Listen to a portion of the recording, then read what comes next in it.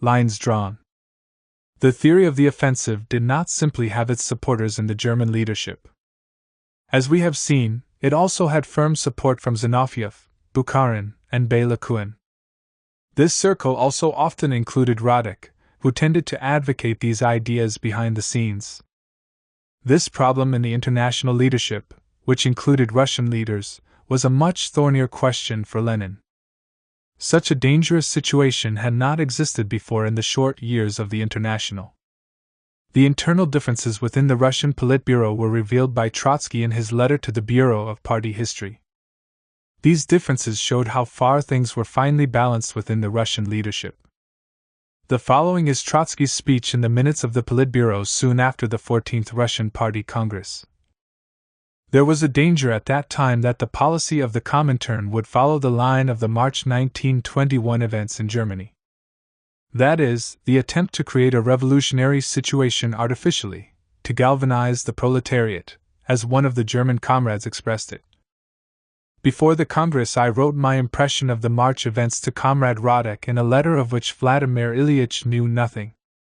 Considering the ticklish situation, and not knowing the opinion of Vladimir Ilyich and knowing that Zinoviev, Bukharin, and Radek were in general for the German left, I naturally did not express myself publicly but wrote a letter, in the form of a thesis, to Comrade Radek, asking him to give me his opinion.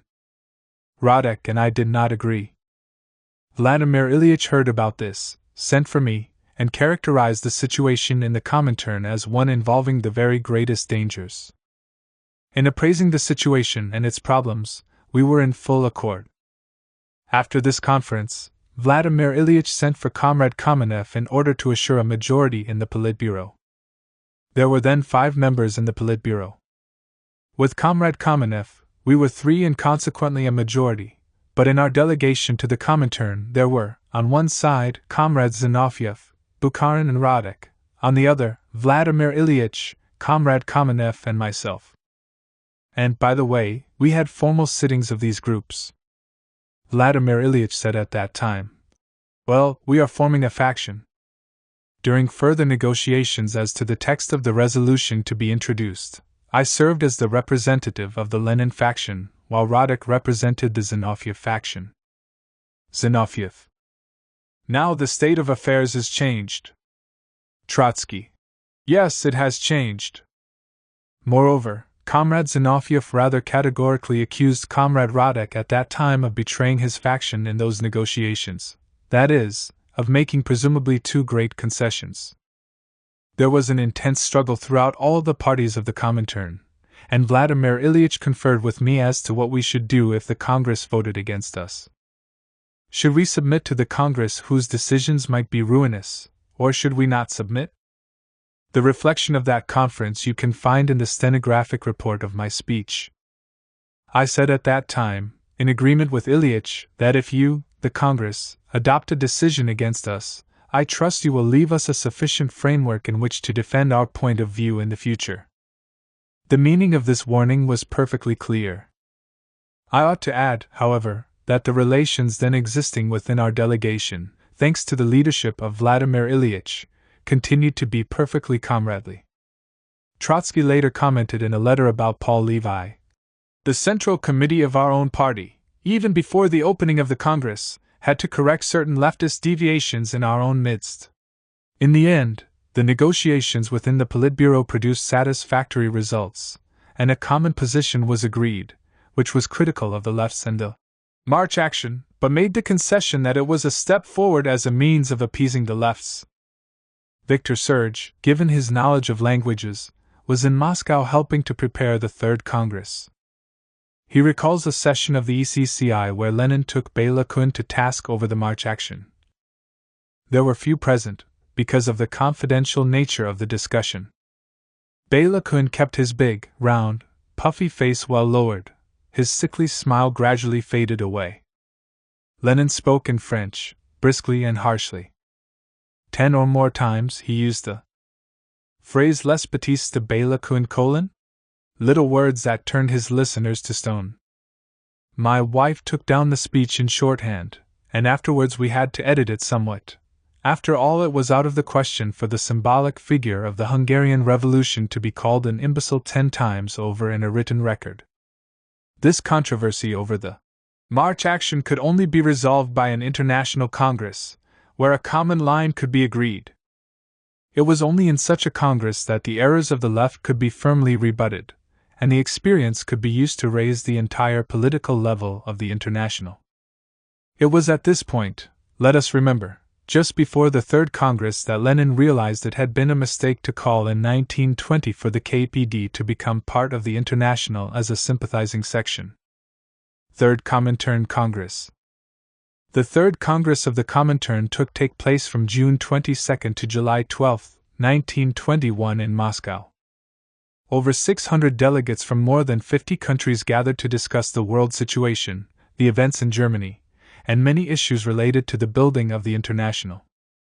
It was the biggest and most representative World Congress to date, much larger than the previous 2 years.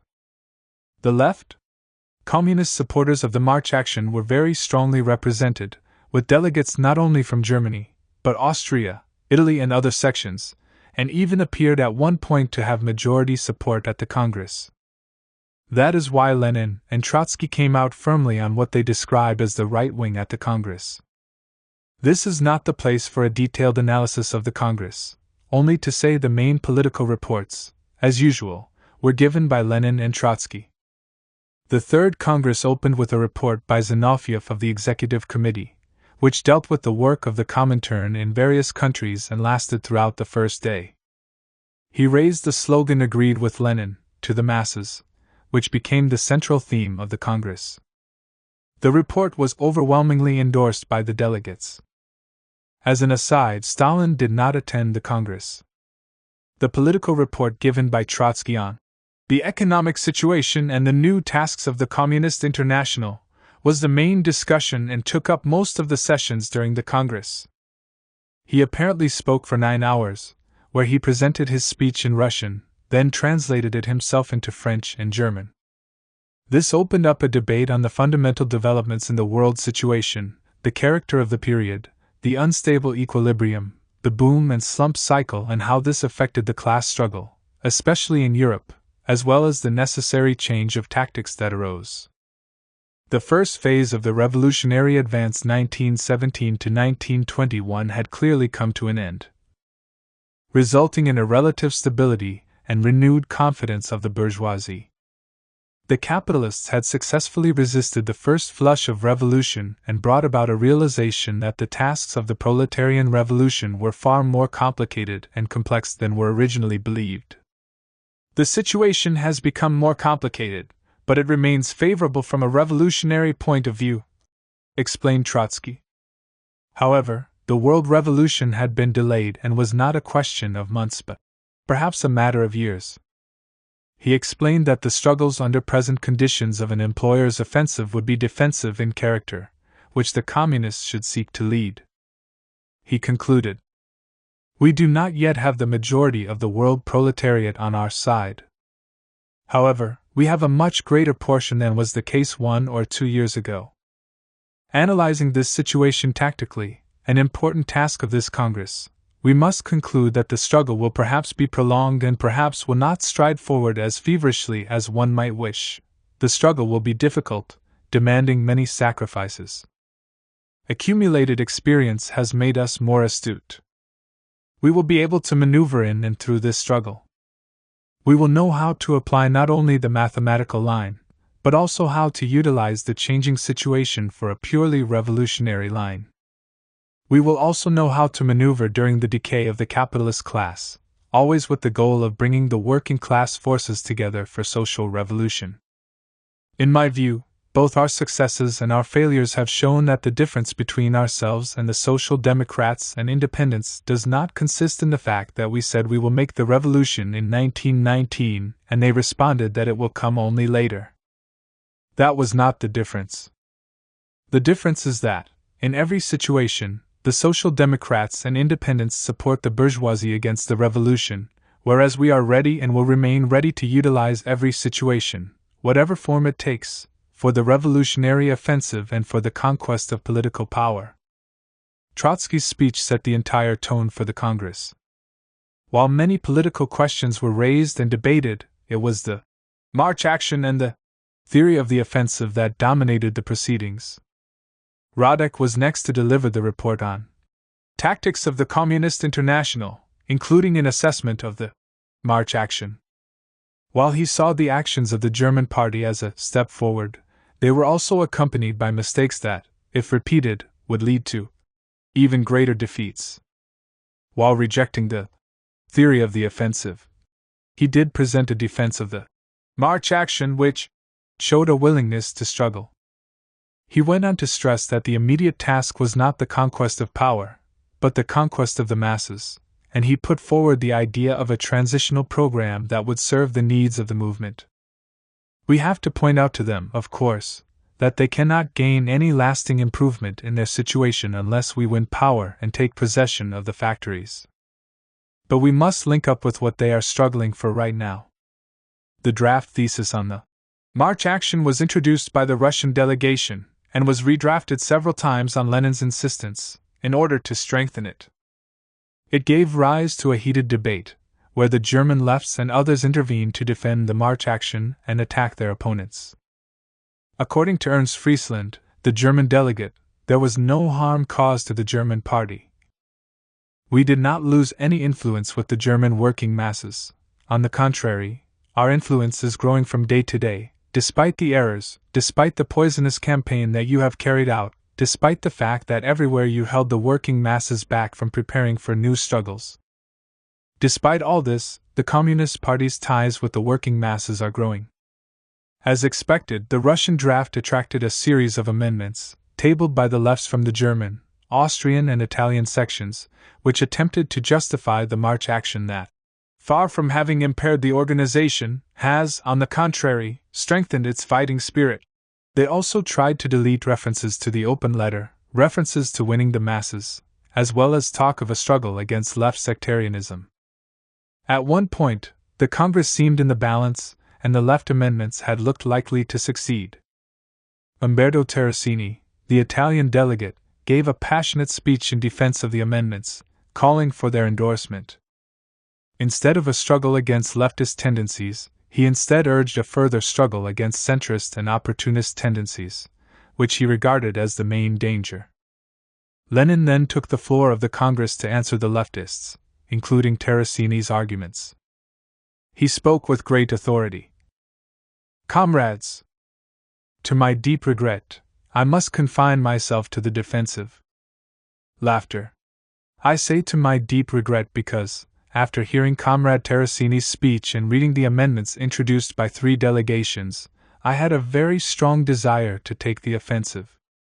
For faced with views such as those defended by Terracini and these 3 delegations, it is really essential to take the offensive. If the Congress is not going to wage a vigorous offensive against such errors, against such leftist stupidities, the whole movement is doomed. We Russians are already sick and tired of these leftist phrases. He continued. Then comes the following amendment. On page 4, column 1, line 10, the words open letter, etc., should be deleted. I have already heard one speech today in which I found the same idea. But there it was quite natural. It was the speech of Comrade Hempel of the KPD. He said, "The open letter was an act of opportunism. To my deep regret and shame, I have already heard such views privately. But when, at the Congress, after such prolonged debates, the open letter is declared opportunist, that is a shame and a disgrace." And now Comrade Terracini comes forward on behalf of the 3 delegations and wants to delete the words open letter. What is the good then of the fight against the KPD? The open letter is a model. This is stated in our theses and we must absolutely stand by it. It is a model because it is the first step in a practical method to win over the majority of the working class. In Europe, where almost all the proletarians are organized, we must win the majority of the working class. Anyone who fails to understand this is lost to the communist movement. He will never learn anything if he has failed to learn that much 3 years after the Great Revolution. According to Zetkin, the whole Congress was following Lenin's every word. He continued, "It would, of course, be pedantic to say that not a letter in them must be altered. I have read many resolutions, and I am well aware that very good amendments could be introduced, perhaps in every line of them. But that would be pedantry. If, however, I declare now that, politically, not a single letter can be altered, it is because the amendments, as I see them, are of a quite definite political nature and because they lead us along a path that is harmful and dangerous to the Communist International. Therefore, I and all of the Russian delegation must insist that not a single letter in the theses be altered. We have not only condemned our rightist elements, we have driven them out. But if, like Terracini, people turn the fight against the rightists into a sport, then we must say stop. Otherwise we will be in very grave danger." Lenin then drew his contribution to a conclusion. "The amendments do not contain any trace of Marxism, any trace of political experience, or of reasoning. It is very important to be critical of one's mistakes." Following Lenin, Trotsky also intervened in the debate. He had not been entirely happy with the compromise made in the Russian Politburo and strove to weaken the characterization that the March action was a step forward. Nevertheless, he began firstly by recognizing the courageous conduct of the German Communist Party, which had shown itself to be the party of the revolutionary proletariat of Germany. The courage of the party was never in doubt. They showed that they were prepared to go to the end. What was at issue was not courage but the policy, namely the March action. Trotsky first of all replied to Thalmann and others who had protested that the International had wanted to disown them. Trotsky dismissed the suggestion by saying, "You don't want in any way to disavow the German party, for it is one of our best parties. But the entire March offensive, the conditions of struggle and of victory are developed here in such a way that some of the articles, some of the speeches, some of the circulars of the German Central Committee and of its members must be understood as something that is very grave and dangerous. This is the main thing." He continued, "It is our duty to say clearly and precisely to the German workers that we consider this philosophy of the offensive to be the greatest danger, and in its practical application to be the greatest political crime. When we say that the March action was a step forward, we understand by this, at least I do, the fact that the Communist Party stands as a united, independent, integrated and centralized party which has the possibility of independently intervening in the struggles of the proletariat." Trotsky took the German leaders firmly to task for their whole approach, reflected in their attitude to the general strike. A general strike is not something to which the working class responds easily, at the party's very first call, especially if the workers have recently suffered a number of defeats, and all the less so in a country where alongside the Communist Party there exist two mass social democratic parties and where the trade union apparatus is opposed to us.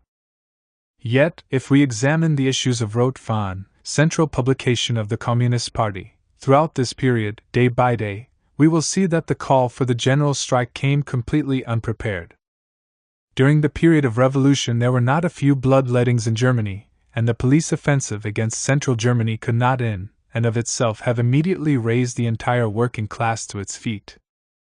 Every serious mass action must obviously be preceded by large-scale energetic agitation, centering around action slogans, all hitting on one and the same point. Such agitation can lead to more decisive calls for action if it reveals, after probing, that the masses have already been touched to the quick and are ready to march forward on the path of revolutionary action. He concluded, "To defend the March action will not succeed. If we now say that we are throwing Paul Levi out of the window, and utter only confused phrases about the March action being the first attempt, a step forward, in short, if we cover up criticism with phrasemongering, then we have not fulfilled our duty." Given the authority of Lenin and Trotsky, everyone present felt that the decisive blow had been struck. The theory of the offensive had been defeated and laid to rest. Of course, the perpetrators of the offensive still occupied key positions within the Communist International. The immediate leadership of the affairs of the International was entrusted to Zinoviev, Radek, and Bukharin. However, in all questions of any great substance, Lenin and Trotsky would take part. That was the case with the March action, which forced the others to retreat under pressure. But they still remained and continued with their maneuvers. The lefts also held sway within the German party, which proved an ongoing danger. Clara Zetkin wrote to Paul Levi at the beginning of the Congress to update him on the situation. It seems that a page has been turned. At first we were treated like dead dogs, but now they wag their tails at us as if we are living creatures.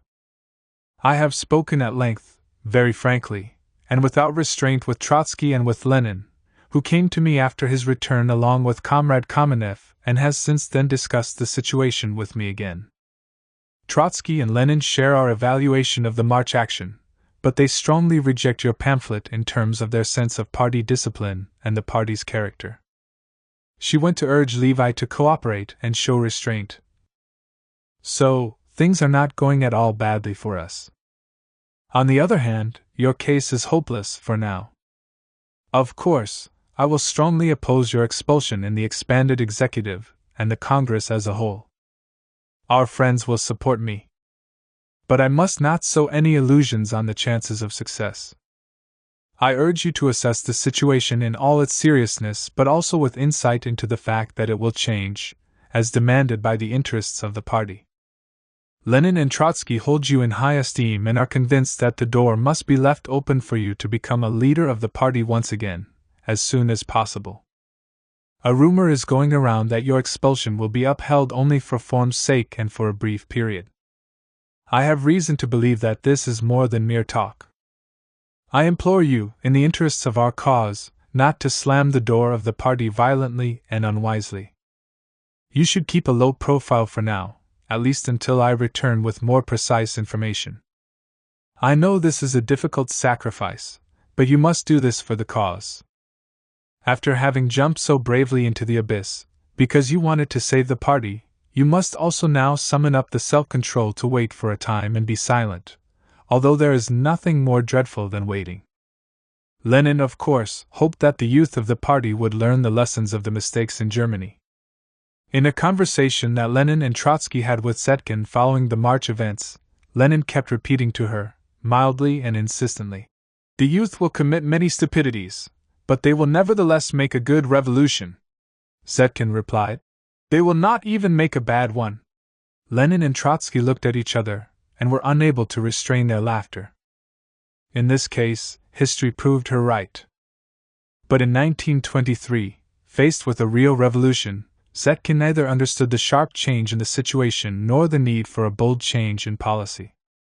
She looked this time to Brandler, who was clearly not up to task of leading the party, and proceeded in a routinist manner. The KPD had been invited to send delegates to the Third Congress. Although they made no impact, Lenin was concerned that there was always the potential of the two ultra-left wings combining. However, their failure to build a left wing within the Communist International resulted in their decision to break and create their own Communist Workers' International, directed against the Comintern. But it proved a dying gasp on their part, and the KPD soon split and went into decline. This was a satisfactory conclusion to the debate, although it did not eliminate the problem of ultra-leftism within the KPD itself. The Third Congress had nevertheless shown that the March action was a dangerous and foolhardy strategy. Without calling a halt to this, it would have resulted in the smashing to pieces of the young communist parties. In the debates, as was shown, Lenin and Trotsky answered their opponents politically and never reverted to organizational measures to resolve political differences. This was in complete contrast to the methods used by Zinoviev, who tended to use organizational methods to solve political questions as well as using bureaucratic methods to place pliant individuals into positions. Lenin had warned both Bukharin and Zinoviev about such methods. If you drive away all not particularly amenable, but intelligent, people and leave yourselves only obedient fools, you will surely destroy the party.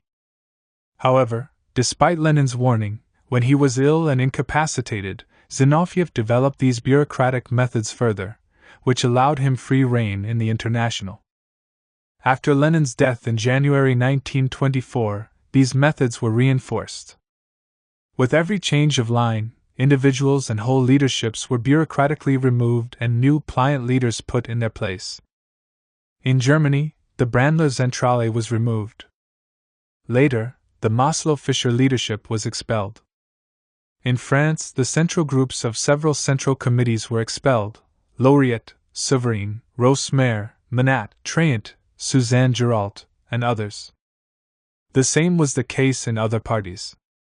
Instead of allowing a central committee to be formed as a result of a serious party selection on the basis of the party's own experience, and with careful thought and assistance of the Comintern, they were simply dismissed.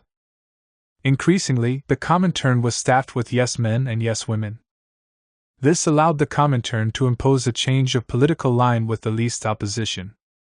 These Zinovivite methods of replacing independent-minded leaders with pliant, obedient fools proved disastrous. It pushed out many good cadres, but also contributed to demoralizing many of the rank and file, who saw their natural leaders being removed bureaucratically, leading to a negative selection of the membership, with the most critical-minded often abandoning the parties and leaving behind a membership which was being educated to accept such bureaucratic methods.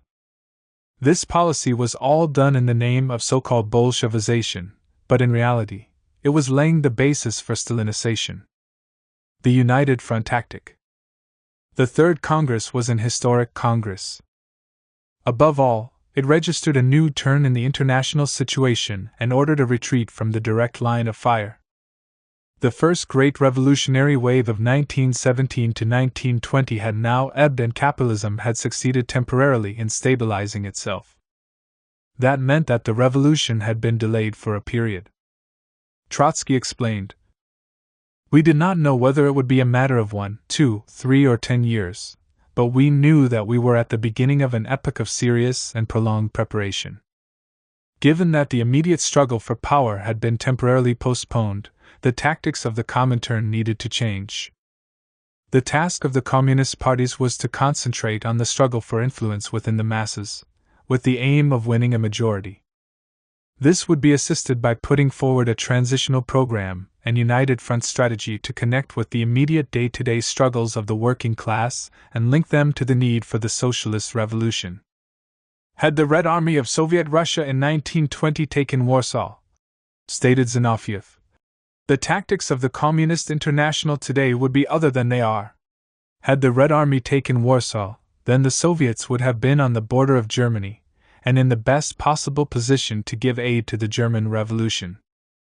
But the pushing back of the Red Army from Poland, together with the ebb in the revolutionary wave, had placed the working class on the defensive. For the Communist parties, this meant, for the most part, concentrating on the policy of the United Front, based upon the drive for the maximum unity of working-class forces against capitalism. Such a policy was always implicit in the approach of the Bolsheviks in 1917, with their campaign in the Soviets to break the coalition between the bourgeois and working-class parties, linked with the call for Soviet power. In order to accomplish this unity in action, the Communist parties would need to appeal to the reformist organizations, especially the trade unions, to unite in a common struggle over wages, conditions, employers' attacks, etc. In this way, the United Front, a program for action, would draw the party ever closer to the mass of workers in struggle. This change of tactics inevitably raised questions in the ranks of the communist parties about whether it was correct to call for united action with the reformist organizations. But after all, didn't we split with them? Yes, because we disagree with them on fundamental questions of the working class movement, Trotsky explained. He then went on to stress the importance of the United Front. A policy aimed to secure the United Front does not, of course, contain automatic guarantees that unity in action will actually be attained in all instances. On the contrary, in many cases and perhaps even the majority of cases, organizational agreements will be only half attained or perhaps not at all. But it is necessary that the struggling masses should always be given the opportunity of convincing themselves that the non-achievement of unity in action was not due to our formalistic irreconcilability but to the lack of real will to struggle on the part of the reformists. It is not enough to possess the sword, explained Trotsky. One must give it an edge. It is not enough to give the sword an edge. One must know how to wield it. That was the application of the United Front, namely to unify the workers' organizations, the political parties and trade unions, in action against a common enemy. The reformist strives toward conciliation with the bourgeoisie.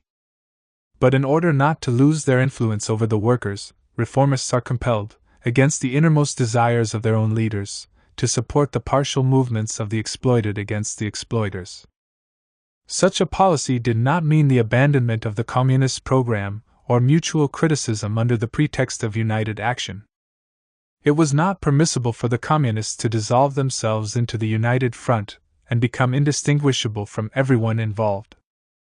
They were to function within the United Front as an independent force. In essence, the United Front boiled down to the slogan, "March separately under your own banners, but strike together." It was precisely through this joint action of the mass parties that the KPD could demonstrate the superiority of its militant action over the limitations and half-measures of the reformist leaders. In this new period of temporary, relative stability, the communist parties needed to engage with workers in their partial, defensive struggles in order to win them over. The new KPD slogan following the Third Congress became, "Face towards the masses." The change in tempo was also summed up by Zinoviev in a speech to the enlarged session of the International Executive Committee of the Comintern in February 1922, where he stressed the double-sided consequences for the workers' movement. The strategic setback was followed by a political setback for the whole workers' movement. The Russian Proletarian Party was compelled to make extensive concessions to the peasantry, and in part also to the bourgeoisie, in the new economic policy. That slowed down the tempo of the proletarian revolution, but the reverse is also true. The setback which the proletarians of the Western European countries suffered from 1919 to 1921 influenced the policy of the first proletarian state, and slowed down the tempo in Russia. It is therefore a double-sided process. The case of Paul Levi. There remained the question of how to deal with Paul Levi. Clara Zetkin asked Lenin, "And Paul Levi? What about him?" This was clearly a thorny question. Again, Zetkin outlined Lenin's response in her memoirs about Lenin. "Paul Levi," Lenin answered. "Unfortunately, that has become a case in itself. The reason for that lies principally in Paul himself. He has isolated himself from us and run obstinately into a blind alley. You must have become aware of that in your work of propaganda among the delegations.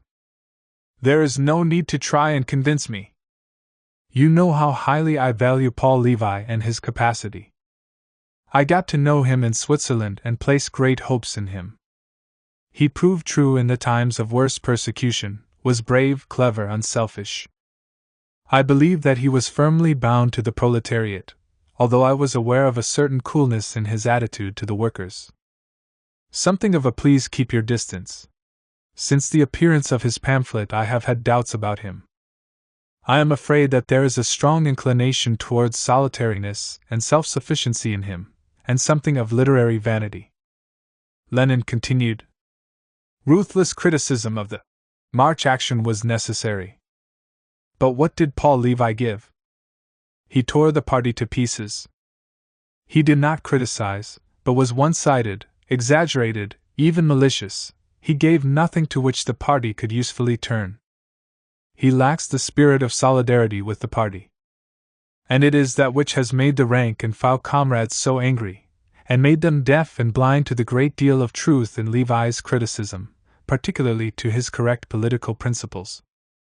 And so a feeling arose, it also extended to non-German comrades, in which the dispute concerning the pamphlet, and concerning Levi himself, became the sole subject of this contention, instead of the false theory and bad practice of the offensive theory and the leftists. They have to thank Paul Levi that up to the present they have come out so well, much too well. Paul Levi is his own worst enemy." As can be seen, Lenin pulled no punches in his assessment. Clara Zetkin was forced to agree with Lenin's remark that Levi was his own worst enemy. However, she did not accept his judgment that Levi was vain or conceited. She was very close to Levi and defended him, saying he did not want to become the leader of the party at such a young age, but took on the responsibilities.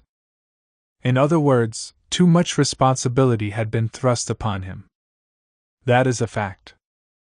Even if he is not very warm in his dealings with our comrades, but rather a recluse, I am still convinced that every fiber of his being is at one with the party, with the workers.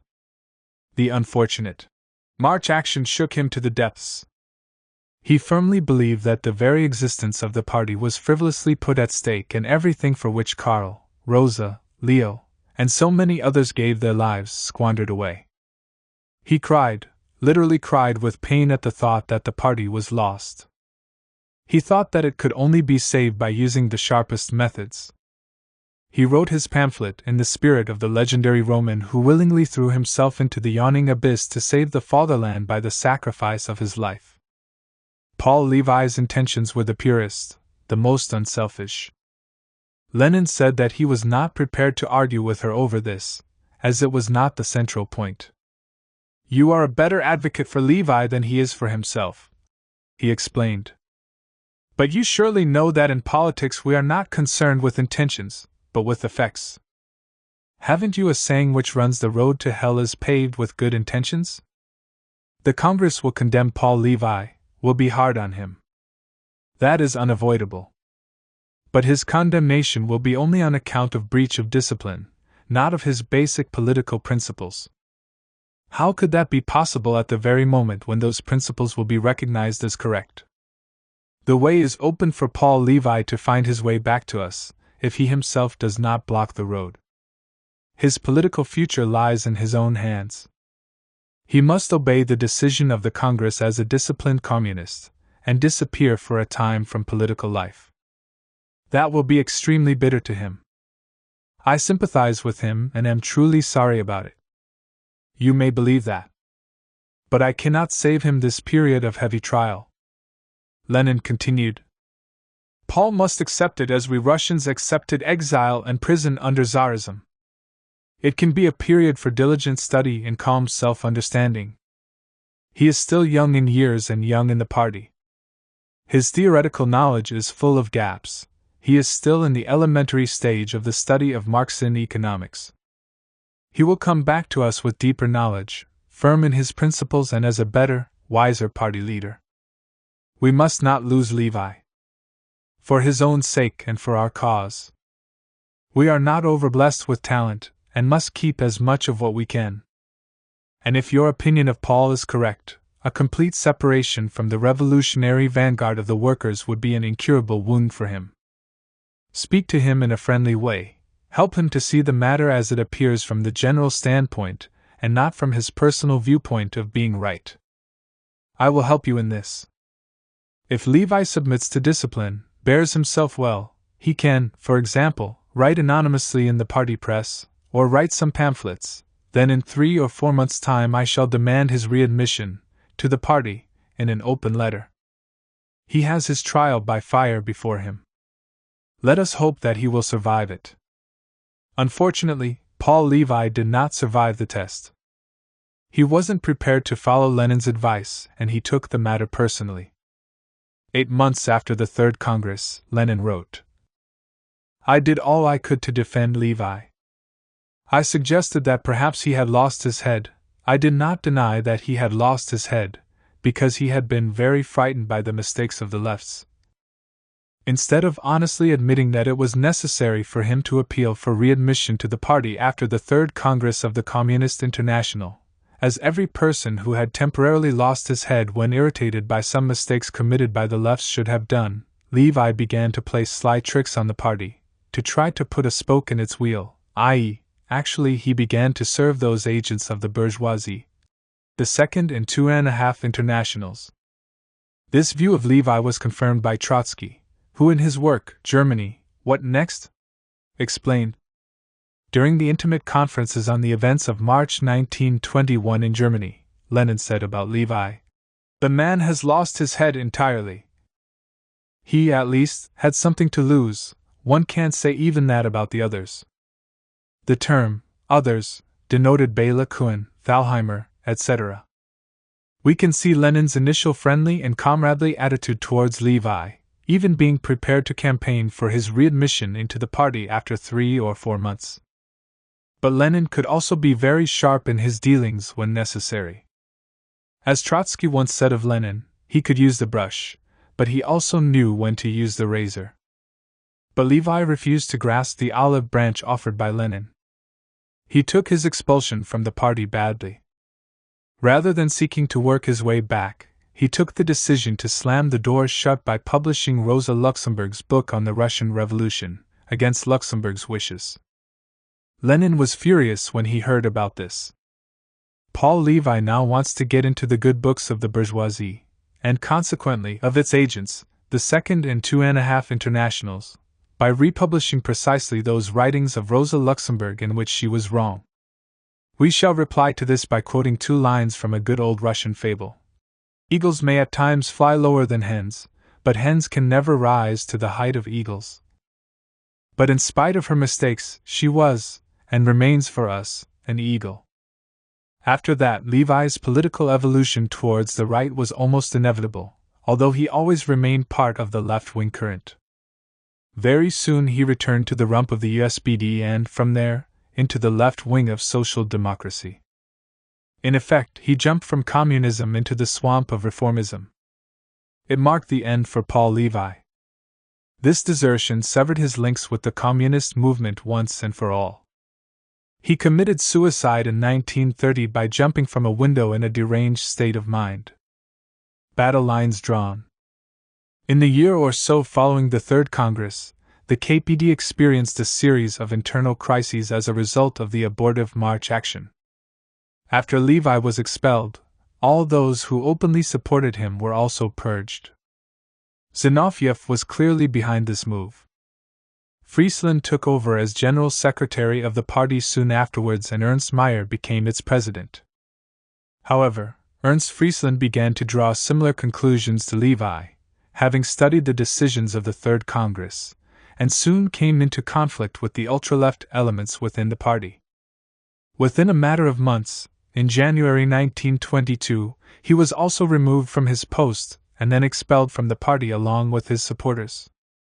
These splits were followed by other resignations such as those of Ernst Dahmig and Adolf Hoffmann, both Reichstag deputies, who left to join Paul Levi's new group, the Communist Working Collective, KG. In fact, a further 10 deputies resigned and joined Levi, which reduced the KPD Reichstag faction to only 14 members. By this time, Levi was moving to the right and Friesland was following in his footsteps. The KPD leadership now fell into the hands of Brandler, Thalheimer, Walcher and Mayr, all of whom resisted the continual lurch to the left. Their fingers had been badly burned by the March experience, and they were determined not to repeat the adventure. The only problem was that they tended to bend the stick too far in the other direction. This was also to have serious consequences in the not-too-distant future. Pierre Brou pointed out that from then onwards, they would be resolute rightists, systematically persisting in an attitude of prudence, armed with precautions against putschist temptation or even a simple leftist reflex. Convinced by the leadership of the International of the magnitude of their blunder, they lost confidence in their own ability to think, and often failed to defend their viewpoint, so that they systematically accepted that of the Bolsheviks, who had at least been able to win their revolutionary struggle. The factional atmosphere increased within the German party as 2 Berlin-based lefts, Ruth Fischer and Arkady Maslow, engaged in a bitter struggle against the leadership, accusing it of political accommodation to centrism, especially to Levi's KG. As expected, they vehemently opposed the Third Congress Compromise, and continued to firmly defend the offensive tactic. In the ensuing struggle within the party, they were able to whip up such ultra-left feelings that they won over almost half the membership to their side. The fact they were able to exercise such influence once again reflected the politically unstable character of the party, which was still open to bouts of ultra-leftism. Lenin was getting very frustrated with the situation within the German party, especially with the behavior of the ultra-lefts around Fischer and Maslow. On August 14, 1921, he openly challenged Maslow in his letter to the German Communists, in which he accused him of playing with leftism, and wishing to occupy himself by hunting centrists. Lenin's letter accused Maslow and his leftist supporters of having more zeal than sense, and urged the German communists to end the internal dissension, get rid of the quarrelsome elements on both sides, forget about Paul Levi and the K-pist/hashtag and get down to real work. Trotsky also had a very low opinion of Maslow and his supporters. They had failed to learn anything at the Third Congress, starting with a false understanding of the nature of the period. As with all the ultra-lefts, they denied that capitalism could experience any kind of revival. All they could see was slump and immediate revolution. They had no sense of proportion and stubbornly refused to face up to the reality of the situation. Both Maslow and Ruth Fisher proved to be inherent ultra-lefts who, following the debacle of 1923, would be propelled into the leadership of the party, with the full support of Zinoviev. "It is out of the question to consider them as Marxists," wrote Trotsky on January 6, 1922. "They convert Marx's historic theory into automatism, and for good measure they add to it unbridled revolutionary subjectivism." The whole of Lenin's letter to the Germans is full of important analysis and sound advice. Again, it deserves to be quoted extensively. What the German proletariat must and will do, and this is the guarantee of victory, is keep their heads, systematically rectify the mistakes of the past, steadily win over the mass of the workers both inside and outside the trade unions, patiently build up a strong and intelligent Communist Party capable of giving real leadership to the masses at every turn of events, and work out a strategy that is on a level with the best international strategy of the most advanced bourgeoisie, which is enlightened by age-long experience in general, and the Russian experience in particular. Lenin continued, "Here I must explain to the German comrades why I defended Paul Levi so long at the Third Congress. Firstly, because I made Levi's acquaintance through Radek in Switzerland in 1915 or 1916. At that time Levi was already a Bolshevik. I cannot help entertaining a certain amount of distrust towards those who accepted Bolshevism only after its victory in Russia, and after it had scored a number of victories in the international arena. But of course, this reason is relatively unimportant, for, after all, my personal knowledge of Paul Levi is very small. Incomparably more important was the second reason, namely, that essentially much of Levi's criticism of the March action in Germany in 1921 was correct, not, of course, when he said that the uprising was a putsch. That assertion of his was absurd. It is true that Levi did all he possibly could, and much besides, to weaken and spoil his criticism, and make it difficult for himself and others to understand the essence of the matter, by bringing in a mass of details in which he was obviously wrong. Levi couched his criticism in an impermissible and harmful form. While urging others to pursue a cautious and well-considered strategy, Levi himself committed worse blunders than a schoolboy, by rushing into battle so prematurely, so unprepared, so absurdly and wildly that he was certain to lose any battle, spoiling or hampering his work for many years, although the battle could and should have been won. Levi behaved like an anarchist intellectual. If I am not mistaken, the German term is Idealanarchist, instead of behaving like an organized member of the Proletarian Communist International. Levi committed a breach of discipline. By this series of incredibly stupid blunders, Levi made it difficult to concentrate attention on the essence of the matter. And the essence of the matter, i.e., the appraisal and correction of the innumerable mistakes made by the United Communist Party of Germany during the March action of 1921, has been and continues to be of enormous importance. In order to explain and correct these mistakes, which some people enshrined as gems of Marxist tactics, it was necessary to have been on the right wing during the Third Congress of the Communist International. Otherwise, the line of the Communist International would have been a wrong one. I defended and had to defend Levi, insofar as I saw before me opponents of his who merely shouted about Menshevism and centrism and refused to see the mistakes of the March action and the need to explain and correct them. These people made a caricature of revolutionary Marxism and a pastime of the struggle against centrism. They might have done the greatest harm to the whole cause, for no one in the world can compromise the revolutionary Marxists, if they do not compromise themselves. I said to these people, granted that Levi has become a Menshevik. As I have scant knowledge of him personally, I will not insist, if the point is proved to me. But it has not yet been proved. All that has been proved till now is that he has lost his head. T is childishly stupid to declare a man a Menshevik merely on these grounds. The training of experienced and influential party leaders is a long and difficult job. And without it, the dictatorship of the proletariat, and its unity of will, remain a phrase. In Russia, it took us 15 years, 1903 to 17, to produce a group of leaders, 15 years of fighting Menshevism, 15 years of Tsarist persecution, 15 years, which included the years of the First Revolution, 1905, a great and mighty revolution. Yet we have had our sad cases, when even fine comrades have lost their heads.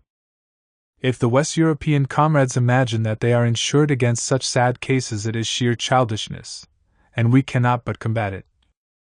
At the Third Congress it was necessary to start practical, constructive work, to determine concretely, taking account of the practical experience of the communist struggle already begun, exactly what the line of further activity should be in respect of tactics and of organization.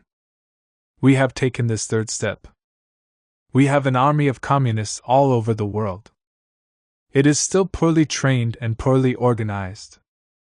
It would be extremely harmful to forget this truth, or be afraid of admitting it. Submitting ourselves to a most careful and rigorous test, and studying the experience of our own movement, we must train this army efficiently, we must organize it properly, and test it in all sorts of maneuvers, all sorts of battles, in attack and in retreat. We cannot win without this long and hard schooling. Comrades, German Communists, permit me to conclude by expressing the wish that your party Congress on August 22 will with a firm hand put a stop once and for all to the trivial struggle against those who have broken away on the left and the right. Inter-party struggles must stop. Down with everyone who wants to drag them out, directly or indirectly. We know our tasks today much more clearly, concretely and thoroughly than we did yesterday. We are not afraid of pointing openly to our mistakes in order to rectify them. We shall now devote all the party's efforts to improving its organization, to enriching the quality and content of its work, to creating closer contact with the masses, and to working out increasingly correct and accurate working-class tactics and strategy. Following the Third Congress, the orientation of the German Communists towards United Front work saw a steady revival in the party's fortunes.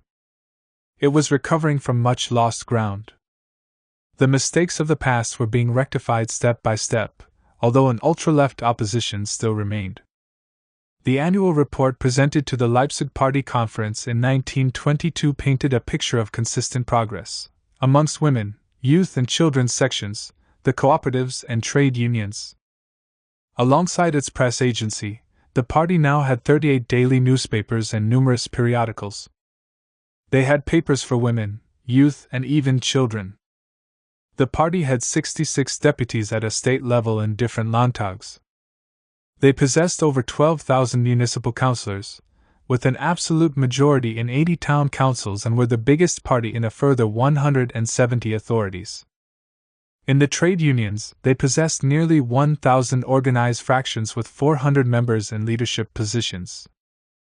Out of 694 delegates to the National Congress of the ADGB, Trade Union Federation, 90 were Communist Party members. There was also a rebirth of the factory committees, in which the Communists played an important role.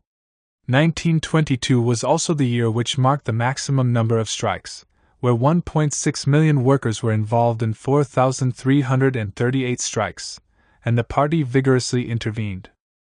Even according to the testimony of the ultra-left Ruth Fischer. In the second half of 1922 the party was gaining in numbers and influence. In the third quarter of 1922 it had 218,555 members. It showed a sharp rise from the 180,443 of the previous year, just after the March action. The KPD was by far the biggest communist party in Western Europe, and the composition of its membership was 90% proletarian. On June 24, 1922, the foreign minister, Walter Rathenau, was murdered by the secret, extreme right-wing organization Consul, a cabal of reactionary ex-army officers. Although not a socialist, Rathenau was regarded as a man of principle. The gang that carried out the murder was a continuation of the political espionage department of the Schutzen Division, which held Berlin in a state of terror for most of 1919 and helped organize the murders of Liebknecht, Luxemburg, and others. The murder of Rathenau therefore provoked a massive reaction. It was the culmination of hundreds of other political murders, and there were growing fears of another attempted coup. As with the Kapp Putsch, there was a massive movement from below, in which the workers were bound together in a unified struggle. In such a situation, the KPD was able to use the United Front tactic to maximum effect. On June 27, a demonstration over the murder took place involving a 1 million-strong turnout. The next day, there was a 12-hour general stoppage throughout the whole of Germany. On July 4, a massive demonstration, organized by all the workers' organizations, also proved to be an outstanding success. The KPD had successfully engaged with the SPD over this action, but precisely because of its success, the worried Social Democratic leaders broke off relations with the Communists after only 4 days, which, according to the reformists, had placed itself outside the united action. Political murders committed, January 1919 to June 1922. No political murders committed, left, 22, right 354. No persons sentenced for these murders, left 38, right 24. Death sentences, left 10, right 0. Confessed assassins found not guilty, left 0, right 23. Political assassins subsequently promoted by the army, left 0, right 3. Average length of prison term for murder, left 15 years, right 4 months. Average fine per murder, left 0, right 2 marks. Alongside this political turmoil, price inflation had begun to increase in the summer of 1922, which would soon turn into hyperinflation. Years of successive governments reverting to the printing press to pay for the war and plug their budget deficits had completely undermined the currency. This was Keynesianism before Keynes. In November, the price of meat, eggs, and margarine doubled in price.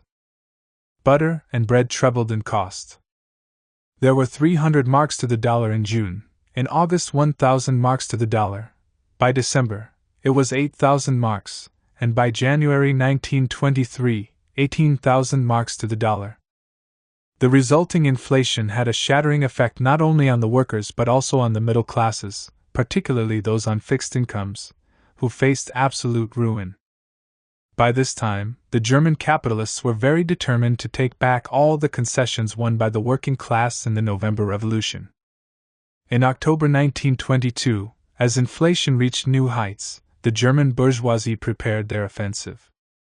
Their stated aim was to abolish the right of trade union recognition, tear up agreements, not to support company unions, derecognize shop stewards' committees, end universal suffrage, and above all, abolish the 8-hour working day.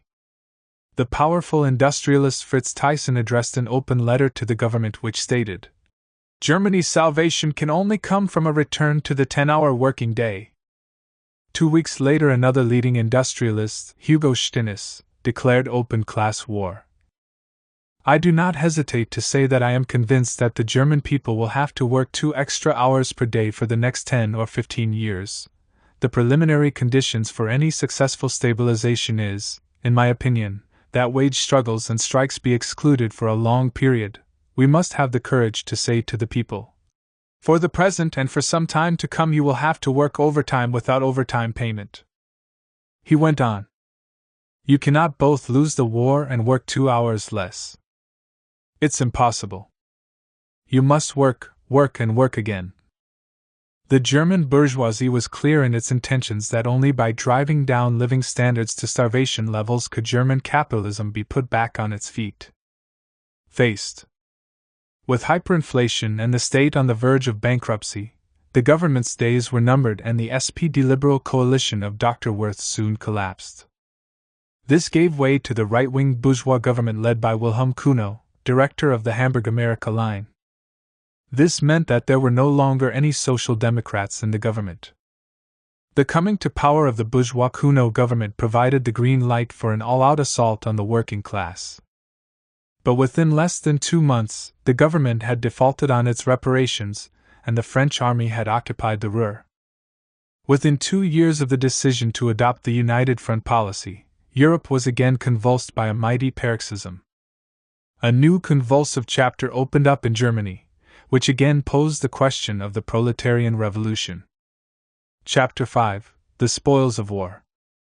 The proletarian revolution is knocking at the door in Germany. One must be blind not to see this. The coming events will have world historical significance. We shall soon see that the autumn of 1923 marks a turning point, not only for Germany, but for the whole of humanity. With trembling hands, the working class is turning the decisive page of the history of its world struggle. A new chapter in the history of the world proletarian revolution is opening. Grigory Zinoviev, Problem der Deutschen Revolution. The defeat of Germany in the Great War of 1914–18 had serious consequences. The war to end all wars had transformed Germany into one of the weakest links in the chain of world capitalism. The Allies, for their part, were determined to take the maximum advantage of this weakness. The Ruhr region had been occupied by Allied troops in the immediate aftermath of the First World War, as a buffer zone in the Rhineland. They were determined to extract their pound of flesh, and more, by imposing the brutal Treaty of Versailles in the summer of 1919. The aim of these victorious men of peace, the leaders of the Entente, was simply to bleed Germany white and reduce the country to a semi-vassal state. Thus, the Versailles Treaty was one of the most oppressive and predatory treaties in history, an act of plunder perpetrated by a gang of thieves against a weak and defenseless German people, all in the name of justice, liberty, and democracy, the hallmarks of capitalist hypocrisy. Although the armistice was signed in November 1918, the formal end to hostilities between Germany and the Allied powers only came in the summer of 1919 with the signing of the Versailles Treaty. The treaty document was made up of 15 parts and 440 articles and was symbolically signed by all parties on June 28, exactly 5 years after the assassination of Archduke Franz Ferdinand, and 48 years since the end of the Franco-Prussian War. According to the leaders of the Entente, the German people and the Central Powers bore the full responsibility for the war and therefore had to pay the full cost for their heinous and treacherous acts. This revenge of the victors was to sow the seeds of hatred within Germany for years to come and help to fan the flames of German nationalism. In this way, it also helped to prepare the way for the rise of Hitler and the nightmare of the Second World War. While the champagne flowed like water at the victory celebrations in Paris, the specter of revolution cast a long shadow over the festivities. The imperialists were haunted by Bolshevism, which had already conquered Russia and, as we have seen in previous chapters, was now threatening Germany, Bavaria, and Hungary. But for now, what was uppermost in their minds was the dismemberment of Germany, and what share of the plunder they would each get. Naturally, the defeated Central Powers, Germany, Austria, and Hungary were not invited to the peace negotiations. Likewise, Bolshevik Russia was excluded, having concluded a separate peace agreement with Germany. The important powers around the table in Paris were Britain, France, and the United States, the so-called Big Three.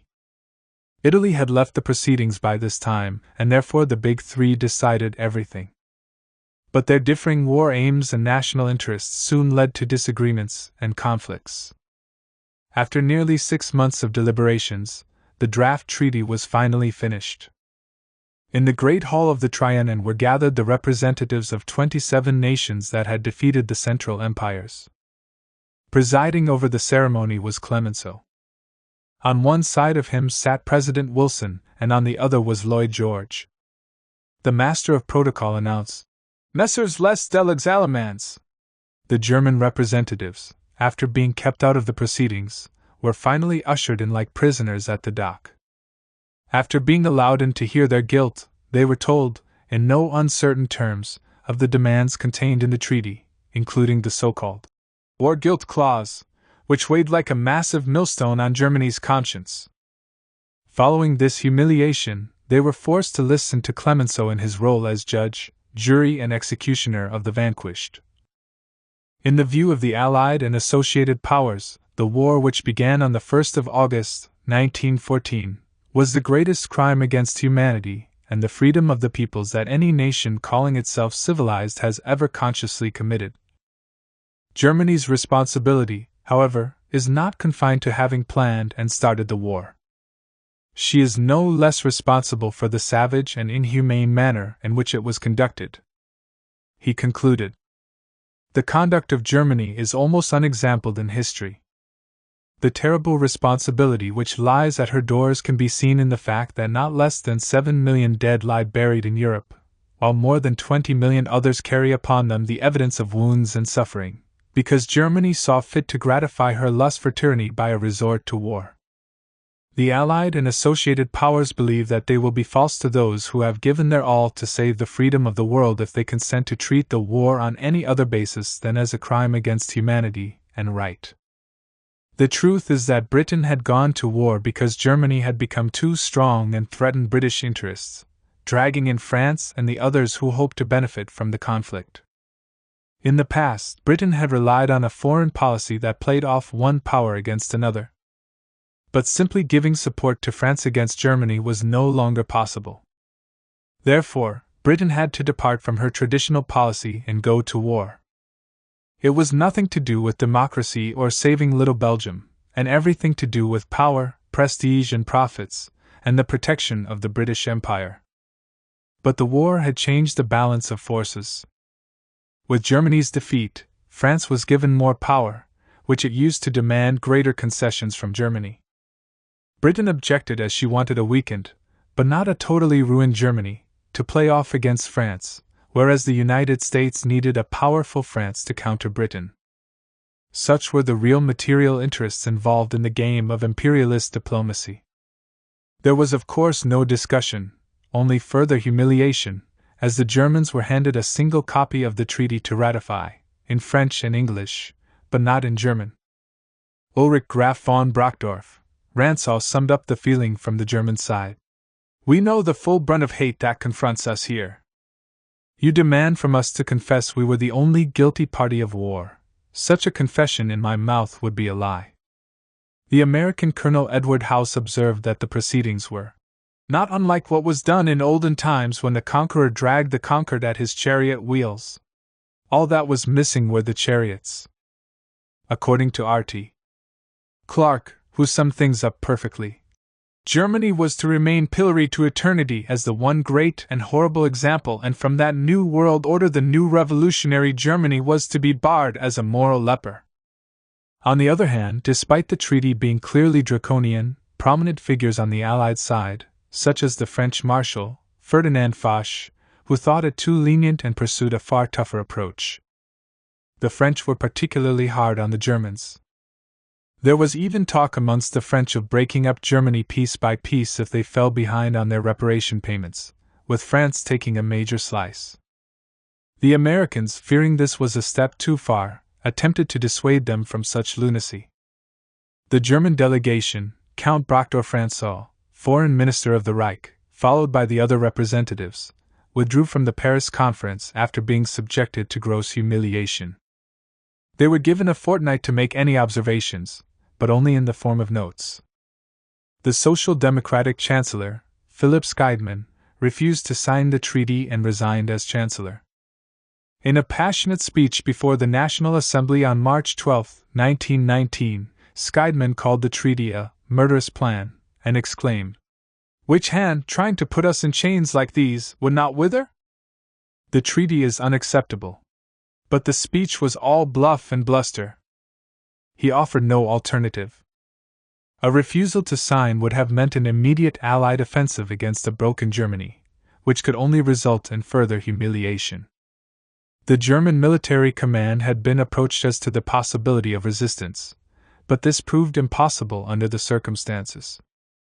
Therefore, on June 2, the National Assembly in Berlin voted in favor of signing the treaty by 237 votes to 138, with 5 abstentions. Within a matter of weeks, the Foreign Minister, Hermann Miller, and Johannes Bell traveled to Versailles to sign the treaty in solemn circumstances on behalf of the German nation. As Miller stepped forward to sign the document, he was offered a fountain pen, a gift from a French city for this special occasion. But he refused the gift and used his own pen. The treaty was then ratified by the German National Assembly 10 days later on July 9, 1919 by a vote of 209 to 116. Thus was born the national sellout of Germany, for which the right-wing nationalists and ex-military leaders immediately blamed the politicians, socialists, and communists for the betrayal. This was then used by the Nazis and other nationalists for the next 13 years, who specifically laid the blame on Jews and traitors for the growing plight of the German people. Squeeze until the pips squeak. The most belligerent power opposed to Germany, as we have seen, was France, which had lost much more than any of the other victors during the conflict. The French ruling class therefore demanded retribution. The French Prime Minister, Clemenceau, was determined to take his tribute and more. The cunning British Prime Minister, Lloyd George, also wanted a slice, but instead preferred to bleed Germany by reducing its economic and military power, and thereby protecting Britain's markets and empire. He had gone to Paris promising to squeeze the German lemon until the pips squeak. But his overarching aim was to prevent France becoming a dominant power in Europe at Germany's expense. Nevertheless, they both came up against what they regarded as Woodrow Wilson's so-called idealism. The American president's proposal for self-determination, while lacking any content, did not go down well with Lloyd George. The British and the French wanted to keep their empires and dominions, and any talk of self-determination, however hollow, was considered a threat, which it was. They were not going to relinquish their old European empires for the benefit of the United States. Again, the U.S. had arrived late in the war and had not been touched by German destruction. While the British and French fought tirelessly in the trenches, the Americans, in the words of Lloyd George, had been loitering in the way for 3 years.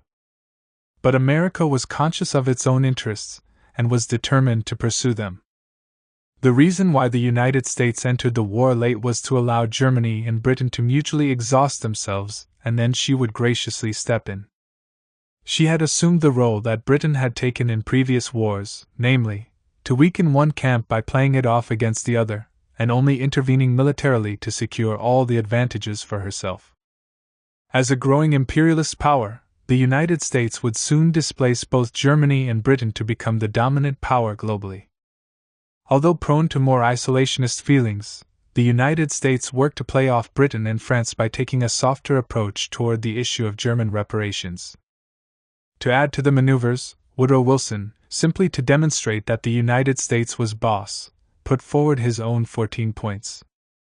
They included proposals that all future world agreements would be covenants of peace, openly arrived at.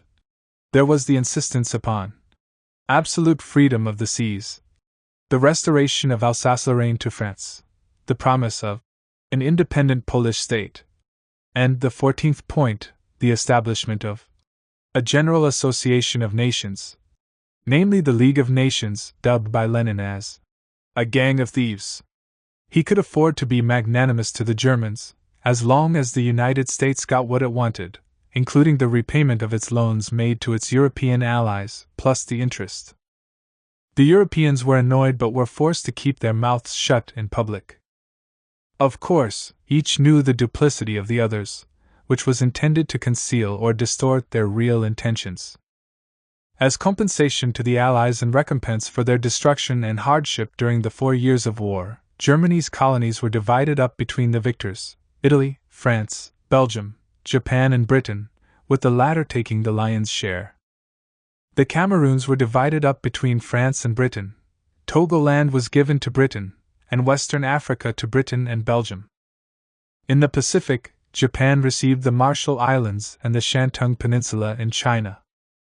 Samoa was given to New Zealand, New Guinea to Australia, and the island of Nauru to Britain. Germany was also to be dismembered.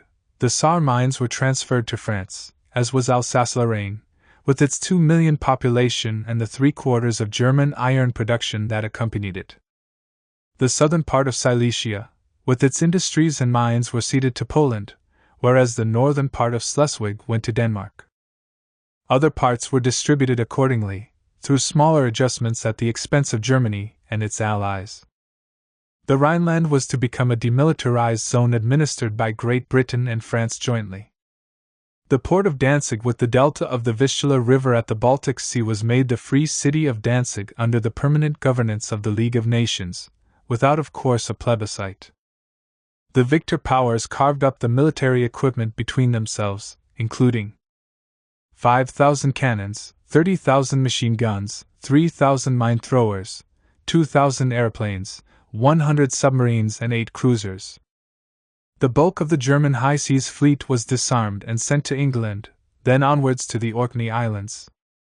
However, the hot breath of the German Revolution remained on board the ships, as German sailors established a Supreme Sailor Soviet, which the British authorities refused to recognize.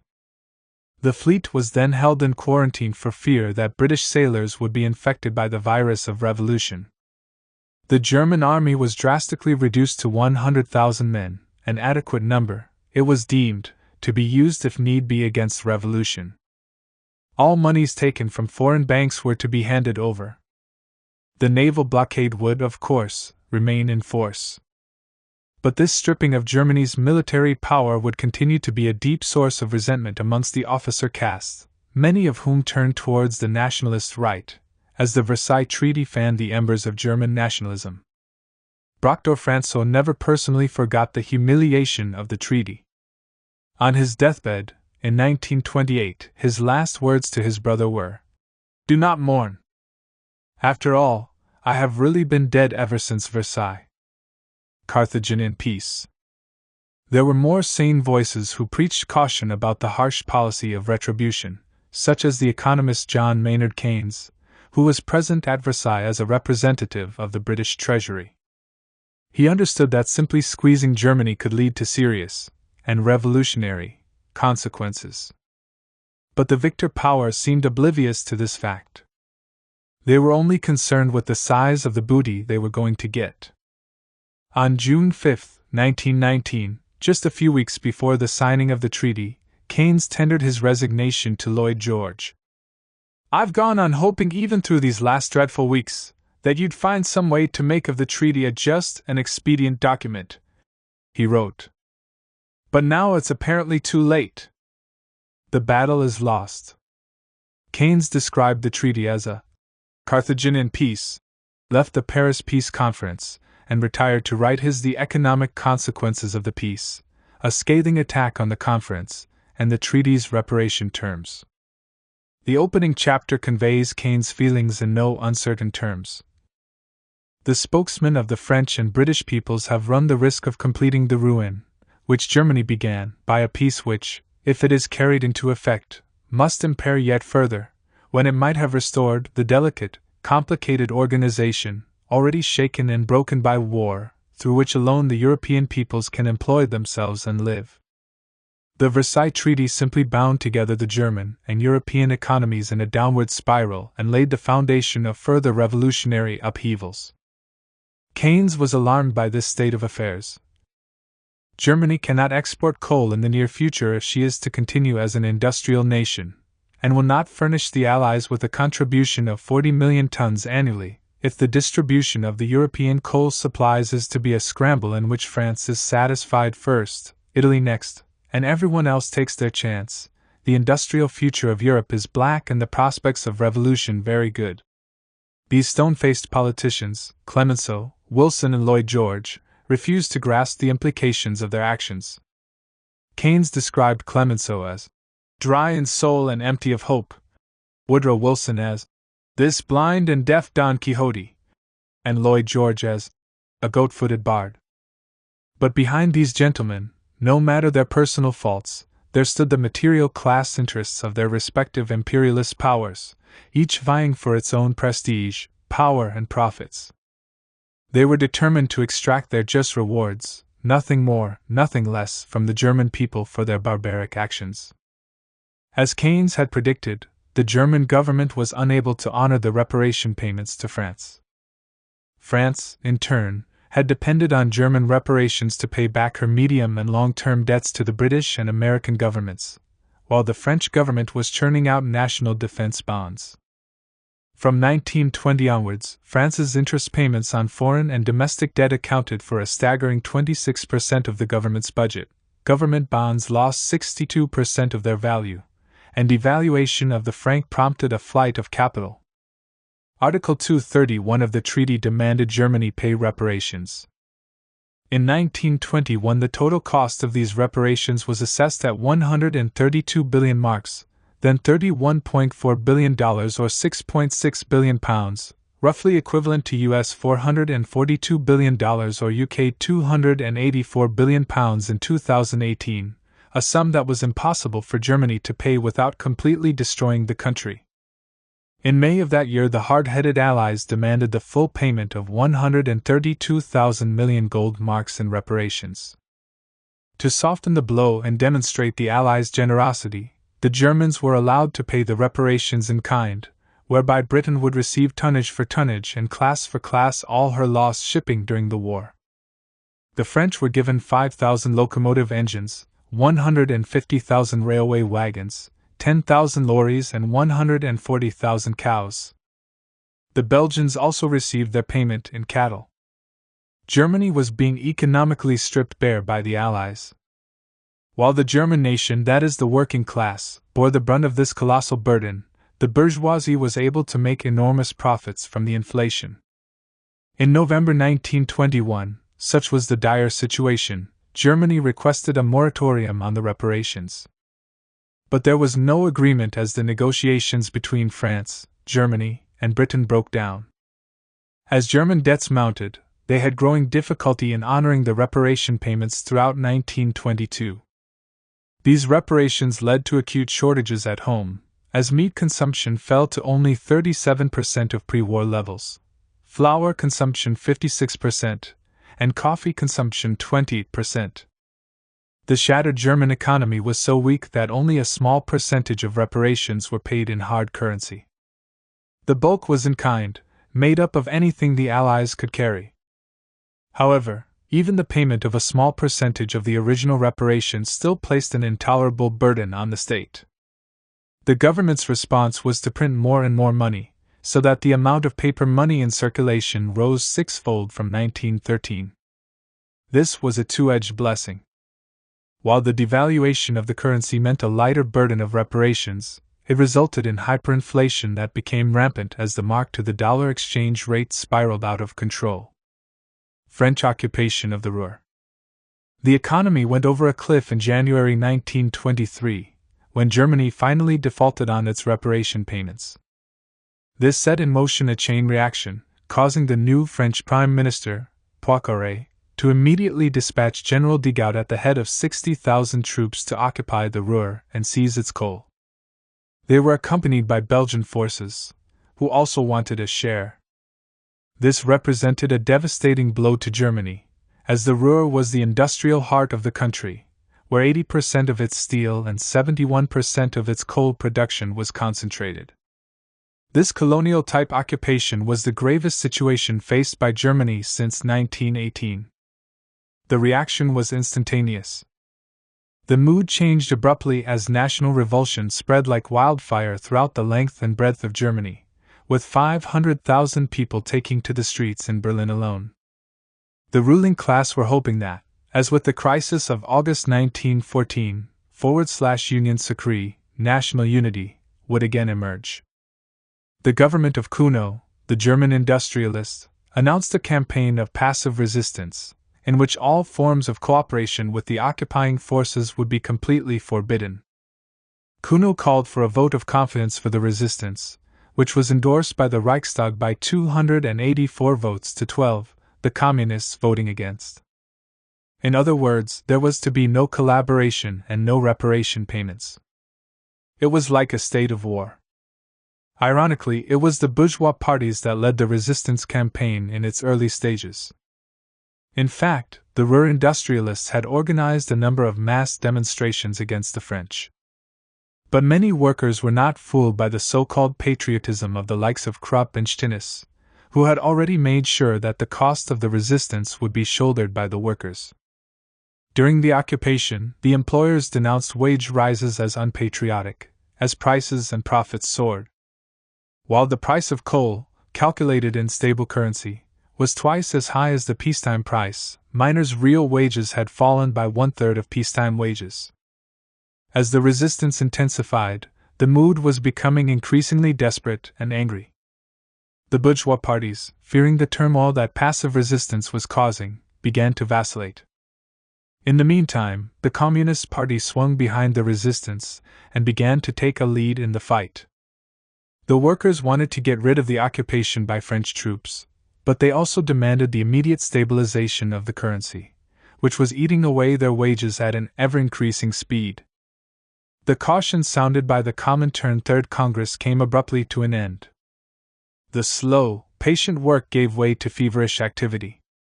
Revolutionary events, which seemed to have been postponed indefinitely, were now back onto the agenda. Workers in the Ruhr were forbidden to cooperate with the French authorities. Measures of resistance, strikes, go-slows and sabotage, bogged down the French authorities, who announced draconian measures to break the resistance by expelling some 10,000 in the first 6 months of 1923. In the Ruhr, the French occupation forces expelled 1,400 German railway workers from the area, and on January 29, they proclaimed martial law. This simply poured petrol onto the fire as a wave of militancy swept through the towns of central Germany. Acts of sabotage followed as power lines and telephone cables were cut, and railway lines pulled up. Arrests followed, but they did not calm the situation. In fact, the entire council of the Essen postal workers were arrested for planning a strike against the occupation. There were disturbances and shootings in Essen and other places. The struggle, which had begun as national resistance against the French, wrote Evelyn Anderson, ended in a period of the fiercest class war that Germany had ever experienced. While the SPD lined up behind the Kuno government, the KPD took an independent position, calling on the workers to resist the occupation, but also resist the ruling class, which was deceiving them. Above all, they were opposed to the German nationalism espoused by the authorities and echoed by the extreme right. The ultra-left within the KPD, true to form, wanted the party to adopt a neutral position in the struggle, as they had done at the beginning of the Kapp Putsch. They even threatened to split the party over it. Only the intervention of the Comintern, which put the left in its place, avoided such an outcome. At the 8th Congress of the KPD, held in Leipzig in late January, Brandler was chosen to replace Meyer as party chairman, while Thalheimer became its chief theorist. This placed the German party firmly in the hands of the right wing, which continued to uphold the United Front tactic, despite opposition from Maslow, Fischer and Thalmann. The situation was becoming extremely favorable for the Communists, as long as they could reorientate themselves correctly. With bourgeois society shaken to its foundations, the objective situation was becoming pregnant with revolutionary potential. Marx explained there were times when 20 years are more than a day, though, later on, days may come again in which 20 years are embodied. This was such a time, when events moved swiftly. What was now needed was a degree of vision and a bold leadership that could seize the moment. Hyperinflation. As we have seen, inflation was giving way to hyperinflation as the situation deteriorated and living standards were cut to the bone. The price of a single loaf of bread in Berlin escalated from 63 pfennigs in 1918 to 250 marks in January 1923. Then prices rose at an astronomical rate. A loaf of bread cost 3,465 marks in July, 1.5 million in September, reaching a peak of 201,000 million marks in November 1923. The official dollar exchange rate is shown in Table 5.1. By mid-1923, The Reichsbank was using 300 paper factories and 150 printing firms to supply Germany with the necessary paper money. Soon, barrelfuls of rapidly devaluing money were required to buy the basic necessities, as workers dashed off as soon as they were paid before their wages became worthless. Million-mark notes were used to paper walls. Bundles of notes were sold as scrap paper. Wads of money were used to light stoves. As one commentator explained, an object which had been previously worth 24 cents now cost a sum which would formerly have equaled 3 times the entire wealth of Germany. Dr. Schacht, Germany's national currency commissioner, explained that at the end of the Great War one could in theory have bought 500 million eggs for the same price as one egg 5 years later. Those on fixed incomes literally starved as their incomes became worthless. War loans, mortgages, savings, insurance policies, etc., were all wiped out. Poverty became widespread overnight. The peasants refused to sell their crops and the shops and markets were empty.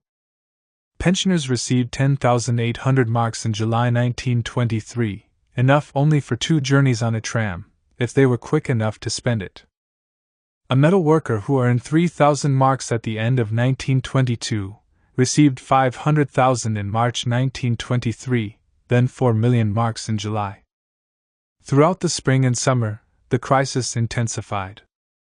A clear indication of the suffering was the rise in the number of suicides, which reached record levels.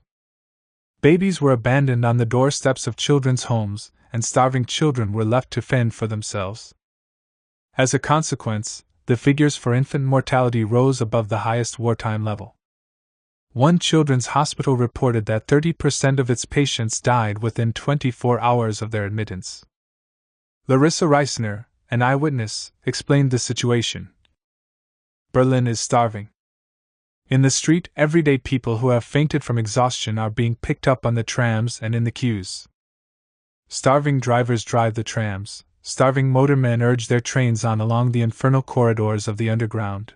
Starving men go off to work or roam without work for days and nights around the parks and the city's outlying areas. Starvation hangs on the buses, shutting its eyes on the spinning staircase to the upper deck while advertisements, desolation and motor horns reel past like drunks. Starvation stands guard over Wertheim's majestic counters, taking in 20,000 million a week when a pound of bread costs roughly 10,000 million. Starvation serves fussily and attentively in the hundreds of deserted department stores that are crammed with riches, golden in the light and as clean and as respectable as the international banks. That young miss on whose pointed triangle of a face there are only bluish recesses for eyes, a little powder and an obsequious smile, points like a hunting dog to some $10 boots and a $30 rug. While faint with hunger she is selling herself for a penny at the old rate, and yet she can calculate with a purely German thoroughness and at lightning speed the speculators' billions and trillions, enter them in the account in that exquisite handwriting possessed by this entire nation of highly literate people, as she waits for the next round of staff cuts. She resignedly undoes her shop assistant's overall, but still without daring to detach that fawning hungry smile from her face. The German petty bourgeoisie were ruined, destitute, and in absolute turmoil. Peasants, shopkeepers, and even professionals looked desperately to the labor movement for a way out of the crisis. The social democratic workers increasingly looked to the communists. In such an acute economic crisis, the trade unions were collapsing. The membership dues from workers were now completely worthless. Newspapers and magazines disappeared as newsprint needed to be paid for in gold, but the newspapers sold for nothing. Remarkably, the communist press made progress, given the thirst for ideas, far outstripping its social democratic rivals. The French occupation now seemed to be a minor problem in comparison to the struggle for survival. While the masses suffered, the German bourgeoisie were able to use these circumstances to accumulate vast fortunes. They received their profits in dollars and gold, and paid their debts with paper money. Until 1922, the central bank interest rate was 5% a year. In August 1923 it was raised to 30%, and in September 1923 to 90%. However, Anyone with access to central bank loans could borrow money and pay it back with devalued currency. But only big business, the likes of Krupp and Tyson, had access to such funds. Small firms were starved of credit. Industry, especially exporters, boomed as they could undercut competitors in devalued marks, while earning foreign currency. Hugo Stinnes, a wealthy businessman, used the inflation to buy up a vast industrial empire on credit that was later repaid with worthless paper marks. He would also ask for payment for his goods in dollars or gold. Rubbing his hands, he argued forcefully that the weapon of inflation would have to be used in the future too. Likewise, industrialists such as Tyson and Krupp accrued greater and greater profits. On October 5, the industrialists, including Stinnes, met in a conference with the leaders of the French occupation forces in which their spokesman Kleckner stated, "The Rhenish-Westphalian coal industry has decided to reintroduce the pre-war working time, as from Monday next. The industry is, however, not in the position to carry out its plans without the support of the occupation forces." But the French authorities refused to comply with this request, not wishing to get even more embroiled in an already difficult situation. However, when news of this request leaked out, there was widespread indignation. Vorwitz summed up the mood. With the aid of French bayonets, Stinnes tried to subject the German workers to the dictatorship of ruthless industrial exploitation. The Ruhr industrialists were even accused of high treason. While the capitalists lived off the fat of the land, the rest of society was being plunged into destitution. The struggle that had begun as one of national resistance against the French turned now into a bitter class struggle. On 31 March, 53,000 Krupp workers at Essen attempted to stop French troops requisitioning lorries carrying food supplies. The incident resulted in 13 dead and 40 wounded. On April 13, at Mülheim, the workers seized the town hall, established a workers' council, and attempted to organize a workers' militia. Revolutionary situation. On May Day in Berlin, the mass procession was led by a vanguard of the Proletarian Hundreds military formation, where 25,000 workers marched shoulder to shoulder with red armbands. In May, a huge strike wave swept across the country demanding the overthrow of the Kuno government. The situation was becoming increasingly revolutionary. An unstable government was faced with an explosive movement from below. Moreover, the German workers were turning increasingly to the Communist Party for leadership.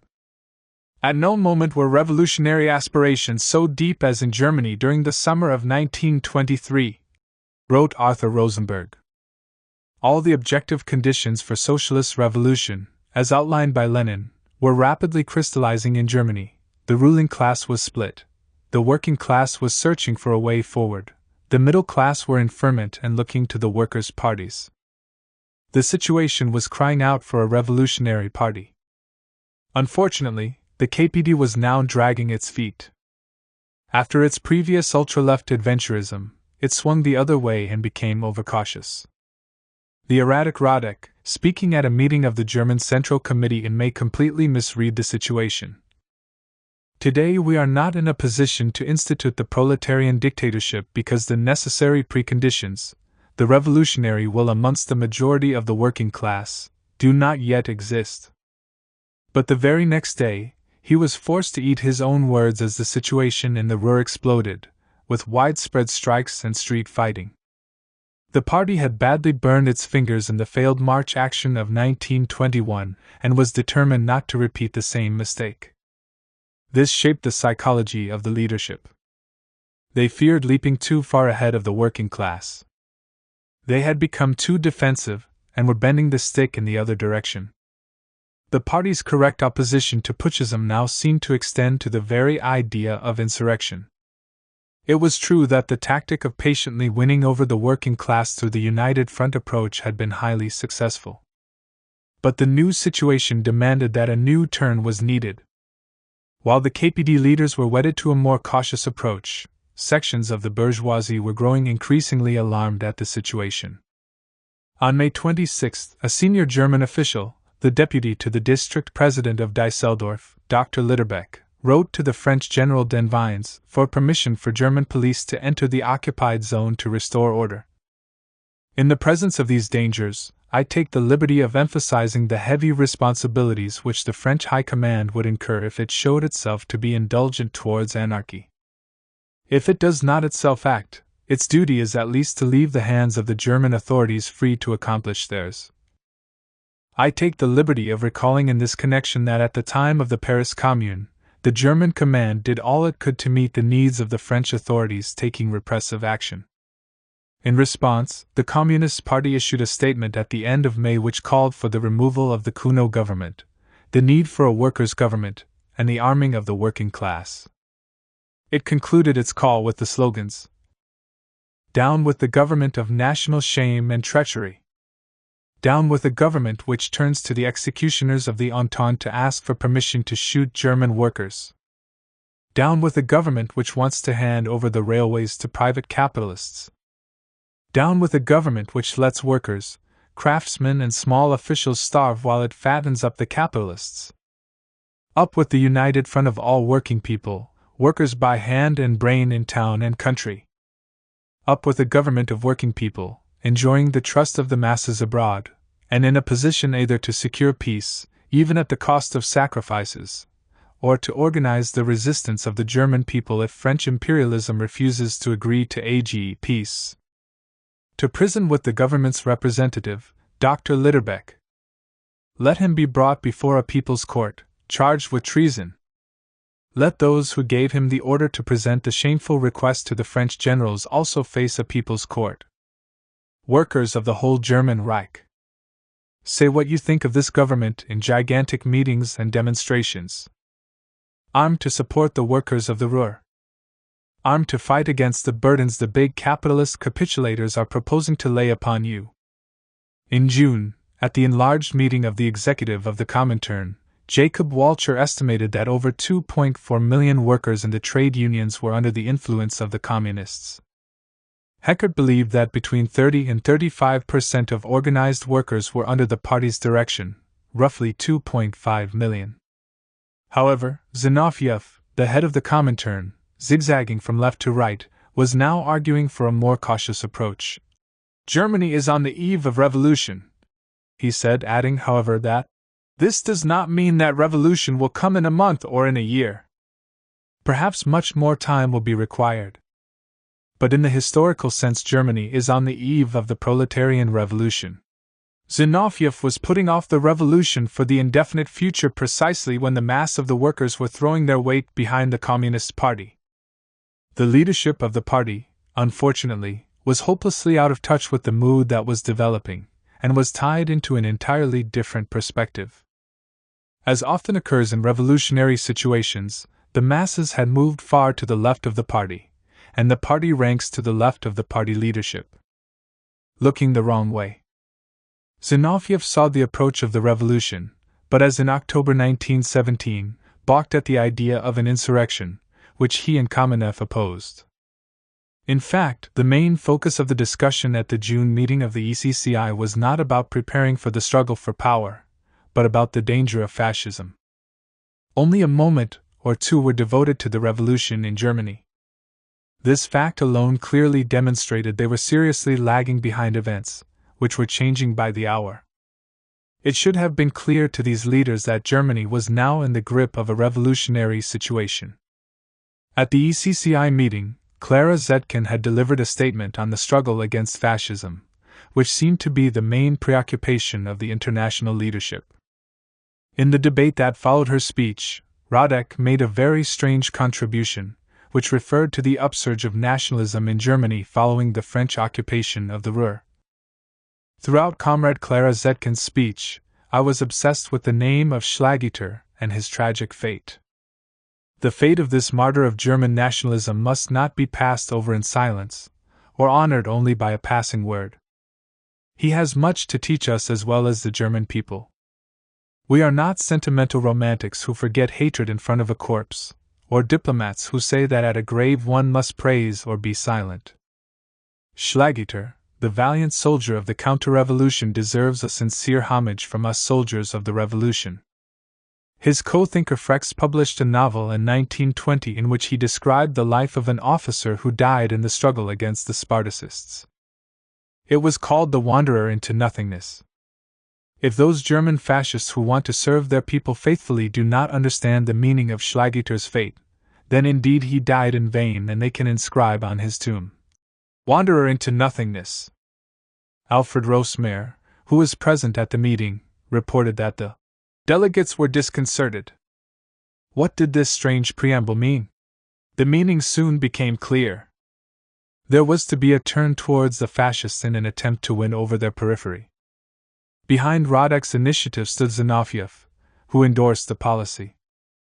This new orientation became known as the Schlageter line and was soon adopted by the KPD. As a result, the Communists sought public debates with the fascists over the following month. After 2 or 3 debates with Communist speakers, the Nazi Party formally forbid its members to enter into debates with the Communists. "You're fighting Jewish finance," stated Ramelli to the fascists. "Good! But also fight the other finance, that of Thyssen, Krupp, Stinnes, Kleckner, and so on." And he made the anti-Semites applaud the class struggle. "You are fighting the workers because your masters, the big capitalists, want to divide and rule, want to divide you people from the ruined proletarianized middle classes, from us proletarians." And he got these reactionaries to applaud the united front of all the exploited. "Are you patriots?" he asked, and he showed how big German industry was linked in many profitable deals with French capital, selling it its manufacturing secrets, like the Baden-Annalene Trust, preparing the way for the colonization of Germany, and getting rich from the falling value of the mark. "Which of you wants to get killed for capitalist Germany?" And he got the whole hall to shout out, "None of us!" While this campaign had a certain success, fascism was not going to be defeated in an ideological debate over who could best defend the national interests of Germany. The debates did, however, give ammunition to the social democratic leaders who denounced the collusion of communist and fascist leaders. They even reproduced Radek's ECCI speech, as did the liberal papers. Vorwärts headed its article, "Radek celebrates Schlageter." The Schlageter line, while making some inroads into the base of the fascists, was not focusing the party on the real needs of the situation, namely the concrete preparations for revolution. The ECCI meeting was a missed opportunity to put the party back on track, but unfortunately neither Lenin, who was lying incapacitated, nor Trotsky were present. Within a few weeks, while the communist leadership were talking about fascism, Stresemann, a leading German bourgeois politician, and later Reich Chancellor, was talking of the dangers of socialist revolution. "We are dancing on a volcano and the revolution confronts us," he warned. This bourgeois politician understood the situation in Germany more than the World Party of Socialist Revolution. There was only one election held during the crisis of 1923, which was indicative of the real mood that existed. That was in the rural region of Mecklenburg-Strelitz in July, therefore not the most politically advanced area. The vote cast for the bourgeois parties in the election fell from 18,000 in 1920 to 11,000. The Social Democratic vote similarly fell from 23,000 to 12,800, despite the reunification with the right-wing independents the year before. While the independents in 1920, regarded as the extreme left, won 2,257 votes, the Communist Party, standing for the first time in a region where they had no base, now received 10,853 votes, or about 20% of the total vote cast. This was an astonishing result in such a rural area and reflected the massive radicalization taking place. The membership of the Communist Youth had increased from 30,000 in the autumn of 1922 to more than 70,000 by the summer of 1923. The number of communist factions in the trade unions grew from 4,000 in June to 6,000 in October. The KPD held a majority within the 2,000 factory committees. These factory committees went far beyond the limits of the Factory Council legislation and were becoming the principal points of support for the revolution. They in turn linked up with control committees, which were formed by housewives' groups set up to control prices, thereby deepening their roots in the working class. The Communists also organized the Red or Proletarian Hundreds, militant defense organizations of 100 men, which developed into extensive military organizations in Thuringia and Saxony. This was part of their call to establish workers' self-defense groups throughout the country. These, together with the shop committees, could provide the basis for organs of potential dual power and a new workers' revolutionary government. Meanwhile, hyperinflation continued to cripple economic life. Paper money began to flow like water, wrote Phillips Price. 7 billion marks were printed in less than 2.5 months. It was a paradise of paper and on-paper. He later reported, "Prices are rushing upwards in a way that once would have seemed incredible, but to which we are now becoming accustomed. Food prices in the shops are higher at noon than in the morning, higher in the evening than at noon. And nobody thinks of tomorrow." Under these circumstances, the center parties are losing their hold and their morale. The drift is more and more to the extreme right or to the extreme left, because nobody sees any room for hope in the existing order. The extreme political polarization in society, together with the loss of hope in the existing order, were characteristics of a revolutionary situation. The economic and social collapse had reached unbelievable proportions, with hardly a facet of normal civilized life remaining. The comfortable living standards of the middle class had been completely wiped out. Doctors and professors were evicted from their apartments. Having sold their family heirlooms for bread and soap, many had been forced into the ranks of the swollen unemployed, which had consumed half the workforce. Yet unemployment benefit was not enough to buy a bottle of milk each week. The old and sick desperately rummaged through piles of rubbish for something to eat. The illusions in capitalist democracy were being forcibly torn away in this ongoing nightmare. In this struggle for survival, many were drawing the conclusions that a revolution was necessary. Demonstrations and strikes were clearly not enough, although there were those who, out of desperation, resorted to food riots, and shops were regularly looted. These layers naturally looked to the Communist Party for a revolutionary lead out of the situation, as tens of thousands of workers were attracted to the party through the factory committees and the unemployed workers' movement. They also joined through the hundreds, which were being formed in every area in preparation for the coming showdown. By July, the Kuno government was on the brink of collapse. Anti-Fascist Day, the Reichswehr troops were in Bavaria. In Saxony, the bourgeois deputies had already walked out of the Landtag in protest at the Bolshevik policies of the government. There were clear preparations being made to act against the left governments of Saxony and Thuringia. The party felt there needed to be a show of strength against the increasing activities of the fascists. They therefore decided to call an anti-fascist day for Sunday, July 29th, with street demonstrations planned in all major cities. The bourgeois press immediately denounced the planned protests as an act of civil war. On July 23rd, the Prussian government issued a ban on all open-air processions and demonstrations on July 29th. This was then followed by a ban throughout Germany, except in Saxony and Thuringia. Brandler, the chairman of the party, recognizing the seriousness of the situation, and preferring not to take lone responsibility, sought advice from Moscow. By this time, Lenin had suffered a third stroke on March 9, 1923, and was no longer involved politically. Meanwhile, the intrigues in the Politburo had also hardened against Trotsky, who was opposed by the secret faction of Stalin, Zinoviev, and Kamenev. The conspirators were determined to keep Trotsky from becoming Lenin's successor and maneuvered to undermine him at every opportunity.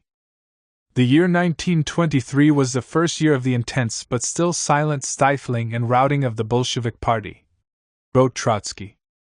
When Brandler's telegram arrived concerning the ban on the anti-fascist demonstrations, only Radek was present in Moscow.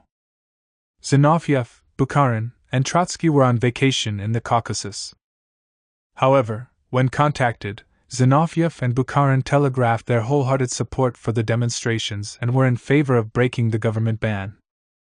It is only by such methods as the appeal issued on July 12 that the German Communist Party can become, in the eyes of the whole of the workers, the generally acknowledged champion and the united center of the whole proletariat in the struggle against fascism.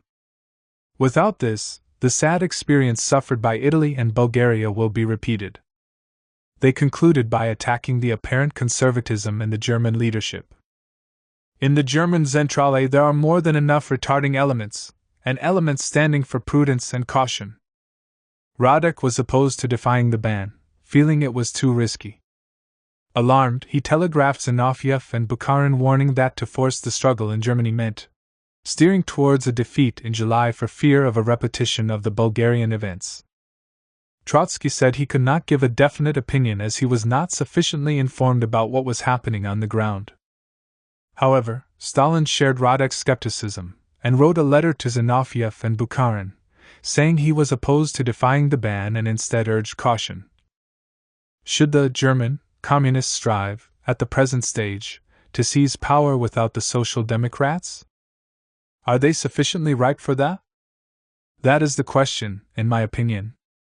When we seized power, we had in Russia such resources in reserve as a. the promise of peace, b. the slogan land to the peasants, c. the support of the great majority of the working class, and d. the sympathy of the peasantry. At the moment, the German Communists have nothing of the kind. They have, of course, a Soviet country as neighbor, which we did not have, but what can we offer them? If the government in Germany topple over now, in a manner of speaking, and the Communists were to seize hold of it, they would end up in a crash. That in the best case. Whilst, at worst, they will be smashed to smithereens and thrown way back. The whole point is not that Brandler wants to educate the masses but that the bourgeoisie plus the right-wing Social Democrats are bound to turn such lessons, the demonstration, into a general battle. At present all the odds are on their side, and exterminate them, the German Communists. Of course, the fascists are not asleep, but it is to our advantage to let them attack first. That will attract the whole working class to the Communists. Germany is not Bulgaria. Besides, all our information indicates that in Germany fascism is weak. In my opinion, we should restrain the Germans, not spur them on. Although this letter is not in the Stalin collected works, its authenticity was verified by Brandler, who translated the letter from Russian into German. Brandler at this time was the vice-chairman of the Comintern. Following this, Radek, together with Stalin, telegraphed Brandler on behalf of the Presidium of the Comintern to advise him to abandon the street demonstrations, fearing the party was heading for another abortive insurrection as in March 1921. The retreat was announced publicly in Rote Fahne. It stated that the workers were not sufficiently prepared, and that we not only cannot offer a general battle, but should avoid everything that might give the enemy the chance to destroy us piecemeal. The Comintern's advice was in complete contrast to the heightened revolutionary mood in Germany. On July 26, the Kreuz-Zeitung newspaper wrote, "Without any doubt we are on the eve of another revolution. Who could still be mistaken after seeing what is unfolding before our eyes?" The next day, Germania stated, "Confidence in the government of the Reich is deeply shaken. Discontent has reached a dangerous level. Fury is general. The atmosphere is electric. One spark and there will be an explosion." This is the mood of November 9th. Politics may be defined as the art of taking advantage of favorable situations. The situation in Germany, according to many, was extremely favorable. However, Radek once again urged caution. But do not let us seek a premature confrontation. Such is the situation in Germany. Such are the duties of the Communist Party. As a result, this cautious position was adopted by Brandler at the Central Committee on 5 to 6 August.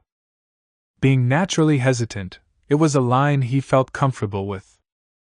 He looked forward to the collapse of the bourgeois government, but believed that it was premature to struggle for a proletarian revolution. He also thought that a section of the Social Democrats could still be won over by propaganda. He failed to understand that the Social Democratic workers were already looking to the Communists. By August, inflation had accelerated even further. Prices were now doubling every few hours. Spontaneous strike movements, numbering roughly 3 million workers, culminated in a spontaneous general strike which began in Berlin on August 11th and rapidly spread throughout the country. Its central aim was the overthrow of the Kuno government, which epitomized all that was rotten in Germany. Apart from the movement against the Kapp Putsch, this strike was the largest and most intense ever experienced in Germany.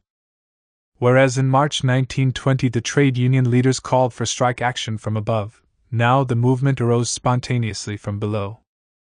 Shipyards, gas, electricity, transport, even the printers printing the government's banknotes stopped work. The Reichsbank announced it was closing its operation, as it had run out of paper notes. Out of utter desperation and yearning for a revolutionary solution, hundreds of thousands of workers shifted from supporting the Social Democrats to supporting the KPD. The hour had arrived to strike. This was the equivalent of the month of October in Russia in 1917.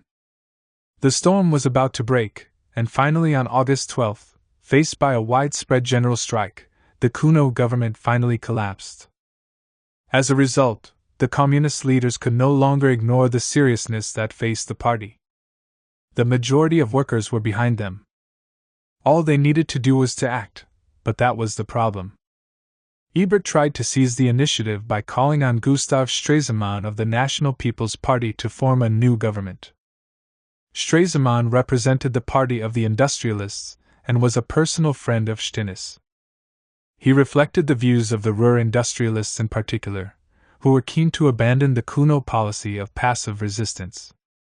He cleverly pulled together a government of all parties, including the SPD, but which excluded, of course, the KPD and the extreme right. 4 Social Democrats joined the government with the expressed intention of creating political stability. As they calculated, with Kuno gone, the mass movement would tend to dissipate. The Social Democrats and trade union leaders did all they could to restore order and defuse the situation, including putting an end to the strike. In the middle of August, Zinoviev and the other Comintern leaders had woken up to the fact that Germany was on the brink of revolution. Trotsky, hearing the news of the strike against the Kuno government and then the formation of the Stresemann government, invited 2 members of the German party, August Enderl and Jacob Walcher, who were in Moscow attending the executive committee of the Profintern, to visit him urgently in the Caucasus. "If Brandler is writing proclamations like this, then we are almost there," Trotsky told the 2 Germans. After the meeting, he asked one of them to return to Berlin as a point of contact. Within a week, the Russian leaders had all returned to Moscow to evaluate the situation in Germany. The German leadership, including Brandler, were also hastily summoned to Moscow to discuss the abrupt turn of events. When they arrived, they were surprised to see the city covered in banners greeting the German comrades with the slogans, "Russian youth learn German! The German October is approaching." The German leaders were taken aback by the welcome. On August 23rd, in the extraordinary meeting of the Politburo, Radek gave an updated report on the situation in Germany. Trotsky, who had already realized the significance of what was happening, intervened decisively to explain that the German October was staring them in the face. For him, there were only a few weeks left to prepare for an insurrection. Zinoviev, however, preferred to count in months rather than weeks, but nevertheless broadly agreed. Stalin saw no revolution in the autumn. It might break out in the spring, but even that was dubious, he thought. However, such doubts were put aside. The common feeling was that the German Revolution demanded urgent action. Maslow and Fischer, the left leaders, were summoned to Moscow to play their part in the preparations and bind them to the agreement. There could be no loose ends left open which the lefts could use to cause trouble. Preparing the insurrection. There is a tide in the affairs of men, which, taken at the flood, leads on to fortune, omitted, all the voyage of their life, is bound in shallows and in miseries. On such a full sea are we now afloat, and we must take the current when it serves, or lose our ventures. William Shakespeare, Julius Caesar. The leaders of the International in discussions with the German Communists concluded that technical preparations for the insurrection should be undertaken immediately. The ECCI set up a commission to oversee the preparations, composed of Radek, in charge of party relations, Pyatakov, who supervised military affairs, while Schmidt was to establish links with the trade unions. In a secret meeting at the end of September 1923, Trotsky introduced the report by proposing that the German party set a date for the insurrection, which he proposed as the symbolic date of the November 7th. Lenin had adopted the same attitude in pushing the Bolsheviks to set a date for their insurrection, saying that the success of the Russian and world revolution would be measured in days. And yet Radek and Brandler rejected Trotsky's proposal. They were clearly equivocal about the revolutionary character of the situation in Germany. In private, Brandler expressed doubts about whether the party was sufficiently prepared, politically or technically, for the revolution. He wanted to delay the plans. The same went for Radek and Stalin. Reluctantly, they went along with the general view. Trotsky went into writing about the question of an insurrection in Pravda on September 23, entitled, "Can a counter-revolution or a revolution be made on schedule?" Referring to the experiences of the Jacobins in 1789, the Bolsheviks in 1917, the coups of Mussolini, and those in Spain and Bulgaria, he explained that they had all set a date in advance. To adopt a waiting attitude in face of the growing revolutionary movement of the proletariat was Menshevism, he said. However, he deliberately avoided mentioning Germany in the article for diplomatic and security reasons. Nevertheless, Brandler was adamant that the timing should be left to those on the ground, which, in a compromise suggested by Zinoviev, was eventually agreed. Brandler, who was feeling the weight of the task on his shoulders, requested that Trotsky, who he greatly admired, be sent to Germany to lead the decisive battle. This was firmly opposed by Zinoviev, who rejected the idea for prestige reasons. Behind the scenes, the Troika were attempting to discredit Trotsky. The very idea that he should be sent to Germany to guarantee the success of the revolution, and all that meant, would only enhance his massive standing. For the Troika, this would have been intolerable. They decided to send the German commission instead. The German party had already established its secret military organization, the M-Apparat, which had been strengthened by Red Army experts. As we have already seen, in many towns and factories, armed defense groups had been established throughout the year, the proletarian hundreds. These had first come into being during the Rathenau campaign of 1922, but had arisen again. They were considered the shock troops of the revolution, numbering 300 in May, and by October their number had reached 800, with more than 100,000 men under arms in total. They were not simply made up of communists, but contained many from the trade unions and even members of the SPD. According to Brew, the whole party was on a war footing. From the first days of September, with the help of several dozen specialists sent by the ECCI, tens of thousands of activists had gone underground. Members of the shock groups of the hundreds had left their factories, and known activists had changed their names and addresses. In all the big cities, men were sleeping, and sometimes spending entire days and nights, in apartments converted into dormitories or clandestine headquarters, where they studied maps of the cities and the region, and the location of the forces of order and of communications. Periodically, by action groups in hundreds, they carried out exercises in response to orders. Within the leadership of the German party, however, there were those who still took a more cautious, longer-term perspective, such as Thalheimer.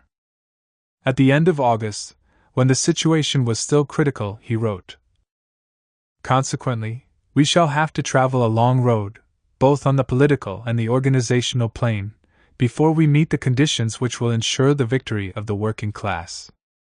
History will decide how long the necessary interval will be." This statement would appear in the October issue of the British Labour Monthly, edited by Palm Dutt, when the German party should have been launching an insurrection.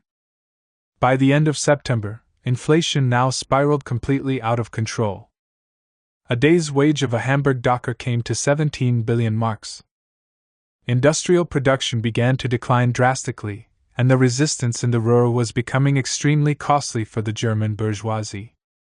As a result, On September 26, the new Stresemann government announced the end of passive resistance and the need for greater self-sacrifice, which opened up the possibility of a deal with Britain and the USA to help stabilize the currency, which was subsequently agreed. As the passive resistance came to an end, a coup was carried out in Bavaria by the monarchist, von Kahr, who now installed himself as the High Commissioner. He then immediately declared martial law. In response to this threat to the unity of the Reich, Ebert declared martial law throughout the whole of Germany, with the full support of the Social Democratic ministers. In the ensuing conflict between von Kahr and the central government, the Bavarian army was ordered to oust Kahr, but General Lossow refused to obey the orders from Berlin. This meant an open rebellion. But instead of sending the Reichswehr into Bavaria to restore order, Stresemann ordered the army to move instead against the left governments of Saxony and Thuringia, despite the fact they were perfectly constitutional. These factors now entered into the tactics of the German party. Rather than in Berlin, the capital, insurrection would begin in Saxony. This was a surprise as the party was much stronger in most other areas, including Hamburg, Berlin, or the Ruhr. The reason why Saxony was chosen was due to the fact that in the Saxon elections, the left, the SPD and KPD, had gained a combined majority over all other parties in the Landtag. There could have been an SPD-KPD coalition government, but this was vetoed by the ECCI, which pushed the Social Democrats into forming a coalition with the bourgeois parties. This coalition, however, broke down quickly, with the bourgeois parties abandoning the government.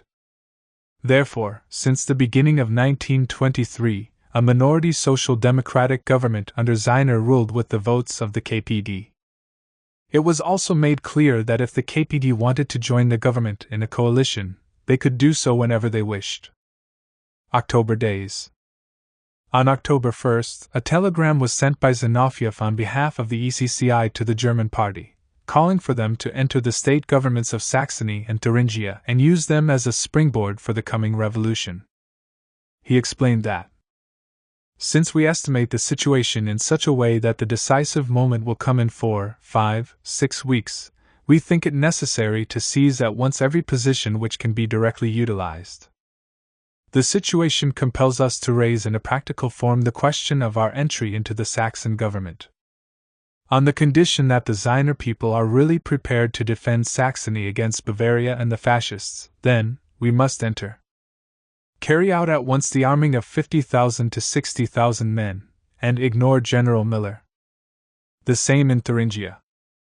The headquarters of the party was to be moved from Berlin to Saxony, with certain members of the Central Committee. Brandler strongly opposed this plan. I kept on explaining to them that the Saxon government was in no position to arm the workers because since the Kapp Putsch all weapons had been taken away from Saxony and neighboring provinces, so much so that even the police were not armed.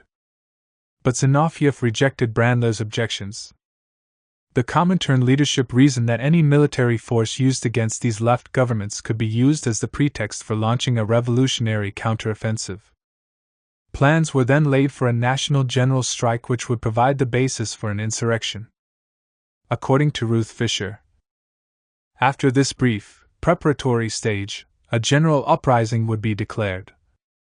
The Red Army of Saxony would march to Berlin, and the Thuringians to Munich, the centers of the counter-revolution, and during its march the Red Army of Central Germany would rally around itself all forces willing to overthrow the government. Again, according to Brandler, I told myself that these people had made 3 revolutions. To me their decisions seemed nonsensical. However, not I but they were considered seasoned revolutionaries and I was just about to try to make one. Well, I had to follow their instructions. Apart from Maslow, who remained in Moscow to prevent him from interfering, the other KPD leaders quickly headed back to Germany. On Brandler's arrival, on October 12th, he and 2 other communist state deputies entered the Saxon government of proletarian defense. Precious months that were needed to politically prepare the working class for the seizure of power had been lost due to the incapacity of the KPD leaders to judge the situation correctly. While the party's military preparations went ahead with feverish haste, the party's political preparations were largely carried on at the same pace as before. Some time later, Brandler explained, "During my return journey from Moscow to Berlin, I bought a newspaper at the railway station in Warsaw. From this newspaper I learned that I had become a minister in the Saxon government. What a situation! Things were being done behind my back and I knew nothing. In the Saxon government, Brandler became assistant secretary in charge of the state chancellery, Paul Bottcher became minister of finance, and Fritz Heckert became minister of the economy. 3 days later, 3 other KPD deputies entered the government of Thuringia. But in neither case did the KPD control the government, so they were at the mercy of the Social Democrats. Their task, as they saw it, was to use these ministerial positions to speak over the heads of the reformist ministers to demand the requisitioning of food, the establishment of factory committees, and the arming of the working class. The intention was to prepare the population for a life or death struggle with the regime nationally. But this strategy turned out to be very risky. The situation was clearly coming to a head. On October 20th, the Reichswehr issued an ultimatum to the Saxon government to dissolve the proletarian hundreds within its jurisdiction. They were given 3 days to comply.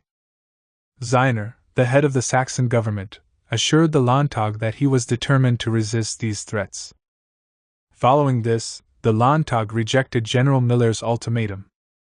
On October 21st, with the full backing of Stresemann, Miller's troops entered Saxony to restore public order. It was a make-or-break situation. In the face of this, the KPD leaders acted to alert the party and implement the plans for an insurrection. That same day, on Brandler's initiative, a trade union conference at Chemnitz was hastily chosen as the launching pad for a national general strike in defense of the left-led governments. The problem was there were no guarantees that the conference would back such a call.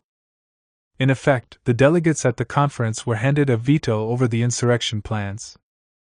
The strategy was especially risky given that the trade union ranks tended to lag behind the real situation. It should be recalled that in Russia, the Mensheviks still controlled many trade unions even after the Bolsheviks had taken power in October 1917. As feared, the delegates lagged behind the real mood in society. According to Rosa Levy-Meyer, the conference was chiefly composed of moderate delegates equal to dealing only with current problems of workers' welfare. The Chemnitz conference opened with routine reports from 3 Landtag ministers. Then Brandler intervened. He addressed the conference for several hours outlining the case for a general strike to oppose Miller's troops. He demanded that a vote on the strike call be taken immediately. But the vote was blocked by strong objections from the Social Democratic leaders.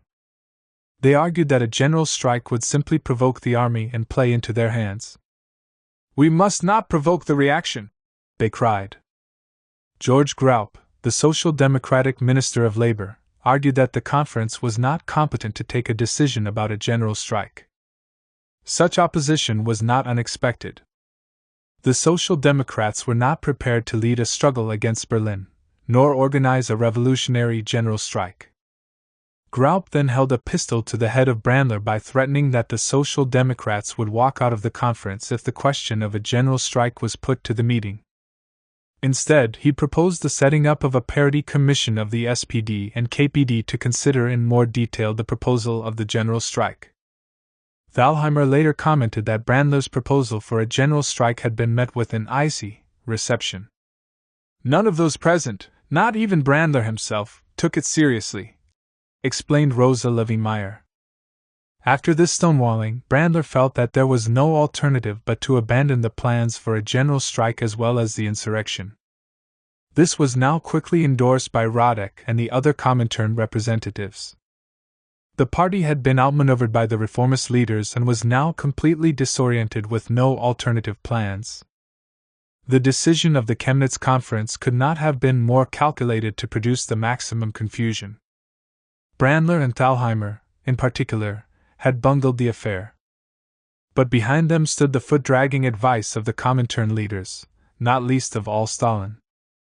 As expected, this debacle gave added encouragement to the military authorities. Within days, government troops under General Miller were able to remove the head of the Saxon government, Ziner, without meeting any resistance. He was simply arrested and the state government deposed. This was followed by the government in Thuringia. The resistance simply crumbled.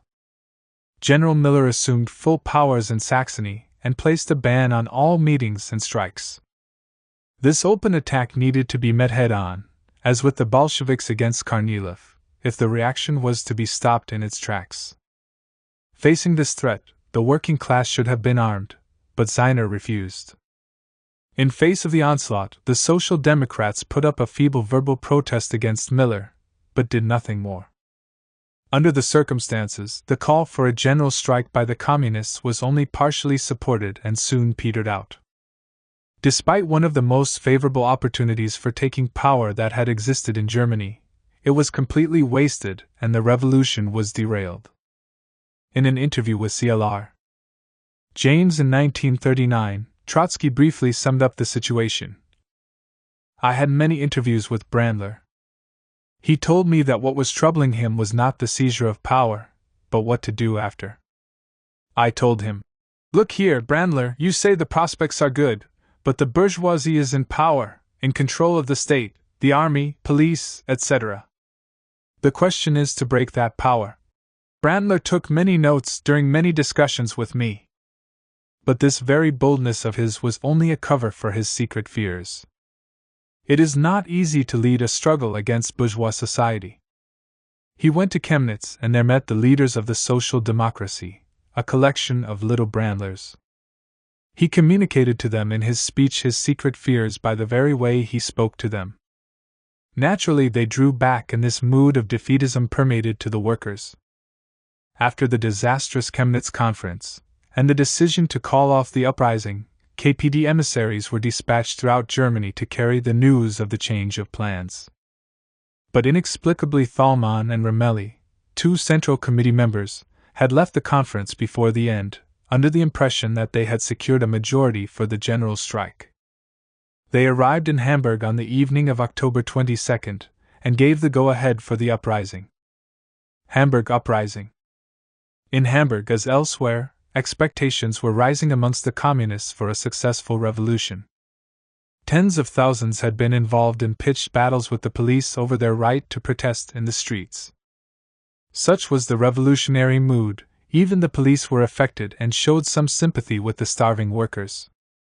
But the workers were also becoming anxious. A Hamburg worker described a telling incident on Monday, October 22. A fellow worker, standing in front of a butcher's shop, looking at the meat, caught me by the hand and said, "If the communists don't do something and do it at once, their party will fall apart." That evening there was a women's meeting in a district of Hamburg.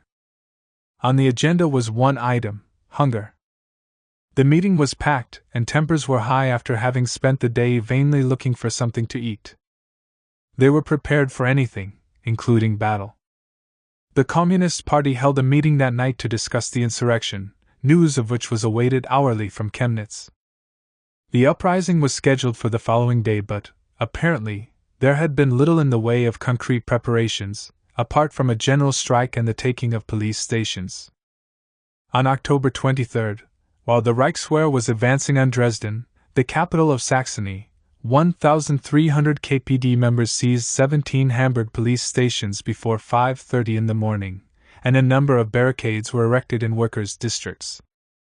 During the night, telephone lines had been cut to disrupt government communications. Those without weapons were sent to the railway station and factory gates to get the workers to join the general strike. However, the response was muted and the workers remained generally passive, although 10,000 dock workers did go on strike. During the uprising, most factories and workplaces worked normally. The reality was, a small number of communists fought in single combat with the state forces, while the masses passively looked on. Clara Zetkin described the events in Hamburg. Thousands went past these fighters every day, tens and tens of thousands of strikers. We were assured that in their heart they were sympathetic, but they themselves kept their hands in their pockets. Those who participated in the action believed they were part of a general mass uprising throughout Germany. For 3 days, hundreds of brave communists fought heroically against the police in the Barmbek and Schiffbeck districts of Hamburg. Nevertheless, eventually the insurrection collapsed, as troops quickly arrived to crush the rebellion. A total of 21 insurgents lost their lives, 165 were wounded and 102 were taken prisoner. Jan Valton took part in the abortive uprising in Hamburg and described the scenes in his autobiography. I could still hear the sounds of rifle fire interspersed with heavier explosions. I wondered what the party was doing in Berlin, in Saxony, in Silesia, elsewhere. Like my comrades, I took it for granted that the Red Hundreds had gone into battle all over Germany. A thought burned in my brain: if the insurrection in other parts of the country had failed, we in Hamburg are lost. The masses, idle in strike, were not willing to fill the gaps of our ranks. The communist vanguard fought. The masses were passive. Perhaps the workers really did not want a revolution. I brushed the doubts aside. A skirmish line blocked the street ahead. He managed to escape, however. Rosa Levine-Meyer described what happened. There are conflicting versions about the origin of the Hamburg barricades. Some attribute it to a misinterpreted wave of Thalmann's hand at the conference, others to his explicit order. It was alleged that he had to leave the conference at an earlier hour and, without any doubt in his mind that an insurrection would take place, gave the signal. When the news of the misunderstanding reached him, he had not the heart to terminate the battle. Characteristically, even this abortive battle was looked upon with pride. The workers cherished the memory of IHE Hamburg barricades, and it greatly enhanced, rather than damaged, the prestige of Thalmann, its unwitting initiator. In reality, the Hamburg events were simply one more abortive episode in the German Revolution. The German Communist Party had been put to the test once more but had failed to live up to the challenge. The humiliating collapse of the general strike, the crushing defeat in Saxony and Thuringia, and now the bloody shambles in Hamburg, was a demoralizing blow for the workers who looked to the Communists for a lead. The missed opportunity was disastrous for the German and international working class, but above all for the Russian workers, who looked to the German Revolution as a way out of their isolation. The Zentrale of the German Party met on October 23 and adopted a resolution which attempted to justify calling off the insurrection, but attempted to cover their tracks by placing the blame on the shoulders of the working class. At this time, the Hamburg uprising was still going on. Furthermore, the governments in Saxony and Thuringia had not yet been overthrown, but the KPD had already sounded the retreat. It declared, "The social and political antagonisms grow increasingly sharp by the day.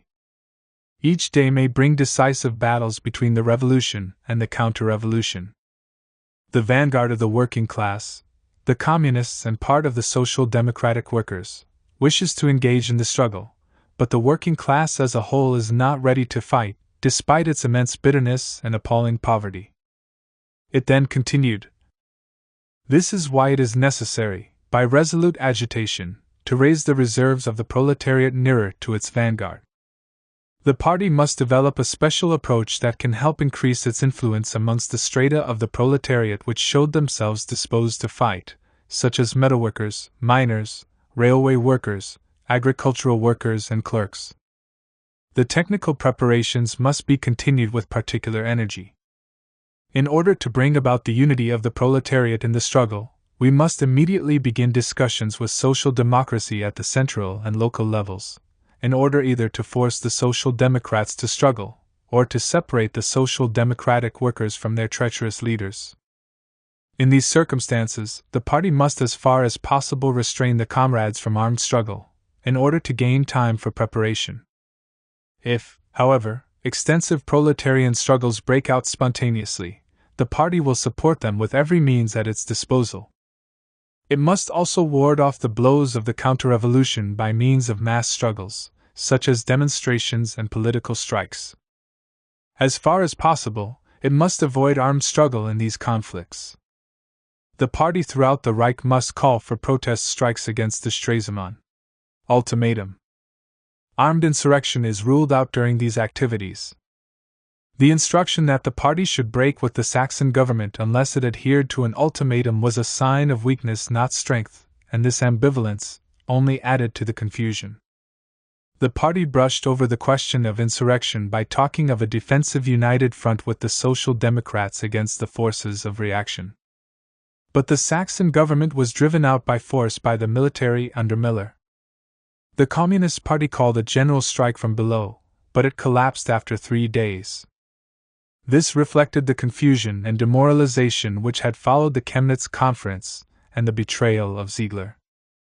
Within days, in Saxony, a new social democratic government was sworn in under the right-wing Dr. Alfred Fellisch to replace the untrustworthy Zeiner. Once again, the right-wing Social Democrats had, when called upon, played second fiddle to reaction and stepped into the breach. The whole experience was summed up by R. Albert. In Germany, in September, October and November, we lived through a profound revolutionary experience, still little known and often little understood. We were on the threshold of a revolution. The night watches were long. 0 hour was not signaled. A silent and hardly probable drama. 1,000,000 revolutionaries were ready, awaiting the word to attack. Behind them were millions of jobless, starving, bruised, desperate, a whole suffering people, murmuring, "We too! We too!" The muscles of this crowd were tense, their hands gripped the rifles with which they were to oppose the armored cars of the Reichswehr. Nothing happened. There was nothing but the bloody clowning at Dresden, where a corporal with a few soldiers turned out of their ministries the workers' ministers who had made bourgeois Germany tremble. There were a few puddles of blood, 60 dead in all, on the streets of the industrial cities of Saxony. Now bankrupt social democracy can rejoice at having emerged from the massive and passive adventure, still ponderously loyal to its old abjurations. The missed revolutionary opportunity had turned into another fiasco, and the counter-revolution took full advantage of the debacle. On November 23, the KPD was declared illegal, and its press closed down. Arrests soon followed. By the middle of November, order had been restored, as General Seicht, commander-in-chief of the Reichswehr, used his forces to crush all opposition and consolidate the position of the central government. He even went so far as to dissolve the Black Reichswehr, which he himself had established, as it was becoming a threat to his authority. The party's Zentrale again met on October 28, and in the light of the news from Hamburg discussed 3 alternatives, from Ruth Fischer's call for an immediate mass strike and armed insurrection to simply a general strike, and lastly, to take no action at all. Instead, amid the confusion, it was decided to establish a commission of 3 to look for a way forward. The Zentrale meeting was still in session when Dr. Fellisch's social democratic government was being installed. A resolution was then adopted which painted a very bleak picture of the situation, including the victory of fascism. In mitigation, it should be said that the term fascism was used rather loosely at this time in the Comintern. Over the whole territory of unoccupied Germany, the November Republic has been delivered over to fascism. The fascist headquarters was established in Berlin itself, in the shape of the dictatorship of General Seicht. The responsibility for the victory of fascism falls completely on the leaders of the SPD. The resolution proclaimed that the party, calmly, resolutely, and with iron self-belief, declares a war to the death against the fascist dictatorship. It then went on to raise the ultra-left idea that the United Front will be set up from below. The KPD hoped in this way to bypass the leadership of the trade unions and the SPD, but this was wishful thinking. If they were strong enough to bypass them, then there would be no need at all for a united front. This thesis of the Brandlerite Zentrale, which was an attempt to cover their tracks with verbal radicalism, was passed by 40 votes to 16, as against the left's thesis which sharply condemned Brandler. The events of 1923 proved to be a turning point in the history of the German working class. It was a massive defeat from which the KPD leaders refused to draw the correct lessons. As a result, it was to prepare the ground, not for victories, but for future setbacks. Hitler's Beer Hall Putsch. In October 1922, a 30,000-strong counter-revolutionary gang of fascists had marched on Rome and, with the full approval of the king, managed to install Mussolini as premier. This followed the failure of the Italian Revolution, when in September 1920, 500,000 metalworkers and others had occupied the factories, but failed to seize the reins of power due to the treacherous role of the reformist leadership of the movement. Terrified, the Italian bourgeois took fright and financed and organized the fascists to murder trade unionists, burn down their headquarters, and generally terrorize the working class. This brought Mussolini's fascisti to their feet.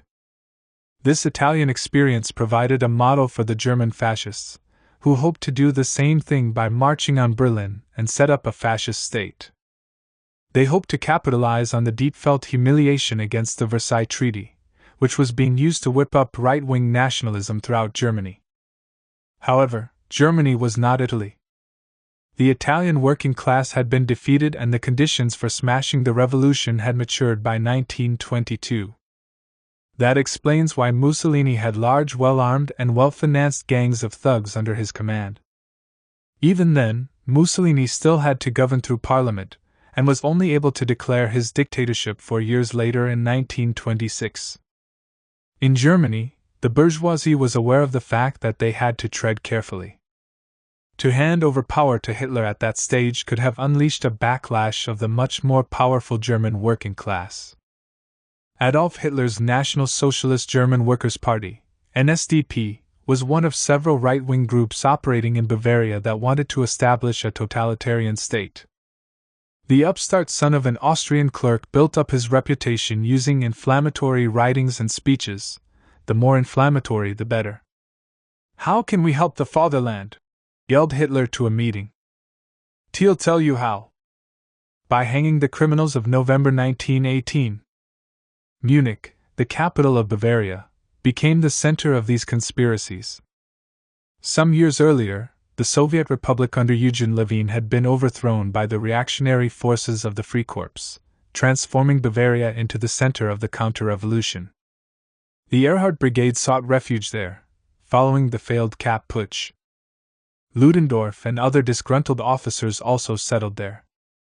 It was in Munich that political murders were planned, including that of Walther Rathenau, the Jewish foreign minister, shot dead in the street. It therefore provided fertile ground for Hitler and his anti-Semitic following. By 1922, at the time when Mussolini had seized power, the NSDAP had established itself as the most active group in Bavaria.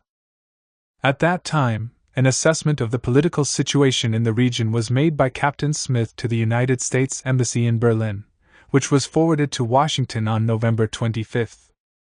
Following the Versailles Treaty and the danger of Bolshevism, the Americans were keen to keep their finger on the pulse of what was happening in Germany. Smith's report explained, "The most active political force in Bavaria at the present time is the National Socialist Labour Party. 2 Less a political party than a popular movement, it must be considered as the Bavarian counterpart to the Italian Fascisti. It has recently acquired a political influence quite disproportionate to its actual numerical strength.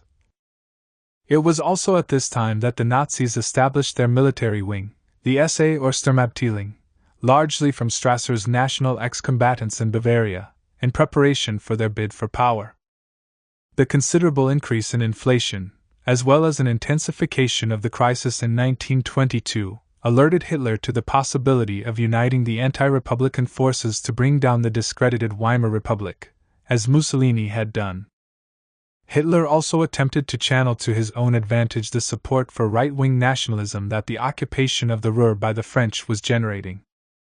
"No, not down with France, but down with the traitors of the fatherland, down with the November criminals. That must be our slogan," stated Hitler. During 1923, the Nazis joined forces with other armed patriotic leagues, which began to hold rallies and mass meetings in Nuremberg. The plan to march on Berlin, or at least the idea of a putsch, crystallized in Hitler's mind. Given the crisis consuming Germany, now, he thought, was the time to act. His idea of seizing power involved a plan which included the retired General Ludendorff, who he hoped would become the figurehead of the revolt. As the crisis deepened further throughout the autumn, the monarchist, Gustav von Kahr, had seized power in Bavaria and made himself state commissioner, and proclaimed martial law. And, as we have seen, the Stresemann government reacted to this state of affairs by declaring a state of emergency throughout the Reich, which theoretically should have annulled the martial law in Bavaria. But the orders from Berlin for General Lossow to mobilize Bavarian divisions against Kahr were ignored. In fact, the Bavarian troops swore a new oath of allegiance to the Bavarian regime. There were fears Kahr would secede and was therefore left to his own devices. Conspiracies were rife in the army, but the generals, who had assumed enormous powers already, preferred to bide their time before launching their own bid for power. They had burned their fingers in the failed Kapp putsch and wanted to be sure of success next time. Ebert wanted to know where the army stood. General von Seck told him bluntly, "The army, Herr President, stands with me." This was a reminder of where the real power was. With von Kahr in charge of Bavaria, and in conflict with Berlin, Hitler saw this as an opportunity to ally his fascist movement with the Bavarian state. Such an alliance would provide an important springboard for his ambitions. Kahr, who was looking for points of support, was open to an alliance. But Hitler was also under intense pressure from his own rank and file fanatics.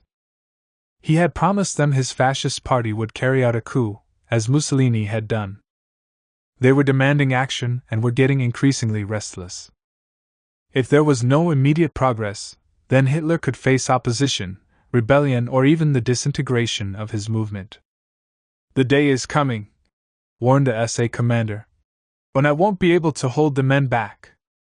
If nothing happens now, they'll run away from us." However, Kahr was having second thoughts about the upstart Hitler, and was growing increasingly cool towards his rebellious plans.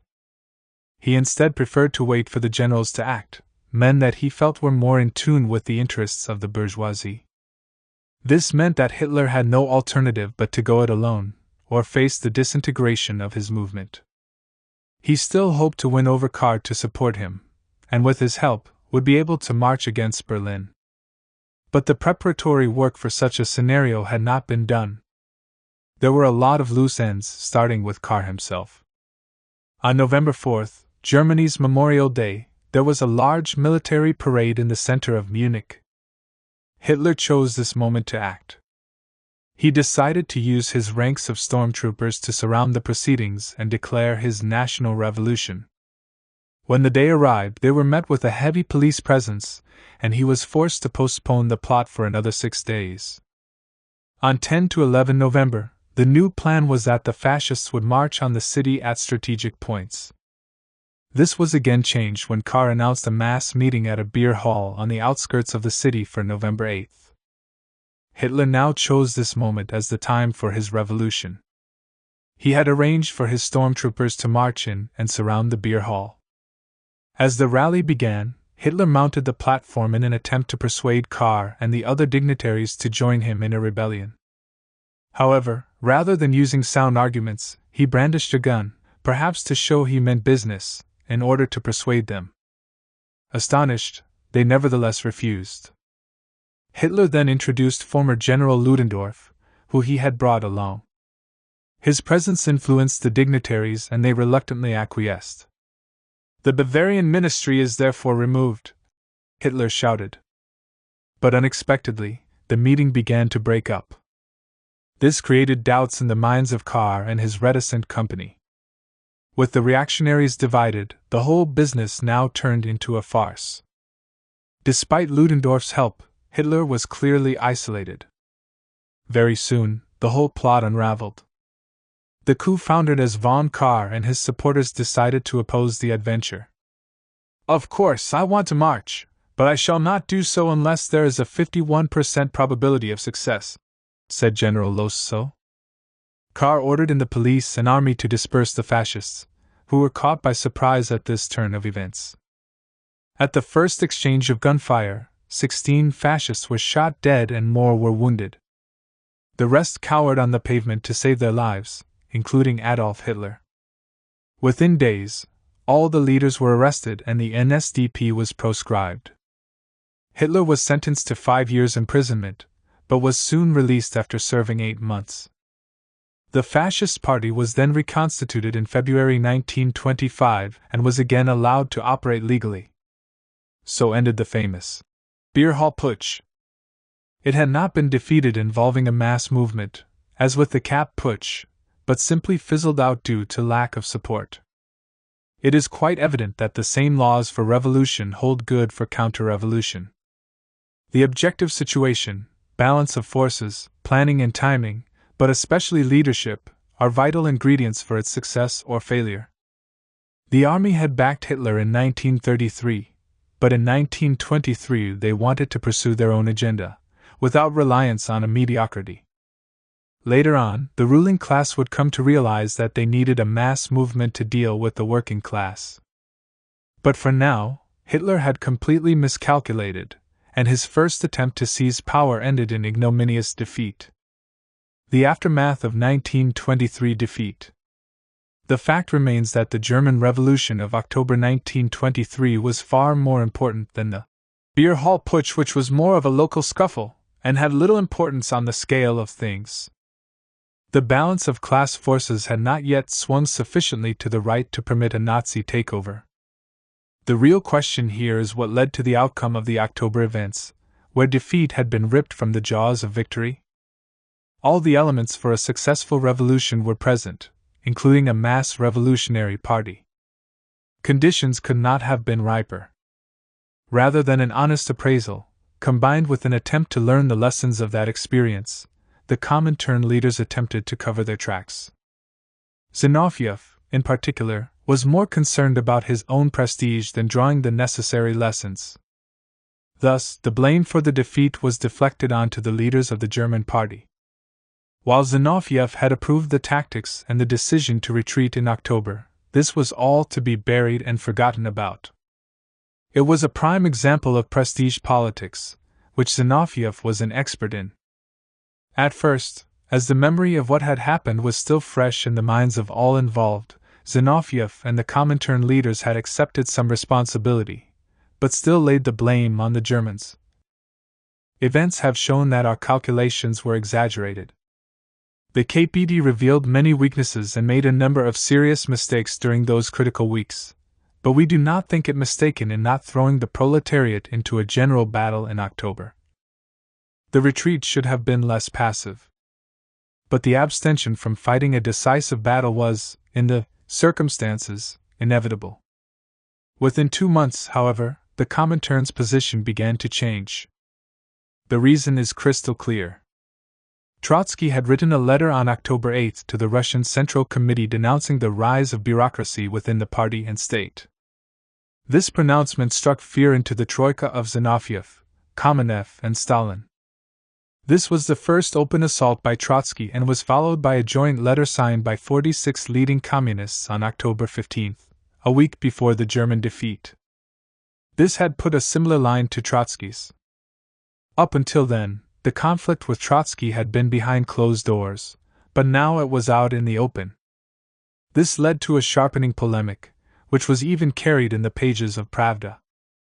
The intervention of Karl Radek in the dispute served to raise the temperature. He openly sided with the left opposition, provocatively stating that the leaders of the most important communist parties, including the French and German, agreed with Trotsky's criticisms. Radek was also in close touch with Brandler. This fact greatly alarmed Zinoviev, who feared the creation of a political alliance. He therefore engaged in an offensive, this time shifting the entire blame for the October defeat squarely on the leadership of the German party, including Radek. In a confidential letter to the KPD Zentrale, Zinoviev stated, "The political error was a necessary consequence of your overestimation of the degree of political and technical preparation. We here in Moscow, as you must be well aware, regarded the entry of communists into the Saxon government only as a military strategic maneuver. You turned it into a political bloc with the left Social Democrats, which tied your hands. We thought of your entry into the Saxon government as a way of winning a jumping-off ground from which to deploy the forces of our army. You turned participation in the Saxon cabinet into a banal parliamentary coalition with the Social Democrats. The result was our political defeat. And what was still worse, there was an element of comedy in the business. We can stand a defeat in battle, but when a revolutionary party on the eve of revolt gets into a ridiculous position, that is worse than a defeat. In the Reich, the party did not pursue a policy which could be and had to be the overture to decisive struggle. Not a single decisive revolutionary step. Not one even partially clear communist speech. Not a single serious measure to expedite the arming of the Saxon workers, not a single practical measure to create Soviets in Saxony. Instead of that, a gesture by Becher, who declared that he would not leave the government building until he was ejected by force. He then concluded, "No, comrades, that is not the way to prepare a revolution." Brandler and Thalheimer strenuously defended themselves against these attacks. According to them, the defeat was due to the change in the objective situation and not the mistakes of the party leadership. They insisted that the working class was not prepared for a revolution and therefore a retreat was inevitable. The lefts around Ruth Fischer and Maslow saw this as an opportunity to capitalize on this assault on the right-wing leadership and remove Brandler. Under pressure, Brandler's majority in the Zentrale began to crumble. The majority of the German leadership, the Center, decided instead to vote in favor of Zinovьev's position, but refused to support the left, which only won 6 votes out of 19. Only 2 votes went to Brandler and Thalheimer, their own votes. They were completely isolated as the weight of the Comintern bore down on the German party. The Russian Politburo then voted to condemn Radek for supporting the right wing. This vote left Brandler and Thalheimer dangling in midair. The battle was taken into the Comintern leadership, the ECCI, which, after behind-the-scenes pressure, supported Zinovьev's line. The Germans were made the scapegoat for the defeat. Both Brandler and Thalheimer were removed from the party leadership under the campaign of so-called Bolshevization, led by Zinoviev. In March 1924, at the 5th Congress of the Communist International, the leaders of the KPD were condemned for the defeat, which served to shift the blame from the Comintern leaders. While blaming Brandler, they reasoned that the situation in 1923 had been overestimated. It is true that Brandler and the others were certainly not blameless, but neither were the leaders in Moscow. They were responsible, in the final analysis, for the preparation and conduct of the German party. The leaders of the International, particularly Zinoviev and Bukharin, had a duty to correct the mistakes of the German communists. But they vacillated and transmitted this vacillation to Brandler and Thalheimer. There is no doubt that Brandler, and the rest of the KPD leaders, were terrified of a repetition of the ultra-left mistakes of 1921, and tended to bend the stick towards the policy of the United Front and the need to gradually win over the masses. This tactic had been correct up until the beginning of 1923, but then the situation changed. Despite this, the KPD leaders still clung to the policy of yesterday, rather than reorienting the party towards the new revolutionary possibilities. When the German leaders first asked for advice, they were met by Zinoviev and Stalin, who curbed the Germans. Together with Bukharin and Radek, they deliberately held back the KPD at the crucial time. After the defeat, instead of drawing out all the necessary lessons, Zinoviev, Bukharin, Stalin and the other leaders talked of the debacle as simply an episode. They continued to believe throughout 1924 that Germany still continued to march towards revolution. They failed to recognize that the revolution had ebbed. In fact, the KPD had been banned and forced underground. They managed to turn everything on its head. The next KPD National Congress took place in April 1924, a month after the Comintern Congress, which saw the left win a majority and where a resolution was passed calling for all traces of Brandlerism to be extirpated from the party. The Congress recorded a membership of 121,400, compared to 267,000 in September 1923, a stark reflection of the severe defeat the party had suffered. A new Zentrale was chosen by the Central Committee, formed of 2 members of the left and 5 from the center. Ramelli replaced Brandler, while Thalmann was reduced to a candidate member. In an attempt to prove themselves, the Zentrale immediately took a position against the anti-Leninist tendencies in the Russian left opposition. The fact that Brandler and Thalheimer felt obliged to join in the attack on the opposition did not save them. There are some even today who argue that Brandler, Thalheimer, and Walcher were correct and that by October 1923 the situation had changed and revolution was no longer on the agenda. This was the argument also of Isaac Deutscher in his later years, who was close to Brandler. The Brandlerite school believed that the fall of the Kuno government was the turning point when the mood of the masses subsided. Therefore, Brandler was facing an ebb in the movement, and was correct in calling off the insurrection. If he had not done so, in their opinion, it would have been another defeat on the lines of the Paris Commune. The idea of a revolutionary situation in October was therefore a myth in their eyes. No one can deny the fact that, by October 1923, the upsurge of the preceding months had begun to wane. It can be said, in hindsight, that a revolutionary situation had been in existence from May onwards. By its very nature, however, a revolutionary situation cannot last indefinitely, lasting weeks or possibly months. The situation had certainly been riper for an insurrection throughout the summer months until mid-August. The resignation of the Kuno government was the height of the movement. There was a degree of exhaustion by October.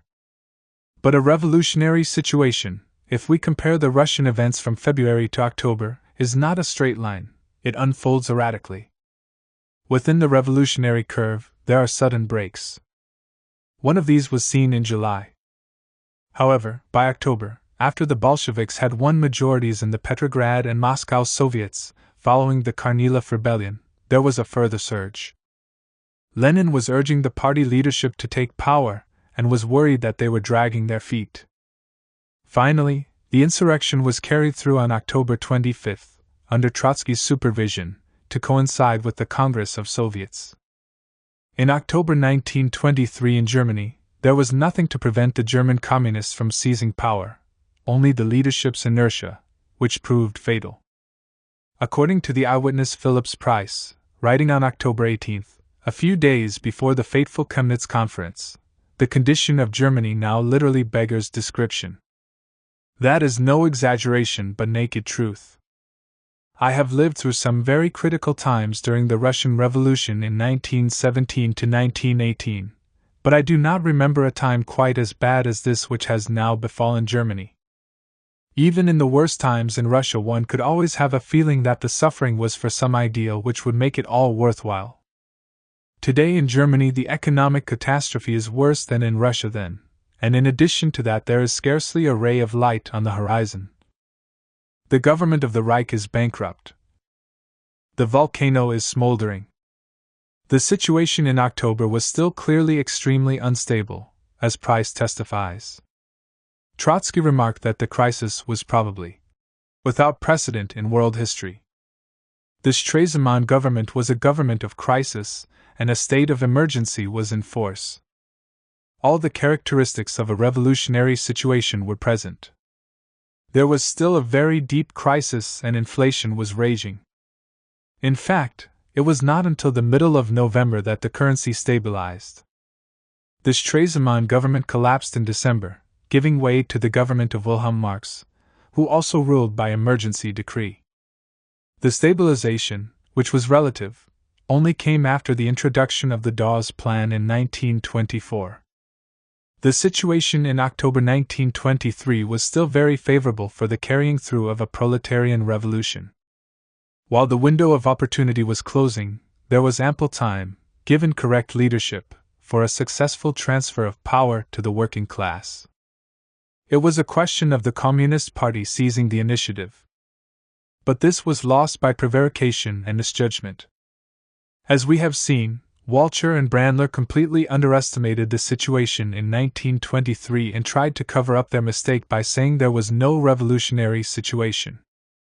Brandler and Thalheimer had vacillated in the same way as Zinoviev and Kamenev had vacillated in Russia in October 1917, believing the time was not ripe. But Brandler and company could not grasp this fact. Trotsky wrote, "From this, the greatest experience of their lives, they learned nothing. Since they were obliged to defend themselves for quite some time, they collected all the arguments for turning a revolutionary situation into a non-revolutionary situation." He continued, "Here we had a classical example of a mis-revolutionary situation. The Communist Party executed the turn very irresolutely and after a very long delay.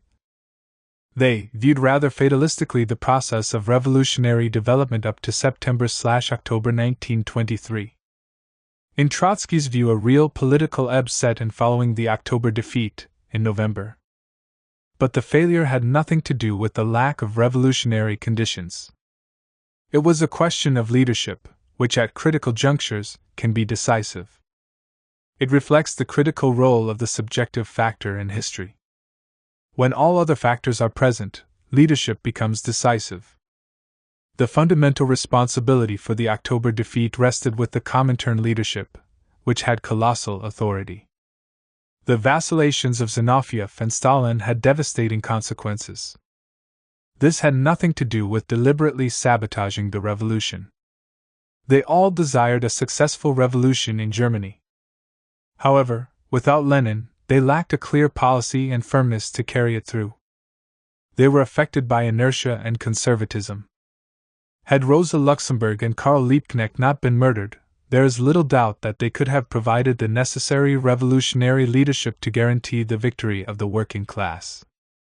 Without them, there was no one in the German leadership that was capable of fulfilling this role. The Comintern could have helped, but under Zinoviev and the Troika, they were not up to the task. Trotsky was sharply critical, not only of Brandler's temporizing, but also of the conduct of Radek and Pyatakov, the Comintern representatives in Germany, who gave 100% support to Brandler. This had led to some confusion at the time of the January 1924 ECCI. The Troika tried to link Trotsky with Radek's failings. Unfortunately, Trotsky was ill and could not attend the executive meeting. Radek contacted him by phone and pleaded with him to put his name to the Radek-Pyatakov theses on Germany. This he agreed to do, which was then used to attack and slander Trotsky.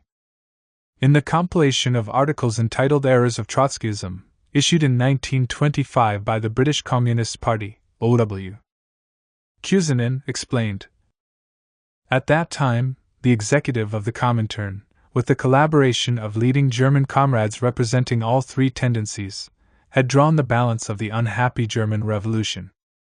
It is true that Comrade Trotsky did not participate personally in these sessions, but Comrade Radek submitted theses drafted, according to his official declaration, by Comrade Trotsky and Pyatakov, and by me, Radek.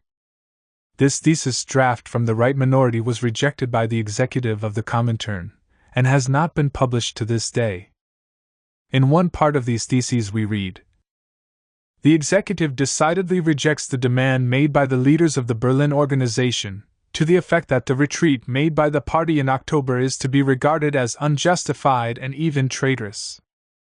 If the party had proclaimed the insurrection in October, as proposed by the Berlin comrades, it would now be lying prone with a broken neck. The party committed grave errors during the retreat, and these errors are the object of our present criticism. But the retreat itself corresponded to the objective situation, and is approved by the executive. We thus see that in January of this year, Comrade Trotsky was seriously of the opinion that the retreat was right during the German October, and was in accordance with the objective situation. The leaders of the Berlin organization considered the retreat entirely unjustified and even traitorous. But Comrade Trotsky protested most decidedly against this view of the matter. He demanded, together with Radek, Pyatakov, and the chairman of the German Party Central, Brandler, that the executive should approve the retreat. This is a distortion. Trotsky never believed the retreat arose from the objective situation, but subjective failings. In 1931, while in exile, Trotsky clarified his earlier support for Radek, saying he had mistakenly allowed his name to be appended, in his absence, to Radek's thesis on the German Revolution. These theses were erroneous, to tell the truth, not so grossly in error as were the theses of the Comintern, and were in conflict with everything that I wrote and said prior, during, and after their compilation by Radek. Doubtless it was a blunder on my part. But there was nothing principled in this mistake. The plenum of the Executive Committee of the Communist International found me ill in a village, 40 kilometers away from Moscow. Radek communicated with me by phone, which functioned very poorly in winter. Radek was being hounded at the plenum. He was seeking support. He declared categorically that the views presented by the theses were identical with those I developed in my speeches and articles, and that Pyatakov had already signed them. He asked me to add my signature without insisting upon reading the theses, since he had only half an hour before the decisive session. I agreed, not without inner wavering, to give my signature. Yes, I committed an error in placing too much confidence in the judgment of two comrades, Radek and Pyatakov.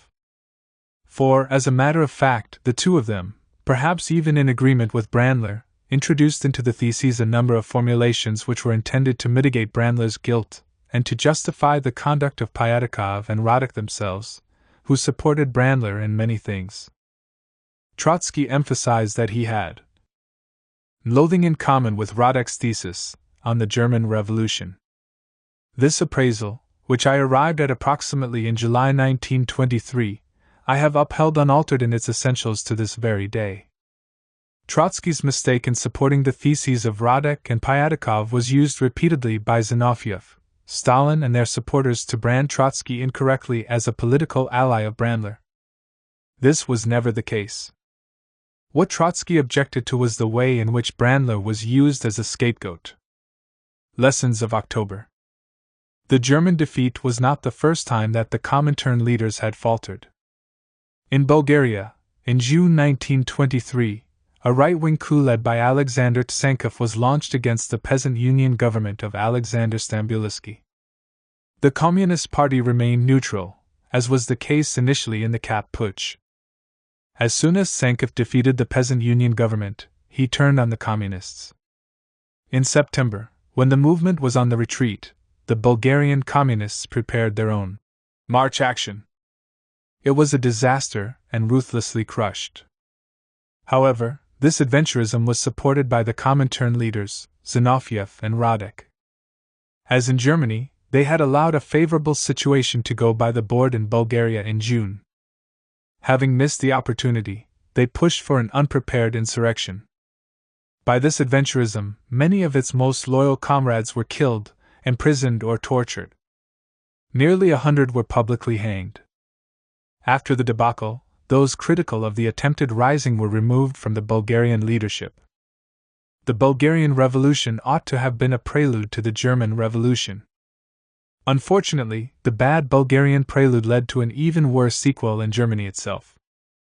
While the leaders of the Comintern attempted to cover up their hesitations and mistakes in relation to Germany and Bulgaria, Trotsky used every possible avenue to spell out the lessons of the defeat, in particular drawing on the experience of the October Revolution.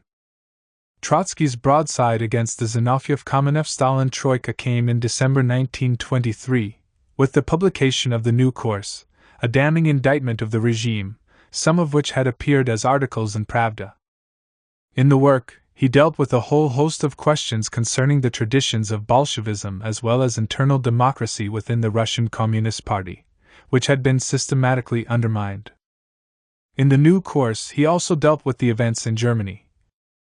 If the Communist Party had abruptly changed the pace of its work and had profited by the 5 or 6 months that history accorded it for direct political, organizational, technical preparation for the seizure of power, the outcome of the events could have been quite different from the one we witnessed in November. There was the problem. The German party had entered the new, brief period of this crisis, perhaps without precedent in world history, with the ready methods of the 2 preceding years of propagandistic struggle for the establishment of its influence over the masses. Here a new orientation was needed, a new tone, a new way of approaching the masses, a new interpretation and application of the United Front, new methods of organization and of technical preparation, in a word, a brusque tactical change. The proletariat should have seen a revolutionary party at work, marching directly to the conquest of power. But the German party continued, at bottom, its propaganda policy of yesterday, even if on a larger scale. It was only in October that it adopted a new orientation. But by then it had too little time left to develop its dash. Its preparations were speeded up feverishly, the masses were unable to follow it, the lack of assurance of the party communicated itself to both sides, and at the decisive moment, the party retreated without giving battle.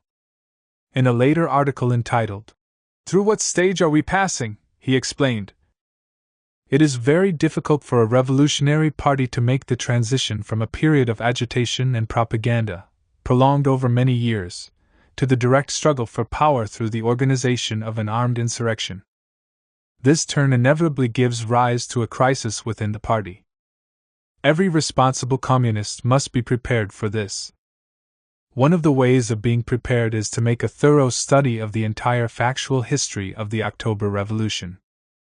Up to now, extremely little has been done in this connection, and the experience of October was most inadequately utilized by the German party. A growth in the party's political influence was taking place automatically. A sharp tactical turn was needed. It was necessary to show the masses, and above all the party itself, that this time it was a matter of immediate preparation for the seizure of power. Trotsky then went on to elaborate a number of changes that would have to take place to meet the new situation. It was necessary to consolidate the party's growing influence organizationally and to establish a basis of support for a direct assault on the state. It was necessary to shift the full party organization onto the basis of factory cells. It was necessary to form cells on the railways. It was necessary to raise sharply the question of work in the army. It was necessary, especially necessary, to adapt the United Front tactic fully and completely to these tasks, to give it a firmer and more decisive tempo and a more revolutionary character. On the basis of this, work of a military technical nature should have been carried on. The question of setting a date for the uprising can have significance only in this connection and with this perspective. Insurrection is an art. An art presumes a clear aim, a precise plan, and consequently a schedule. The most important thing, however, was this: to ensure in good time the decisive tactical turn toward the seizure of power. And this was not done. This was the chief and fatal omission. Trotsky went on to explain that the KPD, having burned its fingers in the March action in 1921, avoided for a protracted period of time the very idea of organizing the revolution. The party's political activity was carried on at a peacetime tempo at a time when the denouement was approaching. The timing for the uprising was fixed when, in essentials, the enemy had already made use of the time lost by the party and strengthened his position. The party's military preparation, began at feverish speed, was divorced from the party's political activity, which was carried on at previous peacetime tempo. The masses did not understand the party and did not keep step with it. The party at once felt its severance from the masses, and proved to be paralyzed. From this resulted the sudden withdrawal from first-class positions without a fight, the bitterest of all possible defeats. These valuable observations were later developed extensively in Trotsky's brilliant introduction to his collected works, called Lessons of October, published in September 1924, which compared the vacillations of the German leadership with that of Zinoviev and Kamenev on the eve of the October Revolution. In Russia, Lenin was able to overcome this vacillation. In Germany, there was no one like Lenin able to accomplish this task. The essay drew out the essential lessons of the Bolshevik Revolution and underlined the need for a far-sighted and resolute leadership, a factor that was missing in Germany and the Comintern. The leading comrades in the German party, in their attempt to explain away their retreat last year without striking a blow, especially emphasized the reluctance of the masses to fight. But the very crux of the matter lies in the fact that a victorious insurrection becomes, generally speaking, most assured when the masses have had sufficient experience not to plunge headlong into the struggle but to wait and demand a resolute and capable fighting leadership. The transition from an illusory, exuberant, elemental mood to a more critical and conscious frame of mind necessarily implies a pause in revolutionary continuity. Such a progressive crisis in the mood of the masses can be overcome only by a proper party policy, that is to say, above all by the genuine readiness and ability of the party to lead the insurrection of the proletariat. On the other hand, a party which carries on a protracted revolutionary agitation, tearing the masses away from the influence of the conciliationists, and then, after the confidence of the masses has been raised to the utmost, begins to vacillate, to split hairs, to hedge, and to temporize, such a party paralyses the activity of the masses, sows disillusionment and disintegration among them, and brings ruin to the revolution, but in return it provides itself with the ready excuse, after the debacle, that the masses were insufficiently active. Trotsky explained that the fundamental instrument of proletarian revolution is the party. On the basis of our experience, even taking only 1 year, from February 1917 to February 1918, and on the basis of the supplementary experience in Finland, Hungary, Italy, Bulgaria, and Germany, we can posit as almost an unalterable law that a party crisis is inevitable in the transition from preparatory revolutionary activity to the immediate struggle for power. Generally speaking, crises arise in the party at every serious turn in the party's course, either as a prelude to the turn or as a consequence of it. The explanation for this lies in the fact that every period in the development of the party has special features of its own and calls for specific habits and methods of work. A tactical turn implies a greater or lesser break in these habits and methods. Herein lies the direct and most immediate root of internal party frictions and crises. Hence the danger arises that if the turn is too abrupt or too sudden, and if in the preceding period too many elements of inertia and conservatism have accumulated in the leading organs of the party, then the party will prove itself unable to fulfill its leadership at that supreme and critical moment for which it has been preparing itself in the course of years or decades. The party is ravaged by a crisis, and the movement passes the party by, and heads toward defeat. Trotsky goes on to stress the importance of timing in the revolution. If time is, generally speaking, a prime factor in politics, then the importance of time increases 100-fold in war and in revolution. It is not at all possible to accomplish on the morrow everything that can be done today. To rise in arms, to overwhelm the enemy, to seize power, may be possible today, but tomorrow may be impossible.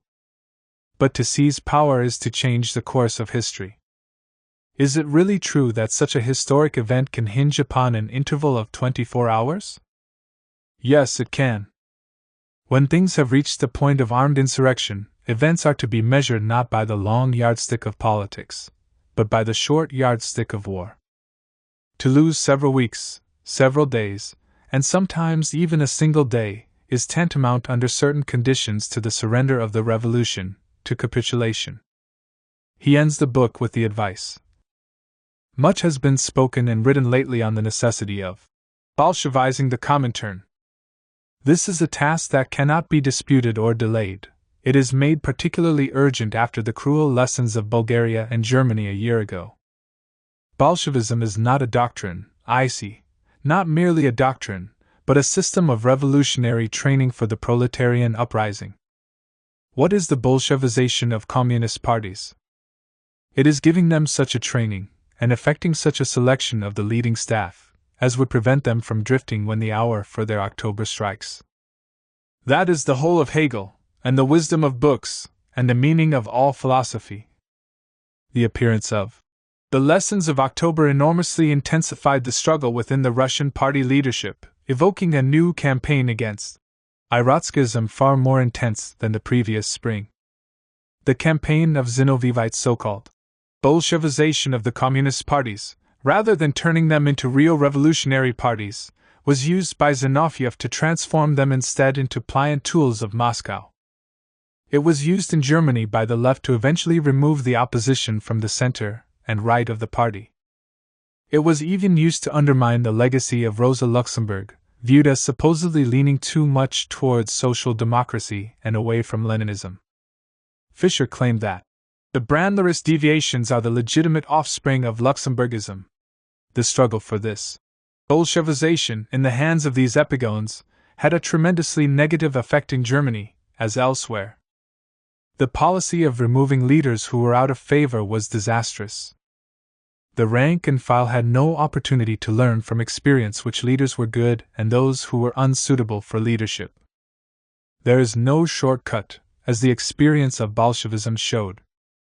It was important to learn from mistakes, rather than attempt to establish the so-called infallibility of the leadership.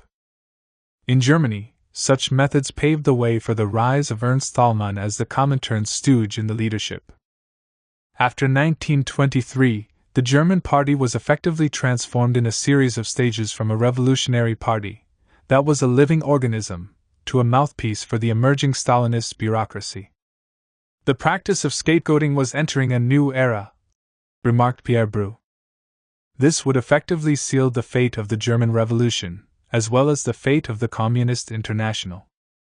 Chapter 6: The Interregnum.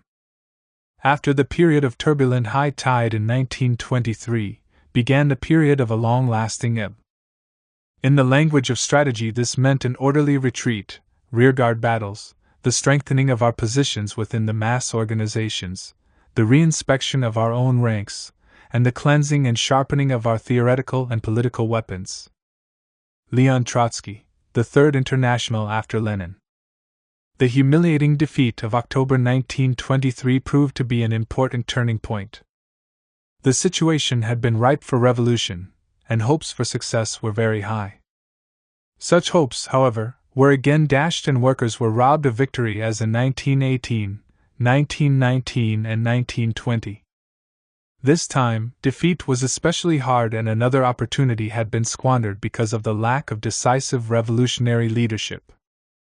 As with past defeats, it affected the morale of sections of the working class and further demoralized the ruined petty bourgeoisie, who were desperately seeking a way out of the crisis. The proletarian hundreds, the shock troops of the insurrection, after being made illegal, simply disappeared. But out of the ashes a new military defense formation called the Red League of Front Fighters emerged.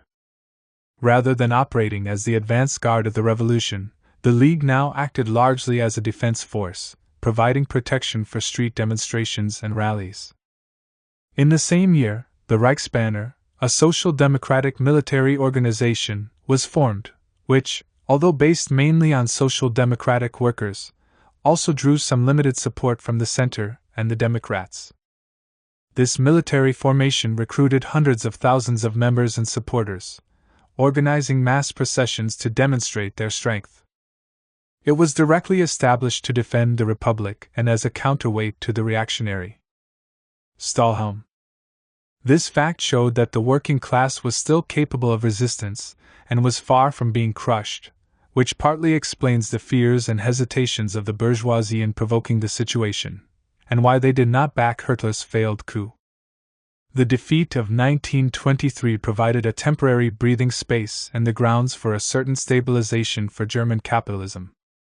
The bourgeoisie had been staring into the abyss, but with the defeat of the revolution, they managed to escape being overthrown. The stalemate in the class struggle provided the Weimar Republic with an interregnum, which the representatives of German capitalism used to shore up the system. The German defeat had profound international repercussions. It cast a dark shadow over the workers' movement, not only in Germany. Within the Soviet Union, it undermined the hopes of the Russian masses, exhausted and isolated. They had been following the events in Germany with intense interest and anticipation. This defeat meant that their suffering would continue. The growing bureaucracy within the state and party fed from this demoralization, allowing them to further consolidate their position, standing above the working class. The bureaucracy had arisen out of the isolation of the revolution under conditions of extreme economic and cultural backwardness. Composed of the millions of officials largely from the Tsarist regime, this bureaucratic caste was strengthened each time the working class suffered setbacks and defeats. With each retreat, they assumed greater control over state and party. For them, the machinery of administration, the apparatus, became an end in itself, and was the basis of its bloated incomes and privileges. It was a parasitic growth on the worker state. As Engels explained, when government, art, science, and culture become the property of a small minority, it uses and abuses its position for its own ends. The Soviet regime was afflicted early on with bureaucratic deformations, which was a product of the backwardness of the economy. This problem was explained honestly by Lenin, who never tried to conceal or prettify the situation. The apparatus we call ours is, in fact, still quite alien to us. It is a bourgeois and czarist hodgepodge. We took it over from Tsarism and slightly anointed it with Soviet oil. Lenin knew full well what Marx meant in the German ideology, when he said, "When want is generalized, all the old crap revives." With every setback, every difficulty, and every defeat, the bureaucracy grew in strength and confidence. Unlike other bureaucracies in the West, the Soviet bureaucracy was a parasitic caste that fed off of the gains of the nationalized planned economy. It represented a Thermidorian reaction to the October Revolution, which would eventually end up with the victory of Stalinism, a bureaucratic political counter-revolution, but based upon nationalized property relations. It is no accident that Lenin's last struggle, in a political bloc with Trotsky, was against the bureaucracy. His last writings, including Better Fewer, but Better, March 2, 1923, are a testimony to this struggle. He was planning a bombshell against Stalin, but was prevented in carrying this out by a series of strokes which forced him to give up political activity. Lenin finally died on January 21, 1924, a few months after the defeat of the German October. These two events, the defeat in Germany and the death of Lenin, came as devastating shocks that severely undermined the morale of the Soviet working class. These were followed by a further disappointment in December 1924, when the Estonian Rising also went down to defeat. Victor Serge explained, "Everything, in the last analysis, depends on the international situation." After the failure of the revolution in Germany in 1923, the Chemnitz Conference, the Hamburg insurrection, the violent repression of the workers' government of Saxony, the dictatorship of General von Seeckt, a wave of depression passed over Russia, and the bureaucracy had its own way for 3 years. The German Revolution had, as a consequence, more influence on Stalin than Stalin on the German Revolution, noted Trotsky. Struggle sharpens. These events were to signal a sharpening of the struggle between Stalin, who had formed an unprincipled bloc with Zinoviev and Kamenev, against Trotsky's left opposition, which demanded a return to Leninism. The Troika intrigued and conspired at every opportunity behind Trotsky's back to discredit him. They feared that the opposition's criticisms would now be linked with the debacle in Germany, and have repercussions throughout the International. For them, this was something that had to be prevented at all costs. Trotsky wrote, "The first palace coup, the result of a systematic organized conspiracy, was carried off in 1923-24, after being carefully prepared during the months when Lenin was struggling against death. Behind the party's back 6 members of the Politburo organized a conspiracy against the 7th. They bound themselves by a pledge of mutual discipline. They communicated by means of coded telegrams with their agents and reliable groups in all parts of the country. The 1923 opposition was formed by a leading layer of old Bolsheviks who fought for, among other things, the restoration of internal party democracy and a plan to coordinate a more rapid development of industry and agriculture. The opposition's slogans were, against the merchant, the rich peasant, and the bureaucrat, and carry out Lenin's testament. The left opposition was faced with a ferocious campaign by the apparatus, which cynically used all the old long-forgotten differences between Lenin and Trotsky, resolved in practice by the experience of the October Revolution, to discredit Trotsky. As Zinoviev later admitted, they had deliberately invented the term Trotskyism as a means of driving an artificial wedge between Leninism and the views of Trotsky.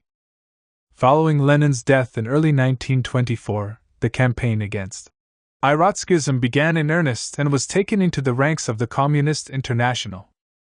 In an article entitled Bolshevism or Trotskyism, Zinoviev asked, "What is then needed?" What is needed is that the party should guarantee itself against the repetition of assaults on Leninism. Serious party guarantees are needed that the decisions of the party shall be binding on Comrade Trotsky. The party is no discussion club, but a party, and a party operating in the complicated environment in which ours finds itself. The watchword of the day is Bolshevization of all strata of the party. Ideological struggle against Trotskyism. Above all, enlightenment, enlightenment, and once more enlightenment. But there was no enlightenment, only a campaign of denigration and falsehood against Trotsky and the opposition. This went hand in hand with demands for loyalty to the ruling group. Socialism in one country. One thing inevitably led to another. Following these defeats, the bureaucracy, growing more confident, began to flex its muscles. It was a period of bureaucratic retrenchment within the Soviet Union. With this, Stalin came forward in October 1924 as its spokesman with the anti-Marxist, anti-Bolshevik theory of socialism in one country. The theory was a direct reflection of the growing desire of the bureaucracy for stability. They wanted to put an end to the revolutionary upheavals of the past. Up until that moment, Stalin had argued, along with everyone else, that socialism could only be attained with the support of several advanced industrial countries. As late as spring 1924, Stalin outlined Lenin's views on the building of socialism, as follows.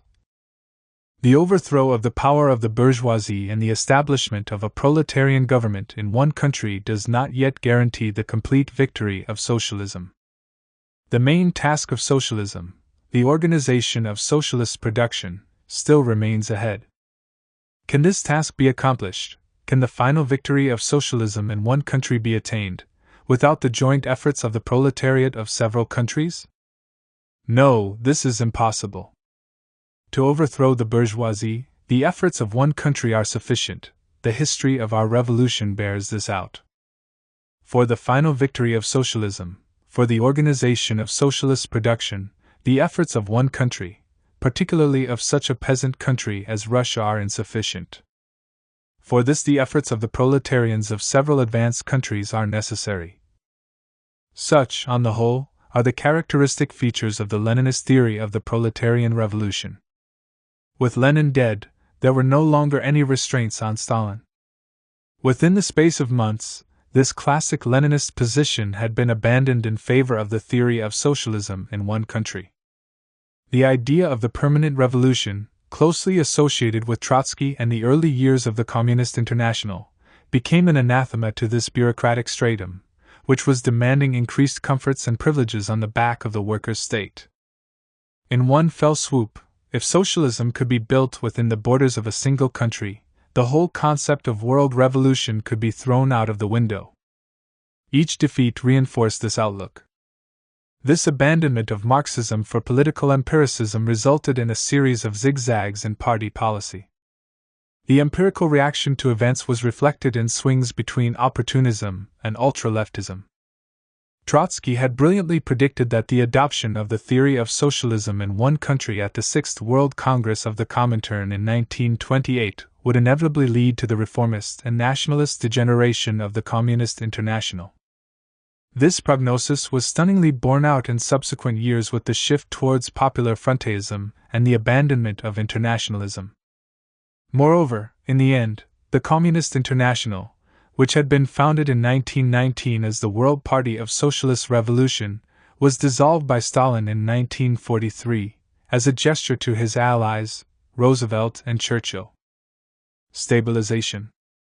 In Germany, following the turmoil of 1923 and the October events, the bourgeoisie demanded drastic action to stabilize the political and economic situation. A state of emergency was introduced by Ebert, who invoked Clause 48 of the Weimar Constitution, which granted emergency powers to Gessler, the Minister of Defense, and the Commander-in-Chief, General von Seeckt. This state of emergency, which also banned the Communist Party and its activities, was to remain in place until February 1924. Emergency economic measures were also taken. In order to squeeze hyperinflation out of the system, a new currency was introduced, the Rentenmark, by the finance minister, Hans Luther. This revaluation, which proved extremely painful, did help to squeeze out the excess liquidity from the system and help stabilize things. On November 15th, the currency was stabilized on the basis of an exchange rate of 1 trillion paper marks for 1 gold mark, 1 Rentenmark. While on November 16th, 1923, the dollar exchanged for 2,520 billion marks. 3 days later, the dollar was quoted in the new currency at 4.2 Rentenmarks. This shock therapy was welcomed by the serious sections of the ruling class, despite resulting in a wave of bankruptcies, especially amongst small and medium enterprises. These were mostly swallowed up by the big corporations, further increasing the concentration of capital. Those capitalists who had made fortunes out of inflation and built new business empires overnight now regarded stabilization as a means of consolidating their power. While the measures served to stabilize the mark, borrowers had to repay their loans valued in inflated marks with lower denominated Rentenmarks. The deflation squeezed the fictitious cash out of the system, but at a massive social cost. The Enabling Act pushed through by Hans Luther limited the revaluation of the paper currency debts to 15% of their original value. He also made sure that the government was exempt from the revaluation of its own debts until the reparations had been duly paid. This provoked great resentment, especially in the eyes of the ruined middle classes who were being driven down into the ranks of the proletariat, and even lumpenproletariat. 8-hour day abolished. Since December 1923, the government had been dominated by 2 bourgeois parties, the People's Party and the Catholic Center Party, whose leader, Dr. Wilhelm Marx, became head of the government. Dr. Marx had ruled by decree, increasing indirect taxes while cutting taxes for the rich, and other such deflationary measures to assist the program of economic recovery. The 8-hour day, introduced during the 1918 revolution, was finally abolished, to the great delight of big business. The nationalists, who were absent from government, now felt excluded and wanted in, despite their ambivalence towards the Dawes plan. Pressure therefore mounted for new elections. The Reichstag was soon dissolved and a new general election arranged for May 1924. The most telling result of these elections was the humiliating defeat for the Social Democrats, who lost 71 seats and were reduced to 100 seats in the new parliament. They had been duly punished by the working class for their involvement in the discredited coalition of Stresemann in the autumn 1923. The Communists, on the other hand, who had been legalized shortly before the election, benefited from the political polarization and radicalization that had taken place, and succeeded in increasing their number of seats from 17 to 62. While the Social Democrats received 6 million votes, the Communists saw their vote rise to nearly 4 million. This changed again when further elections were called in December, by which time the effects of the stabilization began to be felt. With the return of some semblance of hope, the fortunes of the Social Democrats also improved. This saw the SPD increase its number of seats in December from 100 to 137, and its vote rose to 8 million, a substantial rise on May's result. In contrast, the relatively stable conditions had the opposite effect on the Communists, who lost 17 of their 62 seats and their vote went down to 2.7 million. Another coalition government was formed, this time with Hans Luther as Chancellor and Stresemann as Foreign Minister. They were now joined in the coalition by the German nationalists, DNVP, who had also made sweeping gains at the expense of the German Democrats, DDP, and the People's Party, DVP. This, however, proved to be a very unstable government. The parties, especially the nationalists, were racked by a whole series of resignations and splits, which reflected the continuing political impasse in Germany. The imperialist powers, especially the United States and Britain, had become alarmed by the revolutionary events of 1923, which came so close to overthrowing capitalism. They were alarmed by the prospect of Bolshevism sweeping through Germany and Europe unless the crisis over reparations was quickly resolved. Even in France, the opinion of the majority was in favor of withdrawing its troops from the Ruhr. The victor powers were therefore forced to change their approach to Germany. This need for change was further strengthened by the election of the Left Bloc in France, which was keen to reach an agreement with the Germans. Following the London Conference of August 1924 and the acceptance of the Dawes Plan, the idea of squeezing the Germans until the pips squeak was abandoned. The new London Agreement secured the withdrawal of French troops, while American imperialism poured in colossal sums of cash in the form of loans to rebuild German industry. As a consequence, the payment of reparations was drastically reduced, while German big business received a loan of $5,000 million to strengthen its gold reserves and help stabilize the economy. This loan was also used to underpin the new currency, the Rentenmark. The Dawes Plan marked the beginning of a German economic recovery. Economic revival. With industry returning to normal, as workers began to regain their confidence, trade union struggles also returned, with the number of industrial disputes rising sharply. The employers resorted to lockouts, resulting in a ferocious class struggle. So, in 1924, there were more working days lost in strikes and lockouts than in any other year between the two world wars. 13.2 million days were lost through strikes and 22.6 million days due to lockouts. The strikes were an attempt by the working class to claw back the lost ground, including efforts to restore the 8-hour day. Despite this increase in trade union activity, the membership of the trade union federations declined, falling from 7.8 million in 1922 to around 4.6 million in 1924.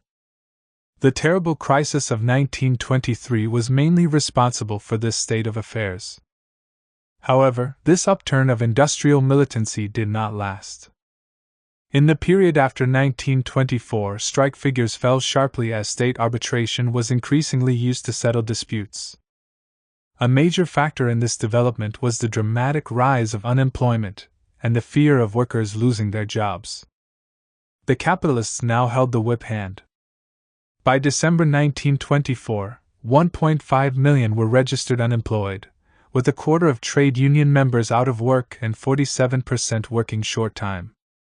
Increasingly, the trade unions grew to rely, not upon their own strength, but on help from state intervention and arbitration. The German economic recovery was described as an Indian summer. The boom/slump cycle was certainly experiencing an upward phase in Europe and in America.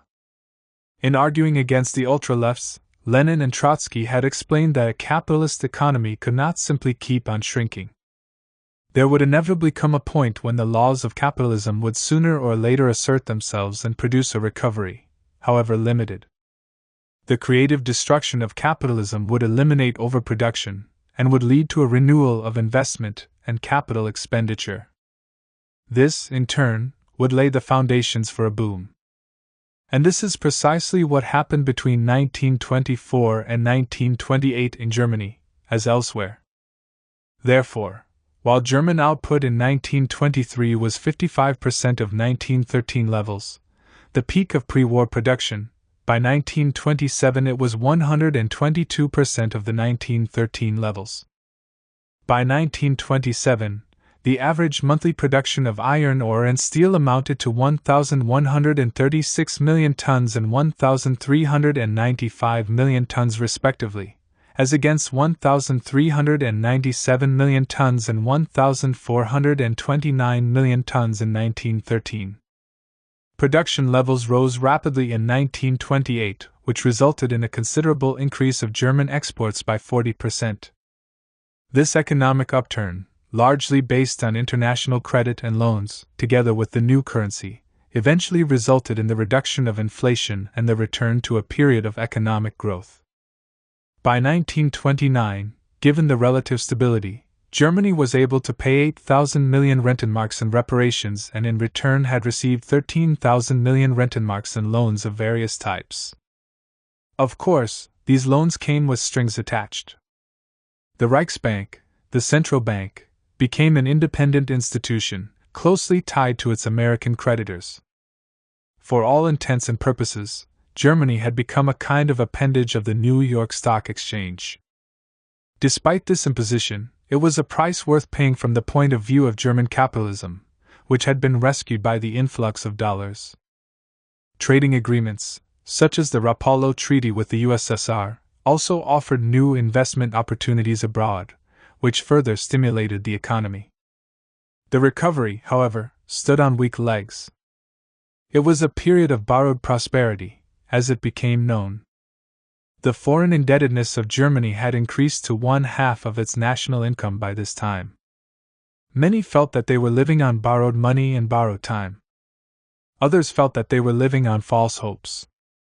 The economic growth, mostly artificially sustained, could not last on such a basis. It was far from being a golden age, or even the roaring 20s, and would finally be shattered with the arrival of the Great Depression from 1930 onwards. It was a depression that would hit Germany extremely hard. It is no accident that it was in 1928, at the height of the boom, that the well-known economist Werner Sombart, who started his career as a Marxist, ended up revising all of Marx's ideas, published his own Modern Capitalism as opposed to Marx's Capital.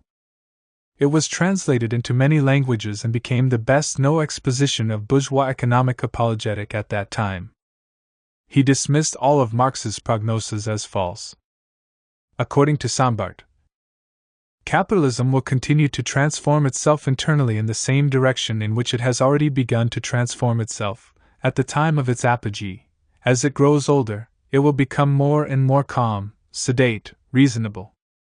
Unfortunately for Sombart, his book appeared on the bookshop shelves not long before the greatest crash ever experienced by capitalism.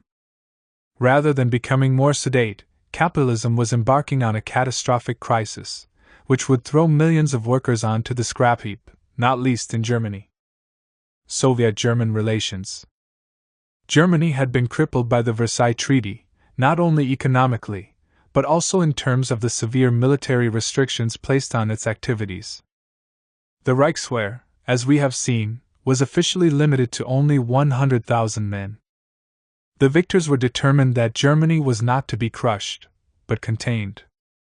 The Soviet Republic was also surrounded by hostile imperialist powers, led by Britain and France, and was searching for potential allies. Therefore, a degree of cooperation between the Soviet Republic and Germany was considered beneficial, although military matters had to be kept secret. Thus, the Treaty of Rapallo was signed on April 16, 1922 between Germany and the Russian Soviet Federative Socialist Republic, RSFSR, under which each party renounced all territorial and financial claims against the other. This meant the cancellation of the Treaty of Brest-Litovsk imposed by German imperialism in 1918. Both governments agreed to normalize their diplomatic relations and to cooperate in a spirit of mutual goodwill and meeting the economic needs of both countries. While publicly denying such close cooperation, they secretly established elaborate military partnerships between the two powers. The Treaty of Rapallo now allowed the Germans to evade many of the stringent provisions of the Versailles Treaty. For example, as Germany was not allowed to maintain an air force, those Germans interested in aviation could get their initial training in Russia. The treaty also provided a boost to the Soviet armaments industry by extending the cooperation with the German military and industrial experts. For instance, a new tank factory called Kama was established near Kazan as a joint enterprise of the Reichswehr and the Red Army. This was supplemented by the establishment of a tank training school on the river Kama.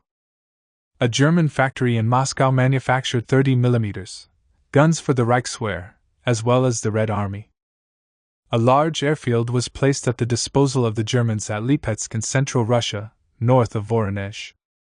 This had two functions: training German pilots in military aviation, and the testing of modern military plans. The establishment was entirely a German creation. During the summer flying season, about 50 pilots and up to 100 technicians came from Germany for training. Clearly, such collaboration greatly benefited the young Soviet state, having faced years of blockade, civil war, and imperialist aggression. Uprising still remains on the agenda. The communist movement was also experiencing upheaval. The October 1923 debacle had direct consequences for the KPD. In November, the party had been banned by General von Seeckt, and its members were subject to widespread repression and arrest. But as we have seen, the seriousness of the defeat was very much played down in Moscow. Zinoviev, now zigzagging back towards an ultra-left position, proclaimed that the situation in Germany had not changed, and that the insurrection and the conquest of power were still very much on the agenda. The Executive Committee resolution of January 19, 1924 stated, "The fundamental estimation of the situation in Germany which was given in September 1923 by the ECCI remains essentially the same. The KPD must not strike off from its agenda the question of the uprising and the conquest of power." The resolution went on to proclaim that the leading layers of German social democracy are at present nothing other than a faction of German fascism under a socialist mask. The KPD rejects negotiations with the SPD, and also with the left SPD leaders until they have the guts to break with the SPD leadership. The turn in tactics is therefore expressed in the words, "United Front from below."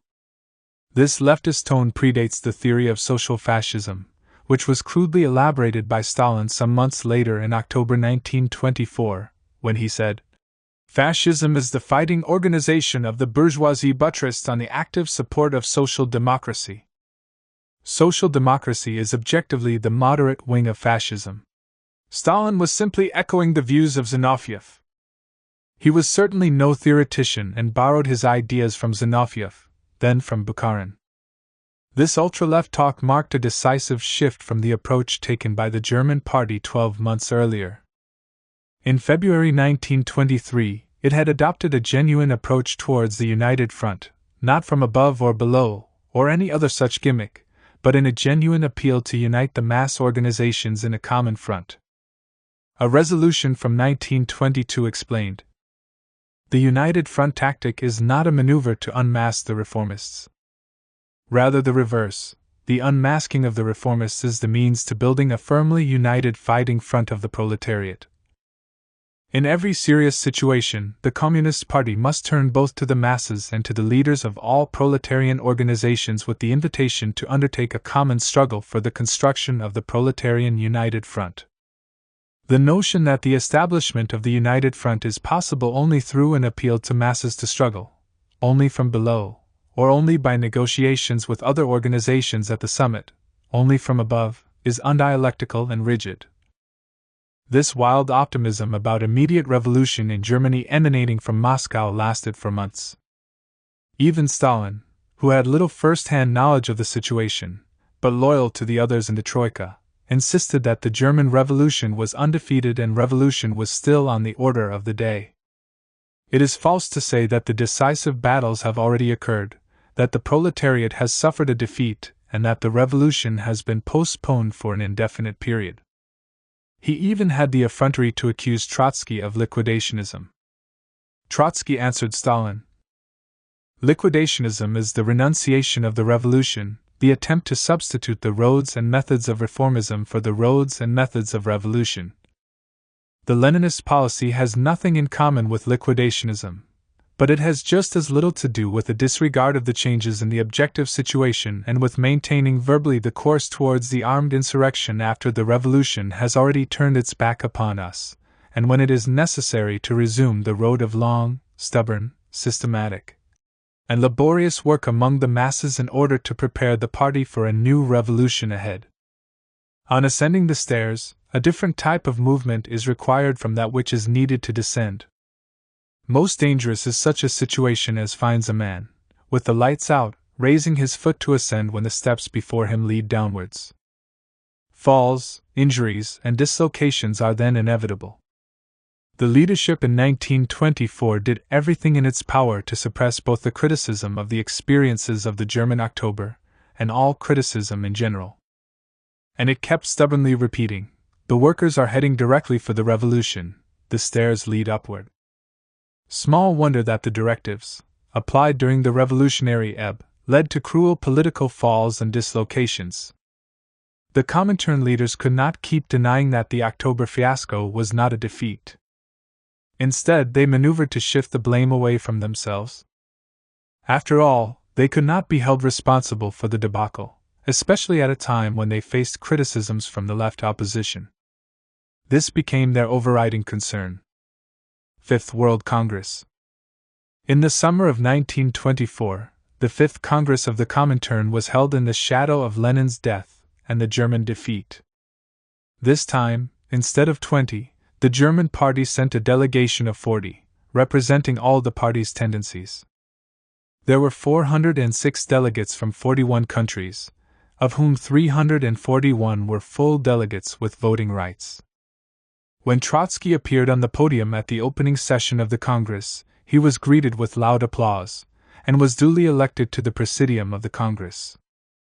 But this warmness was soon curbed in the delegation meetings, where national leaderships were instructed to condemn the Russian opposition.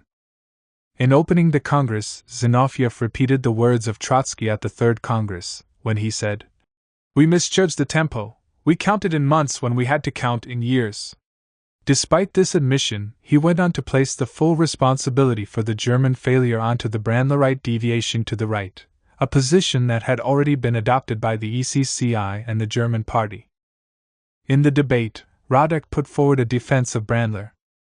He was then answered by Ruth Fischer, who declared that Radek and his Brandlerite supporters no longer had any belief in the German or European Revolution. Brandler intervened to defend himself, but his arguments had little effect, if any. This emboldened the German lefts, who went on to criticize the draft theses of the ECCI, which had raised the idea that German capitalism could enjoy a temporary recovery, saying it was a dangerous illusion. The lefts had stuck to the position they held in 1921, when they asserted that a recovery was impossible. Not a single delegate raised any support for the Russian opposition, including Radek. On the contrary, after being suitably primed, the leaders of the national parties joined in the chorus of denunciation of the opposition. The Congress then formally endorsed the resolutions of the Russian Party Conference and Congress, which had condemned the opposition platform. The key issue arising at the Congress was the Bolshevization of the communist parties, which was raised in Zinoviev's speech. In condemning Trotsky, the Russian leaders had proclaimed themselves the true Bolsheviks. The cure for any such possible deviations was an infusion of Bolshevism. When Zinoviev summed up the debate, he said it was more extensive than ever before. To cover himself, he leaned to the left by sharply attacking both Radek and the Social Democrats. It was at this Congress that Trotsky and Radek were voted off the Executive Committee of the Communist International. Stalin, who played no role in Comintern affairs, was elected for the first time to the executive. Thus, the Bolshevization of the communist parties was the prime message that emerged from the Congress. Albert Trient, one of the French party leaders, summed up the position with an attack against the Russian opposition in an article. "Our motto is clear, no de-Bolshevism of the Russian party, but on the contrary Bolshevism of all the communist parties." It would not be long before he himself was expelled for his leftist opposition. The most important party outside the Soviet Union was purged of Brandlerism and then placed in the hands of the ultra-lefts, Ruth Fischer and Arkady Maslow. In April 1924, the 9th German Party Convention elected both of them as co-chairs of the Communist Party. Brandler did not win a single vote, meaning the party's right was completely defeated. With this shift, the center also collapsed. In the Congress, there was a sharp discussion on the trade unions, where a number of delegates said that it was not possible to work in the reformist unions. However, a compromise resolution was passed that agreed party members would continue to work in the unions. This sharp turn to the left within the KPD served to throw the party from the frying pan into the fire. Since the Fifth Congress in the summer of 1924, Brandler, Thalheimer and 4 other rightists had been recalled to Moscow for other duties to prevent them from intervening in KPD affairs.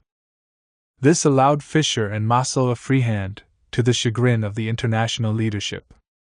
The resolution of the ECCI in April 1926 recorded that the Comintern was obliged to the transfer of leadership to the left, in spite of the fact that it knew that Maslow, Ruth Fischer and Stalin were capable of committing the greatest ultra-left errors. These leaders were repeatedly called to order, but with varying success. In November 1923, a conference of the opposition within the trade unions, 2/3 of whom were communists, took place in Erfurt. Given the bitterness following the October defeat, the decision to formally leave the ADGB Free Trade Union Federation was only narrowly defeated. In this atmosphere, Fischer and Maslow conducted an active campaign against the reformist unions. In response, the leaders of the ADGB organized a campaign of mass expulsions of the communists from their ranks. Both the lefts and the bureaucrats leaned upon one another. In January 1924, the trade union leaders voted to expel anyone conducting communist propaganda. As a result, the expulsion of communists from the unions was a regular occurrence. This in turn stirred up feelings that communists should turn their backs on these yellow trade unions. This feeling became widespread in the party. There were, however, repeated attempts to combat this tendency.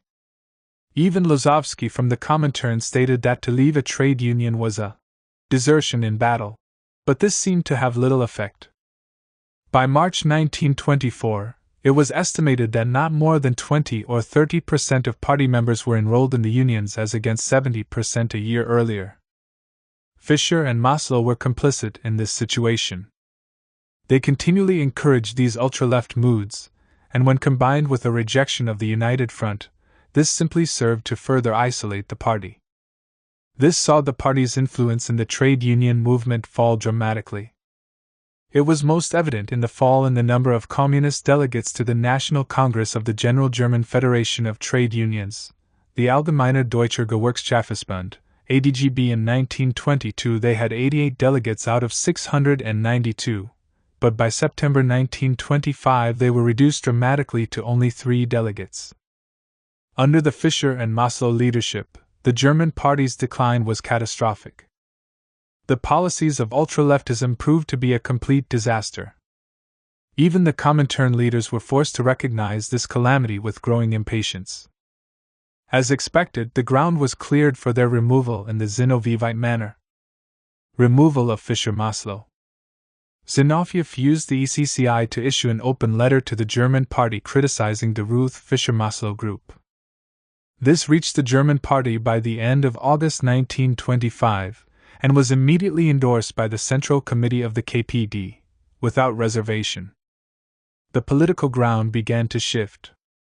An article appeared in Pravda accusing the Ruth Fischer-Maslow group of wishing to be more to the left than Leninism, and condemned their failure to win over the Social Democratic workers in the unions. Nearer to the Social Democratic workers. Real application of United Front tactics, not in words but in deeds. Energetic strengthening of trade union unity. That is the political meaning of the ECCI letter. Thus began the general offensive against Maslow and Fischer, which did not let up until they were finally removed. The attitude of the group of Comrade Maslow to the Comintern has been incorrect and un-Bolshevik since the Third World Congress, stated the ECCI in a circular to all members of the KPD. Zinoviev described them as intellectuals of the left who had their own ambitions, and it was necessary to put them in their place. The pretension of these intellectuals was to lead not only the KPD, but the Comintern as well. This was followed by the KPD Congress passing a resolution condemning the party's ultra-left tendencies. On the instructions of Zinoviev, Fischer was summoned to Moscow as part of a German delegation in September 1925 and was held there for months. Meanwhile, Maslow had been in prison in Berlin since May 1924 on a charge of high treason, but this did not stop him from writing or communicating with party members. Zinoviev and his entourage began to groom Ernst Thälmann, the chairman of the party, to become its new leader. He was viewed as the proletarian and the true leader of German communism. He, in turn, tried to establish his credentials by immediately recognizing the importance of the trade union work, in contrast to Fischer and Maslow. Eventually, Fischer and Maslow were duly expelled in August 1926 for indiscipline and preparing a split. They were then replaced by Thälmann, who was altogether more pliant to the needs of Moscow. The center led by Ernst Mayr was essentially brought to heel. Mayr stated, "It will hasten clarification. Whatever its ambiguities, it indicates the right road. It is now our task to do the rest." It would be foolish on our part to deny Thalmann our wholehearted support, when the Central Committee genuinely accepts the new course. We must help the party to overcome the present crisis with the least amount of damage. We could not refuse to collaborate, for this was the policy we ourselves have been advocating for a long time. Hugo Abans took over the leadership of the German lefts, but later came out in support of the united opposition of Trotsky and Zinoviev, and was duly expelled. The apologist of Stalinism, the historian Erich Hobsbawm, tried to justify these maneuvers which destroyed the internal life of the communist parties. He wrote, "Direct Comintern intervention in 1925 deposed the left leaders. Nothing else could have been done, and this established a sinister precedent." Hobsbawm, belonging to the Stalinist tradition himself, was incapable of understanding that with such methods you could only build a movement of obedient fools, and not thinking Marxist cadres. Fischer and Maslow went on to help found the Leninbund in April 1928, an opposition group based on support for the united opposition. However, following Zinoviev's capitulation, they withdrew. By 1926, Zinoviev and Kamenev had in fact broken with Stalin and had come over to Trotsky, but this only lasted 18 months, before they capitulated. Fischer and Maslow then formed a small international group, which adhered to the International Communist League established by Trotsky, following a meeting with him in early 1934. They both participated in the movement for the Fourth International, but quit the movement sometime in 1936. They eventually shifted to the right, and ended up breaking with communism. The removal of Fischer and Maslow from the German leadership saw the end of a sectarian approach to the trade unions, but, as was now becoming the norm, ultraleftism gave way to a swing in the opposite direction. Within a year, a new, more opportunist policy was adopted by the Comintern, reflected in the formation of the Anglo-Soviet Trade Union Committee in Britain. The latter was an agreement between the British Trade Union Congress, TUC, and the Russian trade unions to oppose war and carry out general cooperation. All this achieved was to provide a left cover for the TUC leaders, especially the lefts on the General Council, to betray the 1926 general strike.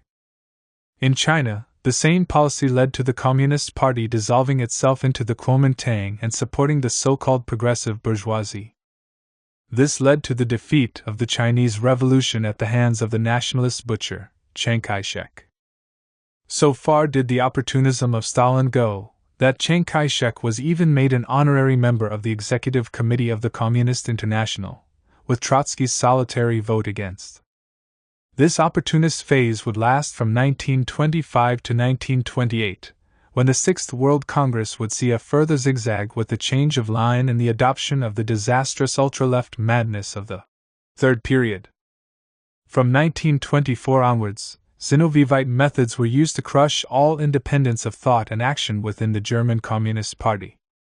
The same policy was applied throughout the Communist International.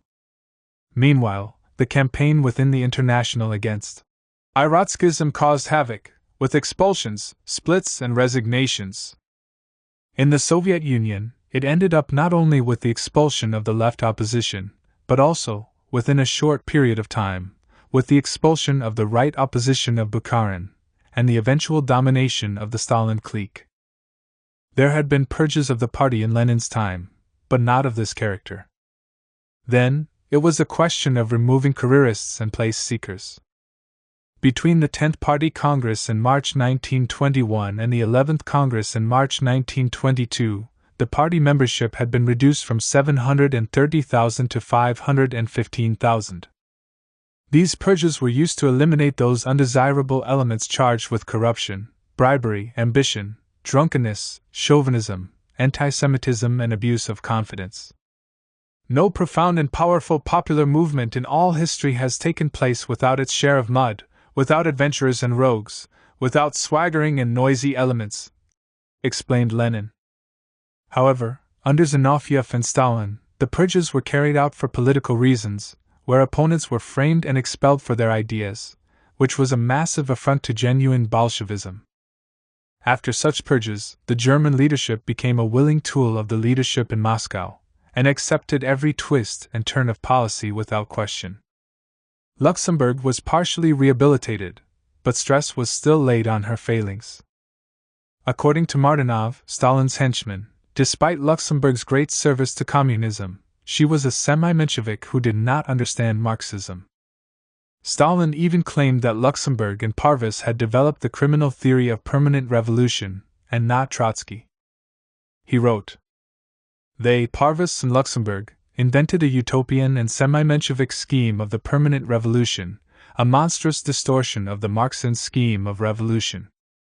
This was a dastardly act for which they were falsely accused."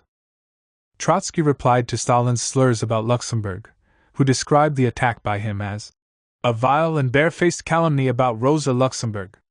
He explained, Lenin understood Rosa Luxemburg's mistakes more profoundly than Stalin, but it was not accidental that Lenin once quoted the old couplet in relation to Luxemburg. "Although the eagles do swoop down and beneath the chickens fly, chickens with outspread wings never will soar amid clouds in the sky." Precisely the case. Precisely the point. For this very reason Stalin should proceed with caution before employing his vicious mediocrity when the matter touches figures of such status as Rosa Luxemburg. 1925 Presidential Election. The death of Ebert in February 1925 resulted in a new election for president. 7 candidates took part in the first ballot. The right-wing parties had put up a joint candidate, Dr. Jars, the burgomaster of Duisburg, a conservative, who won the first round of voting with 10.5 million votes. In second place came the Social Democrat, Otto Braun, the then Prime Minister of Prussia, with almost 8 million votes. Dr. Wilhelm Marx, the leader of the Catholic Center Party, got less than 4 million votes. He had headed a government in early 1924 which introduced severe deflationary measures against the working class and ruled by emergency decree. Then came Ernst Thälmann, the communist candidate who received barely 2 million. They were followed by General von Ludendorff, who had been nominated by the Nazis, with less than 300,000 votes. This election marked the lowest level reached by the Nazi Party up until this point. The Democrats and the Bavarian People's Party also put forward candidates who received respectively 1.5 and 1 million votes. A second ballot became necessary, which saw a dramatic realignment of candidates. In the second round, the Social Democrats, despite gaining 8 million votes, withdrew their candidate in favor of Dr. Wilhelm Marx of the Center Party. Far from being a frontrunner, Dr. Marx had only received half as many votes as the Social Democrat, Otto Braun. The right had also changed their candidate from Jars to the 78-year-old Field Marshal von Hindenburg, advertised as the savior, the former commander-in-chief of the Imperial Army, who newly entered the race. The Social Democrats had justified their support for the reactionary Dr. Marx as a policy of the lesser evil, where the evil Dr. Marx was considered more acceptable than the even more evil von Hindenburg. In reality, this was like choosing between Beelzebub and Satan, a bankrupt policy, which had fatal consequences in the pre-Hitler years. If Dr. Marx had been elected president, he would have been a willing tool of the generals and the capitalists, as he had been as chancellor. This policy of appeasement on the part of the Social Democrats based upon alliances with the enemies of the working class could only lead to confusion and eventual capitulation. The Communist Party again put up Ernst Thälmann as their candidate. Although this was simply a show of strength, the Communists had no other choice but to stand. There was no fundamental or principal difference between the reactionary camps of either Dr. Marx or von Hindenburg, either of which could be supported.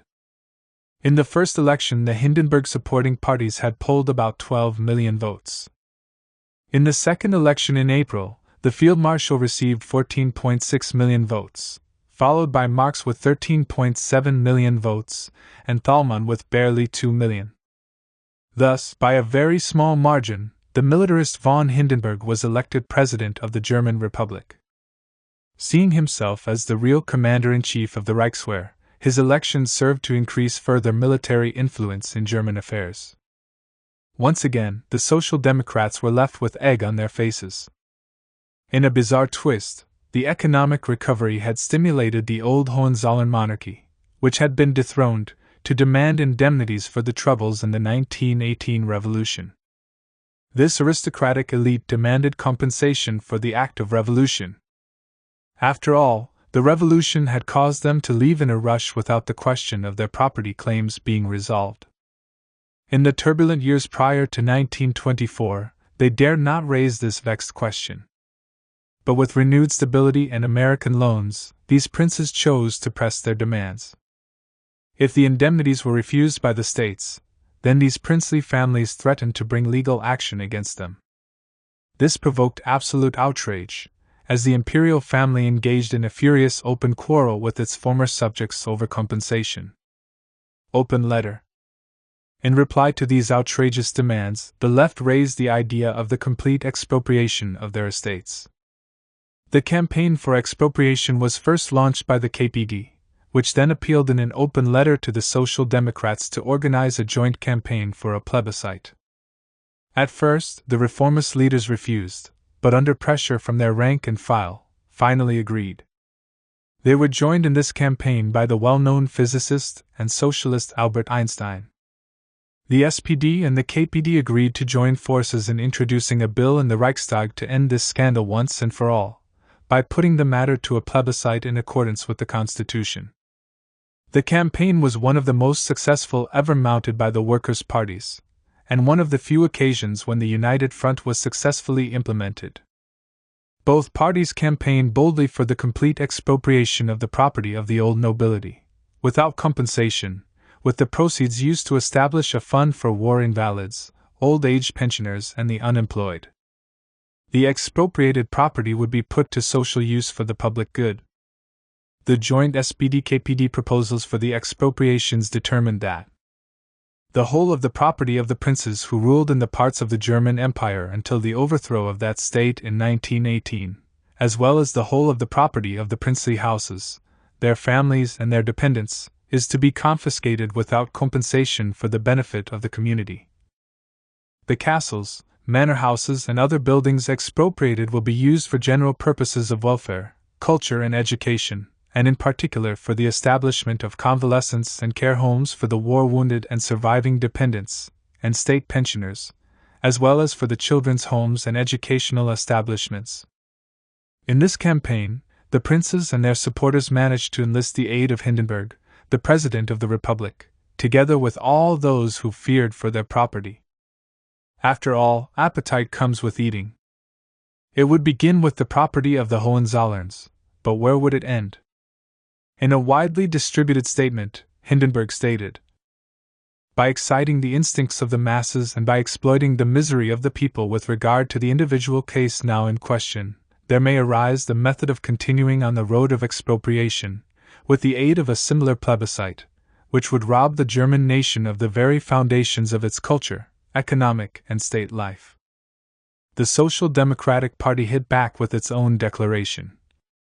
What connection is there between justice or morals and the fact that Wilhelm Ll., who possesses property in Holland worth many millions, now demands a further 300,000 morgen of German land together with castles and other valuables worth 183 million gold marks? When the plebiscite was finally held in March 1926, it was a great success with 12.5 million supporting the princely expropriations. Nevertheless, according to the Constitution, in order for the plebiscite to succeed, it would need to be followed by a further referendum, where more than half the entire electorate would need to support the proposal. In the new referendum, a campaign was now organized by the pro-monarchist forces to force people not to vote so as the threshold would not be reached and the plebiscite nullified. The right, through the big landowners, exerted massive pressure on the rural population in an attempt to frighten them to stay away from the poll. These threats certainly had an effect. In East Prussia, the home of the landowning Junkers, only 20% of the electorate voted. The second round of voting took place in June 1926. Although the campaign for expropriation failed to achieve the necessary threshold of 20 million votes to succeed, namely half the electorate, the combined left forces won a very impressive 16.5 million votes. This certainly compared very favorably with the combined 10.5 million the two parties had recorded in the December 1924 general election. It was the most successful joint action between the left parties since the Rathenau murder in 1922 or the Kapp Putsch of 1920. Unfortunately, it proved to be the last occasion for such a fruitful collaboration. While a coalition government between the SPD and KPD was ruled out nationally, there was certain cooperation at a state level, most notably in Saxony and Thuringia, where the state government relied on communist support. But in other areas of the country, the SPD, mostly dominated by right-wing deputies, preferred coalitions with the Centre Party and the German Democratic Party, DDP. In Hamburg in 1927 the elections produced a red majority, but rather than unite with the KPD, the Social Democrats shamefully preferred a coalition with the Democratic People's Party, DVP, the more conservative wing of the Liberals. Following Gessler's resignation as Reichswehr Minister, Hindenburg appointed his former wartime chief of staff, General Groener, in his place. Therefore, Generals von Hindenburg and Groener, the heads of the Supreme Command on November 9, 1918, having outlived Ebert, were once again in control of the German Republic. Despite all of what had happened, how little the personnel had changed. The period 1925 to 1929 were years of maximum stability for the Weimar Republic. Unemployment had fallen to 650,000 by September 1928, and retail sales were up 20% over their 1925 level. It appeared that prosperity had begun to return to Germany. But this was not to last. It was the calm before the storm. The 1928 general election. By the time of the general election in May 1928, the boom was reaching its peak. Living standards had started to rise. Germany had been admitted into the League of Nations and the Dawes Plan was functioning. War and hyperinflation were now seen as things of the past. This gave rise to feelings of a certain relief, which once again resulted in electoral gains for the Social Democrats. In the 1928 election, the SPD had polled over 9 million votes, an increase of 1.3 million over the previous election, and managed to win 153 seats. They were once again the largest party in the Reichstag. The KPD also increased its vote to 3.2 million, a rise of 500,000 votes. The party had gained an extra 9 seats, making 54 in total. Together with the Social Democrats, they were the only winners of that election, with just over 42% of the seats in the Reichstag. Ironically, almost the exact number obtained by the Nazis in the terror election of March 1933. Without exception, it was a bad election for the bourgeois parties, all of which faced a decline in support. The National Party lost 30 seats, the People's Party lost 6 seats, the Democratic Party 7 seats. Hitler's Nazi Party lost 2 seats, leaving it with only 12 seats, out of 474, and 810,000 votes. This reflected the political impasse in which the fascists found themselves. They were electorally at their lowest point, with a loss of 120,000 votes compared to the December 1924 election. The Nationalist Party's vote also fell by 1/3 to 4 million, a considerable fall. After 4 years of being out of office, the Social Democrats now returned to enter a grand coalition, headed by Hermann Miller, the Social Democrat who had tasted power before. Despite the SPD being the largest party in the Reichstag, the new Grand Liberal Social Democratic coalition contained a minority of Social Democratic ministers. These included the former radical, now conservative, Rudolf Hilferding as Minister of Finance, with Karl Severing as Minister of the Interior, and Rudolf Wessel as Minister of Labor. The Grand Coalition was a very conservative government, which pursued pro-capitalist policies on all questions, especially on the economy. The Social Democrats, who had shifted further to the right, continued with their policy of toleration towards the bourgeoisie, its system and its representatives. This whole approach was underlined in what would become known as the armored cruisers affair. The previous bourgeois government had included in its budget for 1928 the building of armored cruisers. This policy became a prime target of derision during the election campaign, especially at the hands of the SPD. The Socialists campaigned under the slogan, "Food for school children or armored cruisers."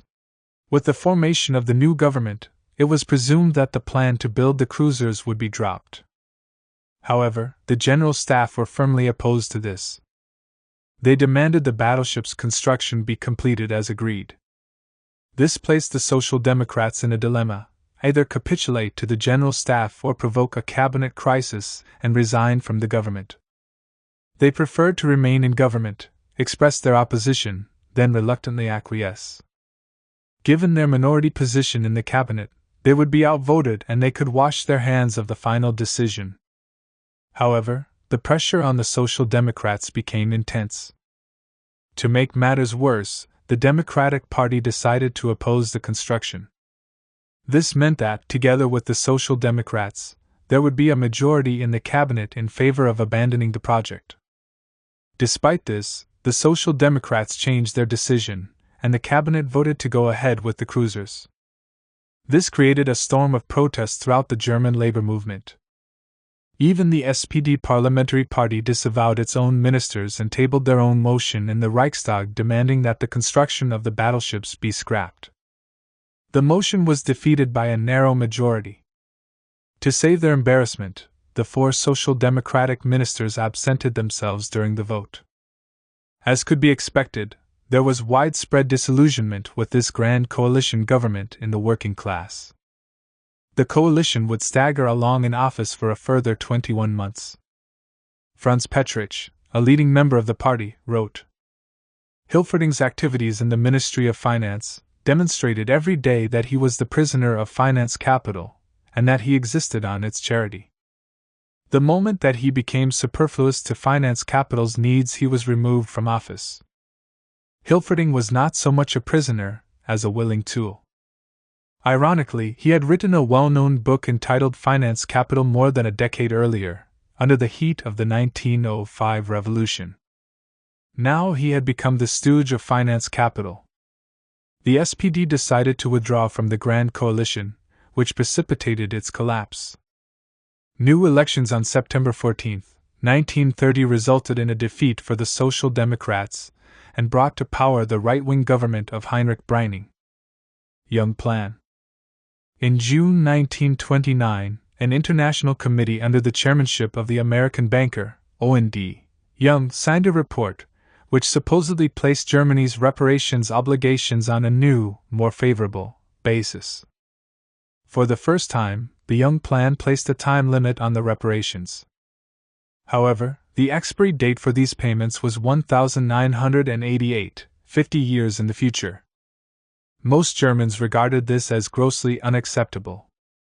It would mean that their grandchildren and great-grandchildren would still be paying Germany's reparations from the 1914 to 1918 war.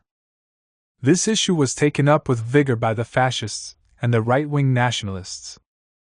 Tyson remarked, "I turned to the National Socialist Party only after I became convinced that the fight against the Young Plan was unavoidable if a complete collapse of Germany was to be prevented." The plan so enraged Hugenberg, leader of the German National Party, that he resolved to fight it to the bitter end. Hitler, ever the opportunist, offered to take up the struggle as long as he had access to a large share of the resources and could act independently. They organized a joint nationwide plebiscite to defeat the Young Plan, but were heavily defeated. However, Hitler made maximum use of Hugenberg's newspapers to enhance his popularity. By the late 1920s, Stalin had enormously strengthened his grip in the Soviet Union. Lenin's testament, which called for the removal of Stalin as General Secretary, had been suppressed. In the Troika, Zinoviev and Kamenev thought they were using Stalin, but in fact it was the other way around. Stalin used them in the fight against Trotsky and then he outmaneuvered them. It was, after all, Zinoviev who had invented Trotskyism. While Zinoviev and Kamenev were far superior theoretically to Stalin, they lacked his single-minded and ruthless character. Stalin controlled the apparatus, which he used to great effect to build up his support. He appointed those who showed loyalty towards the General Secretary to positions. Eventually, Zinoviev and Kamenev broke with Stalin over his rightward shift. He then entered into an alliance with Bukharin, who advanced the idea of socialism at a snail's pace. By this time, the Communist International had become increasingly transformed into a foreign policy tool of the bureaucracy.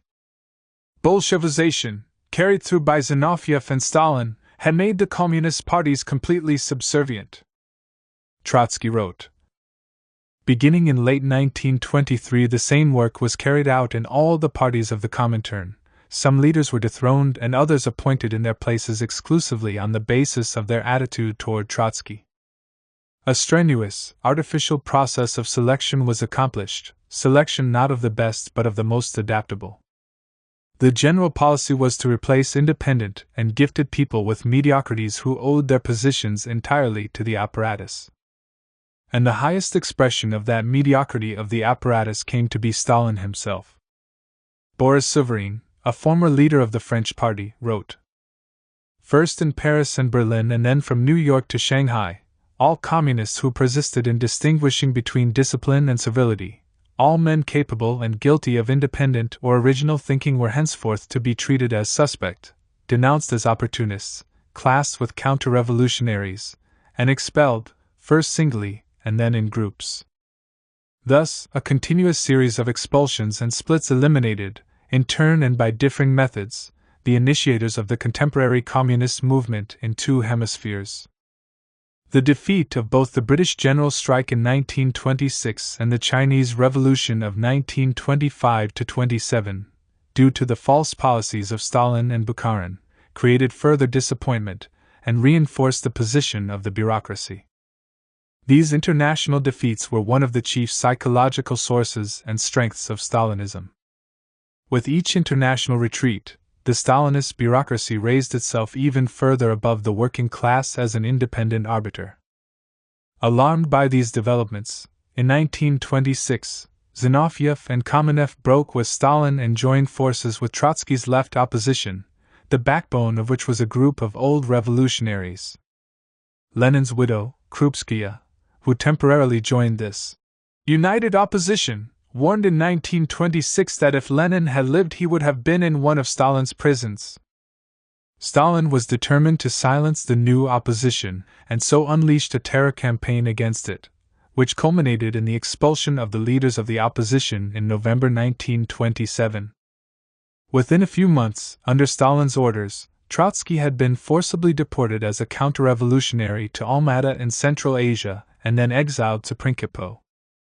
In 1928, the Russian bureaucracy was faced with an acute crisis.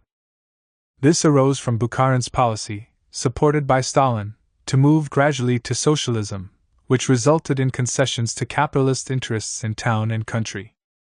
By 1928, the kulaks had enriched themselves sufficiently to threaten the Soviet government by withholding grain supplies. This resulted in a panic and a 380-degree shift of policy. Concessions to the kulaks was replaced with forced collectivization of the land, which met with massive opposition from the peasantry. This policy was in marked contrast to Lenin's idea of voluntary collectivization, assisted by mechanization and other investments. In retaliation to Stalin's policy, the peasants slaughtered their cattle and livestock, resulting in famine and mass starvation in which millions died. In addition, a 5-year plan was introduced, which the Stalinists ordained had to be completed in 4 years. Within a few years, by 1930, Stalin had in turn broken with Bukharin and began a purge of all opposition elements, including the right opposition. Likewise, the Stalinists carried through a further purge throughout the Comintern, appointing in their place loyal, pliant, obedient stooges. Between 1928 to 1930, the Comintern had been completely housebroken and accepted without protest a whole series of zigzags in policy. The Third Period. The Sixth World Congress took place in August 1928, which ushered in a new left turn in international policy.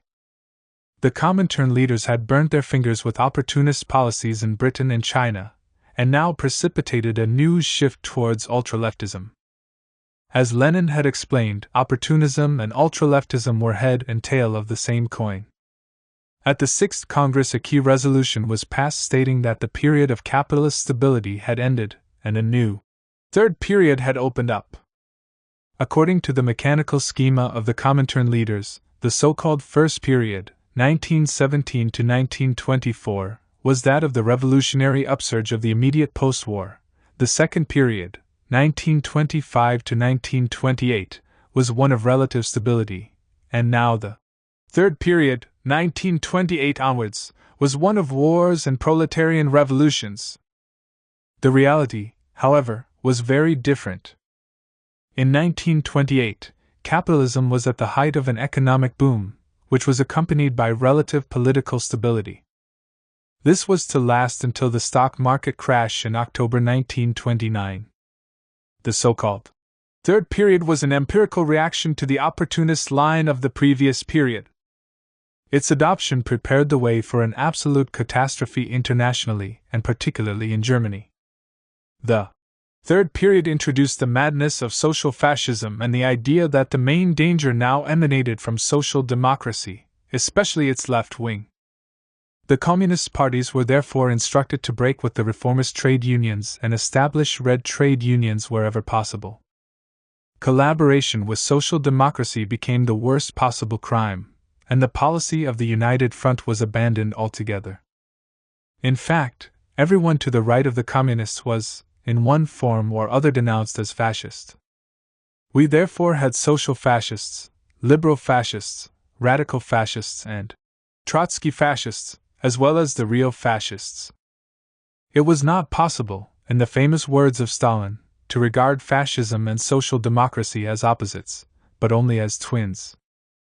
The term social fascists, as we have seen, had originally been put forward by Zinoviev as early as 1924, when he accused the Social Democrats of behaving like fascists, but this was used very loosely.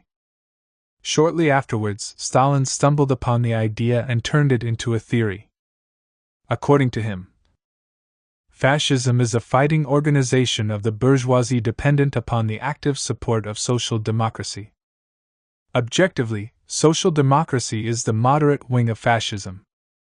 This pernicious idea had its most disastrous effects in Germany, where it was taken up enthusiastically by Ernst Thälmann, the party's leading light. The KPD issued a pamphlet entitled, "What is Social Fascism?" which explained that workers had to concentrate on the struggle against fascism in its present most dangerous form, i.e., its social democratic form. This was simply a rehash of the position of the ECCI, which stated in July 1929, "In countries where there are strong social democratic parties, fascism assumes the particular form of social fascism, which to an ever-increasing extent serves the bourgeoisie as an instrument for paralyzing the activity of the masses in the struggle against the regime of fascist dictatorship." To add to the confusion, Thälmann stated in February 1930, with the formation of the Miller coalition government, "The rule of fascism has already been established in Germany." It was clear that this theory only served to confuse and disorientate the communist workers. The idea that social democracy was fascist was complete nonsense. While the social democracy works to subordinate the working class to the enslavement of capitalism, it also needs to preserve its base within the working class, through the activities of the party, the trade unions, educational and sports clubs, cooperatives, and many more. Its interests are therefore served by the preservation of bourgeois democracy, which fascism, on the contrary, seeks to destroy. Therefore, there exists a fundamental difference between fascism and social democracy. The latter rests on workers' organizations and their rights, while the former aims to destroy them. The capitalist crisis radically transformed the situation. The growing numbers of unemployed in the severe winter of 1928 to 1929 were swollen by the increased numbers of sackings and layoffs. By February 1929, the unemployment levels rapidly climbed to over 3 million. This resulted in acute hardship, as up to 500,000 of those unemployed were excluded from state benefits. The winter was particularly cold and miserable, which added to the growing distress. The KPD attempted to capitalize on the hardship by facing towards the unemployed and organizing hunger marches and demonstrations. Faced with this situation, the trade union leaders put forward a job creation program called the WTB Plan, from the initials of its authors. They hoped that this plan, involving state expenditure, would alleviate some of the worst affected areas. Rather than giving it support, even critically, the SPD leaders repudiated the plan, as they believed increased state spending would lead to rising inflation. They were committed to orthodox economic policies. In the end, the only political party to support the trade union plan was Hitler's Nazi Party. The German communists' swing to ultra-leftism and adventurism simply isolated the party from the broad labor movement. Under these conditions, the communists soon became a party, not of the industrial workers, as in the past, but a party of the unemployed. The percentage of unemployed members in the party rose from 21% in 1927 to about 85% at the end of 1932. This change in the social composition also reinforced the ultra-left mood in the party. In conditions of economic and social crisis, the social and political tensions grew rapidly. Political violence was becoming a regular occurrence. May Day 1929. May Day in Berlin had always been a traditional demonstration of the united German labor movement. However, as a result of the poisonous theory of social fascism, the communists refused to march together with the Social Democrats. May Day 1929 was the first time that communists and socialists held separate events. This division was reinforced by the decision of Karl Zergibel, the Social Democratic police chief of Berlin, to ban outdoor May Day demonstrations on the grounds of public safety. This ban was backed up by the Interior Minister of Prussia, who threatened to use force to enforce the ban. This act was regarded as a blatant provocation to the working class of Berlin, as elsewhere. The ban not only angered the communists, but also the rank and file of the SPD, whose party had initiated May Day as part of the struggle for an 8-hour day.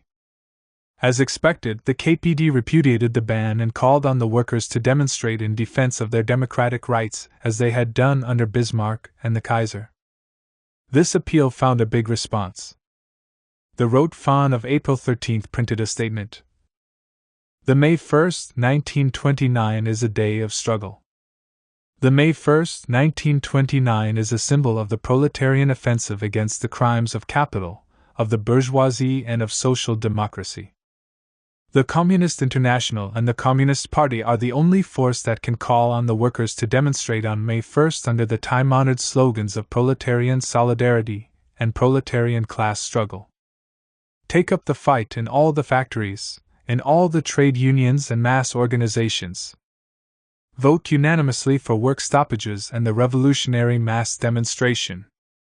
No demonstration for battleship socialism. As we have seen, Miller's SPD government had voted funds for the construction of battleship cruisers, for economic peace or economic democracy. Demonstrate on May 1 in town and country under the slogans of the revolutionary class struggle, under the slogans of the Communist Party. Ignore the bans. For the defense and strengthening of the Communist Party, and the Red Front League of Fighters against the threatened bans of the bourgeoisie and social democracy. Against the social fascist policies of coalition, against the dictatorship plans of the bourgeoisie and their social democratic henchmen. For the dictatorship of the proletariat and for socialism. While the Social Democrats reluctantly kept to the ban on outdoor activities, they did organize mass indoor rallies. However, the KPD defied the order and instructed its members to take to the streets. On May Day, thousands of workers and unemployed streamed out of the proletarian districts and flooded the squares, paralyzing the roads and traffic. As the communists gathered for their processions in Berlin, the police were under strict orders to disperse the crowds. As a result, they were attacked by the demonstrators and shots were fired. The Social Democratic workers, who were also incensed by the ban, joined in the fighting alongside the communists as soon as their rallies had ended. Running street battles went on throughout the night and the following day. Soon, barricades were erected and the police started shooting indiscriminately. they set about beating and arresting innocent bystanders and protesters alike. In the days following May Day, whole areas were placed under martial law. Following the police clampdown, 1,228 were arrested, 194 wounded, and 25 had been killed. At least 6 of the dead were shot in their own homes after being hunted down by the authorities. The 12th Congress of the KPD declared that these events were the opening of an immediate revolutionary situation.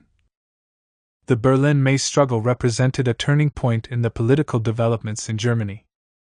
The preconditions emerged for the approach of an immediate revolutionary situation with whose development the question of armed insurrection inevitably gets placed on the agenda. The May struggle was the first test for the KPD. The 10th plenum of the ECCI held in Moscow in July 1929 concurred with these immediate revolutionary perspectives. On the background of the unfolding strike battles and the new revolutionary upsurge, the action of the Berlin proletariat on May Day acquires the very greatest significance. This struggle not only revealed the fighting initiative of the German proletariat, but also the strength of the influence of the Communist Party of Germany, which, notwithstanding the prohibition of the demonstration by Zergibel and the reformist trade unions, succeeded in leading nearly 20,000 workers into the street. The party has not retreated one step under the onslaught of the reaction, nor did it allow itself to be provoked by the bourgeoisie to an armed insurrection which in the then existing situation would have led to the isolation of the revolutionary vanguard and the loss of its position. The Berlin May Days constitute a turning point in the class struggle in Germany, and accelerate the tempo of the revolutionary upward trend of the German working class movement. With revolution supposedly on the agenda, the German Communist Party immediately launched a concerted attack on the social fascists and their accomplices in the state, despite the fact that many of the dead and wounded in May were social fascist workers. Rather than appeal to the Social Democrats for a united front against the repression, their ultra-left attacks simply increased the divisions in the working class. May Day 1929 can be considered the high point of resistance when German communists erected barricades and engaged in extensive street battles with the police. After this, there would be skirmishes, but not of the same magnitude as those following May Day in Berlin. The brutality of the police and the attitude of Zergibel was regarded with disgust. Zergibel, instead of apologizing, simply blamed the workers for the violence. Very quickly, Zergibel became a symbol of hatred for German workers, as Noske had been in the early years of the revolution. However, the KPD used this hatred to brand a /Social Democrats as social fascists. This also included the left-wing Social Democrats, who, according to the KPD, were even worse than the right-wing variety. Despite this, the communist leaders still persisted in describing the May Day confrontations as a clear indication of a revolutionary upsurge. This was typical of the Stalinists in this ultra-left period, where every counter-revolutionary danger was played down and every revolutionary opportunity was over-exaggerated. They constantly talked about the radicalization of the workers and imminent prospect of revolution, but this spurious optimism had no basis in reality, especially given the deep divisions in the working class. This ultra-leftism of the third period was beginning to create a certain disquiet among sections of the communist rank and file, and even among some of the party leadership. Clara Zetkin, for instance, was opposed to it, but she only voiced her disagreements in private letters, memos, and conversations.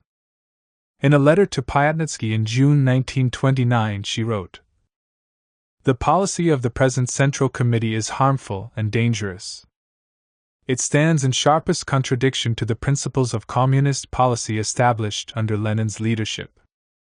She expressed all the old instincts of a social democrat, defending the old, tested policy she had learned by rote. She had little independence of thought. For a long period, she had followed Rosa Luxemburg. After that, she followed Paul Levi, then to a certain extent Brandler. Within the Comintern she ended up as an increasingly decorative figure. In public she remained silent, suppressed her thoughts, and submitted loyally to the party line. Most of Clara Zetkin's work was conducted in Moscow on behalf of the International Executive Committee, where she lived after 1924. In the Russian disputes, she lined up behind Bukharin and Stalin against the united opposition, forcefully calling for their expulsion. When Bukharin's right opposition was expelled, Zetkin, who opposed the ultra-left line, was completely isolated. As she took no part in deciding questions, Stalin left her alone and used her authority to further his own position. Growing old and in ill health, she finally died in Moscow in June 1933. The KPD rank and file, while harboring certain misgivings, had little choice but to submit. Any dissent was suppressed. By 1929, only 2 members of the KPD's Politburo had survived from the 1924 period, Thalmann and Ramelli. Even Ramelli was subsequently eliminated. The 1929 crash. The development of German capitalism throughout this period, based on investments and massive foreign loans, had by 1929 produced an industry that was the most advanced in the world. Huge combines were built up with a productive capacity for which the internal German market was completely insufficient. Such companies were world giants in their own right. The industrialist Gustav Krupp, who was to become a super-Nazi, grumbled, "We need markets, but the markets of the world are closed to us."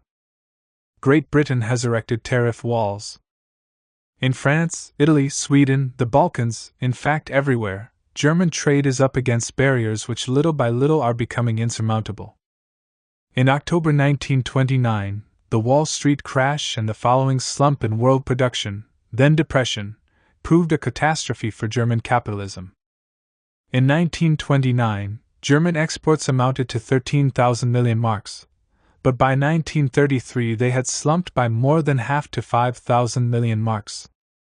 Banks failed, foreign credit evaporated, and Germany lurched into a deep crisis. The Germans were not so much reliant on exports as they were on American loans, which had been propping up the Weimar economy since 1924. However, there were no further loans issued from late 1929, as American financiers began to call in existing loans. This had an immediate impact on the German economy, which could not cope with such retrenchment. The German banking system was hit hard by the crisis as it struggled with demand for credit drying up. In 1931, there were several runs on German and Austrian banks, and a whole host of them went bankrupt. The Kreditanstalt was the most important. The German economy, as with the rest of the capitalist world, entered into a spiral of decline. In the summer of 1930, the United States, which was the largest market for German industrial exports, put up tariff barriers to protect its own agriculture and industries. Therefore, German capitalists lost their access to U.S. markets and found credit rapidly drying up. The economic crisis went hand in hand with the financial and banking crisis. Many industries went bankrupt and were swallowed up by bigger conglomerates. By 1932, German industrial production was at 58% of its 1928 levels, a decline of nearly 50%. The German bourgeoisie responded to the crisis with mass sackings and a general assault on the working class.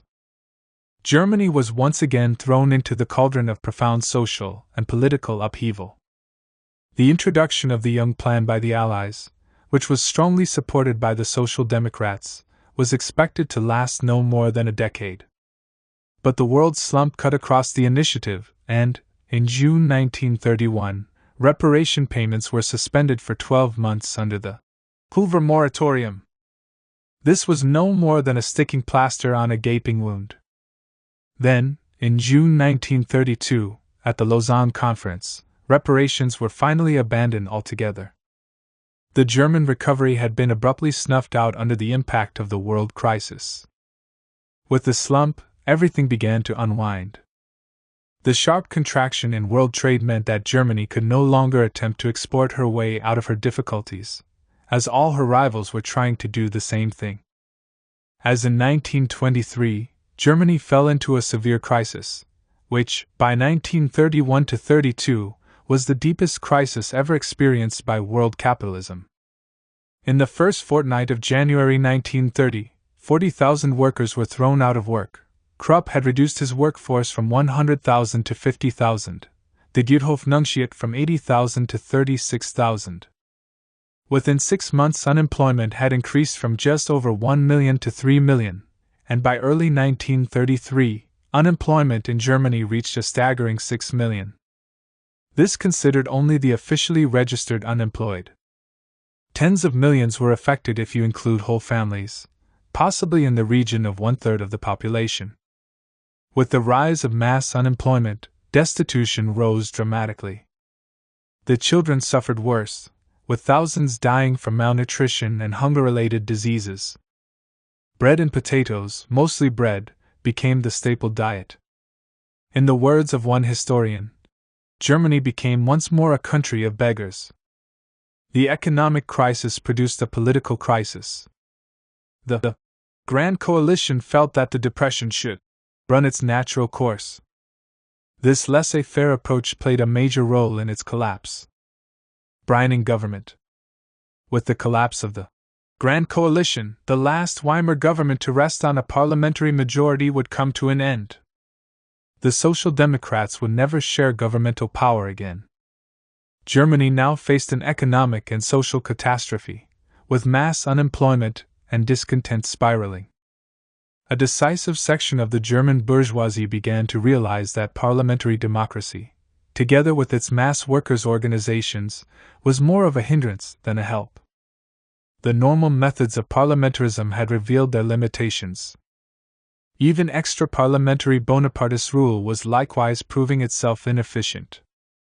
They concluded that the only possible solution to the crisis would be an authoritarian one.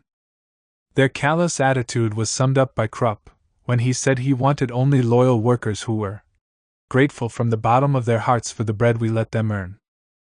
In 1918, the German capitalists had been forced to give big concessions: the 8-hour day, trade union recognition, unemployment insurance, universal suffrage, and other reforms, in order to prevent revolution. They gave these concessions with gritted teeth. Now it was time for revenge. The apparent equilibrium in German society was crumbling. Once the Miller coalition had collapsed, Hindenburg asked Heinrich Brüning of the Centre Party to become chancellor. Without a majority, the new government was forced to rule by emergency decree, under the provision of paragraph 48 of the Weimar Constitution. It was a form of parliamentary Bonapartism, which balanced between the contending forces, but still using the formal trappings of parliament. To avoid financial collapse, Brüning immediately decreed additional taxes, cut salaries and wages, and slashed unemployment benefits, which affected the living standards of millions of people. However, on July 16, his fiscal budget was overturned in the Reichstag by a bloc vote of SPD, KPD, and Nazi deputies, among others. Then, in true Bonapartist fashion, the president used the constitution to force the budget through parliament. But this budget met with further challenges in the Reichstag, which eventually passed a motion abrogating the decrees. Given this ongoing crisis, Brüning had no other recourse than to dissolve the Reichstag and call new elections for September 1930. This election was to prove a further turning point in the unfolding crisis. In the autumn of 1930, the fascist Otto Strasser and others introduced a Nazi-sponsored bill in the Reichstag calling for a 4% ceiling on interest rates, the expropriation of the holdings of the bank and stock exchange magnates and Eastern Jews, without compensation, as well as the nationalization of the banks. These proposed expropriations provoked serious divisions within the Nazi Party.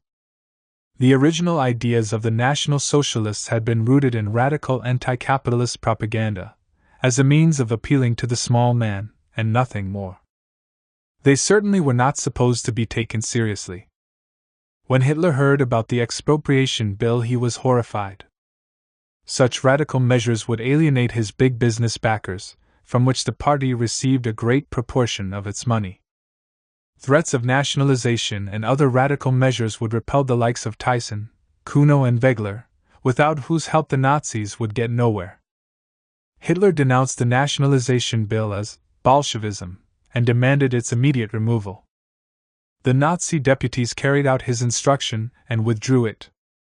Thereupon, the Communist deputies reintroduced it word for word in the Reichstag, but Hitler ordered his deputies to vote it down. Hitler clearly knew which side his bread was buttered on.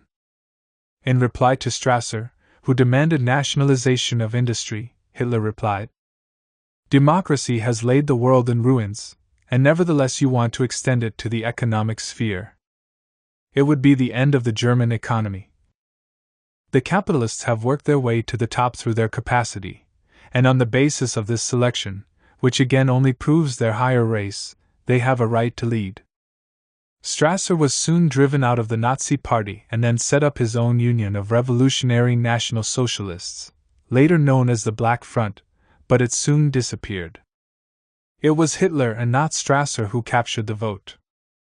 With the backing of the German capitalists and bankers, within 6 months, the Nazis would win a series of spectacular elections. With the working class deeply split and the worldwide depression deepening, the rise of Hitler's fascism prepared the doom of the Weimar Republic and the emergence of the Third Reich. Chapter 7: Fascism's Rise to Power. Herr Breining has expressed it very clearly. Once they, the Nazis, are in power, the united front of the proletariat will emerge and make a clean sweep of everything. We are not afraid of the fascists. They will shoot their bolt quicker than any other government.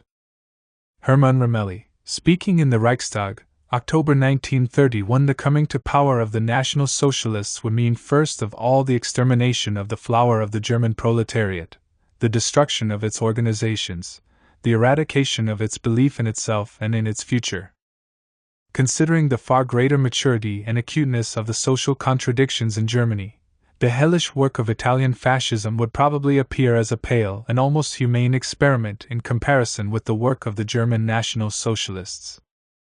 Leon Trotsky, November 1931. Until late 1928, the fascist groups had no real social base except on the fringes of German society. They had consisted ever since the war of a multitude of small groups and petty military leagues, established by disgruntled army officers and made up of Freikorps elements, freebooters, fanatics, anti-Semites, and other such human debris. Hitler's fascist organization, the NSDAP, was just one amongst many conspiratorial groups, practically unknown to anyone outside a circle of would-be plotters. Other organizations included such groups as the Viking Bund, Oberland League, Thule Society, the Pan-German League, and others with even stranger-sounding names, inspired by the Teutonic Knights. Along with these, the Nazis were very much a fringe group. Hitler's party was established in 1919 and in the following year took the name National Socialist German Workers' Party, from which the name Nazi was abbreviated. The word socialist was included in the title to broaden the party's appeal to disgruntled workers. It had, of course, nothing to do with genuine socialism. It was based on the strange ideas of Karl Lueger, the anti-Semitic, monarchist charlatan and demagogue, for whom Hitler showed some admiration. In fact, the Nazi Party was very much anti-socialist and anti-labor movement, which were regarded as foreign Jewish imports. Bolshevism, likewise, was considered a foreign conspiracy, promoted by international Jewry, a reflection of the party's virulent anti-Semitism. Nevertheless, it paraded itself as anti-capitalist, and the idealists in the party looked forward to a second revolution where the final socialist vision would be implemented. Of course, this was never going to happen, as was shown when the troublesome demagogues of the SA were eliminated. In its precarious early existence, the Nazi Party attracted disaffected reactionary elements from the old army, consumed with a hatred of Bolshevism, the workers' organizations, and the humiliating Versailles Treaty. Yet apart from attracting a small number of disgruntled cranks and psychopaths, its influence was extremely limited. In the early days, few people would even have known of the existence of this small anti-Semitic Bavarian party. Hitler soon realized that his small group alone had little future, and only by uniting with other fascist groupings would there be any possibility of advance. Therefore, in 1923 he joined forces with a number of paramilitary nationalist groupings and disaffected Freikorps units in Bavaria, which together formed the Deutscher Kampfbund, German Fighting Union, with himself as one of its three main leaders. Mussolini's victory and march on Rome the previous year had led them to believe they could do the same in Germany. On November 9, 1923, without the support of the army tops, Hitler, Rem and Ludendorff staged an abortive putsch, known as the Beer Hall Putsch, which failed miserably. The fascists were easily dispersed and Hitler arrested. The fiasco was a massive blow to the Nazis. Ernst Hanfstaengl, one of the first to provide respectable hospitality to the fascists, complained to his friends about the $1,000, a fabulous sum in those days, he had loaned to the party. "What good is it now to have a receipt and a mortgage on the office furniture?" Recruits became scarce, and so did money. Splits opened up in the fascist ranks, and there were numerous desertions. During his spell in prison, in comfortable confinement in Landsberg Castle, Hitler spent his time thinking and whiling away the hours by writing his autobiography, Mein Kampf, My Struggle. This period can be regarded as the dog days of the fascist movement, isolated, weakened, and very much in the doldrums. On Hitler's premature release from Landsberg prison in December 1924, things were not any better. In fact, they were decidedly worse. Hitler was faced with the demoralizing news that the Social Democrats had massively increased their vote by 30%, to nearly 8 million, in the general election. By contrast, the Nazi Party, together with a number of fascist groups under the name of Nationalist Socialist German Freedom Movement, saw their vote plunge, halved from 2 million in May 1924 to less than 1 million in December. This was hardly a movement that was going to march on Berlin and seize power. With the collapse of his attempted coup in Bavaria, Hitler was forced to reconsider new tactics for the Nazi Party. The idea of a seizure of power on the lines of Mussolini had flopped badly, and had to be abandoned for the time being. Hitler was reported to have said, "When I resume active work, it will be necessary to pursue a new policy.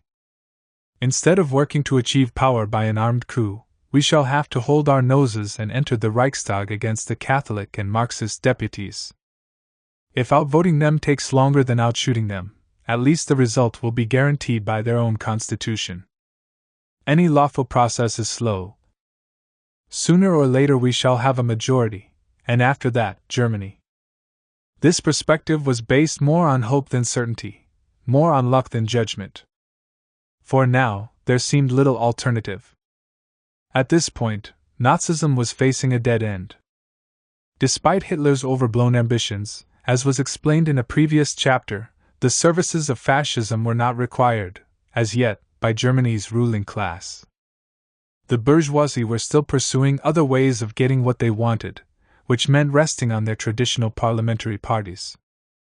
The Nazis were able to attract few new members under such conditions, wrote James and Suzanne Poole. But if new recruits were scarce in 1925, money was even harder to come by. While the German bourgeoisie were not prepared at this stage to bankroll the fascists, big business nevertheless supplied them with just enough funds to keep them in existence as a reserve weapon or insurance policy. They were kept on the payroll, as a nightclub owner employs a couple of bouncers on the door. By the time of the general election in May 1928, Nazi support had shrunk even further to a mere 2.6% of the total vote. This did not augur well for Hitler or the future of his party.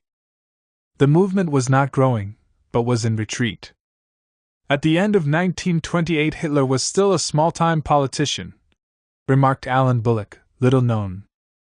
Outside the South and even there regarded as part of the lunatic fringe of Bavarian politics.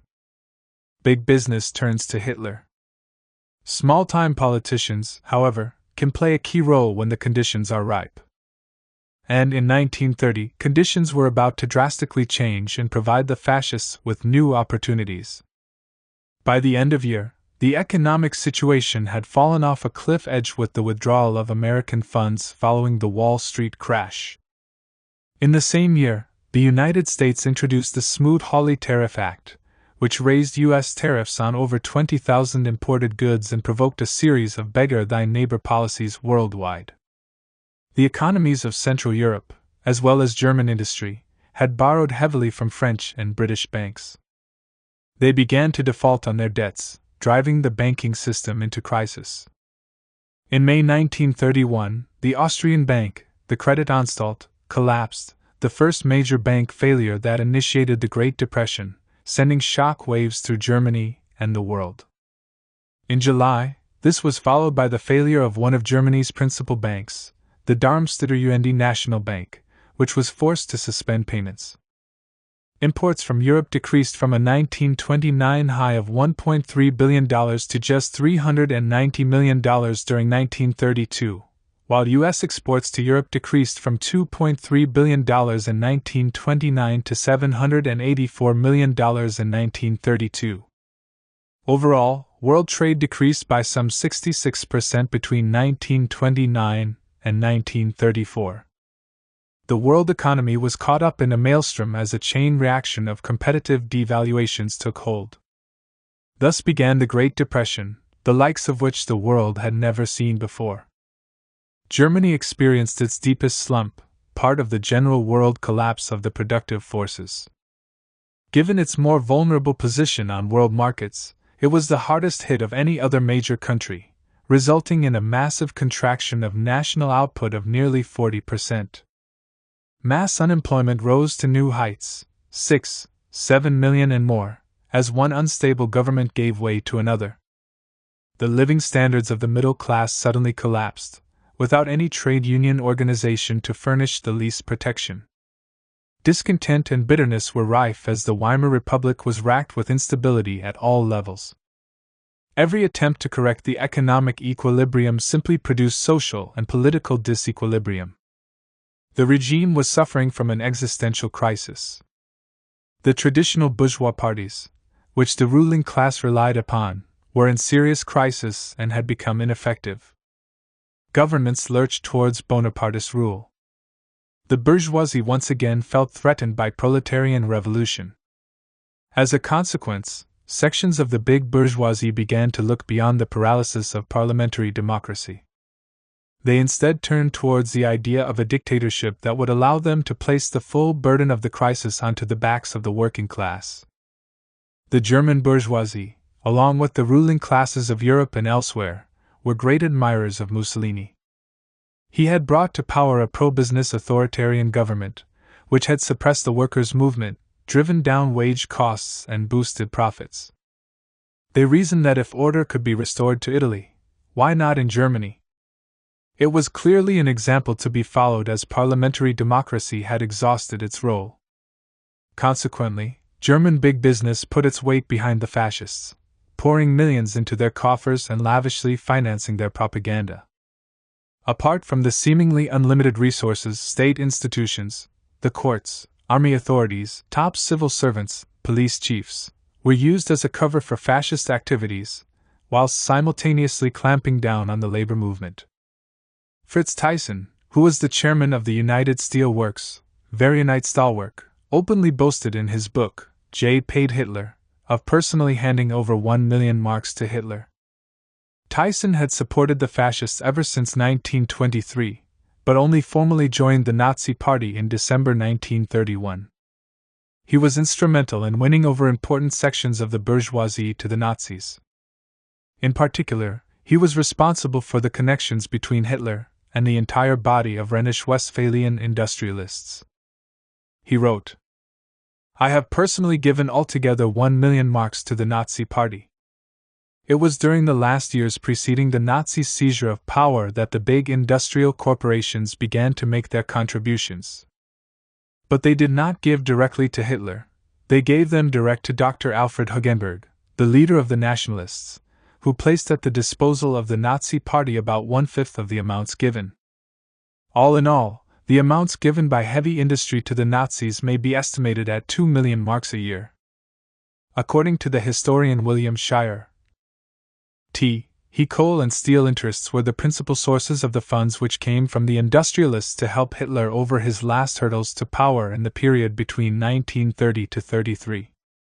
Bullock writes, in addition to Emil Kerdorf, the biggest figure in the Ruhr coal industry, Fritz Thyssen and Albert Wegler of the United Steel Works, Walter Funk mentions Friedrich Springerem and Tengelmann, Ernst Buskiel and H.G. Nepper of the Gelsenkirchen Mine Company.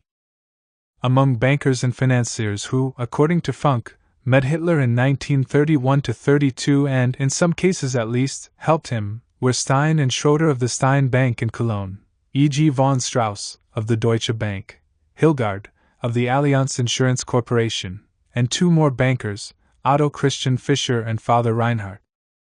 Explaining the importance of these lavish subsidies, Hitler pointed out that without automobiles, airplanes, and loudspeakers, we could not have conquered Germany.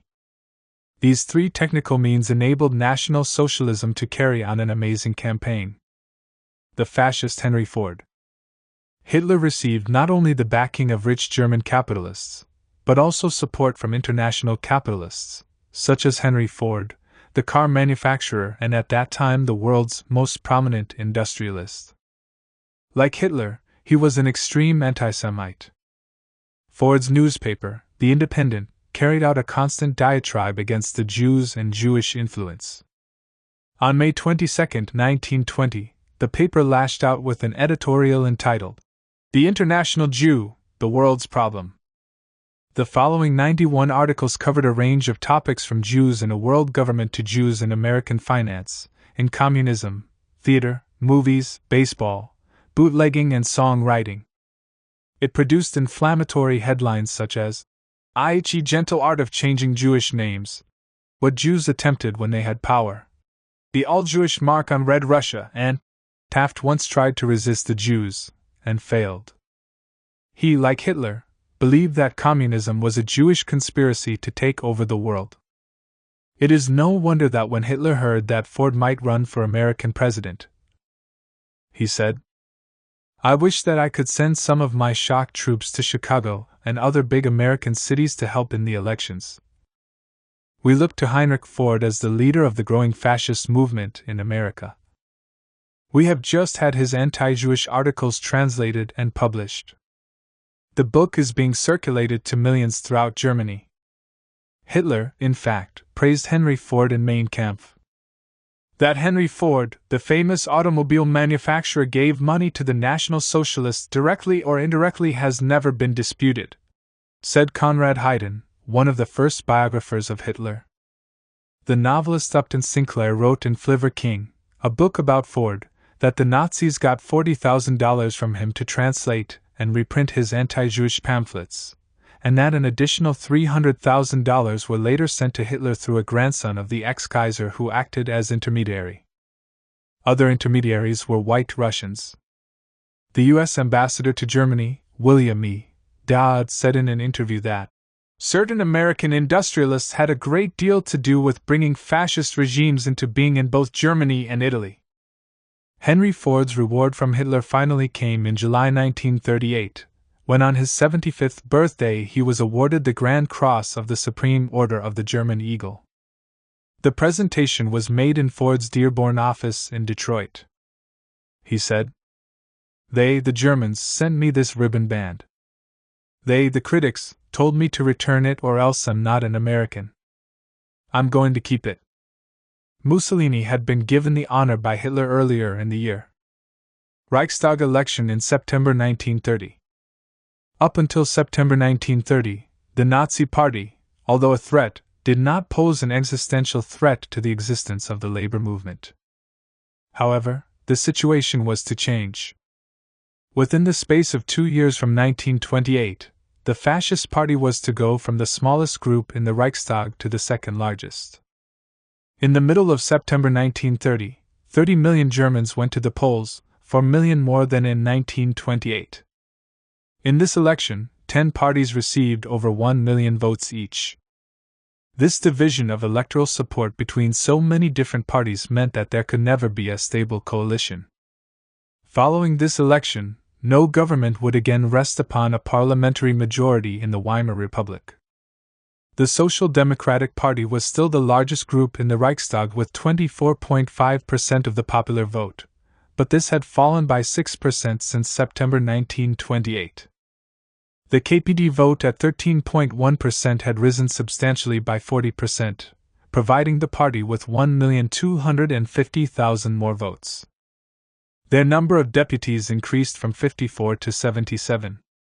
This increased support was not, however, on account of the policies of the KPD, but, on the contrary, reflected the depth of the crisis of German capitalism. Overall, the combined percentage vote for the SPD and KPD fell a few percentage points from 40.4% in 1928 to 37.6% in 1930.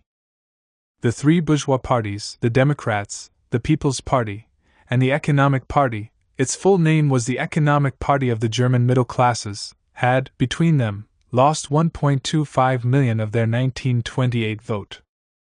The German Nationalist Party had suffered the most, losing 2 million votes, with their percentage of the vote falling from 14.2% in 1928 to only 7% in 1930. Its number of deputies fell from 73 to 41. However, the outstanding change this time was in the massive rise in the vote for the Nazi Party, which increased by 700%, amounting to over 6 million votes, taking it from ninth largest to second largest party in the Reichstag. Their number of deputies rose from 12 to 107. Their election campaign resonated among those who were being crushed by the economic depression, especially the peasants and small farmers. They were suffering from low prices and the burden of mortgage and loan repayments. Hitler put forward a program of state credits, reduction and remission of taxes, higher tariffs, and the revision of the inheritance laws to attract support. The British newspapers were fawning over the rise of the Nazis. The Times of London printed Hitler's assurances of goodwill at length, while Lord Rothermere's Daily Mail welcomed Hitler's success as a bulwark against the evils of Bolshevism. Astonishingly, the KPD described the election as a victory for the Communists and the beginning of the end for the Nazis. This stupidity represented a blind refusal to recognize the cold reality of a sharp increase in electoral support for Hitler's movement, despite the modest rise in support for the Communists. The membership of the Nazis had increased steadily from 27,000 in 1925 to 178,000 in 1929. By March 1930, it had grown to 210,000 and was still rising.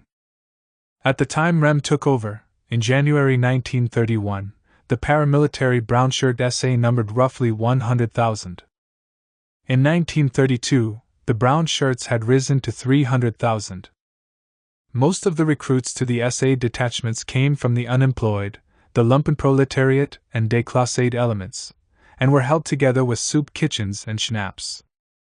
They were set up exclusively for the purpose of protecting the party and its propaganda, stated Hitler, not to fight against the state. Hitler was careful not to clash with the forces of the state, which he attempted to woo to his side. To be forewarned is to be forearmed.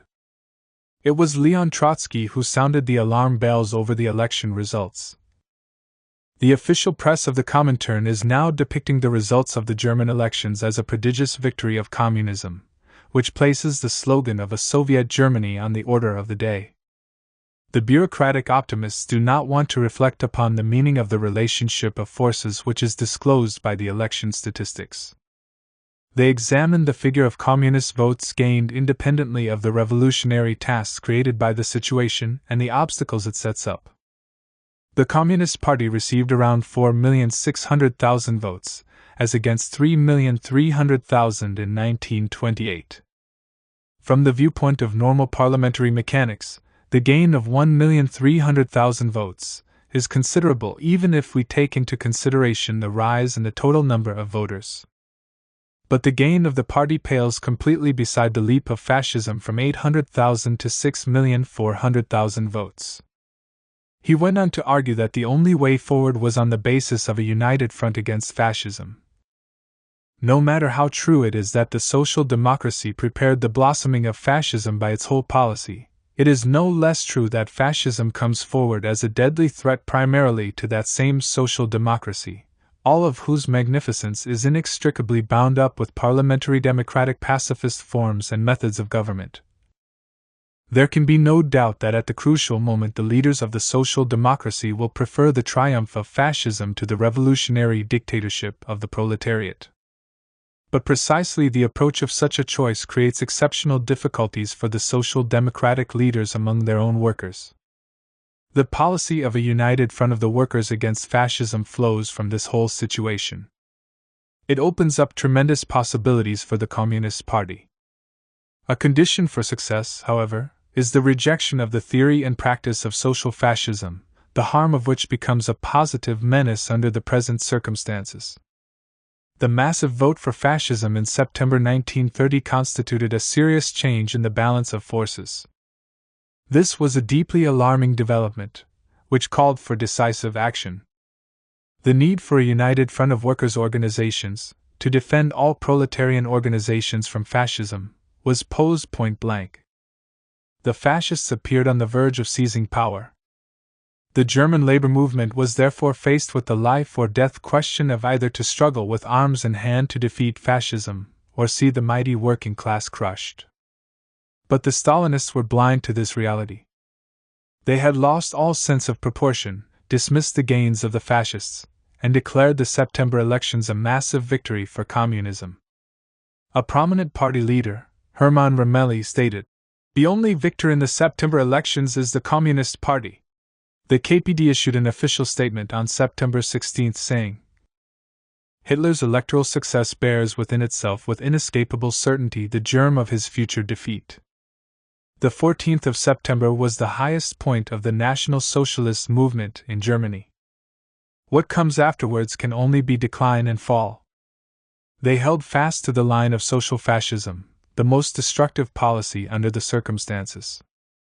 As the Nazis became the second largest party in the Reichstag, the Stalinists still regarded the Social Democrats as the main enemy. Socialists are again the largest party, and the capitalists will continue to use them in order to gain time while the plans for the open fascist dictatorship are maturing. Trotsky and the international left opposition, aware of the rapidly deteriorating situation, immediately issued an appeal to the KPD to organize a united front with the Social Democrats to stop the fascists. This was no sudden warning.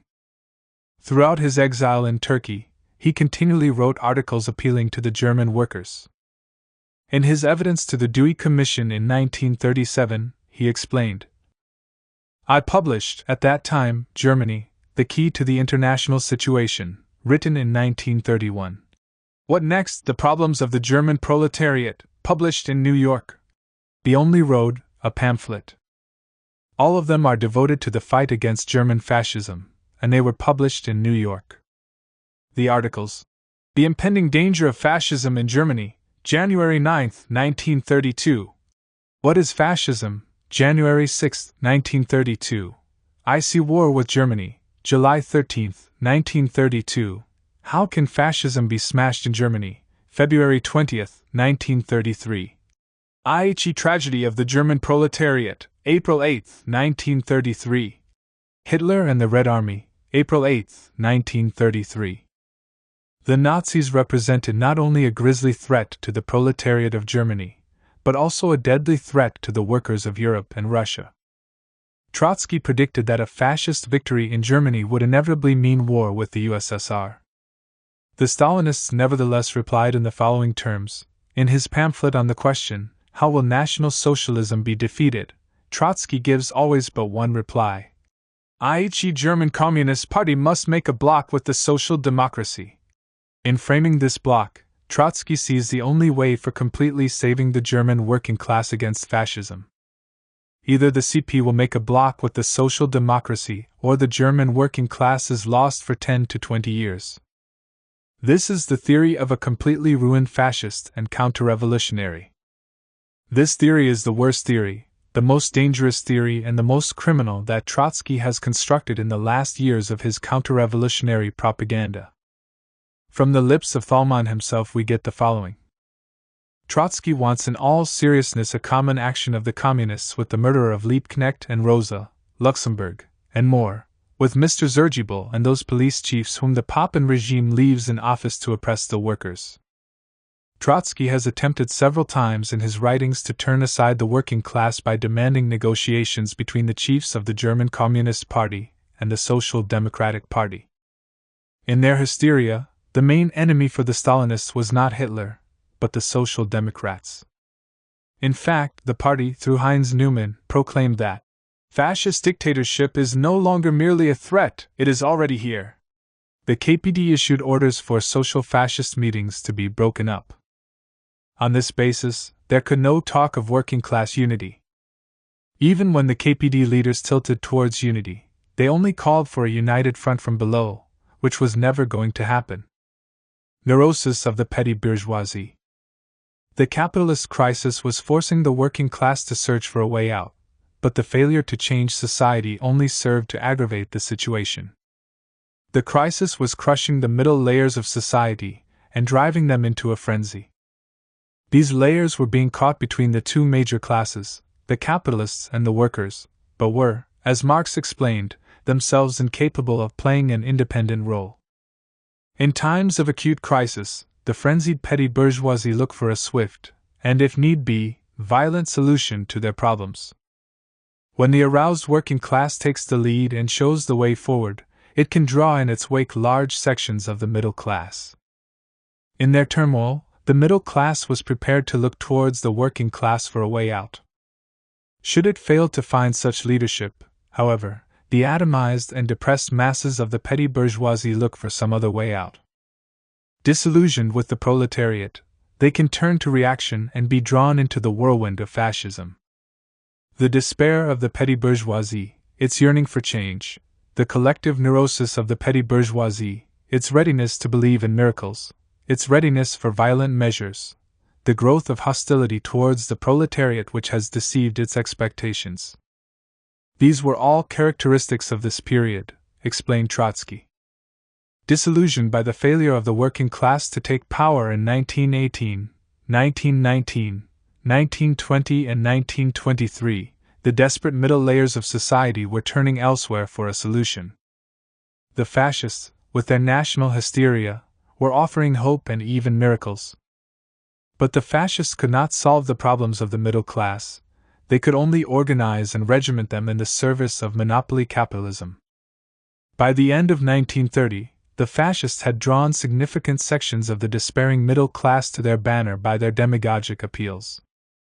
The petty bourgeois searched in vain for a way out of the impasse, and the fascists seemed to offer solutions in abundance. The deeper the crisis, the more these ruined layers were prepared to believe in anything. They suffered from a neurosis, as Trotsky explained, a mental disease associated with depression, anxiety, derangement, and chronic instability. The socialist demagogy of the Nazis became increasingly vocal, without which they could not have won a mass base. Hitler recognized the anti-capitalist longing of the masses, and directed his propaganda accordingly. Fascism gave these downtrodden sections a feeling of hope, of national identity, even glory, which they were desperate to grasp onto, especially in a situation of complete hopelessness. Not every petty bourgeois could become Hitler, but a particle of Hitler is lodged in every petty bourgeois, stated Trotsky. Hitler appealed to their aspirations to become something. Give me the power and I will do everything for you that you cannot do yourself, he stated. As we have seen, unemployment was rising rapidly. It reached 4 million in 1931, 5 million in 1932, and then 6 million the following year. On this basis, large layers of unemployed people faced a bleak future of penury and destitution. Many professionals' living standards now fell below that of skilled workers. Cuts and austerity meant that a university professor was paid less than an unskilled worker. Not a few ruined professionals were turned into vagabonds, who scavenged in rubbish bins for food. Bankrupt shopkeepers, unemployed professionals, and those on depreciated fixed incomes became penniless overnight. At least for those workers who were organized, they could fall back on the limited protection of trade union contracts and unemployment allowances. The rationalization of German industry during the period of stabilization created an enormous concentration of capital, as many small businesses were rapidly swallowed up by the giant corporations. In previous crises, sections of the middle class were thrown into the ranks of the working class. Now, with the existence of mass unemployment, many from the middle class instead became paupers, and part of the lumpenproletariat. After 1923, 97% of Germans were without any savings, which meant that they were literally living from hand to mouth. With the Depression, they had no cushion to sustain them. This was clearly a factor for the dramatic increase in the suicide rate. The Nazis played on the frustrations and anger of those crushed by the banks and monopolies. The Jews became a scapegoat for their plight. The frenzied middle classes became completely disenchanted with the traditional capitalist politicians who stood for the status quo of hunger and destitution. Therefore, the ruling class had to shape a new means of duping the middle class. This was, in essence, the role of fascism. "We need a Führer," sighed Müller van den Broek as early as 1923. In the late 1920s, many industrialists began to yearn for a strong man of destiny to liberate us from our misery. By the end of 1928, they financed the fascists, built them up, and used them to exploit the problems and discontent of the petty bourgeois layers. Through their anti-capitalist demagogy, the fascists were able to pull together this despairing mass, imbue it with a mission of salvation, and fill it with an intense hatred for the organized labor movement. The fascist groups originated not as a mass force, but simply anti-labor gangs, harassing and terrorizing workers' organizations. These bands of mercenary thugs from the dregs of society formed the basis of Hitler's stormtroopers, the Sturmabteilung, SA, and the SS, Elite Guard. This riffraff, made up of the lumpenproletariat in the main, was able to become a mass force under certain circumstances. These circumstances were to mature in the late 1920s, a deep economic crisis combined with complete disillusionment with the traditional political parties, which also affected the workers' parties, as these, having raised the hopes of the masses in the past, had now dashed those very same hopes. In the previous period, the fascist paramilitary groups had mainly been used as auxiliaries to the police to break up workers' meetings. Now their activities were much broader.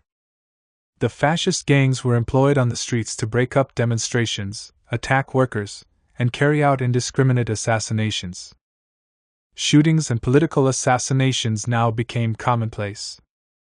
Oscar Hipp, a Communist Party member in Berlin, described how in March 1928 the infamous SA Storm Troop 33 shot at people attending a KPD meeting in Alert's room in Berliner Straße.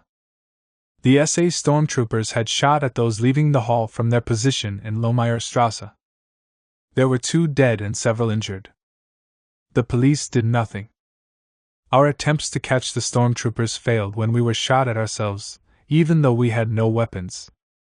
Clearly, the intention of these attacks and murders was to threaten and intimidate the working class, to create a climate of fear and paralysis. Despite the advances of the fascists, the balance of forces was still heavily in favor of the workers' organizations. If the labor and trade union leaders had acted swiftly, the fascists could have been easily crushed at that moment. Even Hitler himself confessed, "Only one thing could have broken our movement, if the adversary had understood its principle and from the first day had smashed, with the most extreme brutality, the nucleus of our new movement." This same admission was made by Goebbels. If the enemy had known how weak we were, it would probably have reduced us to jelly. It would have crushed in blood the very beginning of our work. But instead of mobilizing the movement to sweep away this human debris, the workers' leaders turned to the bourgeois state for help in the very moment when it was fully backing the fascists. Stalinism and fascism. This was not the only problem. Rather than a workers' united front, in a bizarre twist, the communists and the fascists would on occasions unite against the social democrats, namely the social fascists. This only served to further poison relations between the workers' parties and disorientate the proletariat. This madness was revealed by the experience of Jan Valtin. A temporary truce and a combining of forces were agreed upon by the followers of Stalin and Hitler whenever they saw an opportunity to raid and break up meetings and demonstrations of the Democratic Front. During 1931 alone, I participated in dozens of such terroristic enterprises in concert with the rowdiest Nazi elements. I and my comrades simply followed party orders. Valton vividly describes in detail the breaking up of a Social Democratic Transport Workers' Union conference in the spring of 1931. The conference took place in the House of Labor in Bremen. It was public and the workers were invited to listen to the proceedings.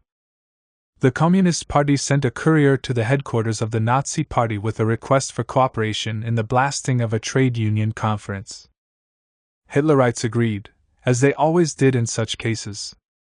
When the conference opened, the galleries were packed with 200 or 300 communists and Nazis. I was in charge of operations for the Communist Party and the stormtrooper leader Walter Tito for the Nazis. In less than 2 minutes, we had agreed on a plan of action. As soon as the Conference of Social Democrats was well underway, I got up and launched a harangue from the gallery. In another part of the hall, Tito did the same. The trade union delegates were at first speechless. Then the chairman gave the order to eject the two troublemakers, me and Tito, from the building. We sat quietly, derisively watching 2 squads of husky trade unionists advance towards us with the intention of throwing us out. We refused to budge.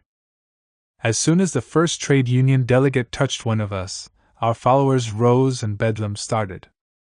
The furniture was smashed, the participants beaten, the hall turned into a shambles. The next day, both Nazi and our own party press brought front-page accounts of how socialist workers, incensed over the treachery of their own corrupt leaders, had given them a thoroughly proletarian rubdown. This insane position was fully supported by the leaders of the Comintern. Without isolating social democracy, there cannot be victorious struggle against fascism and the capitalist offensive, proclaimed the ECCI. The Stalinists went on. For the bourgeoisie, the question is not fascism or social democracy but fascism. The bankrupt bourgeois democracy and its chief representative, the Social Democratic Party, are in this fight unconditionally on the side of fascism. They failed to grasp that social democracy was not compatible with fascism. That the fascists, if they came to power, would destroy the Social Democrats along with all other working-class organizations. Violence spreads. As a result of this sectarianism, the Stalinists continued to openly incite the communist workers to attack and beat up Social Democratic workers, and physically break up their meetings. Thalmann even put forward the hysterical demand: chase the social fascists from their jobs in the plants and the trade unions. Following on this line from the communist leaders, the young communist organ, the Young Guard, advocated the slogan: drive the social fascists from the plants, the employment exchanges, and the apprentice schools. The Drum, the organ of the Young Pioneers, which catered for the communist children, urged its members to carry the fight to the school children of Social Democrats in the playgrounds. Copying their adult comrades, they adopted the unifying slogan: strike the little Zergy bells in the schools and the playgrounds. This was indeed taking the fight against social fascism to a new level. The fountainhead of this criminal policy was Stalin, who had rapidly consolidated his power within the USSR, and was the driving force behind this ultra-leftism. He argued that fascism is the fighting organization of the bourgeoisie, which rests upon the active support of the social democracy. Objectively, the social democracy is the moderate wing of fascism. There is no reason to admit that the fighting organization of the bourgeoisie could obtain decisive successes either in the struggles or in the government of the country without the active support of the social democracy. There is also little reason to admit that social democracy can obtain decisive successes either in struggles or in the government of the country without the active support of the fighting organizations of the bourgeoisie. These organizations are not mutually exclusive, but on the contrary are mutually complementary. They are not antipodes but twins. Fascism is a shapeless block of these two organizations. Without this block, the bourgeoisie could not remain at the helm. This bankrupt policy was faithfully echoed by his puppet Manuelski, who explained at the 11th plenum of the Communist International in April 1931. The Social Democrats, in order to deceive the masses, deliberately proclaim that the chief enemy of the working class is fascism. Is it not true that the whole theory of the lesser evil rests on the presupposition that fascism of the Hitler type represents the chief enemy? The tragedy of all this was that this fratricidal struggle between the two workers' parties, the Stalinists versus the Social Democrats, reduced the working class to impotence in the face of the fascist hangman. The Red Referendum. The sectarianism of the KPD went from bad to worse. In August 1931, to capitalize on their growing popularity, the Nazi Party joined forces again with Hugenberg's nationalists to launch a referendum to overthrow the Social Democratic Center Party government of Prussia, the most powerful state in Germany. At first, the KPD correctly attacked the plebiscite. Then, 3 weeks before the vote, under orders from Stalin, they joined forces with the fascists to bring down the main enemy, the Social Democrats.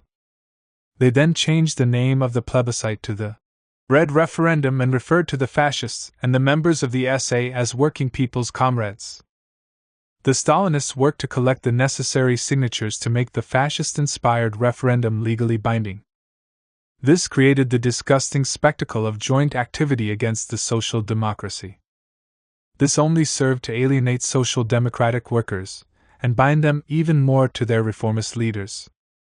Jan Valton wrote, "The communist cooperation with the Hitler movement for reasons of political expediency did not stop at wrecking the meetings and demonstrations of opponents." In the spring of 1931, the German nationalists moved for a plebiscite to oust the Social Democratic government of Prussia. Together with the followers of Hitler, they collected the number of signatures required by law to force the Berlin government to make the plebiscite mandatory. Tensely, we communists awaited the answer to the questions. How are we to vote? If we vote with the Nazis, the socialist government of Prussia might fall, and a combination of Hitlerites and monarchists will come to power in Prussia, the dominant state within the Reich. Surely we are not to give our votes to make Hitler ruler of Prussia? The Communist High Command under Dimitrov gave us the answer by telegram and letter, and through circulars, pamphlets and headlines in the party press. Down with the Social Democrats, the chief enemy of the workers. Communists, your duty is to sweep the socialist traitors out of the government offices. So, while Communists and Nazi terror groups blazed away at each other in nightly skirmishes, Communists went loyally to the polls to give their votes in support of a drive launched by the monarchist Hugenberg and the fascist Hitler. Their twisted logic demanded the defeat of social democracy before the Nazis could be beaten. Without isolating social democracy, there cannot be a victorious struggle against fascism and the capitalist offensive, stated a resolution from the ECCI on September 16, 1931. It continued, "The left Social Democrats have been forced to reveal themselves openly as a buffer between the KPD and the mass of Social Democratic workers, and the Brandlerist and Trotskyist renegades have openly revealed themselves as a direct agency of social fascism." At the Executive Committee of the Communist International, Pyatnitsky even boasted how the line was changed. You know, for example, that the leadership of the party opposed taking part in the referendum on the dissolution of the Prussian Landtag. A number of party newspapers published leading articles opposing participation in that referendum. But when the Central Committee of the party jointly with the Comintern arrived at the conclusion that it was necessary to take an active part in the referendum, the German comrades in the course of a few days roused the whole party. Not a single party, except the CPSU, could do that. It is true, as Pyatnitsky says, no other party could shamelessly carry out such a volte-face, except the Stalinists. But that reflected nothing more than the bureaucratic make-up of the party. When the referendum was held, despite the joint campaign of communists and fascists, it failed to get a majority.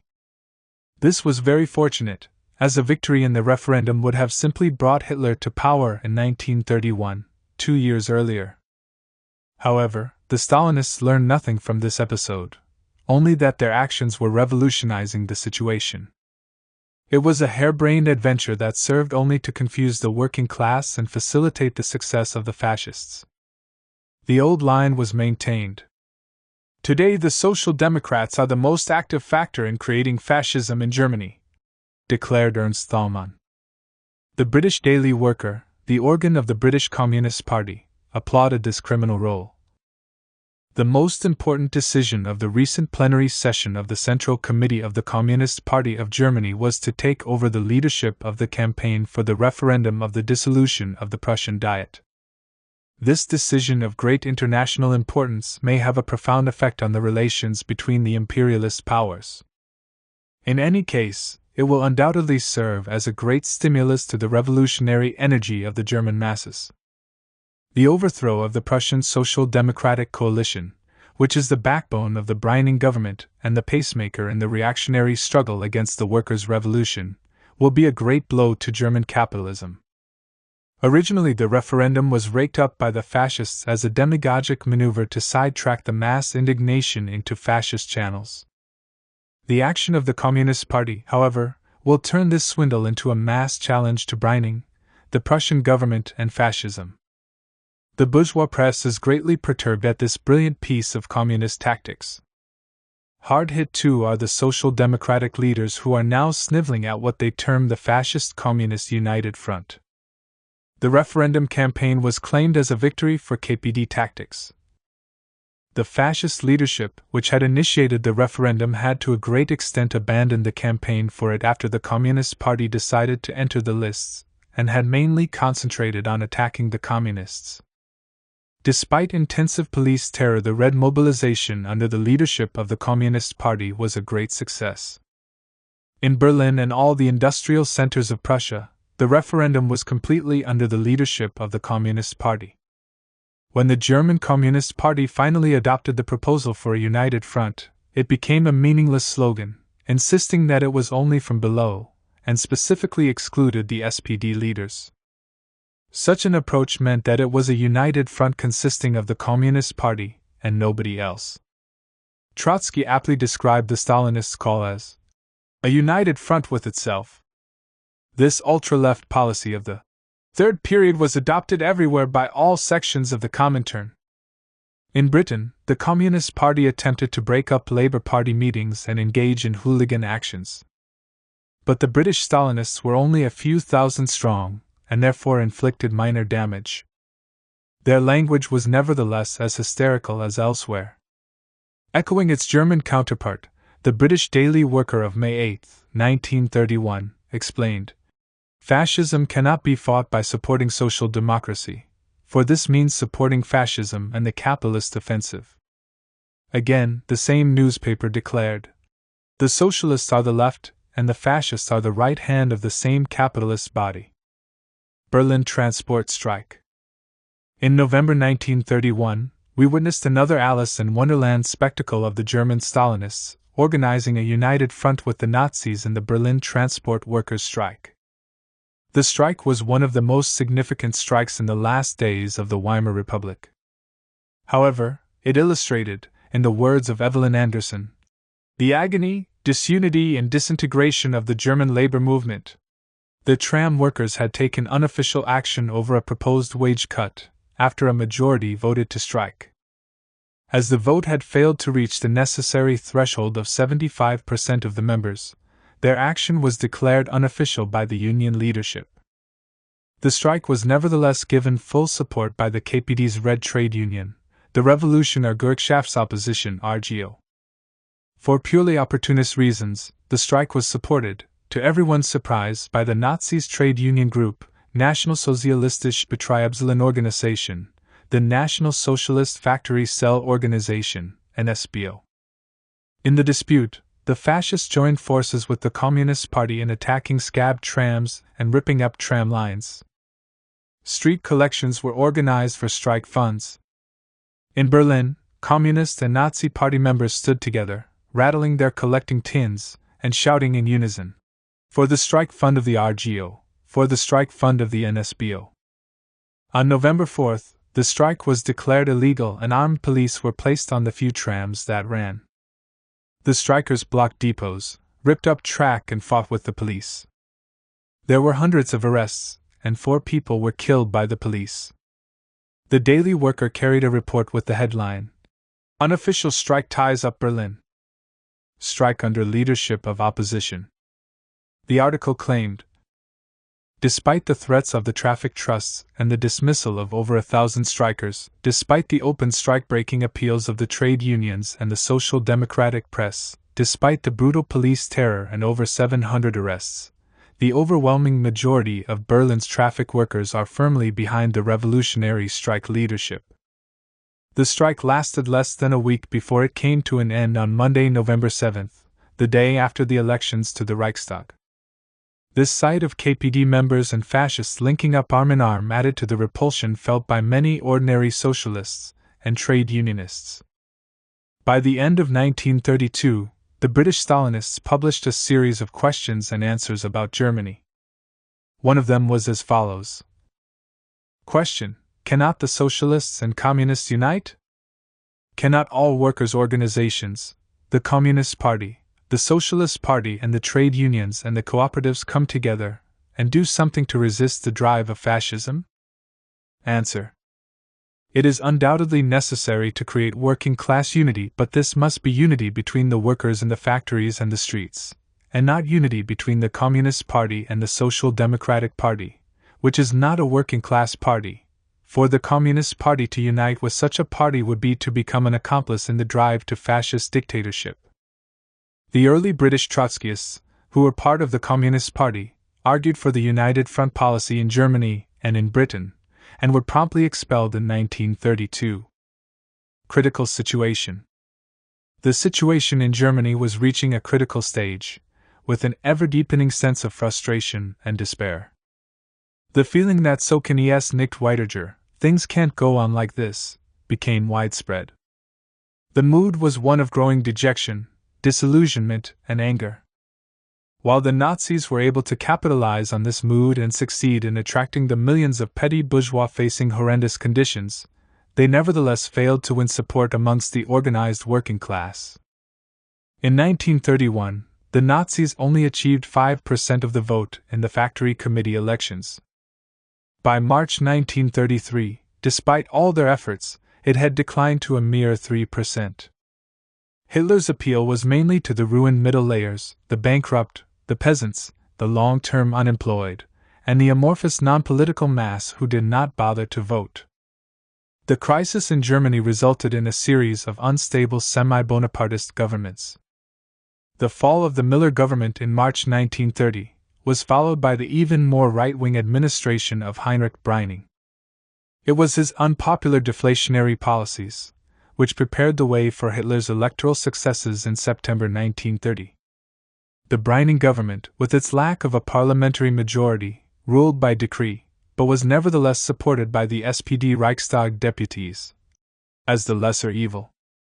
Between 1930 and 1932, the Social Democrats pursued a policy of toleration, Tolerierungspolitik, towards Brüning, which ruled out any form of extra-parliamentary action.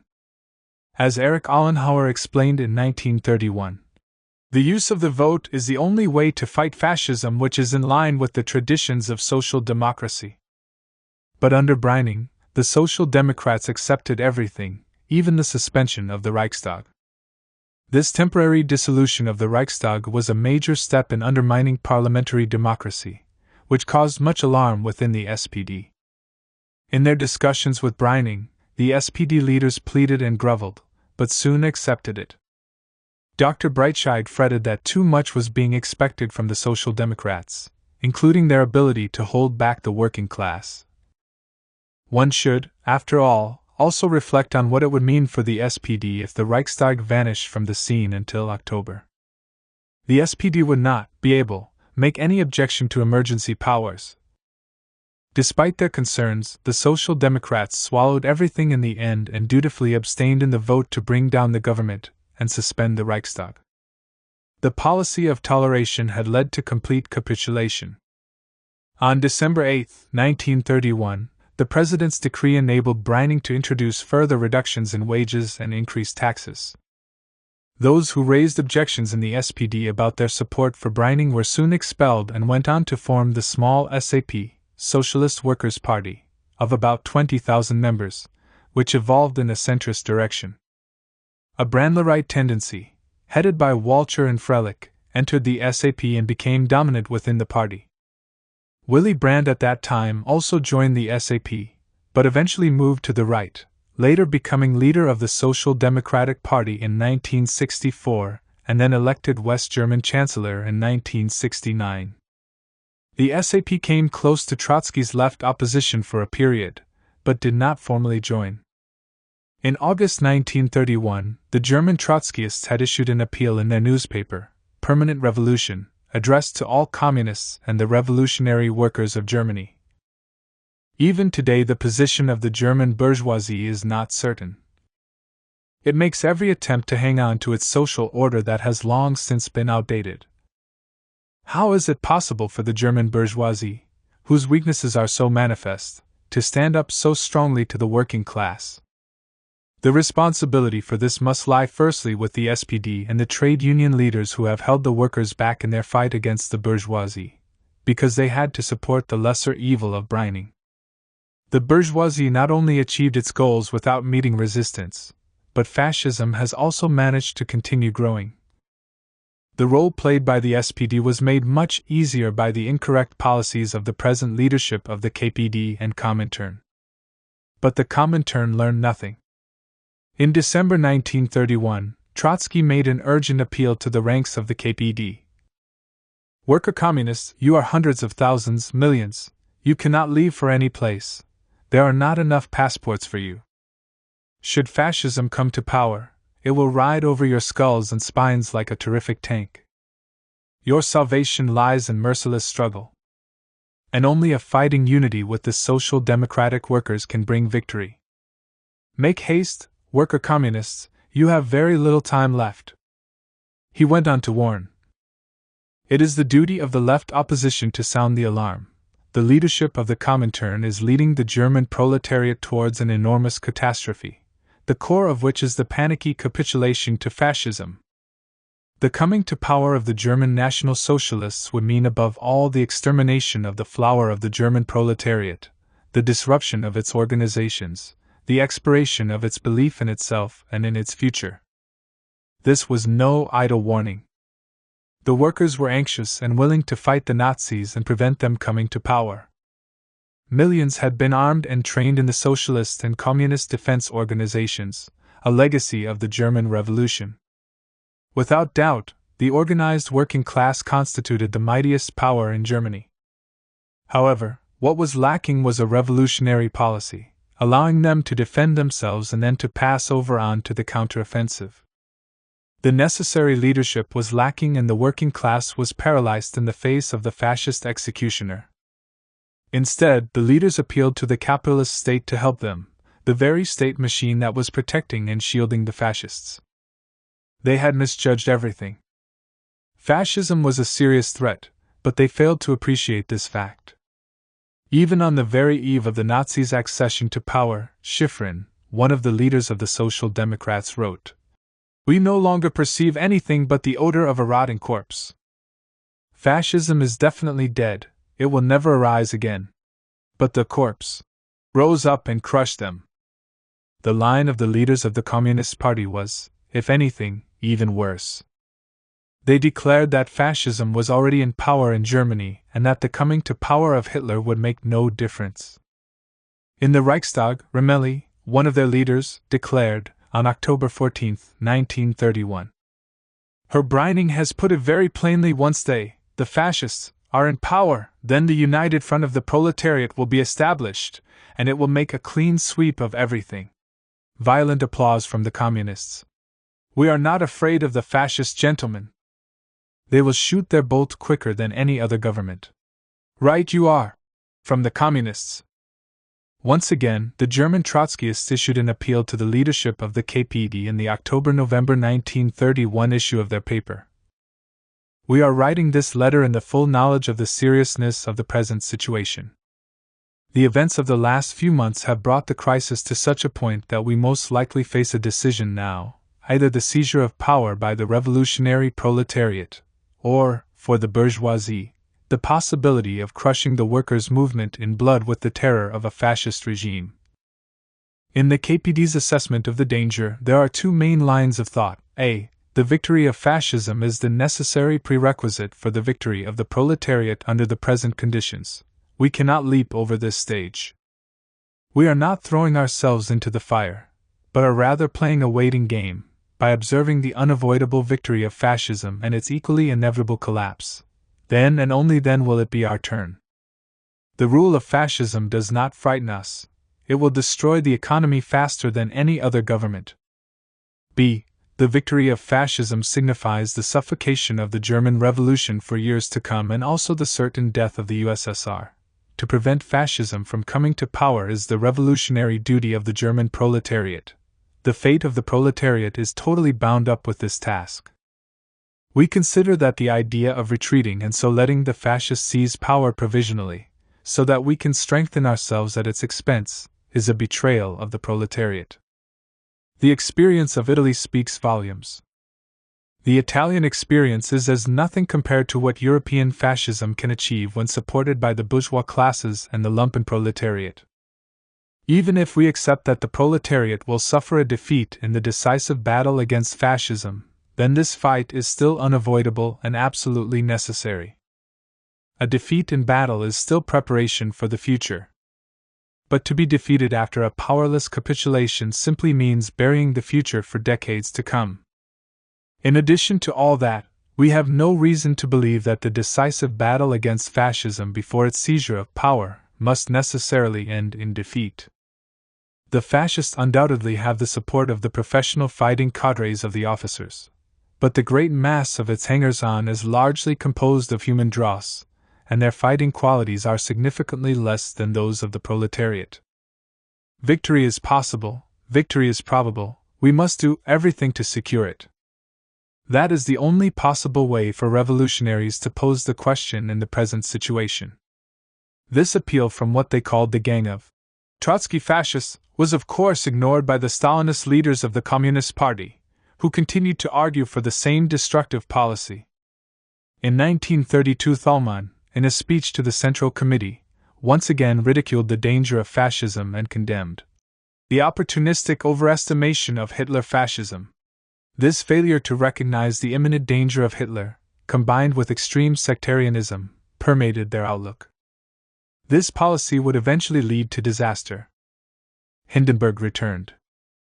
No fewer than 5 elections took place in 1932.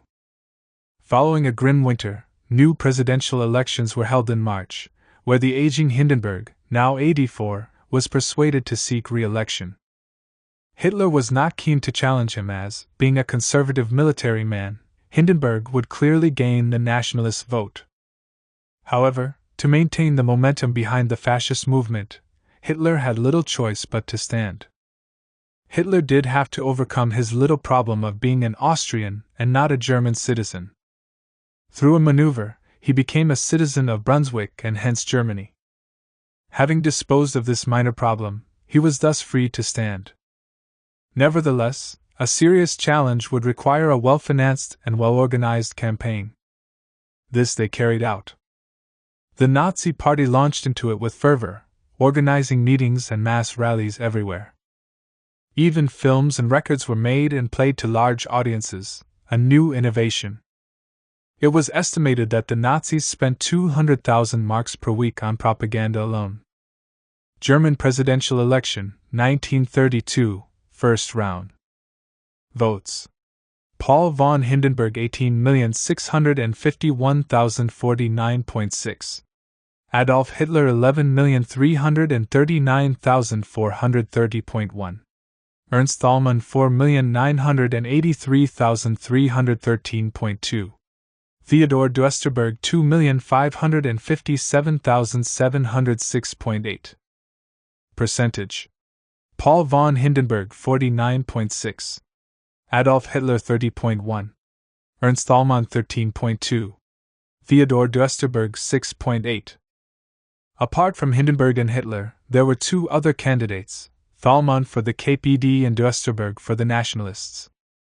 The Social Democrats, who had opposed the arch-militarist Hindenburg in 1925 as the greater evil, now decided to support him as the lesser evil in this new election.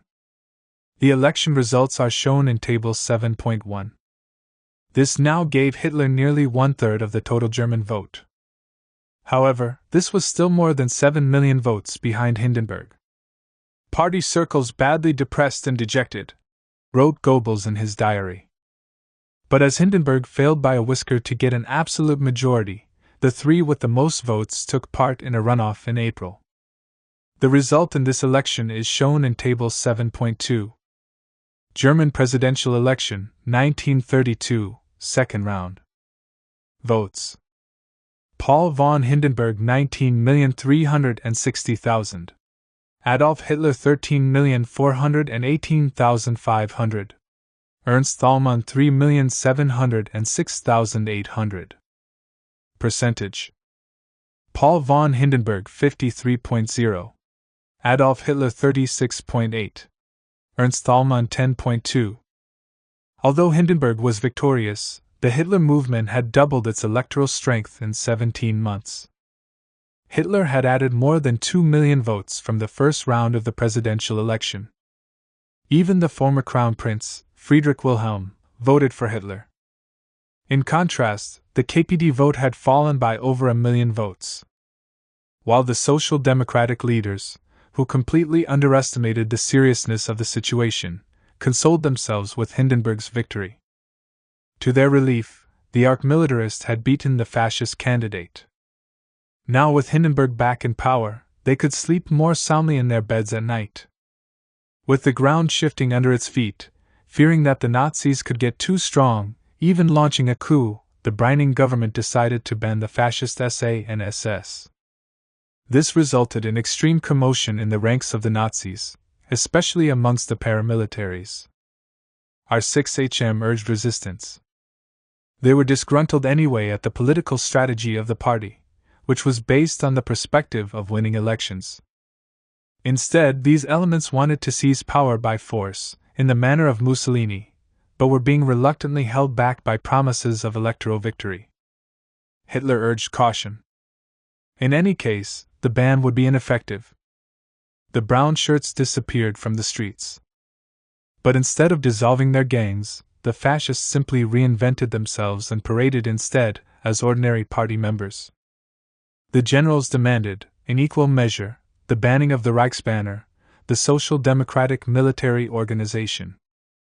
In fact, Schleicher renewed his contacts with the SA and REM.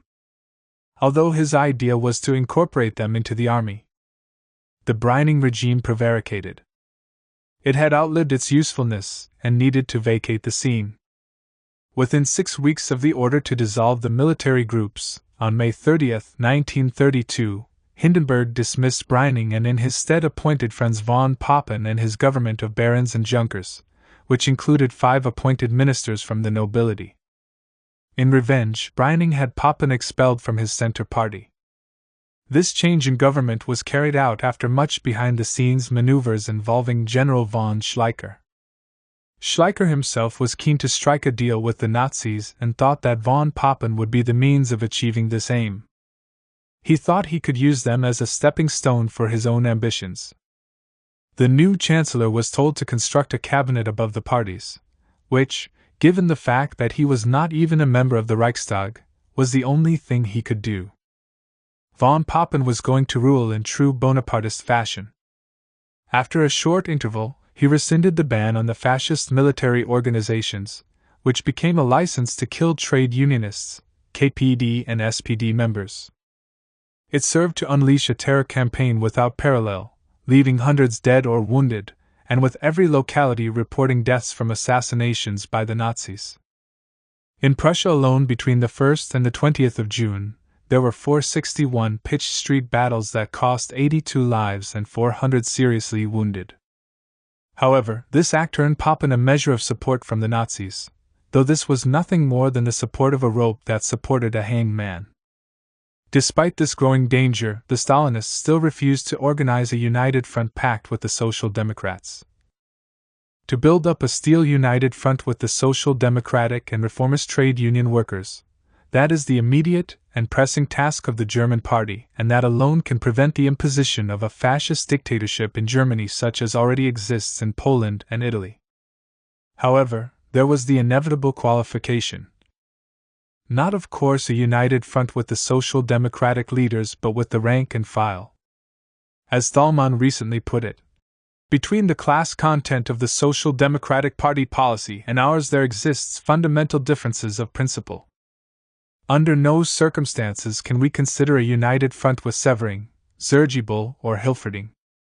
Between us and the SPD leaders lies the barricades and the blood of 33 workers murdered on the bloody May Day of 1929 under the instructions of the Social Democratic leaders. Papen moved quickly to shore up his position. On the pretext of a violent street battle with the Nazis in the working-class suburb of Altena in Hamburg, where 19 lives were lost and 285 wounded, von Papen used emergency powers to ban all political parades prior to the July 31st elections. He also dismissed the long-standing Social Democratic coalition government of Prussia, with the excuse of their failure to halt the violence, and appointed himself the new Reich Commissioner. Martial law was declared in Berlin. This was nothing less than a coup carried out with the aid of only one lieutenant and 10 armed men who were sent to clear out the government and make the necessary arrests. This act represented a serious blow to the SPD, which had continuously governed Prussia. Workers throughout the country looked eagerly to the Social Democratic leaders for a call to action to defend the elected government, as they had done against the Kapp Putsch of 1920.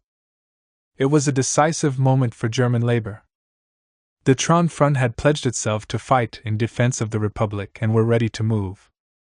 Rest assured that I shall mobilize the Reichsbanner as auxiliary police and arm them when the hour of danger comes, said the Socialist Minister of the Interior. But there was no mobilization. Thus, the weakness of the labor leaders was laid bare. The SPD leaders, while protesting against the violation of the Constitution, rejected armed resistance or a general strike. Instead, they looked for redress to the Supreme Court in Leipzig. They firmly held to the belief in the neutrality of the bourgeois state, and even hoped that the militarist Hindenburg would intervene on their behalf. The trade union leaders also turned down the call for a protest strike, and called for calm. Instead, the SPD raised the slogan of safeguarding the elections for the Reichstag promised in July. Vorwärts, published on July 20th, issued the rallying cry, "Everyone to the polls on 31s, thus will the politically conscious working class of Germany put an end to the regime of the barons." The Social Democratic leaders had capitulated without even a whimper. There was widespread disappointment. It was a glimpse of what was to occur months later when Hitler was appointed Chancellor. The KPD issued a call for a general strike against the coup, but, without the support of the unions, it was a sterile gesture.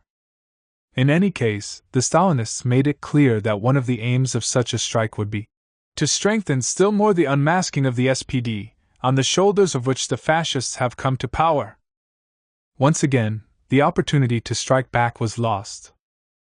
The overthrow of the SPD-led Prussian government without any resistance was met with jubilation by the fascists. But for the workers, it was a humiliating experience. Oscar Hipp wrote that, "On that day, it became clear to us that the victory of fascism was inevitable. A party which had the support of the Prussian police, at least that is what they always said, as well as millions of factory workers, but was still unwilling to fight in such a situation, is condemned to defeat." The only tragic thing was that, with the SPD, millions of workers were also disenfranchised. Within days of the Prussian coup, the KPD reverted to its attacks on the social fascists. The anti-fascist action does not signify even the slightest lessening of the struggle against social fascism, stated the Central Committee of the KPD. July 1932 election. Von Papen's rule, along with the Weimar Republic, was crumbling, and he was forced to promise new elections for the end of July 1932. He would only remain Chancellor for little more than 3 months. These elections provided a further turning point, as the Nazi Party leapt forward to become the largest party in the Reichstag. The results for the major parties are shown in Table 7.3. Once again, it represented a stunning victory for the fascists, who had dramatically increased their vote at the expense of all the other bourgeois parties, except the Centre Party.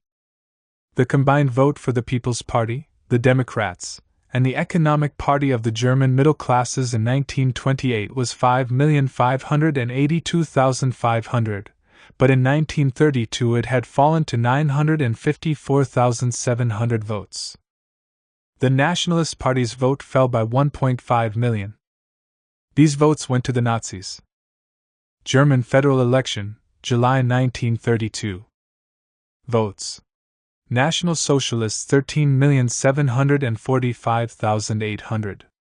Social Democrats 7,959,700. KPD 5,282,600.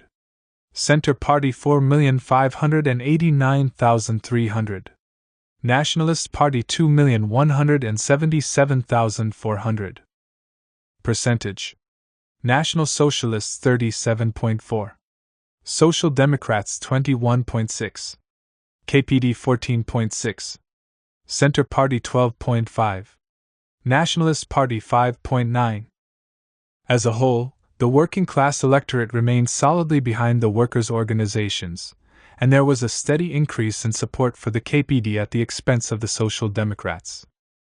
The Communists became the third largest party. True to form, the Communists declared themselves as the sole victor of the election, ignoring the massive rise of the Nazis. It was clear from the vote that the middle and upper classes had gone over to Hitler. When the Reichstag met on September 12, von Papen received a vote of censure, resulting in the Reichstag once more being dissolved and new elections called for November 6. The Weimar Republic was in the process of collapse, ground between the class contradictions. Hitler's stormtroopers, crazed with victory, went on the rampage as Nazi terror swept through the country. In eastern Prussia, Silesia, and other cities, the Nazis engaged in a pogrom against their opponents. In Potempa, 5 stormtroopers dragged the communist worker Pieterzak from his bed and beat him to death in front of his mother. The KPD leader still refused to take the initiative in calling for a united front. The Communist Party is opposed, however, to a pact with the Social Democratic Party whose whole policy has helped Hitlerism. On what basis could the Communists have united with the Social Democratic Party? On the basis of voting for Hindenburg? On the basis of handing Prussia over to Papen without a struggle? The real united front is being built by the Communists in the factories and in the streets. The mobilizing of workers against the fascists and the chasing of the Nazis from the streets show that the front is beginning to march forward. Delirious, Thalmann once again warned against opportunist exaggeration of Hitler fascism, and again reiterated the party's strategy of directing its main thrust against the social democracy. Even where the Communist Party leaders partially recognized the strength of fascism, they dismissed it out of hand. They even went so far as to declare that, if Hitler came to power, he would not last long, and coined the phrase, "After Hitler, our turn." This simply revealed their frivolous and arrogant attitude. November 1932 election. But the Hitler movement was also becoming overconfident. They believed that their support would increase indefinitely. But they were in for a massive shock. They had been so used to making gains in the Reichstag elections that the setback in the November election came as a tremendous blow. The fascist movement had peaked early, losing 2 million votes, with a loss of 35 seats. It resulted in turmoil in their ranks, who had been promised an easy victory.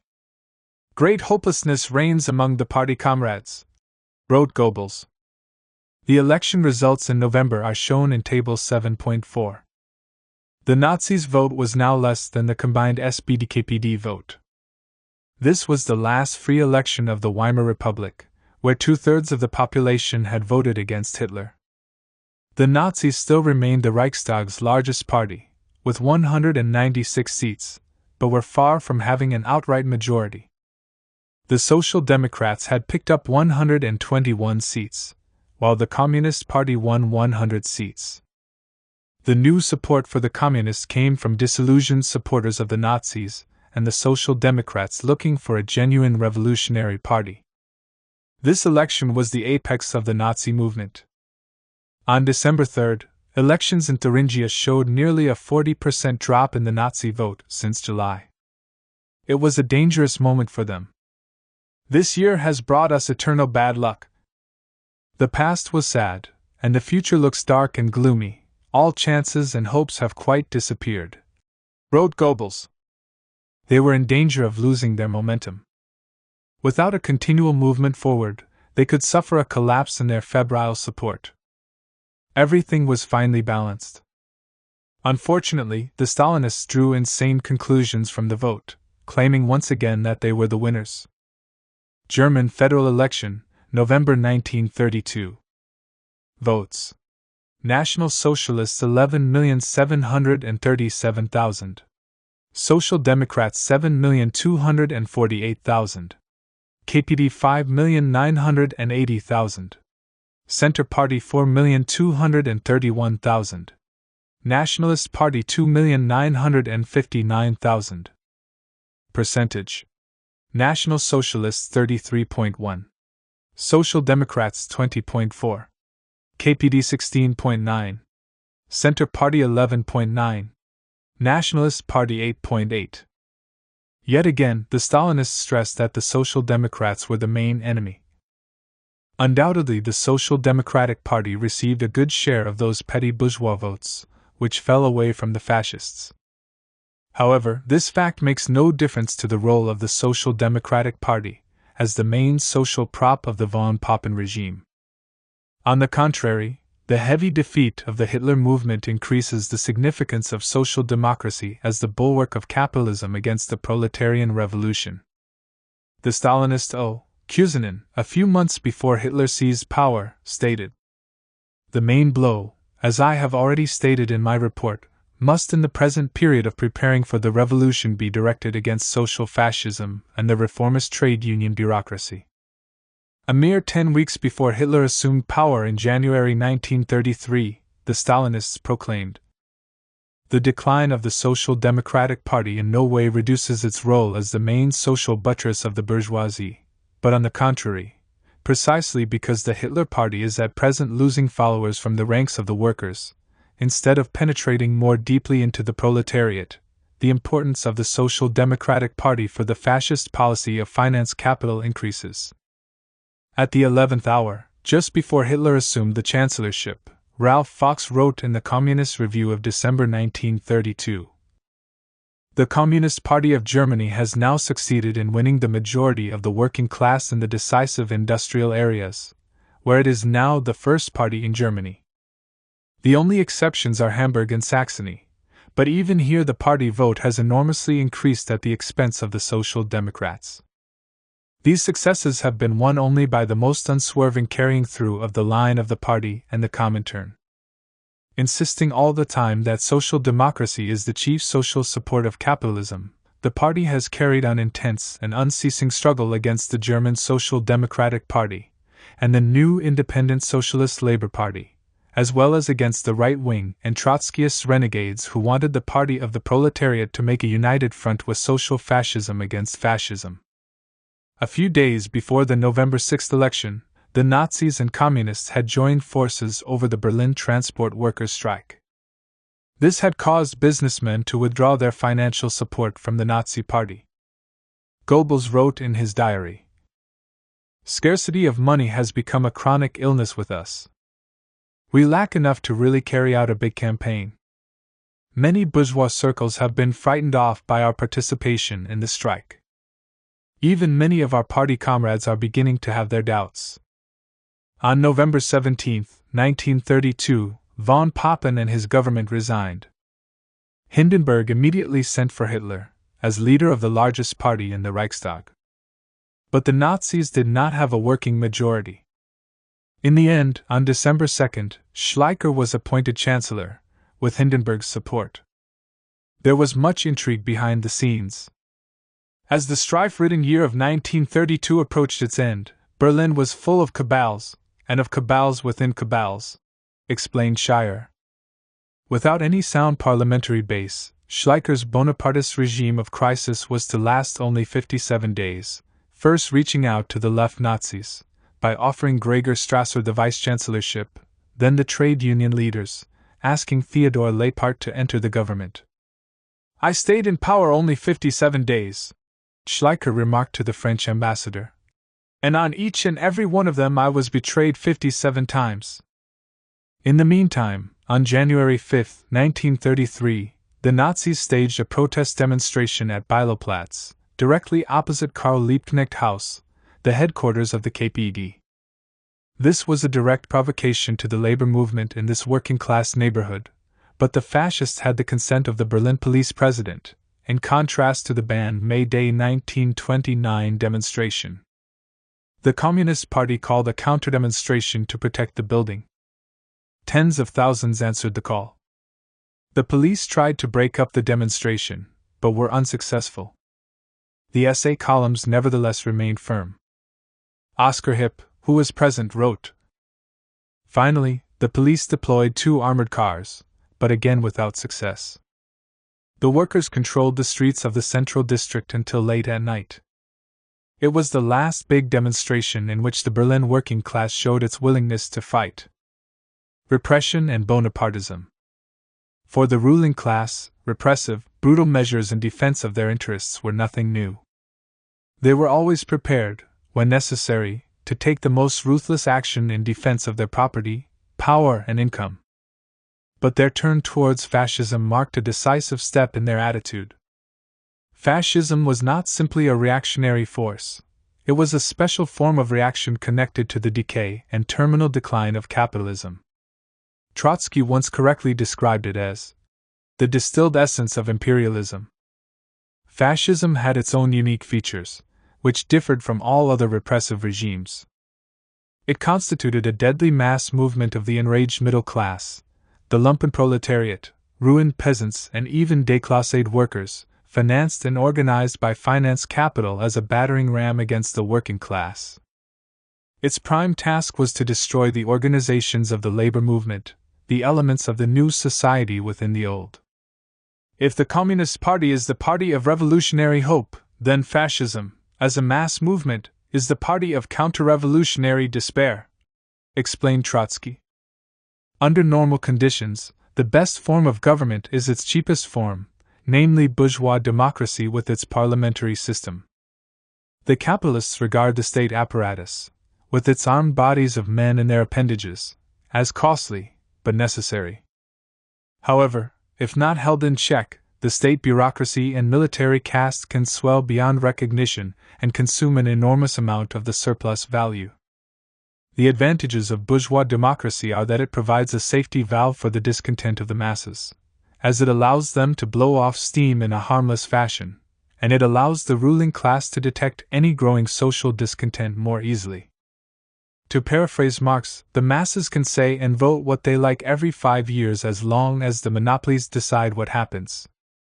Capitalism in crisis, however, forces the bourgeoisie to drive down wages even to below subsistence levels, forcing the worker into a semi-slave-like existence. On the other hand, the workers have fought for and won a series of democratic rights: freedom of speech, the right to organize, to strike, to vote. These rights become obstacles to the capitalist class in their efforts to push down living standards. However limited these rights may be, they do serve to obstruct the bourgeoisie in their unfettered drive to force down conditions and increase exploitation. As the crisis deepens, bourgeois democracy becomes incompatible with the needs of capitalism, and the capitalists turn towards greater repression and ultimately the establishment of Bonapartist regimes, military police dictatorships. The next step along the road is the fascist dictatorship. Under Bonapartism, the capitalist state rises above the classes, becoming semi-independent of them, while balancing between the classes. It represents a regime of extreme crisis. Prior to Hitler coming to power, these were the regimes of Breyning, Schleicher, and von Papen, which ruled without a parliamentary majority, by decree. To be more accurate, the Breyning government was a precursor or pre-Bonapartist government. Full-blown Bonapartism came onto the scene in the form of the Papen-Schleicher governments. This type is different from the Bonapartism of capitalism's youth and the rise of the bourgeoisie. The Bonapartism of Napoleon I and even of Napoleon III had a social base in an expanding economy, which provided it with a certain stability. Bonapartism in the epoch of capitalist decline and senile decay has little social base and rests increasingly on state repression. The regimes of Brining and General Schleicher shifted from one crisis to another without providing the bourgeoisie with any stability. This reflected the insoluble crisis at all levels of society. It is clear that there are many forms that the bourgeois state can assume under capitalism, ranging from monarchy to parliamentary democracy, republic to autocracy, and fascism to Bonapartism.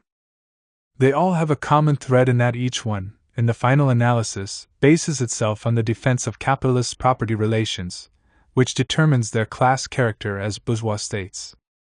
Bonapartism, as defined by Marx, is ruled by the sword. This is normally a military police dictatorship, with the state, while remaining an instrument of the ruling class, abrogating to itself the role of arbiter between the classes. To play this role, the arbiter has to balance between the classes, striking a blow firstly at one side then the other. The Bonapartist regime rules by decree, standing above society and parliament, as a bureaucratic police state. History shows that, before the bourgeoisie is able to move towards Bonapartist rule, there are a host of variants in between which contain elements of Bonapartism. These have enhanced executive or presidential powers, cabinet government, or any formation where powers are drained away from parliament. Trotsky explains Bonapartism in the following way: the government becomes independent of society. Let us once more recall, if two forks are stuck symmetrically into a cork, the latter can stand even on the head of a pin. That is precisely the schema of Bonapartism. To be sure, such a government does not cease being the clerk of the property owners. Yet the clerk sits on the back of the boss, rubs his neck raw and does not hesitate at times to dig his boots into his face. Yet Bonapartism, despite its repressive nature, was still insufficient to completely destroy the organizations of the working class, as its social base, a military police apparatus, was too narrow. To accomplish such a task, a special form of reaction was required, namely fascism, which has a mass base. As Trotsky explains, in the epoch of imperialist decline, a pure Bonapartist Bonapartism is completely inadequate. Imperialism finds it indispensable to mobilize the petty bourgeoisie and crush the proletariat under its weight. He continued, at the moment that the normal police and military resources of the bourgeois dictatorship, together with their paramilitary screens, no longer suffice to hold society in a state of equilibrium, the turn of the fascist regime arrives. Through the fascist agency, capitalism sets in motion the masses of the crazed petty bourgeoisie, and bands of the déclassé and demoralized lumpen proletariat, all the countless human beings whom finance capital itself has brought to desperation and frenzy. From fascism the bourgeoisie demands a thorough job. Once it has resorted to methods of civil war, it insists on having peace for a period of years. And the fascist agency, by utilizing the petty bourgeoisie as a battering ram, by overwhelming all obstacles in its path, does a thorough job. After fascism is victorious, finance capital gathers into its hands, as in a vice of steel, directly and immediately, all the organs and institutions of sovereignty, the executive, administrative, and educational powers of the state, the entire state apparatus together with the army, the municipalities, the universities, the schools, the press, the trade unions, and the cooperatives.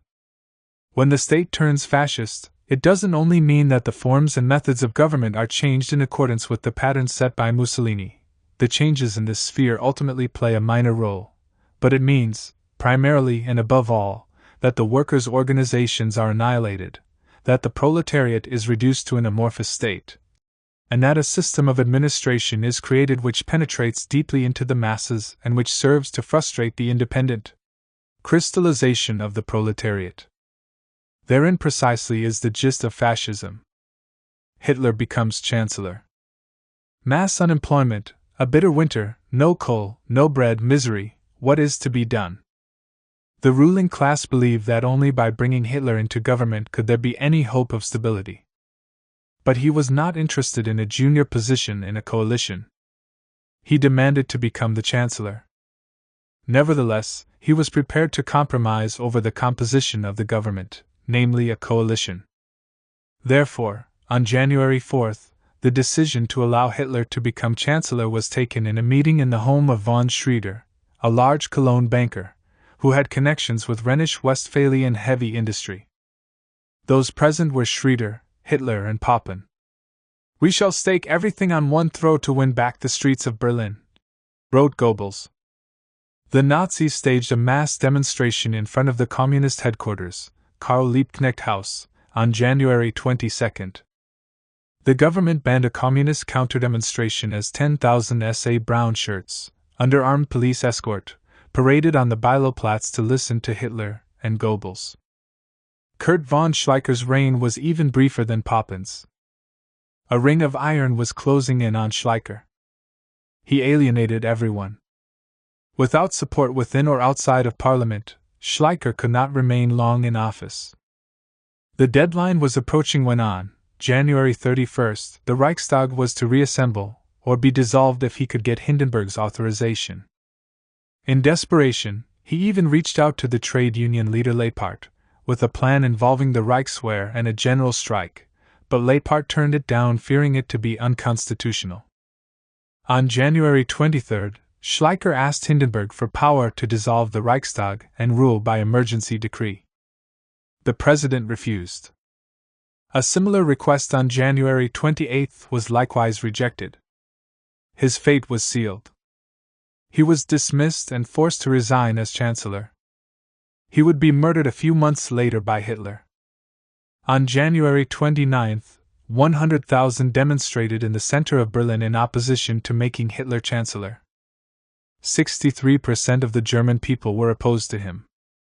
Leon Trotsky wrote, "It is quite possible that Hitler's courtesies to democratic parliamentarism may, moreover, help to set up some sort of coalition in the immediate future in which the fascists will obtain the most important posts and employ them in turn for their coup d'état." This prognosis was amply confirmed by events within a short space of time. But behind the scenes intense negotiations were complete, and, on January 30, 1933, the deed was done. Hindenburg appointed Adolf Hitler, the petty official's son from Austria, as chancellor of a coalition cabinet of Nazis and the nationalists, in the same way as the King of Italy had appointed Mussolini as prime minister. The fascists were in a minority, but were given ministerial posts under Hitler, Wilhelm Frick as Minister of the Interior, and Hermann Göring, Minister without portfolio and Commissioner of Aviation. Von Papen was to serve as Hitler's vice-chancellor in a majority conservative cabinet. He nurtured the illusion that he could tame Hitler and his representatives. After all, Hitler had promised to abide by the Constitution. The bourgeoisie hoped to use the fascists to smash the labor movement, but at the same time keeping a firm grip on the state machine. But it was Papen who was tamed.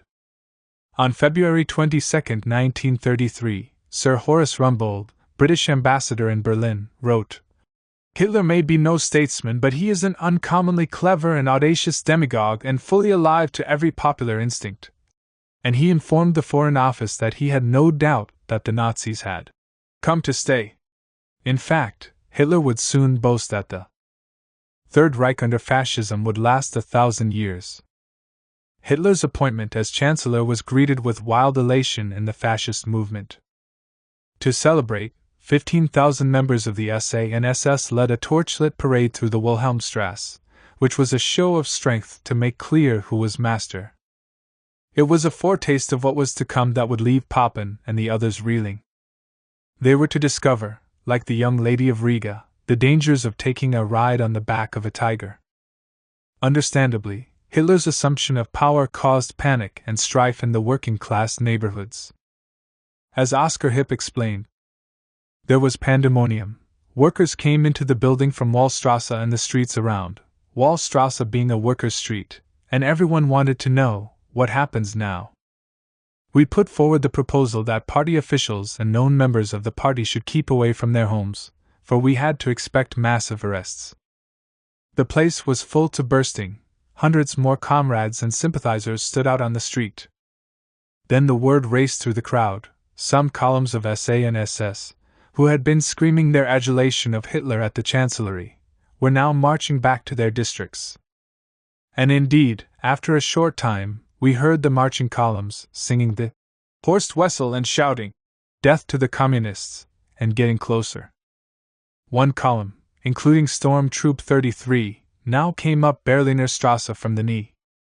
They turned into Wallstrasse and, as they tried several times before, they launched an attack on Werner. But on this evening of January 30th, once more the Nazis were sent home with bloody heads. Alongside reports of street murders, arrests, tortures, and the smashing up of meetings, the KPD clung to the old line. At the present time, when it is necessary by extra-parliamentary mass action of the working class to overthrow the fascist dictatorship before it can fully set going the state apparatus of power, the social fascist clique of leaders oppose the fight. It has thereby become the most valuable buttress of the Hitler-Papen-Hindenburg dictatorship. The most important thing now is for the communists in the factories and labor exchanges to overcome the sabotage of the social democratic and trade union leaders and lead the masses on the streets and into the fight. At the same time, the paper reported on violent attacks by fascists on the so-called social fascists, namely the Social Democrats. In Stassfurt, the Social Democratic mayor Hermann Kasten was shot down and killed in cold blood by a young fascist who had lain in wait for him. Numerous other collisions took place in various parts of Germany. An article by Harry Pollitt, the General Secretary of the British Communist Party, explained, "We Communists are for the United Front, a united front with workers of all views in factories, trade unions, the Labour Party, the Independent Labour Party, and on the streets.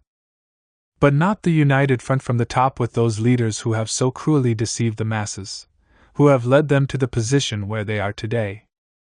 With Hitler's rise to power, Leon Trotsky and his supporters called for armed resistance and the mobilization of the full resources of the whole German labor movement in a life-and-death struggle with fascism. This meant the combined forces of the Communists and the Social Democrats. Had they been prepared to face the issue of civil war, Hitler would have been crushed by the working class. But this required a firm leadership. Spontaneous demonstrations took place throughout all the main cities in Germany, and expectations were high that the labor leaders would call them into action. The workers waited impatiently as their leaders dithered and prevaricated at this critical time. Legal means. So confident was Hitler of victory, he was prepared to use legal means as a stepping stone to absolute power. He was willing initially to make the compromise of heading a coalition government, with the Nazis holding only 3 of the 11 cabinet posts. This was effectively grabbing power by the back door, a bridge to dictatorship. Hitler was now in a decisive position as Chancellor from which he could prepare the ground for his next move.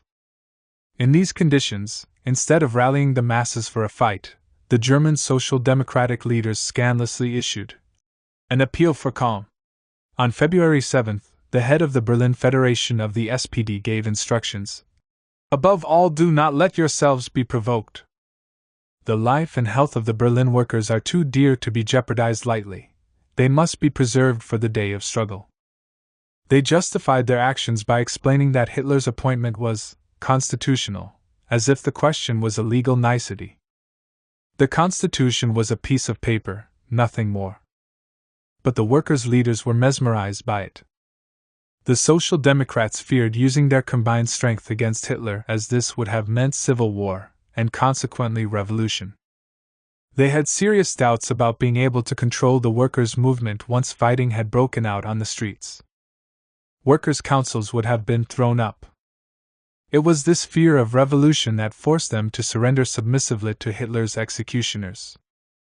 As they feared to die by another hand, they instead committed suicide. Otto Braun, Otto Wels, Breitscheid, Hermann Miller, Crispian, Lieb, Severing, Leipart, Grossman, and the rest of the social democratic hierarchy could be considered good social democrats and good administrators, but did not have an ounce of fight between them. In the end, as workers' leaders, they played a treacherous role. Hitler continued to maneuver. Having deliberately failed in negotiations to win over the Center Party to support his government, he twisted Hindenburg's arm to declare elections for March 5, 1933. Goebbels wrote in his diary on February 3. Now it will be easy to carry on the fight, for we can call on all the resources of the state. Radio and press are at our disposal. We shall stage a masterpiece of propaganda. And this time, naturally, there is no lack of money. In seeking further financial backing from the German industrialists, Hitler promised in a secret meeting to swiftly eliminate Bolshevism. Goering, now Minister of the Interior for Prussia, stressed the need for financial sacrifices as this election would be much easier for industry to bear if it realized that the election of March 5 will surely be the last one for the next 10 years, probably even for the next 100 years. The Nazis got their cash from big business, thrilled at the thought of putting the working class in its place.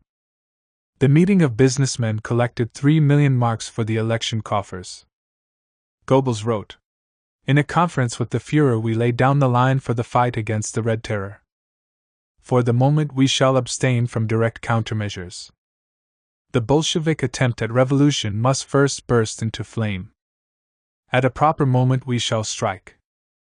Within a month, the Reichstag burned down. On February 1, 1933, Goering issued a decree against communist propaganda. On February 4, there was an emergency decree passed for the protection of the German people, aimed at all anti-fascist forces. Goering then remodeled the state by purging hundreds of Republican officials and replacing them with SA and SS officers.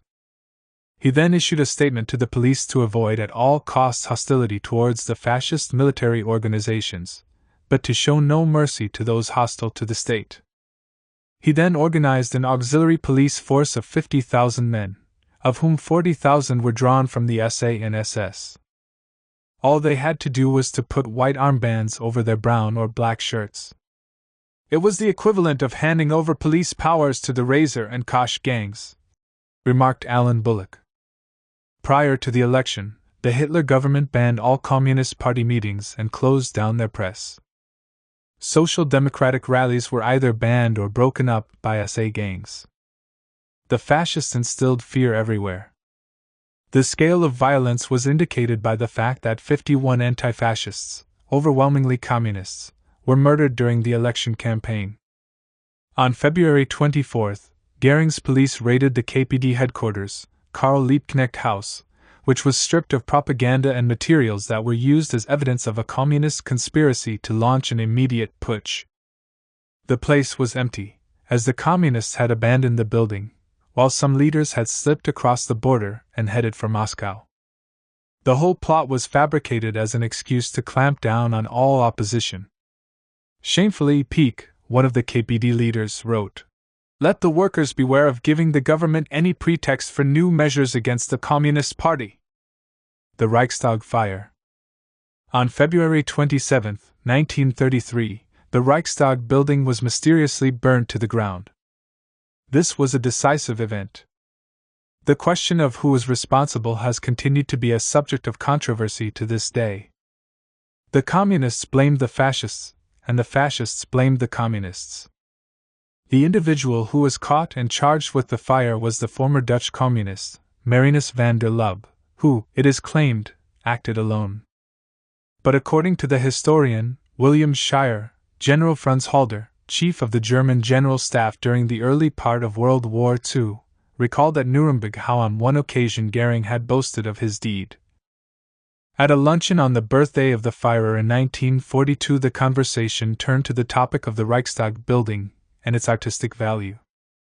I heard with my own ears when G6 Ring interrupted the conversation and shouted, "The only one who really knows about the Reichstag is I, because I set it on fire." With that he slapped his thigh with the flat of his hand. Van der Lubbe, it seems clear, was a dupe of the Nazis.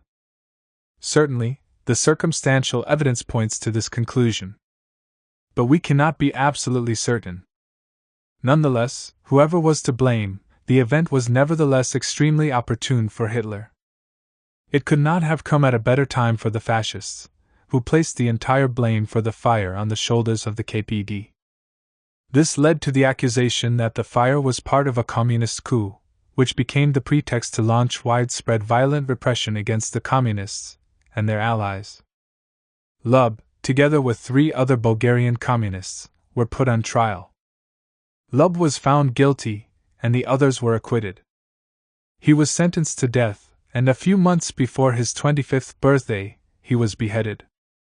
Later, the Stalinists engaged in a campaign against Lub, describing him as a Nazi agent. Whatever the exact truth behind the blaze, it was clearly the fascists who gained from the arson. Following the fire at the Reichstag, Goering declared a final solution.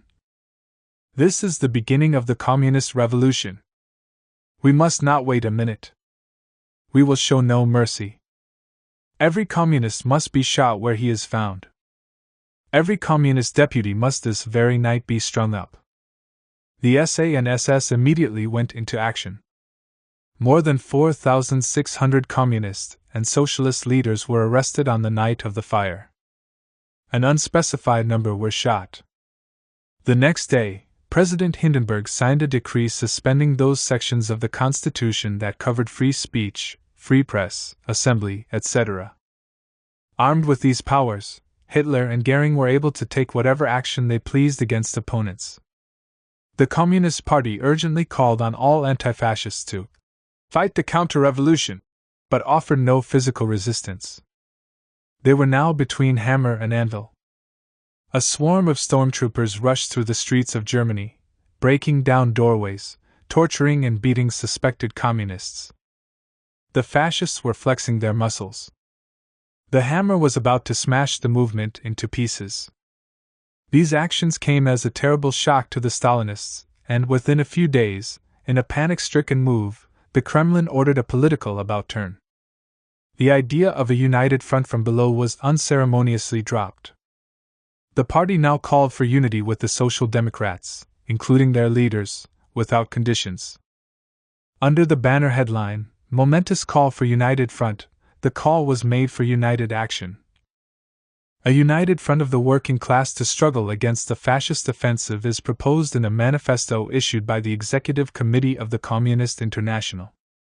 The manifesto proposes that Labour and Social Democratic parties should join such a united front on the basis of the class struggle. Owing to the peculiarity of the conditions, said the manifesto, as well as the difference in the concrete fighting tasks confronting the working class in the various countries, an agreement between the Communist and Social Democratic parties for definite actions against the bourgeoisie can be carried out most successfully within the confines of each individual country.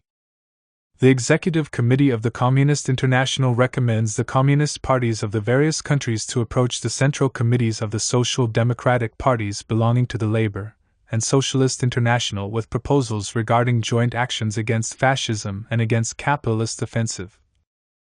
But this was a case of too little, too late. After years of vicious attacks on the social fascists, to make such a call 2 whole months after Hitler had come to power was certain to fail. Throughout the election campaign, only the Nazis and the Nationalist Party were able to campaign without interference. On election day, 80,000 brown shirts kept guard. The mass ranks of the petty bourgeoisie were stirred up into an absolute frenzy against the Bolshevik plotters and the need for the Nazis to restore order throughout Germany. According to Daniel Goering in Fascism and Big Business, on the night of March 5, the leaders of the Reichsbanner divisions in the principal cities of Germany went to Berlin begging to be given the order to fight. They received the reply from the Social Democratic leaders: "Be calm! Above all, no bloodshed." March 1933 election. On March 5 the election results were known. They are shown in Table 7.5.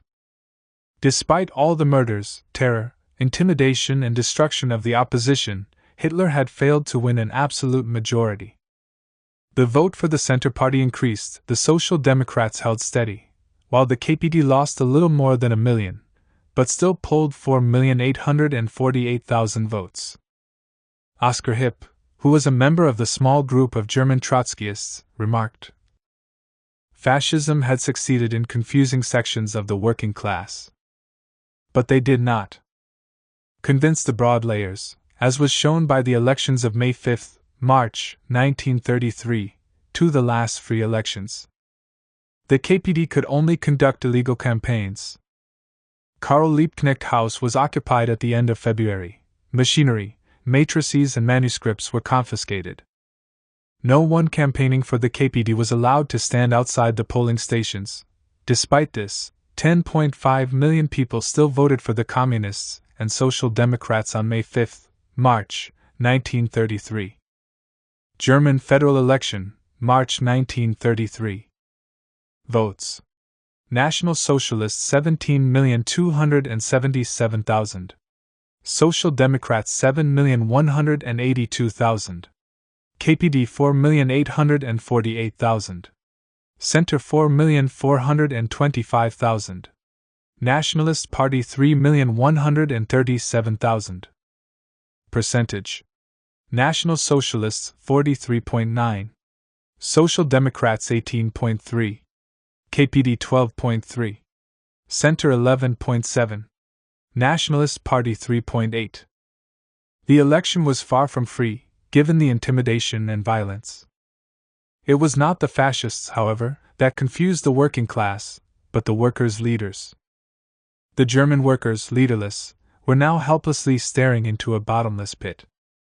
The results gave the Nazis 288 seats in the new Reichstag, which, together with its coalition partners, the Nationalists, amounted to a total number of 340 seats, a bare majority of 16, well short of the two-thirds majority needed to legally change the constitution and establish totalitarian rule.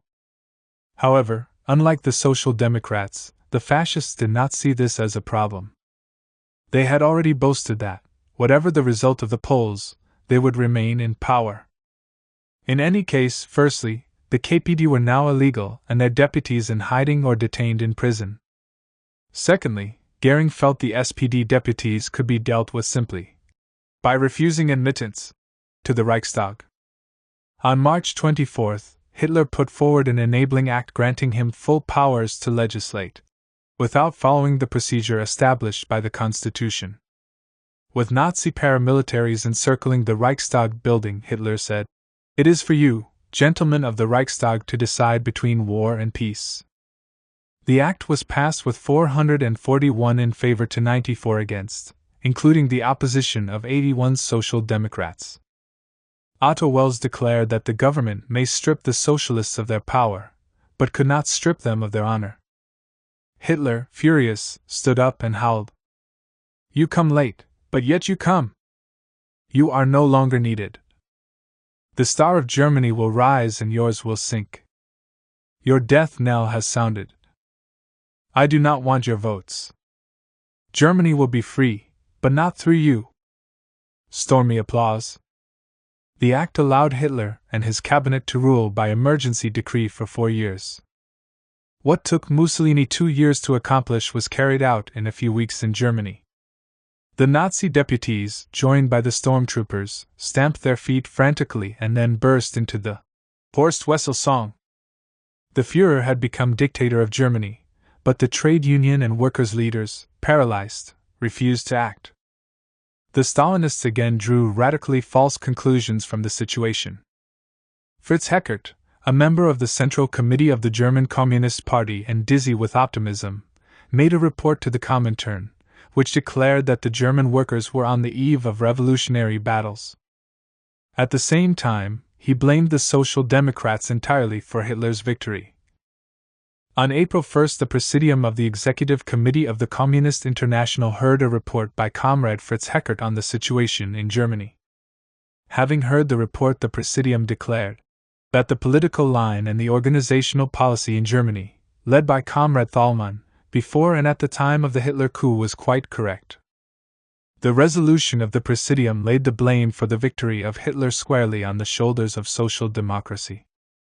The mass of the social democratic workers who carried with them the majority of the working class of Germany, being fettered by their social democratic leaders, who were opposed to the Revolutionary United Front, and who maintained their reactionary United Front with the bourgeoisie, rejected the United Front with the communists on every occasion, and disrupted the struggle of the working class. Meanwhile, the communists insisted on a revolutionary united front of the working class against the bourgeoisie, against fascism. The Social Democrats, on the contrary, impelled the workers in the direction of a reactionary united front with the bourgeoisie, against the communists, against the communist workers, destroying and repressing communist organizations whenever and wherever this was possible. The Communist Party was right in giving the name of social fascists to the Social Democrats. The revolutionary upsurge in Germany will inevitably grow. Then, in July 1933, after the complete destruction of the organizations of the working class and the establishment of totalitarian rule, the same Fritz Heckert stated, complete elimination of the social fascists from the state apparatus and the brutal suppression of the social democratic organization and of its press do not alter the fact that they represent now as before the main social buttress of the dictatorship of capital. The Social Democrats and their apologists fared no better.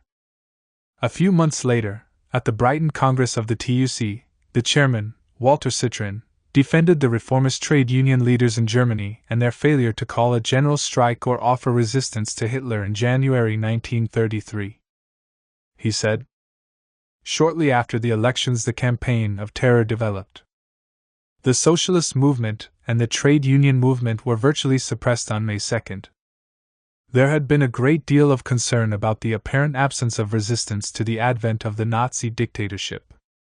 German trade union leaders and German socialist leaders were openly attacked and criticized on platforms because of the absence of effective resistance. All we could say was that we knew from first-hand knowledge that very adequate means of resistance were prepared.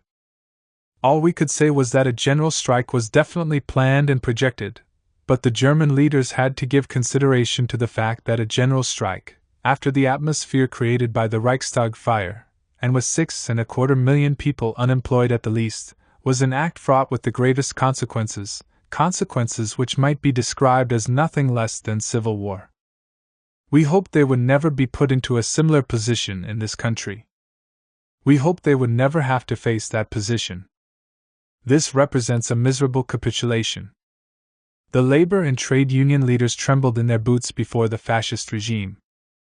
This was where their lesser evilism had led them, to the slaughterhouse. But it was, in the vast majority, the German working class that was asked to pay the price for fascism. Working class political life had come to an end, except in whispers and corners, and in the shadows of the underground struggle. Chapter 8: The Nazi Terror. Personally, I regard it as a great honor when Mr. Trotsky calls upon German communism at any price to act together with the Social Democrats, since National Socialism must be regarded as the one real danger for Bolshevism. Adolf Hitler. I was beaten and tortured continually for 10 days after my arrest by the Gestapo. Only complete exhaustion halted their curiosity about La Vérité and the Fourth International. If I had dropped a single unwarranted word, it meant death. Tortures of all kinds were common in the camp, from marches in the snow to typhus injections. It's the return to barbarism, the inevitable consequences of the morbid will to survive of a class condemned to oblivion. As long as capitalism remains, such barbarism is bound to grow. In all cases, the Polo Condor camp, where thousands of Indo-Chinese revolutionists perished, the Gers camp, where the Spanish revolutionaries starved to death, and this most monstrous one of all at Buchenwald, first created for German communists, the responsibility lies with the same decadent bourgeoisie. Marcel Beaufrère, May 1945. In the words of one historian, with the advent of fascism, the gutter had come to power. But this was not simply a rabble, it had become a ferocious battering ram, a mailed fist, a deadly tool of finance capital. A united front of the SPD, the KPD and the trade unions, as Trotsky argued for, could have entirely transformed the situation and blocked Hitler's path. This is no idle speculation. The German labor movement was the strongest in the world in terms of numbers, organization and revolutionary traditions. It had every chance of success in defeating Hitler. The potential for resistance was ever present, as the previous 7 chapters of this book amply demonstrate.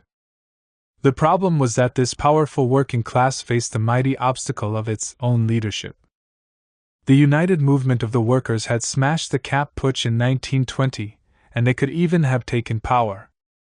Such a united force could have fought the Nazis, splitting the wavering middle classes from its ranks, and trampled the Hitler movement underfoot. The working class would have fought like lions if the call had gone out from the leadership, but there was no call. It was their duty to resist Hitler, with guns in hand if necessary. Julius Bronthal wrote that, if only the 13 million, who had constantly supported the two socialist parties in the elections from the birth of the German Republic to the last vote before Hitler seized power, had been a united army, a genuine workers' alliance, a real band of brothers, the reactionaries, even if they had dared to raise their head, could certainly not have triumphed over the workers without a struggle. This would have been a struggle with no holds barred.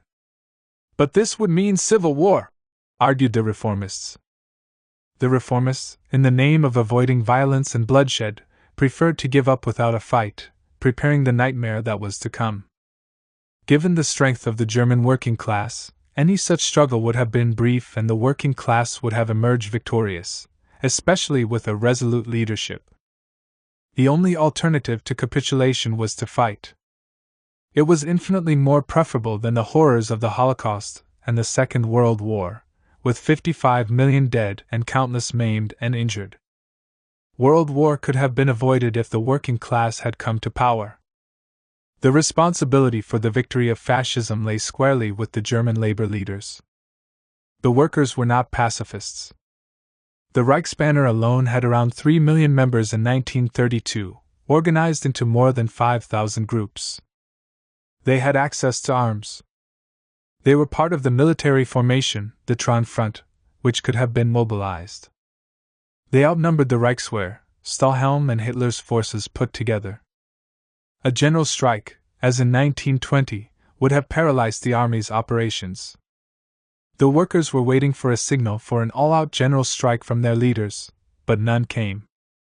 On the evening of January 30, 1933, with the news that Hitler was made Chancellor, spontaneous demonstrations took place throughout Germany.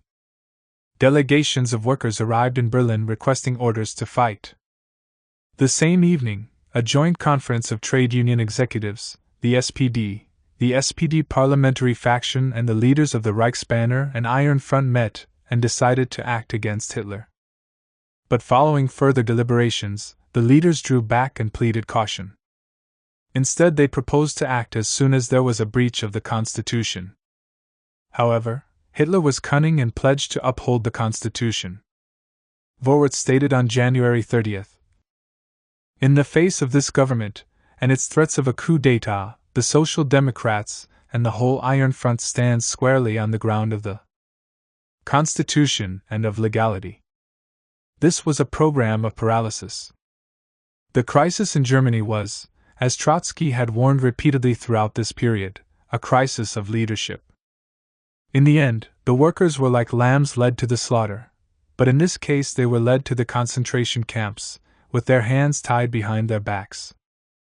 Others disappeared into the cellars of the Gestapo. This failure of leadership meant the beginning of a long and ghastly nightmare. The Social Democratic leaders had supported every reactionary government and presidential candidate with their bankrupt policy of the lesser evil. The problem, however, inevitably emerged when the lesser evil became the greater evil. These leaders, after clinging on to the coattails of Ebert, then clung on to the militarist, von Hindenburg. They held on to the coattails of every bourgeois politician, including Breyning, then Papen, while holding up the fascists as a scarecrow to justify their policy of capitulation. They were busy sowing illusions, instead of mobilizing the working class. In this way, they disorientated, confused and demoralized the German working class.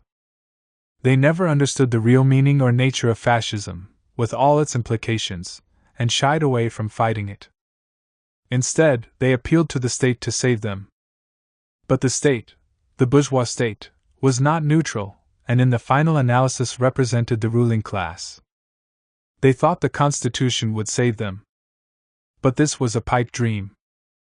The crisis of capitalism was a crisis of the bourgeois regime. They failed to understand that fascism was a product of this crisis, in effect a mincing machine of finance capital.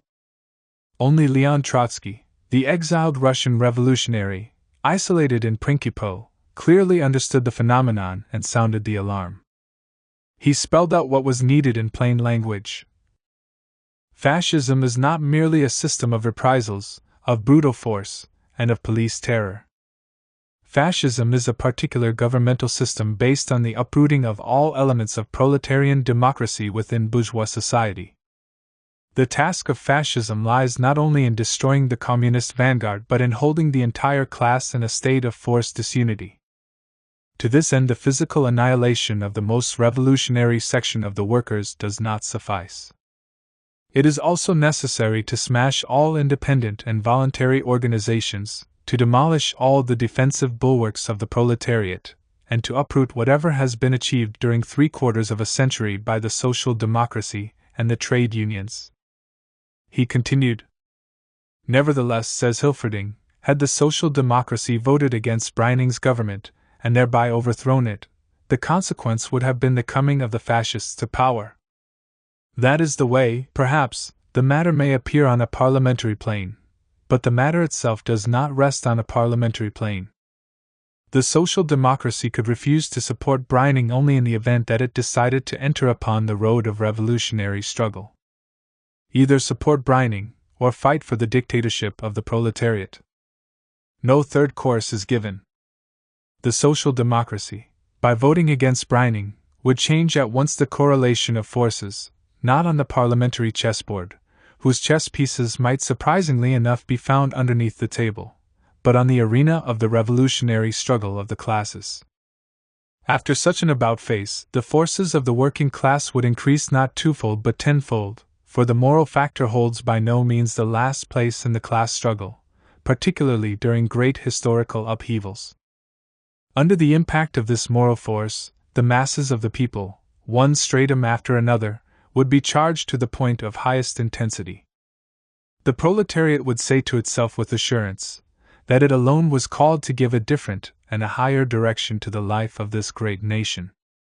Disintegration and decomposition in Hitler's army would set in before the decisive battles.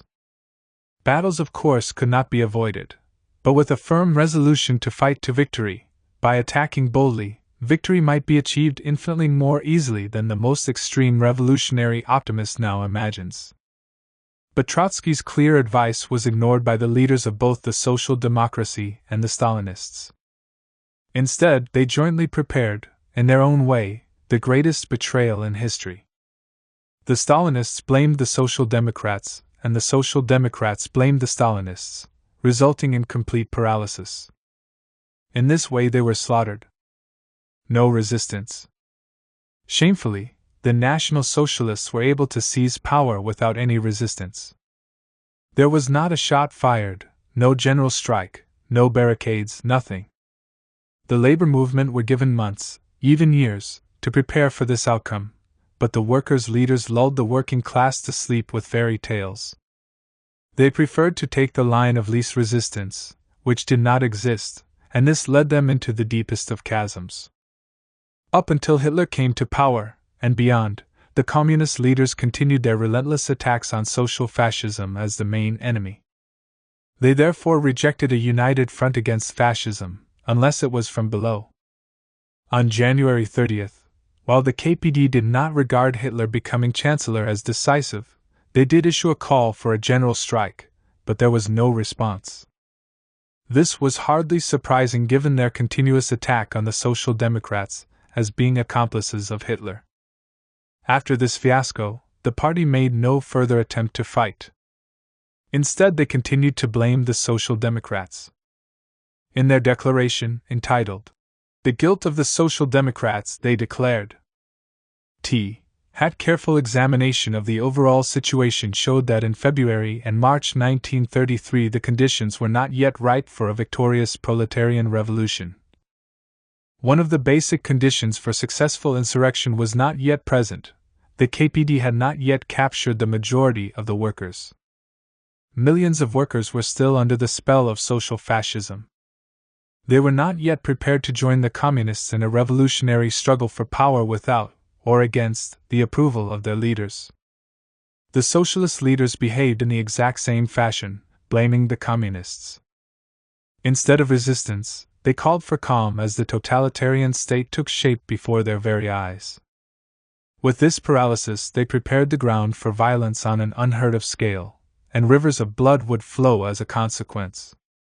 They cry, "Peace, peace, when there is no peace," states the Bible. Jeremiah 6:14. All these leaders had to offer was a miserable whitewash to cover up their crimes. The plebeian, fascist scum had risen to the top, assisted and financed by big business. The bourgeoisie thought they could control them, like some hired mafia gang. But they were badly mistaken. The fascists in power, while doing the bidding of the monopolies and crushing the working class, nevertheless had their own agenda. They were now in the saddle, with the full resources of the state behind them. In their eyes, they deserved a big slice of the pie and weren't going to give it up. "Once we have the power, we will never give it up," stated Goebbels. "They will have to carry our dead bodies out of the ministries." They were now masters of the state, and they would determine society's fate. They had their noses firmly in the trough and refused to budge. The bourgeoisie had knowingly unleashed this fascist gang and would reap what they had sown. While they would keep their economic power, they would be forced to relinquish their political power to the fascist gang. They would still remain the ruling class, with their property intact, but would lose their political control. Some would even end up in prison, others kidnapped, others murdered. That was the price they paid for fascist counter-revolution. The middle-class organizations were trampled underfoot. Even the Combat League of Middle-Class Tradespeople, which had hopes of nationalization measures and the running of industry, was swiftly dissolved, and the rule of Krupps, Tyson, and other heads of industry was secure, under fascist management. The middle-class organizations were trampled underfoot. Even the Combat League of Middle-Class Tradespeople, which had hopes of nationalization measures and the running of industry, was swiftly dissolved, and the rule of Krupps, Tyson, and other heads of industry was secure, under fascist management. The fascist bureaucracy, however, while standing above society, was never an entirely independent entity. In the final analysis, it represented the bourgeoisie, but only in the final analysis, and in its own way.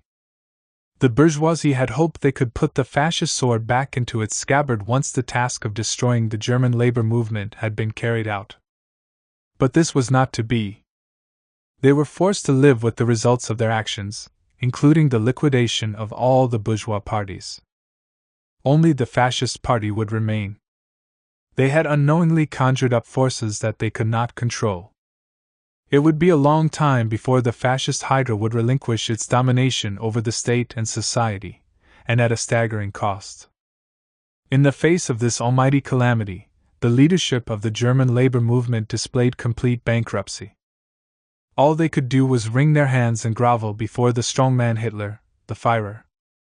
This meant they were prepared to do anything to survive, even cut their own throats, as long as it did not mean breaking the Constitution.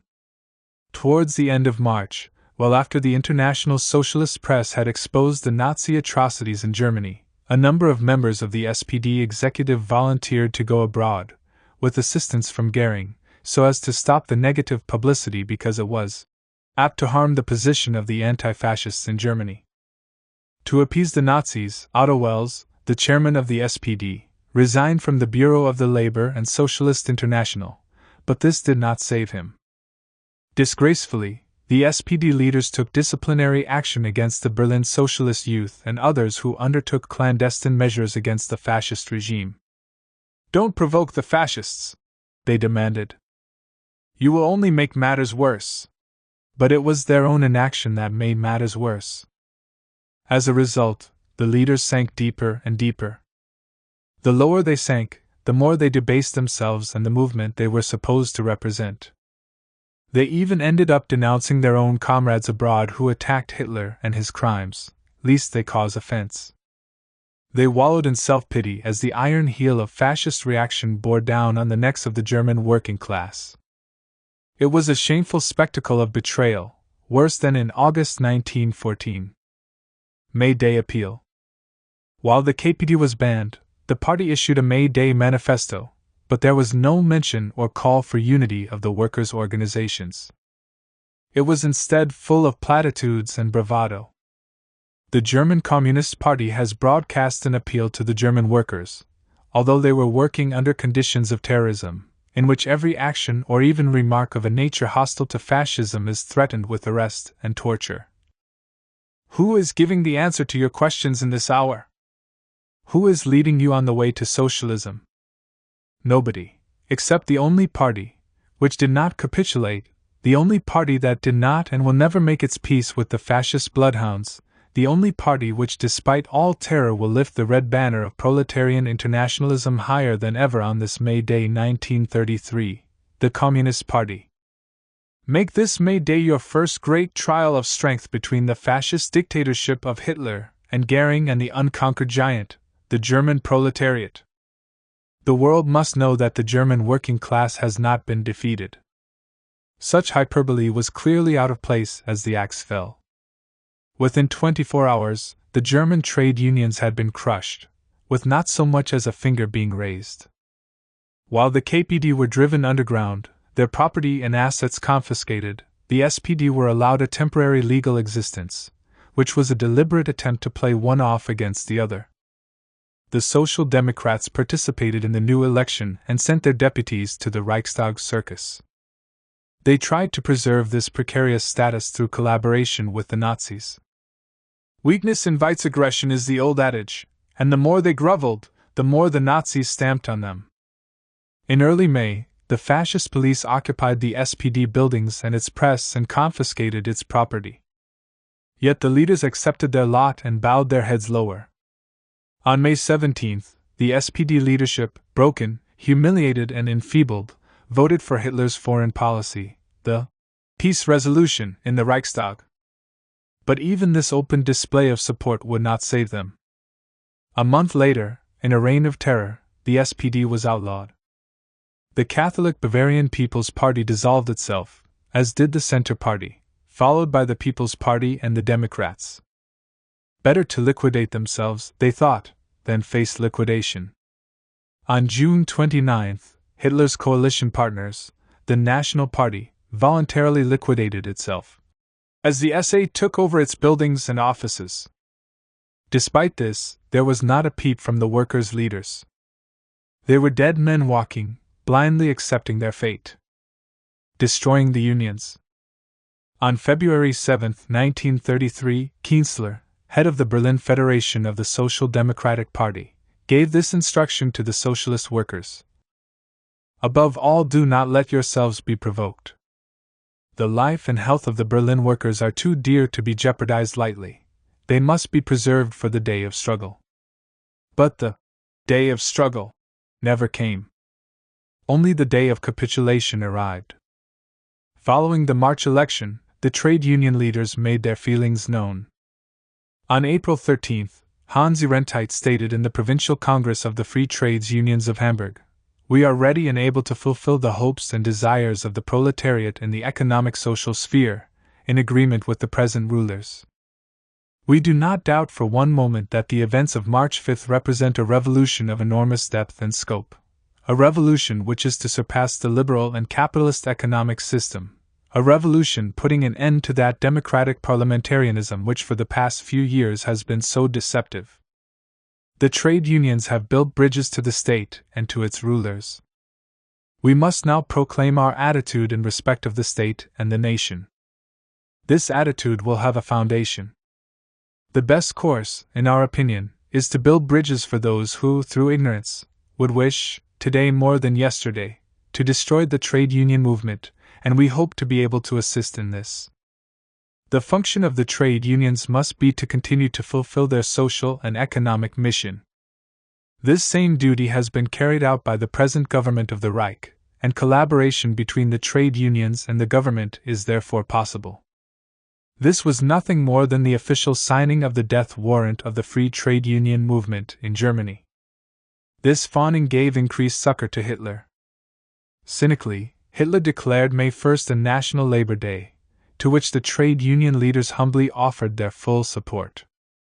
Even through the spring of 1933, the German trade union leaders humiliatingly cooperated with the fascist government. They issued a statement breaking off their links with the SPD and called on their members to take part in the rallies organized by the Hitler government. These celebrations were nothing more than a farce to further legitimize the regime. Finally, the German trade union leaders urgently telegraphed the International Federation of Trade Unions in an attempt to prevent it, as members, from protesting against the Nazi government's murder and torture of thousands of German workers. When the International refused, they resigned from the body, in the hope that by such groveling they would escape persecution. The official organ of the German TUC, Gewerkschaftszeitung, published an article for its May Day edition by Walter Paul with the following scandalous statement. We certainly need not strike our colors in order to recognize that the victory of National Socialism, though won in struggle against a party, the Social Democrats, which we used to consider as the embodiment of the idea of socialism, is our victory as well, because, today, the socialist task is put to the whole nation. To claim that Hitler's victory was also our victory was a vile statement that flew in the faces of those millions who opposed the fascists. It was to hoist the white flag of surrender. There was no talk of resistance, as resistance in their eyes was futile. These bureaucrats were only interested in saving their own skins. But the fascist regime was never going to let this happen. After the National Labor Day mass demonstration of 100,000, Goebbels wrote, "Tomorrow we will occupy the trade union buildings. There will be little resistance." The next day, May 2nd, the stormtroopers occupied the trade union headquarters, the people's houses, and turned them instead into houses of German labor. As Goebbels had predicted, there was no resistance. On May 10th, the German Labor Front was set up, the only legal entity allowed, which included the coordinated organizations, grouped into 14 trade federations. On May 16th, the right to strike was abolished. Eventually, the federations were dissolved. The industrial organizations of the German working class had disappeared. With the trade unions reorganized, dissolved, and their funds confiscated, the former leaders were arrested, loaded into trucks and taken off to Nazi concentration camps. It was simply a mopping-up operation.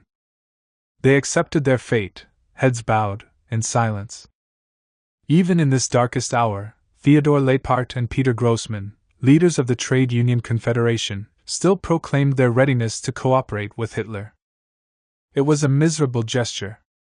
Despite their protests of loyalty to the Führer, the Nazis felt that Grossmann and Leipart were better off elsewhere. The Leiparts and Grossmanns, declared Dr. Robert Ley, assigned by Hitler to reorganize the trade unions into a German labor front, may hypocritically declare their devotion to the Führer as much as they like, but it is better that they should be in prison. And it was to Plötzensee prison they went, where they prostrated themselves. SPD banned. The end, when it came, was shameful and inglorious, the worst of all capitulations. There was no resistance to the totalitarian nightmare, only abject humiliation by the labor and trade union leaders, who were servile before Hitler. As we have seen, he cynically used them and then sent them, along with 2 million others, to the concentration camps. Once the labor movement had been completely discredited, they destroyed it. The mightiest working class movement in the world was obliterated. Not one stone upon another was left of its organizations. Even the workers' chess clubs were dissolved. The fascists created a network of spies and informers in every building, workplace, school and estate, a totalitarian vice that penetrated into every nook and cranny of life. The working class was atomized. This was the real meaning of fascism, as Trotsky had warned. The workers' movement was being reduced to particles of dust. Hitler moved quickly. On June 23, the SPD was officially banned. Its leaders were arrested, including the archipelago Paul Loeb. Their usefulness in creating the maximum demoralization and confusion was over. The organized labor movement had vanished from the scene. On June 27, Hitler expelled Alfred Hugenberg from the government, as the whole economy passed into the control of the Nazis. On July 14th, a new law was decreed which simply stated, "The National Socialist German Workers' Party constitutes the only political party in Germany." A one-party, totalitarian regime was in place, and all opposition was mercilessly crushed. The regime was given a new name, the Third Reich. "The First Reich was that of Bismarck," explained Hitler. "The second that of the Weimar Republic, and the third is myself." Jan Valton related. "Communists were hunted down like mad dogs. Weaklings in our own ranks capitulated. Spies stepped from obscurity. The majority of the party's top-rank leaders saved their own hides by bolting across the frontiers to neutral countries. But some were captured. Overnight the Communist Party had taken on the appearance of an ant-heap smashed by a sudden hail of sledgehammer blows." On March 2nd, the new terror laws against the Communist Party were decreed. Hitler's technique of victory was simple: concentration of the whole ferocity of the National Socialist movement against one enemy at a time, while maneuvering the others into a false sense of security. It was the Communist Party rank and file, along with the socialist workers, who bore the brunt of the Nazi terror. Once in power, the Nazis accomplished in months what had taken the Italian fascists 4 years to accomplish. The political parties were banned, the trade unions were destroyed, and the funds of the workers' organizations were confiscated for the benefit of the Nazis. The first concentration camp in Germany, Dachau, was founded in March 1933. Others were opened at Oranienburg, Esterwegen, and other places, and a reign of terror commenced against the working-class socialists and communists on a scale never witnessed in modern history. A press announcement said that the first concentration camp is to be opened in Dachau with an accommodation for 5,000 people. All communists and, where necessary, Reichsbanner and social democratic functionaries who endanger state security are to be concentrated there, as in the long run it is not possible to keep individual functionaries in the state prisons without overburdening these prisons. Himmler then expanded the role of the camps to hold so-called racially undesirable elements, such as Jews, Romanis, Serbs, Poles, disabled people, and criminals. The role of fascism was to root out every trace of socialist consciousness. Smashing the labor movement was the first task. Then all socialist, communist, and progressive literature was seized and destroyed. The Nazis even organized public book burnings, like scenes from the Middle Ages and the Spanish Inquisition. Those workers caught by the Gestapo machine faced a most brutal end. Within a short period of time, 2,500 communists were murdered on the spot.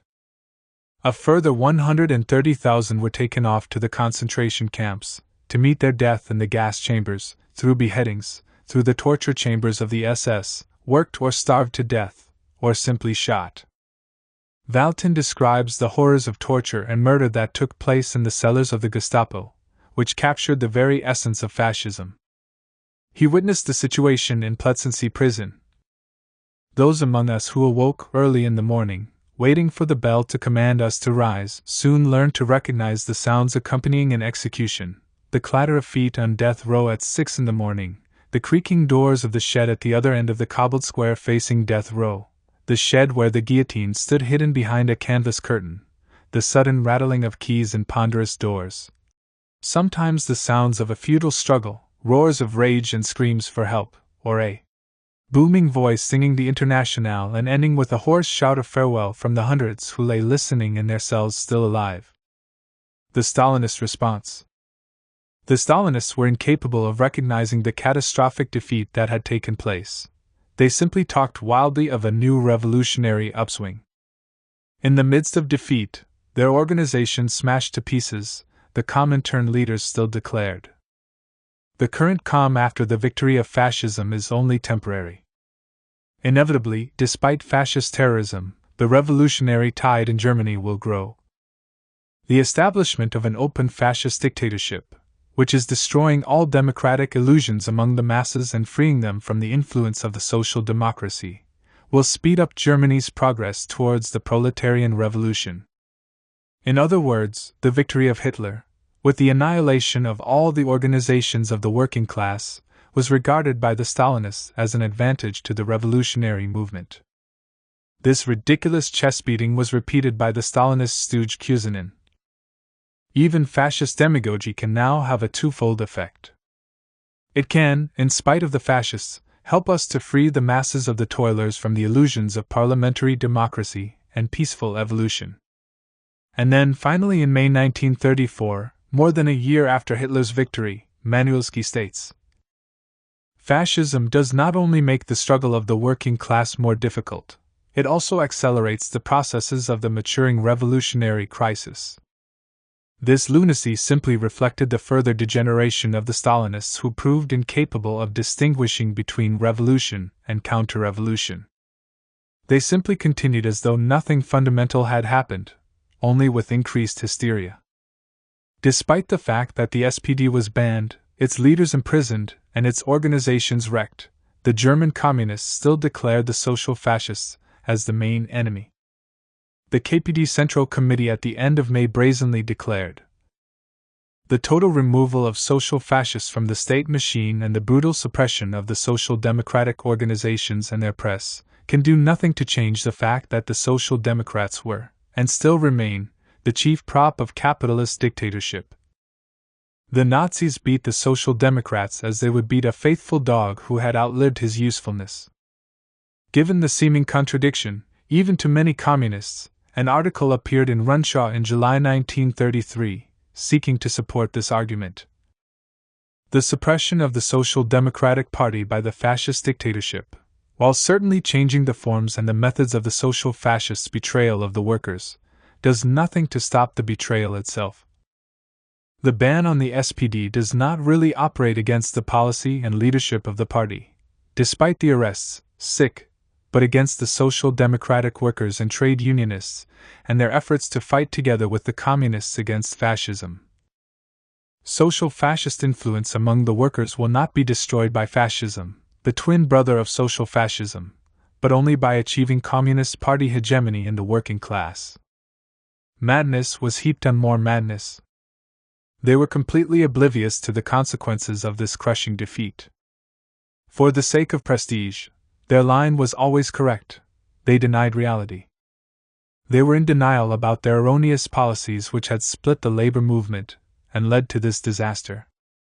On the contrary, the Comintern executive met in April 1933 and noted with approval that the political line and the organizational policy followed by the Central Committee of the German Communist Party up to and during Hitler's coup was perfectly correct. These leaders of the Comintern simply asserted that black was white, and Pravda described its German policy as a resounding success. Thus, as with the Second International in 1914, so now, the Stalinist Third International had become a stinking corpse, an obstacle to the socialist revolution. All the lessons learned during the days of the Comintern under Lenin and Trotsky, the first 5 years, where the International played a revolutionary role, had been completely buried and forgotten. Defiance. The Nazis beat their victims to death or beheaded them in front of their comrades. But despite these horrors, many openly defied the butcher's axe. Walton again described one scene. First to be led from his cell was Johnny Detmer. Cries came from the many cell windows. "Goodbye, Johnny! Long live the revolution! Nieder MIT Hitler!" Cries of rage and cries of terror. When the headsman's assistants seized Johnny Detmer, our comrade fought wildly. He fought silently, with all his strength. But his hands were shackled on his back. Guards tied his ankles together and strapped him in upright position to a board. The board swung to a horizontal position. Johnny's head protruded over the edge of the board. "Goodbye, Johnny, goodbye, goodbye." Most eyes were tearless. They were wide open and dry and staring. Before I could realize what was happening, the headsman raised his axe over Comrade Detmer's head. He did not strike. He simply let it fall on Johnny's neck. "Your head will roll, too," Arthur Schmidt said to Prosecutor Joch, straightening in sudden defiance.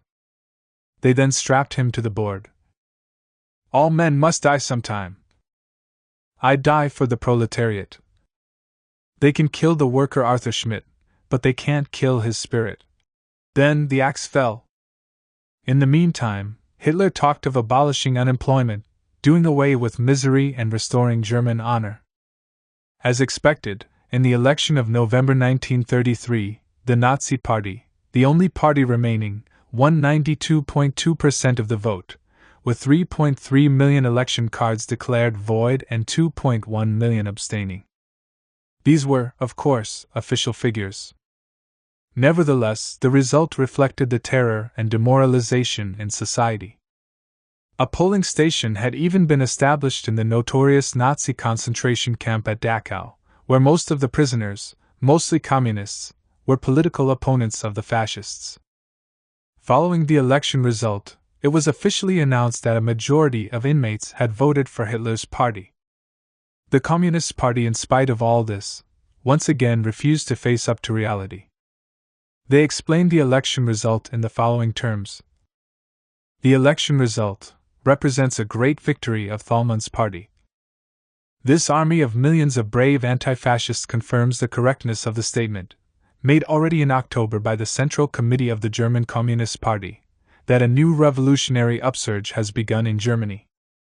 Stalin was still pursuing friendly relations with Germany, even after the victory of Hitler and the crushing of the Communist Party. The German ambassador in Moscow, Dirksen, noted that the Soviet Union's attitude towards the Hitler regime remained friendly, even to the point of suppressing open displays of hostility towards the regime. In a report to Berlin in May 1933, Dirksen said that a strong attack on communism in Germany itself is entirely compatible with preserving friendly German-Russian relations. Yesterday, May Day, passed off without incident. Voroshilov's speech offered no occasion for special objections. The throngs of demonstrators refrained from calumniations of National Socialism or of leading Germans. The ceremony at the embassy was extraordinarily well attended.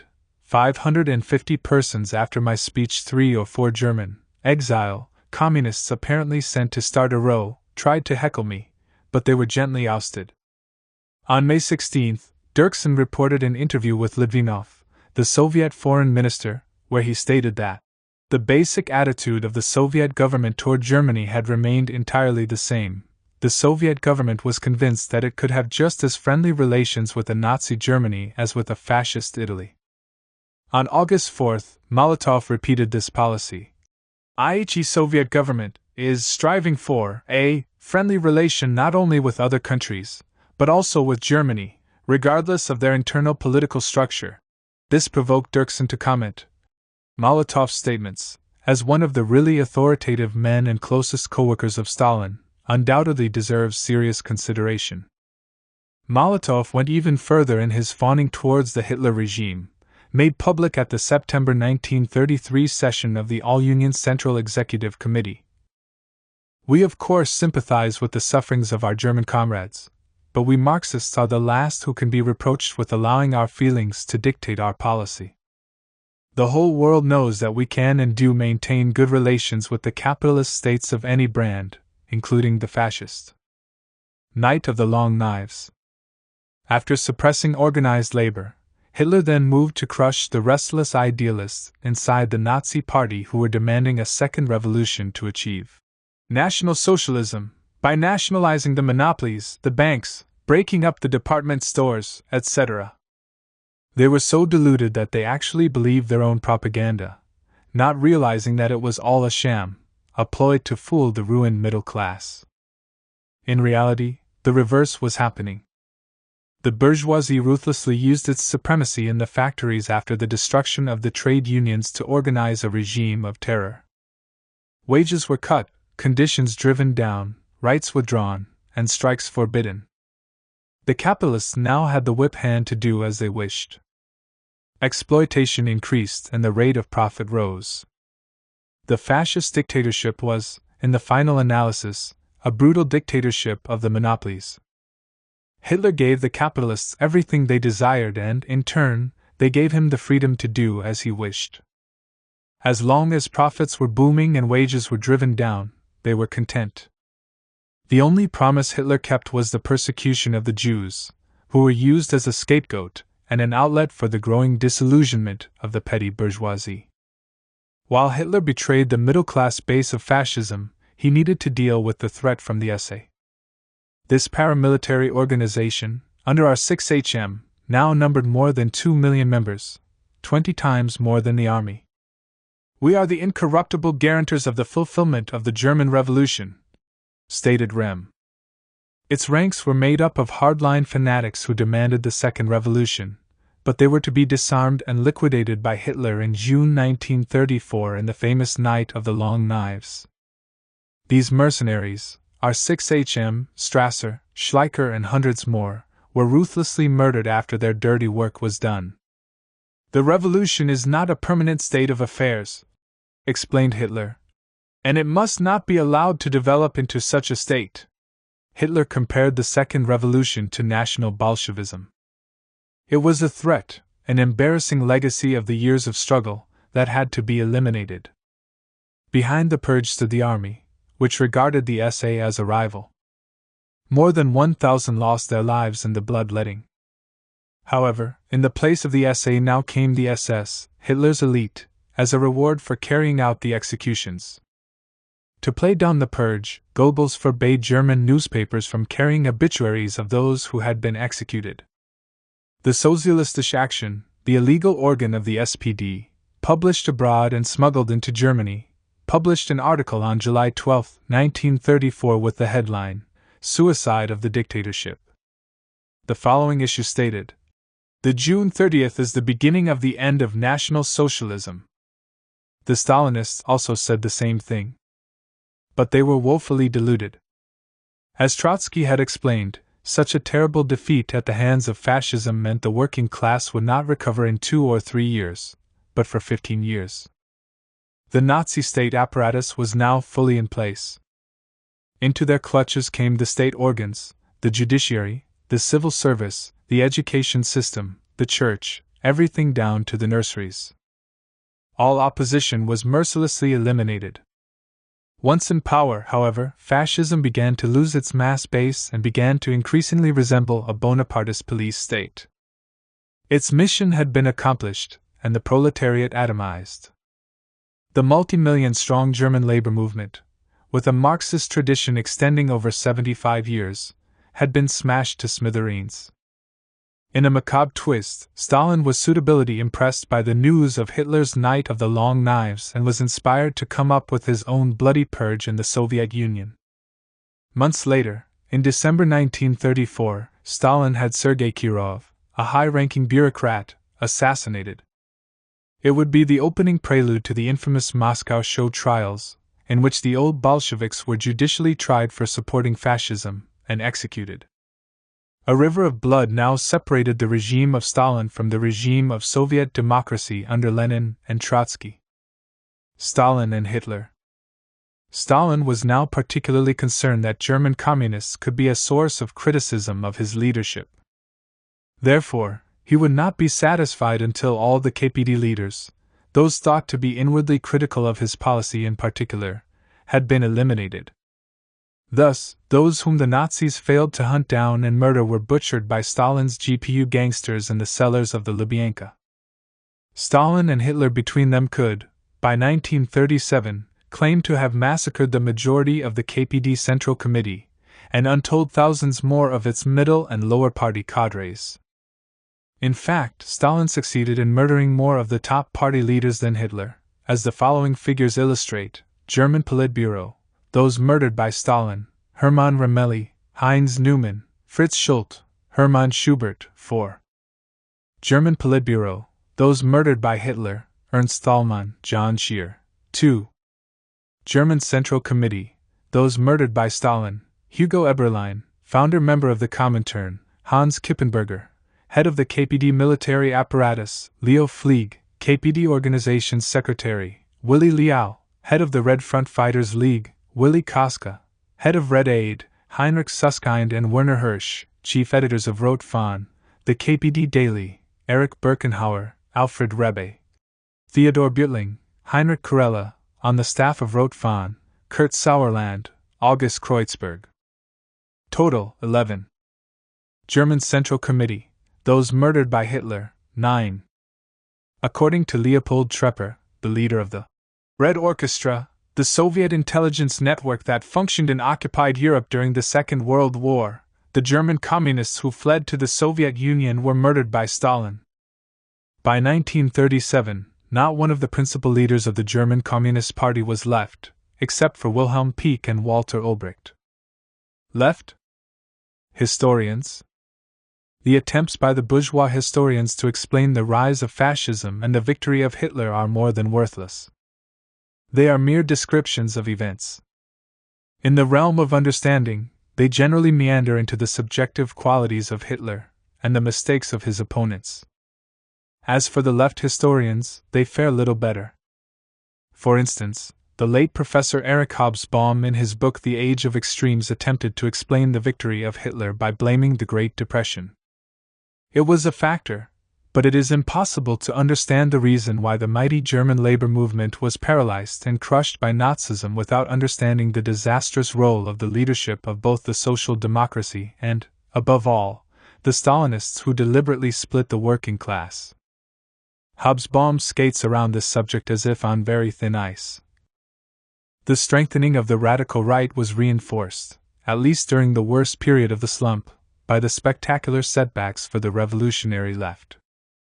So far from initiating another round of social revolution, as the Communist International had expected, the Depression reduced the international communist movement outside the USSR to a state of unprecedented feebleness.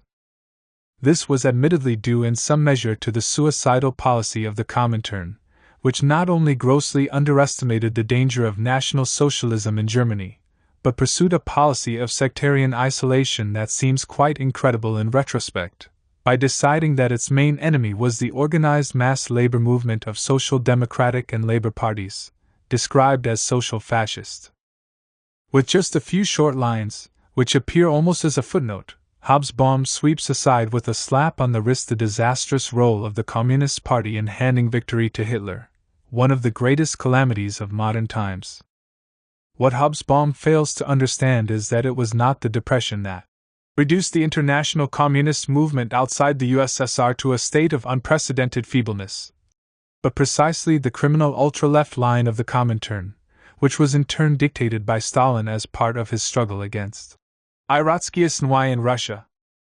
In another work, Hobsbawm explained that the history of the KPD is tragic.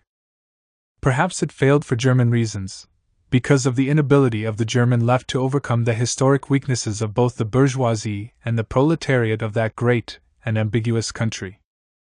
Once again, our apologist speaks in riddles, saying everything except laying the blame where it belongs, at the feet of Stalinism and the stooges he once fawned upon. Such historians cannot accept that the policy of Stalin did more for Hitler's victory than the policy of Hitler himself. Austrian Uprising.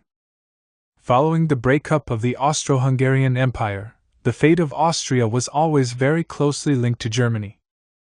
A day after the Kaiser abdicated, the Austrian Emperor followed suit. The Austrian Republic was formed under a new social democratic government, with the line of no bloodshed, for law and order. They favored the unification of Austria and Germany, not on the basis of a Soviet republic, but on the basis of the Weimar Republic. In Austria, in the 1920s, the fascists organized around the Heimwehr, a type of home guard, which specialized in strike-breaking and terrorizing workers. The Social Democrats simply ridiculed them, but nothing more. In 1926, following Mussolini's final declaration of the fascist dictatorship and the attempted coup in Bavaria, the Social Democratic Party pledged itself to take up arms if there was a fascist attack or coup in Austria. But this pledge was to prove to be just words. When the Heimwehr started killing and assaulting members of the Republican Defense League, nothing was done. Repeatedly, fascist murderers would always get released without a sentence. Workers' tempers inevitably rose. In July 1927, when it became known that 4 fascist murderers had been released after killing 2 Defense League members, workers struck work and marched on the building of the fascist newspaper, setting it ablaze. They then marched on the courthouse and set it on fire. Street battles broke out, and the city was on the verge of a general strike. But when the Social Democratic leaders arrived on the scene, they urged everyone to go home. It was becoming increasingly obvious that a showdown was inevitable. Then came news of Hitler's electoral victory on March 5, 1933 in Germany. 2 days later, the Austrian Federal Chancellor, Engelbert Dollfuss, a devout Catholic, who only had a majority of 1 in Parliament, carried out a coup in Austria. Socialist workers were ordered, under the threat of the sack, to join Dollfuss' new party, the Patriotic Front, which was to replace all parties in the name of national unity. Dollfuss declared that Austria would be the first country in the world to be ruled according to the ideas of Catholicism and the Pope. While the fascist movement in Austria was weaker and more divided than in Germany, it started to grow in influence. Again, Austrian workers had shown they were prepared to fight. The Social Democrats were the strongest party in the country, proportionally bigger than its German counterpart, and had the support of 2/5 of the electorate. But when faced with the Dollfuss coup, they trembled at the thought of civil war. They were wringing their hands at the idea of an armed struggle, for which they were not mentally prepared. Instead, the leadership of the party under Otto Bauer, the pioneer of so-called Austro-Marxism, put their hopes in negotiations and a peaceful solution. They therefore fell over themselves in making one concession after another to the Dollfuss government, all in the name of avoiding bloodshed. Rebuffed by Hitler, who wanted complete capitulation, Dollfuss turned to Mussolini, who urged him to crush the Social Democrats. In effect, Austria had become an Italian protectorate. And yet, the Social Democrats still hesitated to call on the workers to act. Explaining the party's tactics to the executive committee, Otto Bauer stated, "We knew that in an unequal battle against the tremendous powerful forces of the state, we could only win if the whole of the working class rose up together, with literally every single village where there was a handful of workers joining in. Hence we did not wish to give the signal for battle unless the dictatorship went to a point which was bound to raise popular anger and bitterness to a crescendo. So, the Social Democratic Party decided to wait and wait. They finally decided to call on the workers to take up arms as soon as the government proclaimed a fascist constitution or tried to suppress the organizations of the working class. But Dollfuss was not so stupid. He simply chipped away one piece at a time, and the Social Democrats remained silent. The February 6, 1934, the day when the French fascists engaged in street violence against the Republic on the Place de la Concorde, heralded the collapse of Austria's democracy. "Tomorrow," said Vice-Chancellor Fay, "we are going to start cleaning up Austria. We shall make a complete job of it." Finally, on February 12, 1934, a year after Dollfuss had become dictator, the struggle broke out. Incredibly, the Social Democrats still hesitated and tried to delay. But the executive of the party was forced to act when the police and Heimwehr stormed their headquarters and shots were fired. The news spread rapidly throughout the country. The next day, the party's fighting command mobilized the Republican Defense League and a general strike was called. The inevitable struggle had begun. P. Berger wrote, "It was 10 o'clock in the morning, on February 14, 1934, when the power in our little workshop in Vienna stopped. Our noisy machinery turned unusually quiet. 'What's that?' I asked my foreman. 'General strike.' Already, a neighbor was in to ask if our power had stopped as well. There was no argument. Everybody had expected some action of the Austrian working class, long famous for its militancy. When the three of us, my boss who was a little Polish Jew as poor as any worker, my foreman, a Hungarian engineer, and myself, the errand boy, walked through the town, the trams were dragged by army lorries to the depot to prevent the workers using them as barricades. All the bridges across the Danube Canal which divided the working-class suburbs from the city were in the hands of the army. Nobody could leave the city without identification. Machine guns and barbed wire were placed in front of important buildings in the main roads. Soldiers in battle dress were patrolling the streets. Great activity was manifested at the entrance of the War Office. Everything was ready to smash capitalist democracy, under which the workers possessed some rights, and to establish a fascist dictatorship. This was the final moment for 20 years of social democratic constitutional leadership. However, the general strike call fell on deaf ears. The working class had been continually held back, after a long series of defeats and humiliations which the Social Democrats had swallowed. They delayed and delayed, until finally it was too late. They failed to strike when the iron was hot. The working class was disorientated. The government then declared a state of emergency and ordered the arrest of the leaders of the Social Democrats and the trade unions, including all its representatives and officials. Only the Defense League took to arms and barricades were put up in Vienna. Dollfuss used artillery to crush the resistance. After 3 days of fighting, the insurgents were overwhelmed. The Austrian working class was not defeated by the class enemy. It was let down by its own leaders. Otto Bauer and Julius Deutsch, the leaders of the revolt, fled to Czechoslovakia, and by February 16 the fighting was all over. Hundreds died in the fighting, while thousands were taken to concentration camps. 11 members of the Defense League were hanged, including the deputy Koloman Wallisch. One of the wounded was brought to the gallows on a stretcher. Once again, although there was armed resistance to Dollfuss, the Social Democratic leaders had played a dismal role by acting as a brake on the movement until it was too late. This was a product of their opportunism, dressed up as Austro-Marxism. Like all the mandarins of social democracy, their appeals for negotiations, respect for the Constitution, and compromise, all served to sign the workers' death warrants. A few thousand heroic workers did take up arms, but the struggle was hopeless under the circumstances. They should have risen sooner, in March 1933.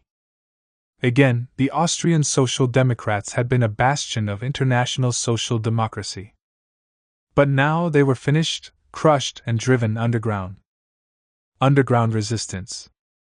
A whole generation, composed of many of the best revolutionary fighters, paid dearly for the crimes of the bankrupt leadership of Stalinism and social democracy, whose actions and policies bear complete responsibility for the victory of Hitler.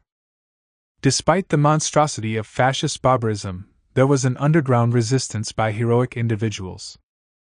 In fact, thousands and thousands of former members of the old organizations refused to betray their convictions. With spies on every corner, in every workplace, such opposition was obviously extremely dangerous. At first, given their inexperience, many were caught and found themselves in the cellars of the Gestapo.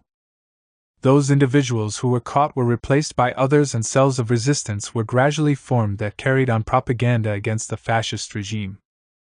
But given the risks, such voices were few and far between.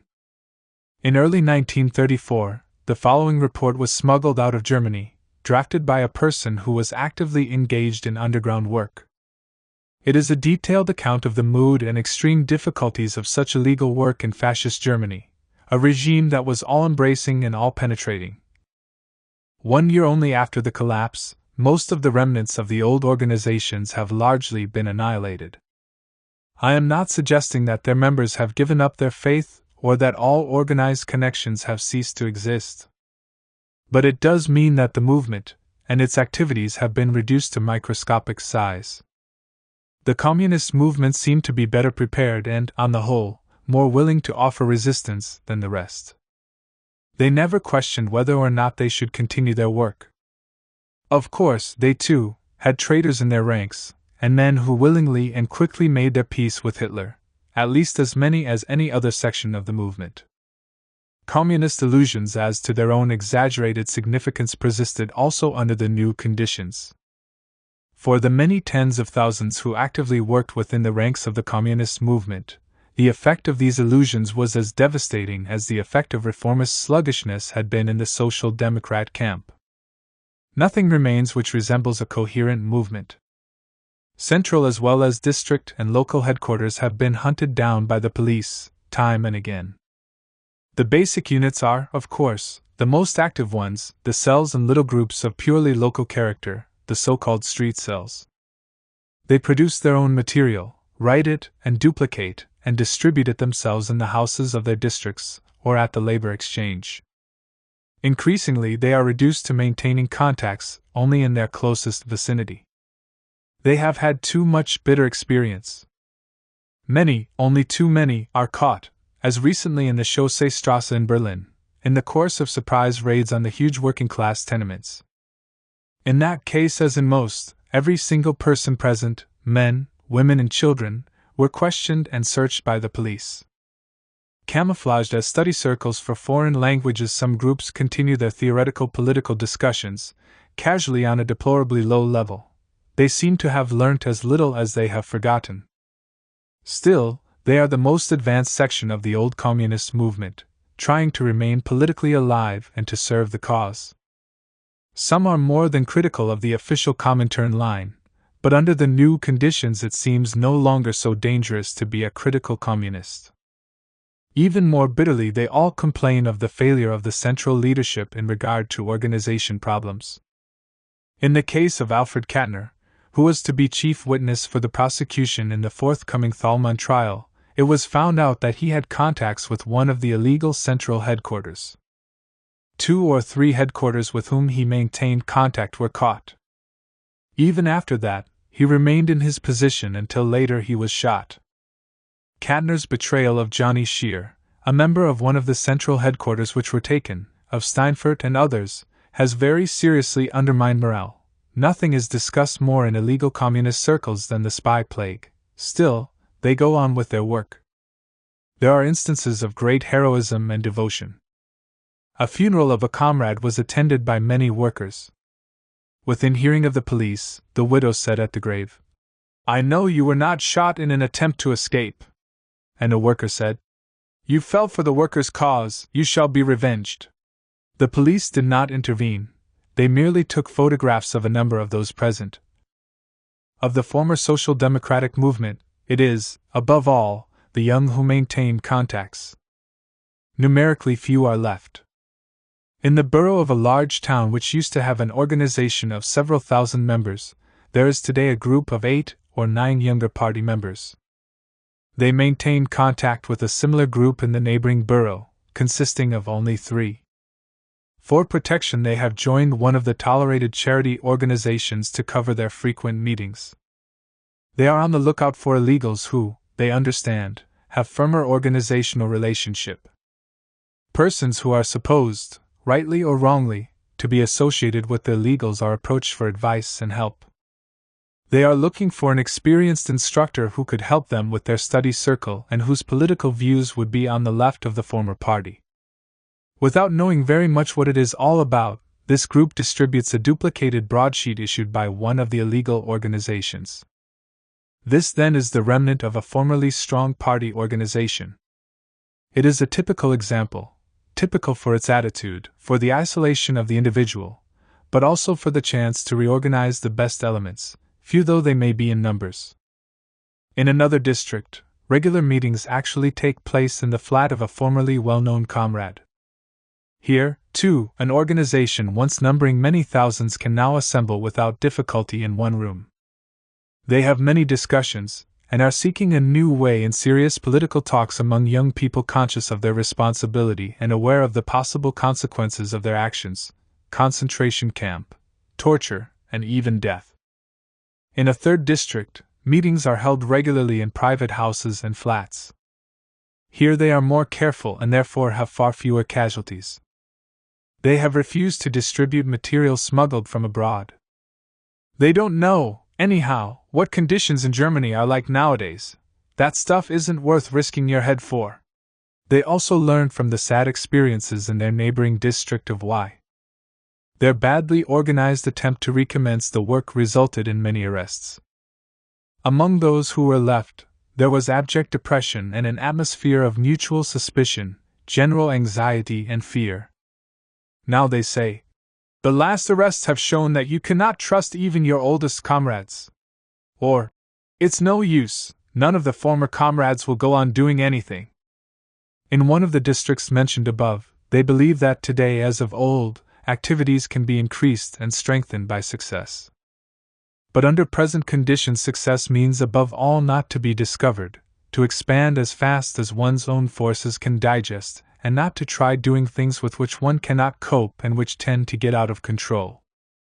They think it vital to give all comrades as much security as is humanly possible, to avoid senseless sacrifices and to assure steady progress by careful selection of the best individuals. Many of those who with courage and energy took part in some badly organized activities have never recovered from their depression following the arrests of their friends. The mere news that the police got hold of a list of names has meant for many a complete breakdown in which some lost their nerves so completely that they even, though without malice, betrayed their friends to the Gestapo. The younger ones, of course, learned quickest of all. A year ago, they merely kept in contact, met for outings or social evenings, and went out hiking through the country. In the meantime, many of them have learned more than they could have learned during many years under normal conditions. Slowly they are acquiring political maturity and organizational skill. They are but few compared with the millions of German youth. But these few are the core of a new generation which can defeat fascism. Situation reassessed. With the victory of Hitler, the German tragedy was laid bare for all to see.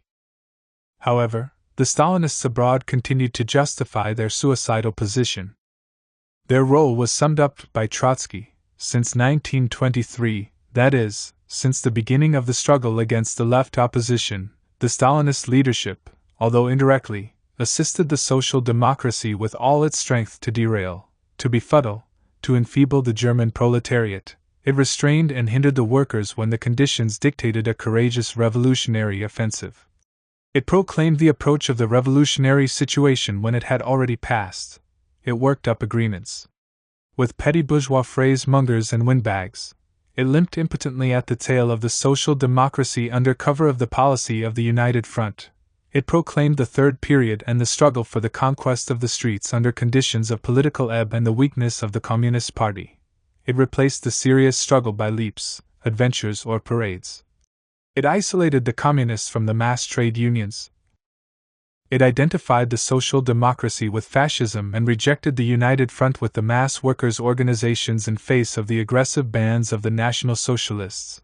It sabotaged the slightest initiative for the United Front for local defense. At the same time, it systematically deceived the workers as to the real relationship of forces, distorted the facts, passed off friends as enemies and enemies as friends, and drew the noose tighter and tighter around the neck of the party, not permitting it to breathe freely any longer, nor to speak, nor to think. Despite everything, the Stalinists continued to claim they were correct and Germany was on the verge of revolution. Of course, they continued to denounce Trotsky. Even after the victory of Hitler, the Stalinists became increasingly rabid against Trotsky. Trotsky, the lackey of the counter-revolutionary bourgeoisie, is unsuccessfully trying to prevent the social democratic workers coming over to the side of communism by his despicable attempts to form a Fourth International and by spreading anti-Soviet slanders. In a long article by Fritz Heckert, a Stalinist leader of the KPD, Trotsky is subjected to the vilest of slanders.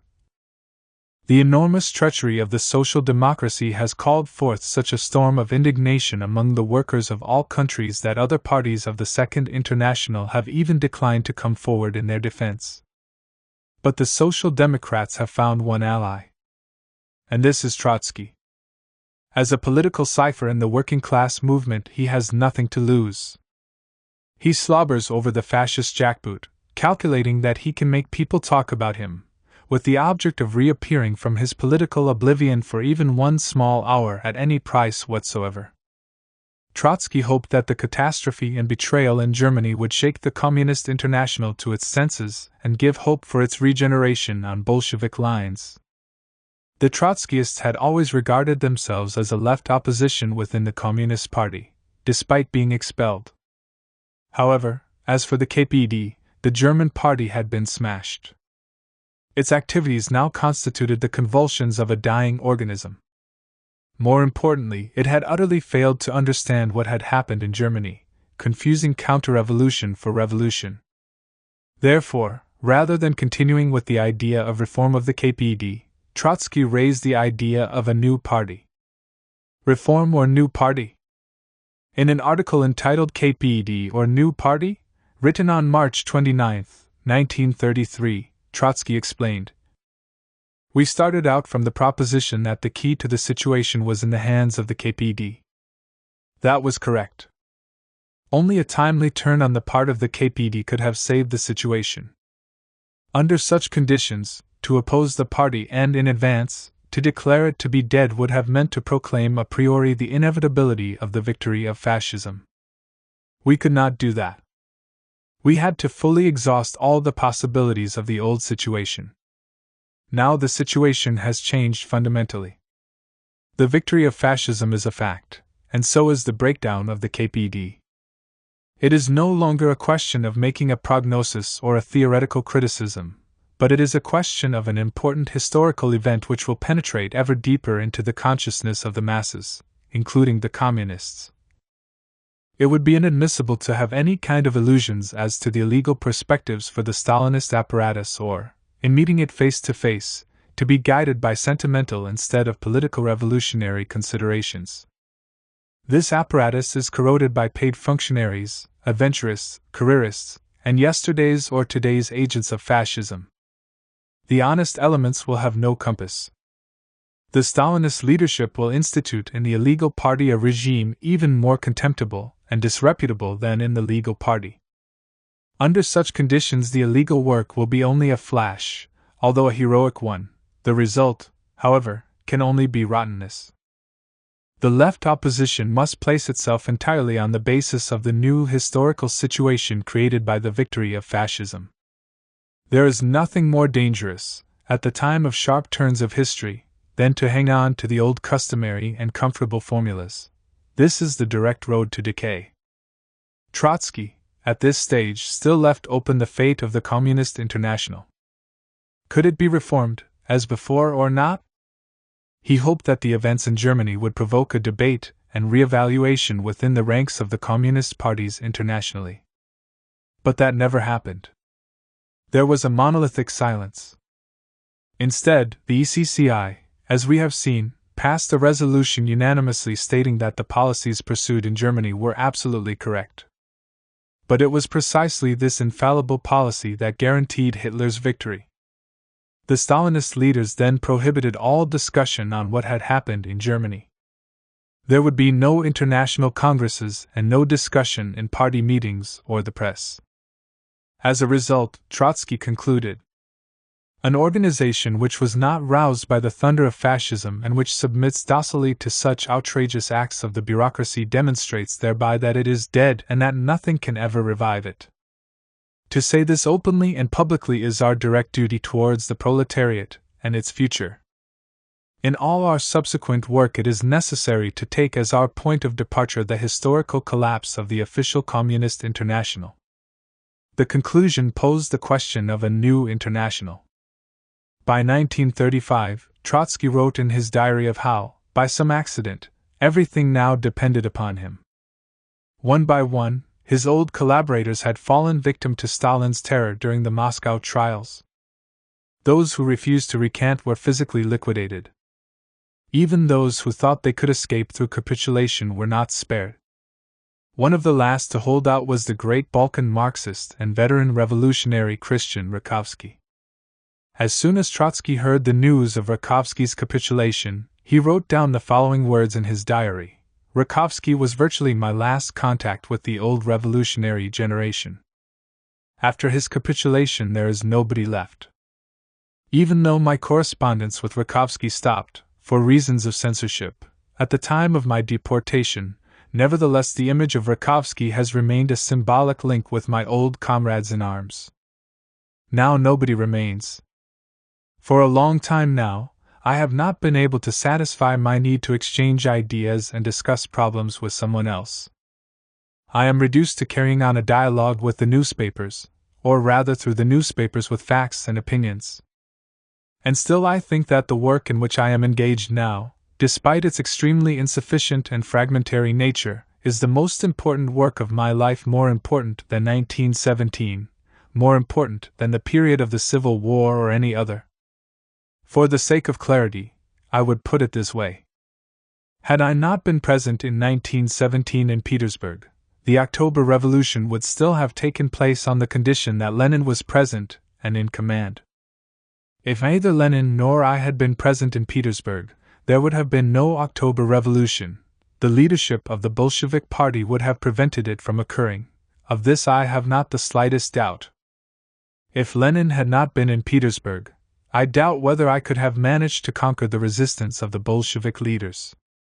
The struggle with Trotskyism, i.e., with the proletarian revolution, would have commenced in May 1917, and the outcome of the revolution would have been in question. But I repeat, granted the presence of Lenin, the October Revolution would have been victorious anyway. The same could by and large be said of the Civil War, although in its first period, especially at the time of the fall of Simbirsk and Kazan, Lenin wavered and was beset by doubts. But this was undoubtedly a passing mood which he probably never even admitted to anyone but me. Thus, I cannot speak of the indispensability of my work, even about the period from 1917 to 1921. But now my work is indispensable in the full sense of the word. There is no arrogance in this claim at all. The collapse of the two internationals has posed a problem which none of the leaders of these internationals is at all equipped to solve. The vicissitudes of my personal fate have confronted me with this problem and armed me with important experience in dealing with it. There is now no one except me to carry out the mission of arming a new generation with the revolutionary method over the heads of the leaders of the Second and Third International. And I am in a complete agreement with Lenin, or rather Turgenev, that the worst vice is to be more than 55 years old. I need at least about 5 more years of uninterrupted work to ensure the succession. Germany prepares for war. German capitalism was in a parlous state, the worst country affected in Europe. The only way the fascist regime could survive was on the basis of a war economy. Thus, on April 9, 1934, Hitler publicly announced that he was rearming Germany, in defiance of the provisions of the Versailles Treaty. British arms manufacturers helped in this. Of course, as the military might of Germany was strengthened, it meant a massive spiraling of public debt and an unfavorable trade balance. It was a question of guns, not butter, explained Hermann Goering. Guns will make us powerful, butter will only make us fat, he said in a radio broadcast in the summer 1936. The arms industry was busy making super profits. Colonel Thomas, head of the War Economy Department of the Ministry of War, declared, "The execution is left as far as possible to private initiative. German war economy will not socialize war industry. The entrepreneur and the merchant should make money. That is what they are for." In 1935, military expenditure amounted to approximately half of government spending. Such expenditure put enormous strain on the economy, constituted a colossal drain, and was clearly unsustainable. The policy did, however, allow Hitler to eradicate mass unemployment, but at an enormous cost. By 1939, some 68% of the German economy was made up of war production, which took the economy to the verge of collapse. Hitler was therefore faced with the stark choice of waging war or facing oblivion. The only way forward for the regime was conquest and plunder, which made war inevitable. From late 1939, Germany waged war and conquered most of Europe, with all its resources, which were systematically plundered. With these plundered resources, Germany increased its power and wealth, hoping to extend its domination.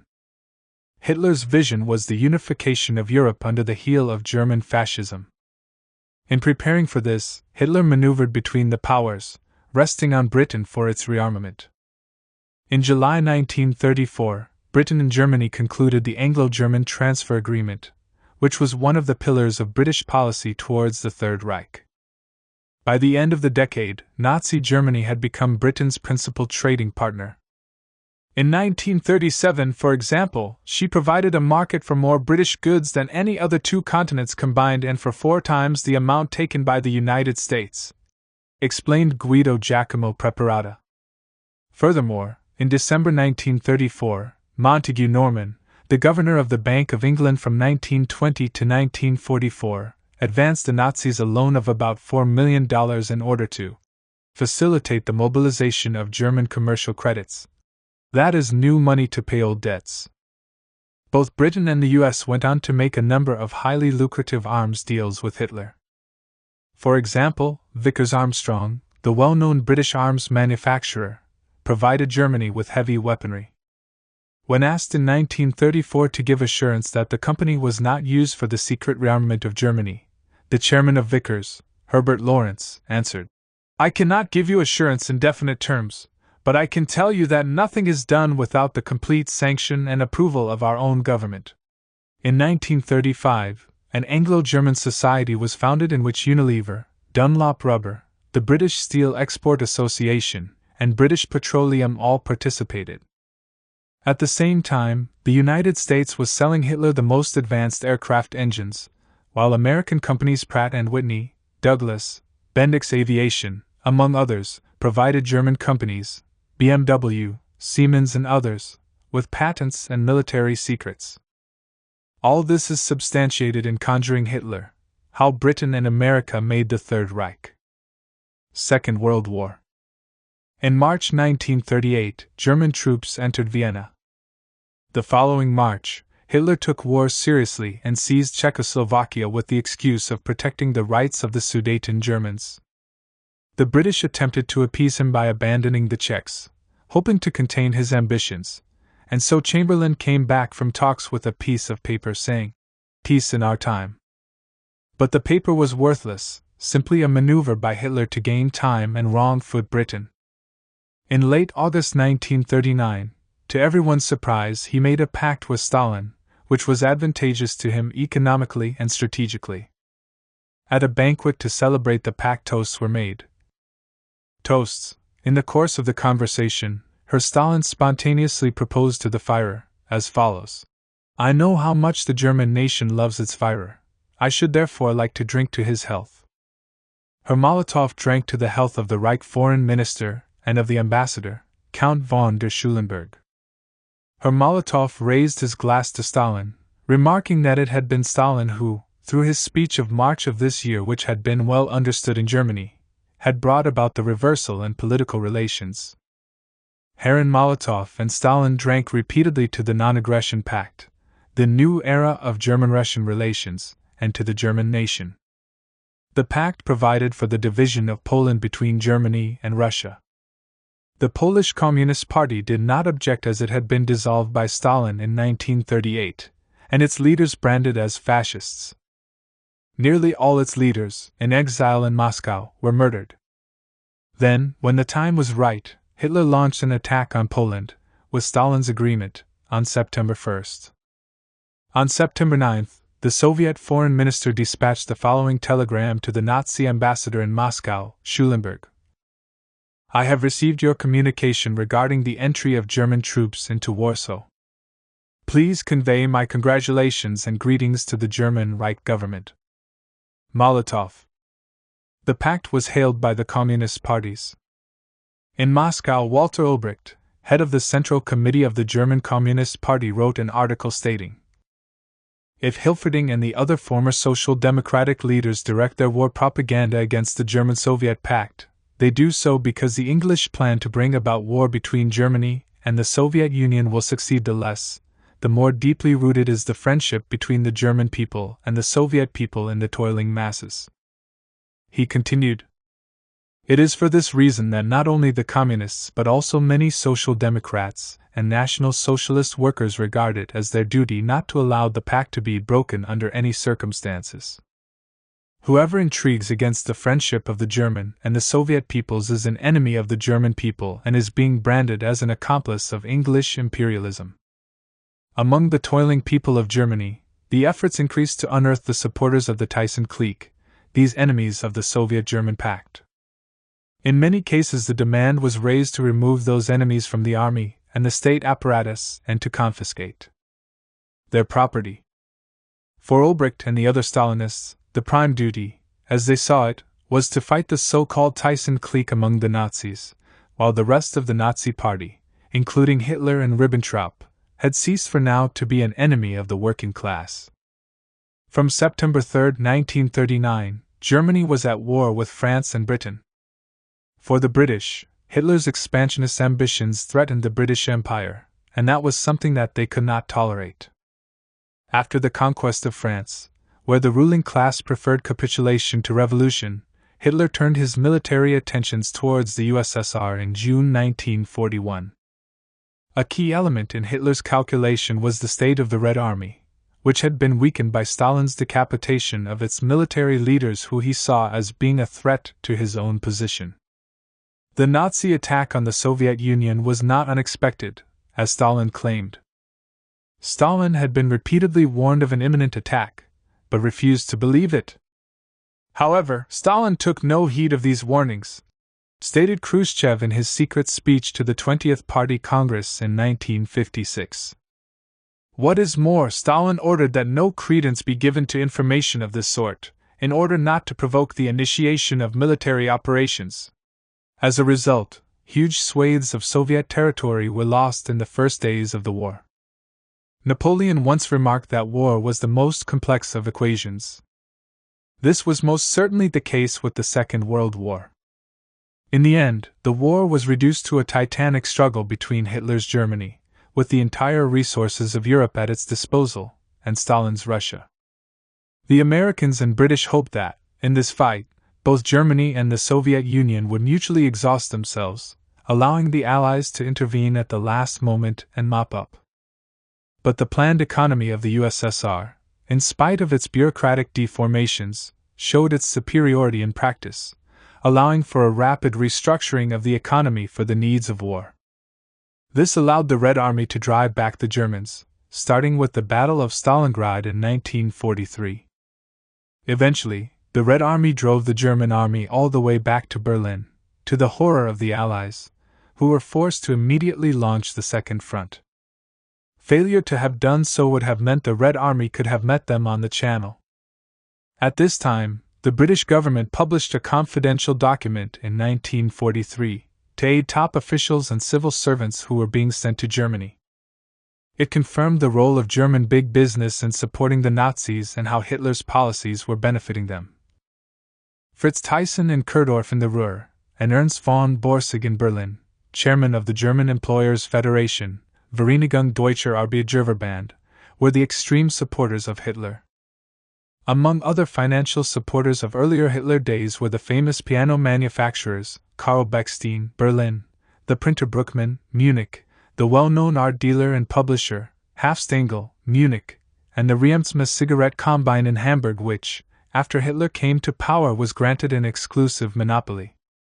But it was not only during the big crisis preceding the Nazi government that financial support by great industrial corporations began on a larger scale.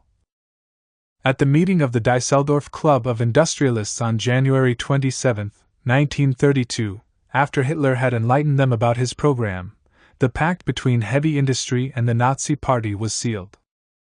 Here Hitler convinced his audience that they had nothing to fear from his socialism, and then he commended himself with his semi-military organization as the bulwark against any kind of Bolshevism. The economic policy carried on by the National Socialists nevertheless completely justified the confidence which the big industrialists had placed in Hitler. Hitler has in every other respect carried out their policy. He has destroyed the workers' organizations. He has introduced the leadership principle in the factories.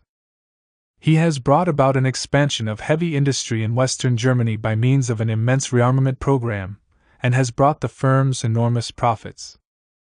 The profits which the manufacturers of the Ruhr and Rhineland were able to make are clearly shown in the so-called decree regarding the surrender of dividends of 1941.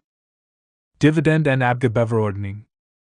This decree, which like so many Nazi decrees, means the opposite of what its name indicates, enabled the joint stock companies to realize profits which they had accumulated during 1933–38 and which had not been paid out in dividends by way of so-called rectification. About 5 billion RMS of accumulated profits, which had been made in the pre-war years, were distributed to the shareholders in the form of bonus shares. General's plot. Despite all this, Hitler was a law unto himself and was not fully under the control of the very class whose interests he defended.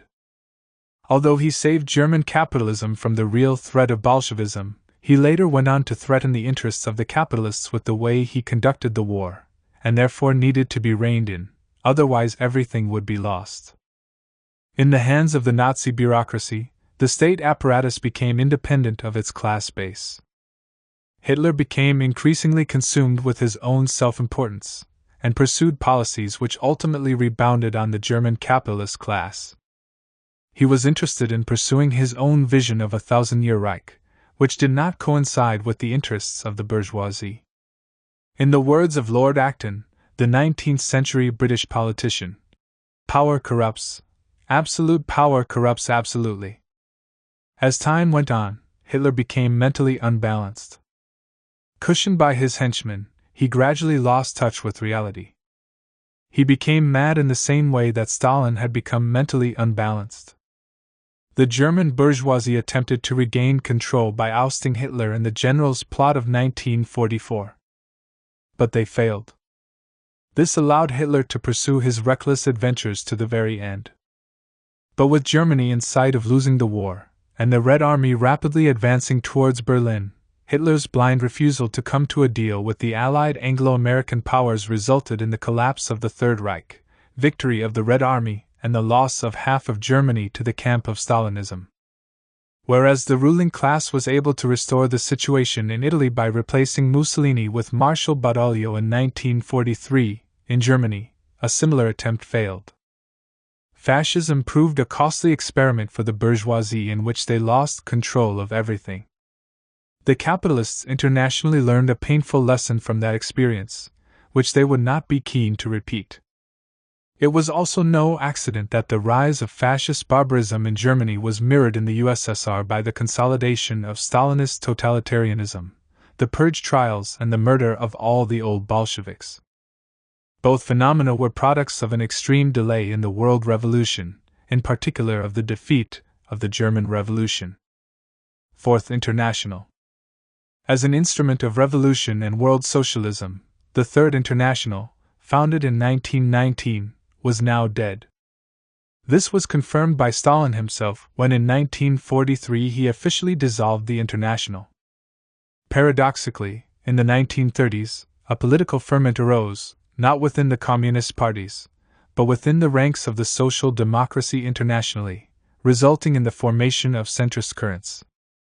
It was towards these fresh layers that Trotsky urged his followers to turn, where they could get a ready audience for their ideas.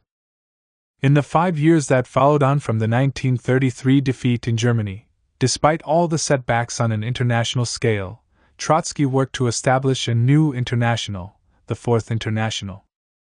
This was finally established at a founding World Congress in Paris in September 1938.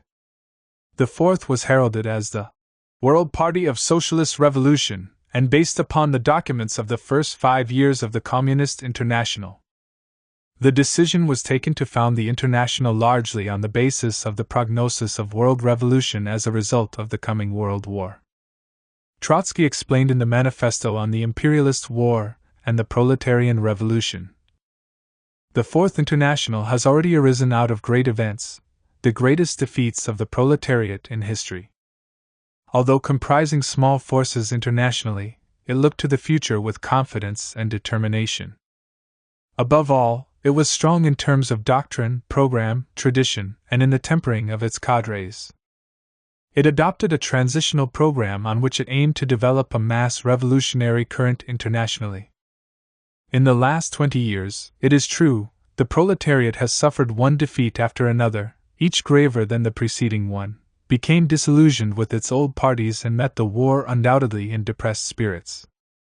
One should not, however, overestimate the stability or durability of such moods. Events created them, events will dispel them. Future prospects. Following Trotsky's death, however, the leaders of the Fourth International failed to understand the change in the international situation. The perspective in 1938 was correct, but the prognosis was falsified by the complexity and multiplicity of historical factors, above all, the outcome of the war and the role of Stalinism and social democracy. Stalinism emerged from the war enormously strengthened due to its advances into Eastern Europe, which allowed the Stalinists to create the illusion that they were spreading international revolution. The leaders of the International failed to learn from the method of Trotsky and succumbed to the pressures of the epoch of reaction, namely the upswing of capitalism and the strengthening of Stalinism on the one hand and the strengthening of reformism on the other. The Fourth International therefore suffered a political degeneration and split into different sects. The International, however, is first and foremost a program, policy, tradition, and method, while the organization is the means of carrying these through. The great ideas elaborated by Trotsky at that time, and the tradition that he established, still remain today in the writings of Marx, Engels, Lenin, and Trotsky.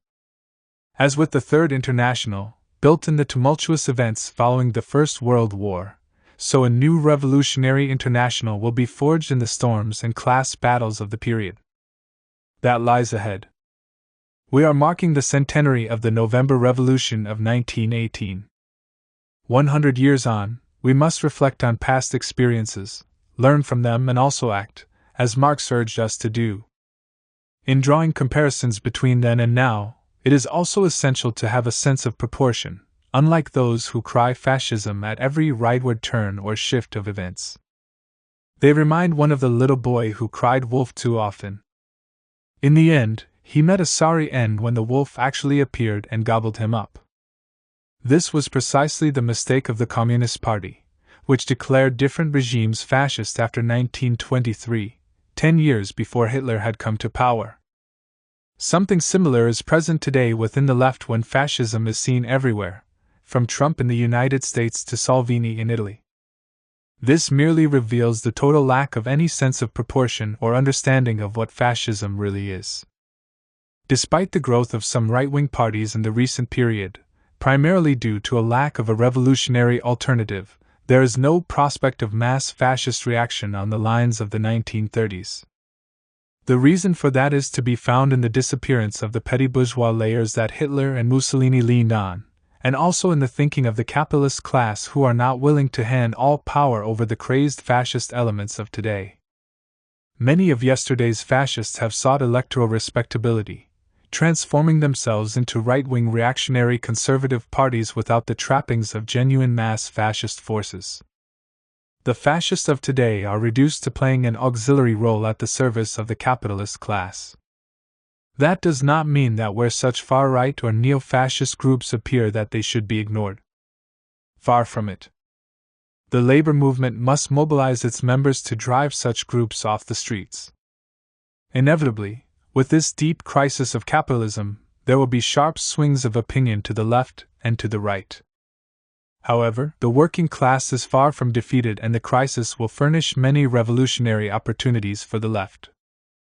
This will intensify in the coming period. The peasantry, which formed the main social base of reaction, comprised 40% of the population in many countries in the pre-war period. Today, however, it is less than 2%.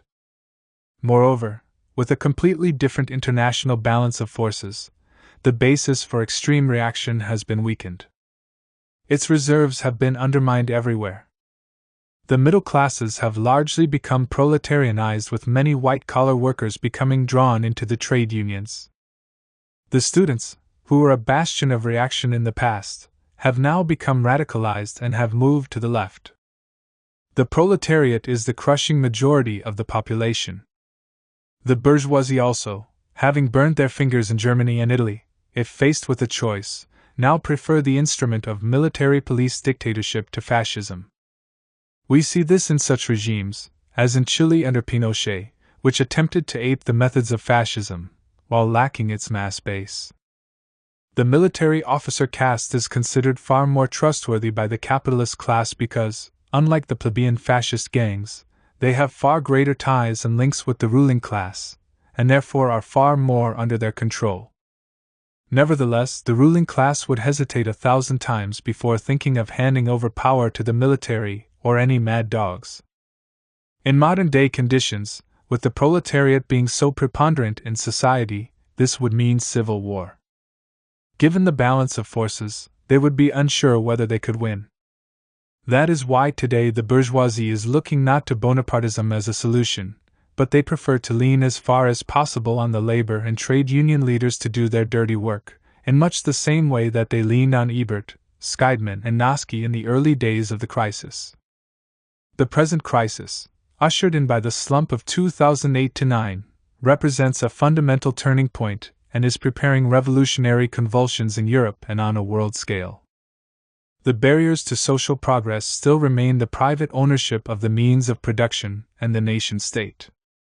The present crisis of capitalism is preparing the conditions for a period similar to 1918 to 1923.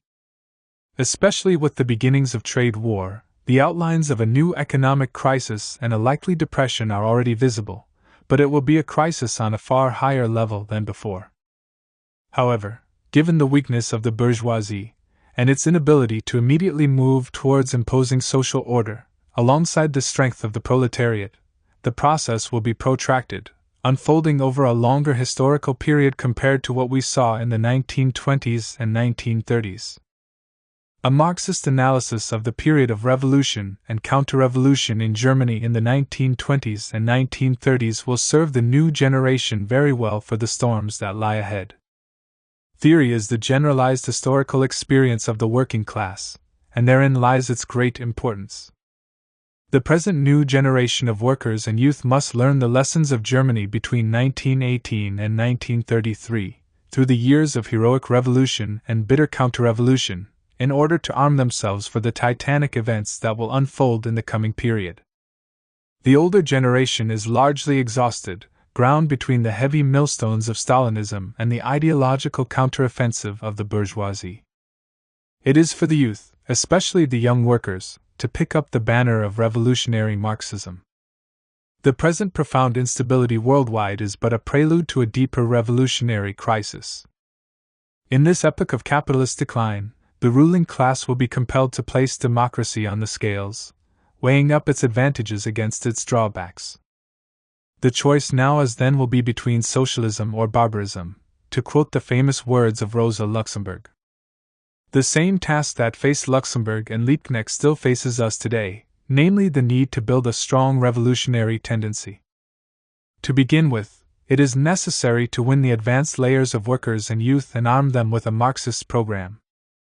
On that basis, we can construct a fighting leadership that is capable of mobilizing the colossal power of the working class to put an end to this system of exploitation of man by man, and put an end to the bankrupt system that spawned the monstrous fascist regimes of the interwar period. We leave the concluding remarks to Rosa Luxemburg speaking at the founding Congress of the German Communist Party. They are as relevant today as when they were first pronounced. The 9th of November was an attempt, a weakly, half-hearted, half-conscious, and chaotic attempt to overthrow the existing public authority and to put an end to ownership rule. What is now incumbent upon us is that we should deliberately concentrate all the forces of the proletariat for an attack upon the very foundations of capitalist society. It is well, I think, that we should be perfectly clear as to all the difficulties and complications in the way of revolution. For I hope that, as in my own case, so in yours also, the description of the difficulties we have to encounter, of the augmenting tasks we have to undertake, will neither abate zeal nor paralyze energy. Far from it, the greater the task, the more fervently will you gather up your forces. Nor must we forget the revolution is able to do its work with extraordinary speed. I shall make no attempt to foretell how much time will be required. Who among us cares about the time, so long only as our lives suffice to bring it to pass? Enough for us to know clearly the work we have to do, and to the best of my ability I have endeavored to sketch, in broad outline, the work that lies before us. Stalin, Nazi Foreign Minister von Ribbentrop and others look on contentedly. Appendix 1, Hitler's British Connections. Important sections of the British establishment in the 1930s gave support to Hitler and the fascists. They believed that Britain could benefit from such a dictator as Hitler or Mussolini. On February 3, 1933, the Times of London, which had itself dabbled in antisemitism, wrote of Hitler, No one doubts her Hitler's sincerity. That nearly 12 million Germans follow him blindly says much for his personal magnetism. Montague Norman, the then governor of the Bank of England, was certainly pro-fascist and hated Jews. On September 30, 1933, the financial editor of the Daily Herald wrote an article exposing Mr. Montague Norman's decision to give the Nazis the backing of the bank. Norman had made loans to the Hitler regime shortly after it took office in January 1933. According to his biographer John Hargrave, it is quite certain that Norman did all he could to assist Hitlerism to gain and maintain political power, operating on the financial plane from his stronghold in Threadneedle Street. The money given to the Nazis was not directly from the bank but through financial arrangements for the fascists from other sources, such as from the Schroeder Bank of London. Before Rosenberg, a leading Nazi, left England, he saw Lord Beaverbrook, the owner of the Daily Express, the Sunday Express, and the Evening Standard. The British press would play a very important role in helping the Nazis to obtain money. Beaverbrook described Rosenberg as a strong anti-Semite and is Hitler's GG representative. Even more obliging than Beaverbrook was Viscount Rothermere, the owner of the Daily Mail. He gave the Nazis pages of praise in his newspaper. There is some evidence to show that he actually gave financial support to Hitler through Putzi Hafstangl, the Nazis' foreign press chief. But the publicity given by the Mail was worth far more than the money. Shortly after Hitler's election success in September 1930, the Viscount went to Munich to have a long discussion with the Führer. When he returned, he wrote an article praising the fascists. These young Germans have discovered, as I am glad to note the young men and women of England are discovering, that it is no good trusting the old politicians. Accordingly, they have formed, as I should like to see our British youth form, a parliamentary party of their own. We can do nothing to check this movement, the Nazis, and I believe it would be a blunder for the British people to take up an attitude of hostility towards it. We must change our conception of Germany. The older generation of Germans were our enemies. Must we make enemies of this younger generation too? If we do, sooner or later another and more terrible awakening is in store for Europe. Let us consider well before we lay our course toward that peril. If we examine this transfer of political influence in Germany to the National Socialists, we shall find that it has many advantages for the rest of Europe. It sets up an additional rampart against Bolshevism. On July 10, 1933, Rothermere continued, I urge all British young men and women to study closely the progress of the Nazi regime in Germany.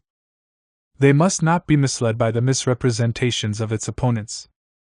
The most spiteful detractors of the Nazis are to be found in precisely the same sections of the British public and press as are most vehement in their praises of the Soviet regime in Russia. They have started a clamorous campaign of denunciation against what they call Nazi atrocities which, as anyone who visits Germany quickly discovers for himself, consists merely of a few isolated acts of violence such as are inevitable among a nation half as big again as ours, but which have been generalized, multiplied and exaggerated to give the impression that Nazi rule is a bloodthirsty tyranny. On December 7, 1933, Hitler wrote to Rothermere in person, I should like to express the appreciation of countless Germans, who regard me as their spokesman, for the wise and beneficial public support which you have given to a policy that we all hope will contribute to the enduring pacification of Europe. Just as we are fanatically determined to defend ourselves against attack, so do we reject the idea of taking the initiative and bringing about a war. I am convinced that no one who fought in the front trenches during the World War, no matter in what European country, desires another conflict. In England, Rothermere became a well-known supporter of the British Union of Fascists, whose leader was Oswald Mosley, and whose members wore fascist black shirts. On January 8, 1934, the headline of the Daily Mail front page proclaimed, Hurrah for the Blackshirts. This was accompanied by a piece on Sir Oswald Mosley's British Union of Fascists that read, in part, If the Black Shirts movement had any need of justification, the Red hooligans who savagely and systematically tried to wreck Sir Oswald Mosley's huge and magnificently successful meeting at Olympia last night would have supplied it. Subsequent articles emphasized the paper's unwavering support, and on January 15, 1934, the BUF was described as a well-organized party of the right ready to take over responsibility for national affairs with the same directness of purpose and energy of method as Hitler and Mussolini have displayed. This parallels the MAF's similar enthusiasm for fascist parties elsewhere in Europe, especially Adolf Hitler's burgeoning Nazi movement. The sturdy young Nazis are Europe's guardians against the communist danger. The newspaper stated that Italy and Germany were, beyond all doubt, the best governed nations in Europe today. More of this fascist propaganda filled the pages of the Mail, which claimed Hitler had saved Germany from Israelites of international attachments, and the minor misdeeds of individual Nazis will be submerged by the immense benefits that the new regime is already bestowing on Germany. Later, Hitler expressed his gratitude for the Daily Mail's great assistance for its pro-Nazi stance. January Club. Apart from the open members of the British Union of Fascists, a powerful club composed of members of the ruling class was formed to back the Black Shirts. In a pamphlet entitled, "Who Backs Mosley?" published by Labor Research, some enlightening facts were revealed. On New Year's Day 1934 was formed the January Club, whose object is to form a solid black shirt front. The chairman, Sir John Squire, editor of the London Mercury, said that it was not a fascist organization but admitted that the members who belonged to all political parties were for the most part in sympathy with the fascist movement. The January Club held its dinners at the Savoy and the Hotel Splendide. The Tatler shows pictures of the club assemblies, distinguished by evening dress, wines, flowers, and a general air of luxury. The leader is enjoying himself among his own class.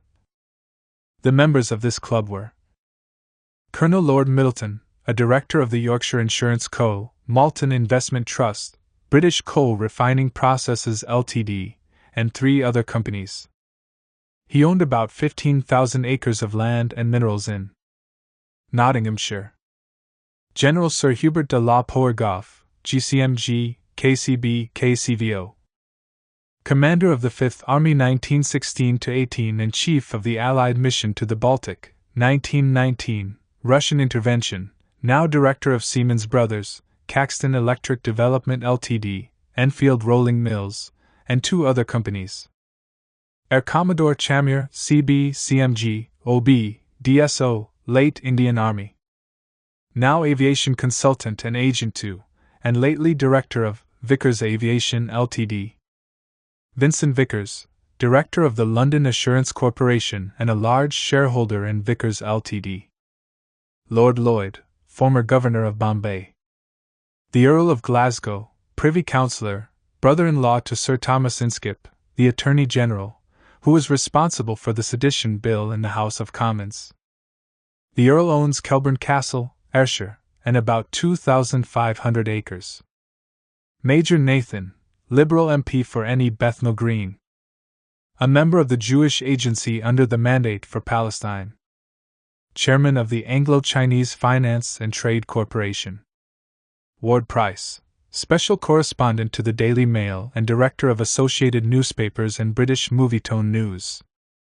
Wing Commander Sir Louis Greig, KBE CBO, RAF, Partner in J. and H. Scrimgeour, Stockbrokers, Director of Hanley Page Ltd., and an insurance company and gentleman usher in ordinary to the King. Lady Ravendale, Baroness, sister-in-law to Mosley and granddaughter to Levi Leiter. Count and Countess Paul Munster. Major Metcalfe, MBO, MC, brother-in-law of Lady Cynthia Mosley and Lady Ravendale, late aide-de-camp to the Prince of Wales and the Commander-in-Chief in India. Sir Philip Magnus, Bart., a leading Conservative. Sir Charles Petrie. Honourable J. E. Renault Rod, heir to Baron Renault, and a partner in Morgan, Grenfell and Company. Ralph D. Blumenfeld, Chairman of the Daily Express, formerly editor. He was once editor of the Daily Mail. He is the founder of the Anti-Socialist Union and a member of its executive committee. In the early days of the fascist movement, Mosley was enthusiastically backed by a number of prominent capitalist and military figures. True, later, when Mosley became discredited and it was clear that the movement was not timely, many of them dropped away or fell into the background. This reflected the pro-fascist tendencies within the British ruling class before the war, who greatly admired Hitler as well as Mussolini. However, with the outbreak of war, they quickly exchanged their black shirts for more patriotic British colors. In turn, their fascism was rapidly shelved and they became ardent defenders of democracy. Hitler and Mussolini had other admirers. Lloyd George, the liberal, described Hitler as a bulwark against Bolshevism. Churchill, speaking in Rome on January 20, 1927, only had praise for the fascists.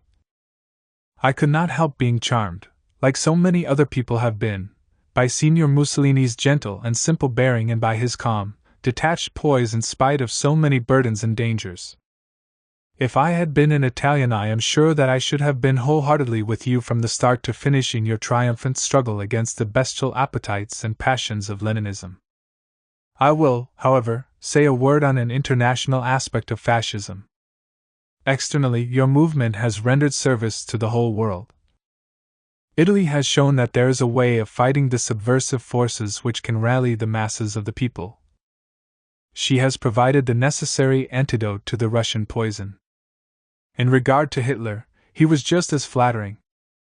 As early as February 1934, the British government published a memorandum which allowed for an immediate increase in all German armaments. The German claim to equality of rights in the matter of arms cannot be resisted and ought not to be resisted.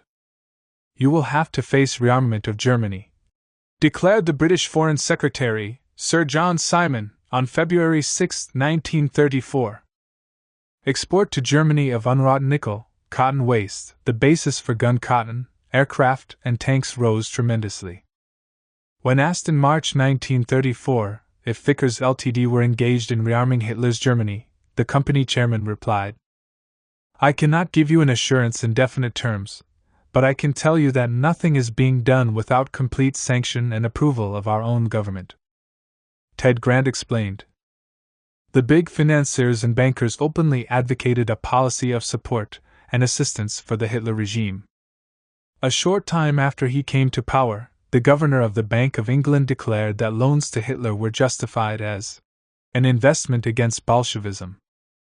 Therefore, large loans were given freely to Hitler. His occupation of the Rhineland, the rearmament of Germany, the Anschluss with Austria, the seizure of Czechoslovakia, all were supported by the representatives of British capitalism. The reason? They feared a Nazi collapse and what might replace it. Just before the war, the British government, through R.S. Hudson, the then Secretary of the Department of Overseas Trade, made an offer of a loan of £1,000 million to assist the Nazis and prevent them from expanding their influence at the expense of British imperialism, while at the same time maintaining a bastion against communism, the German workers and the working class throughout Europe. In the 1930s, Winston Churchill looked upon the Nazis with unbounded approval. In the 1939 edition of Great Contemporaries, Churchill wrote about Hitler's rise to power in glowing terms.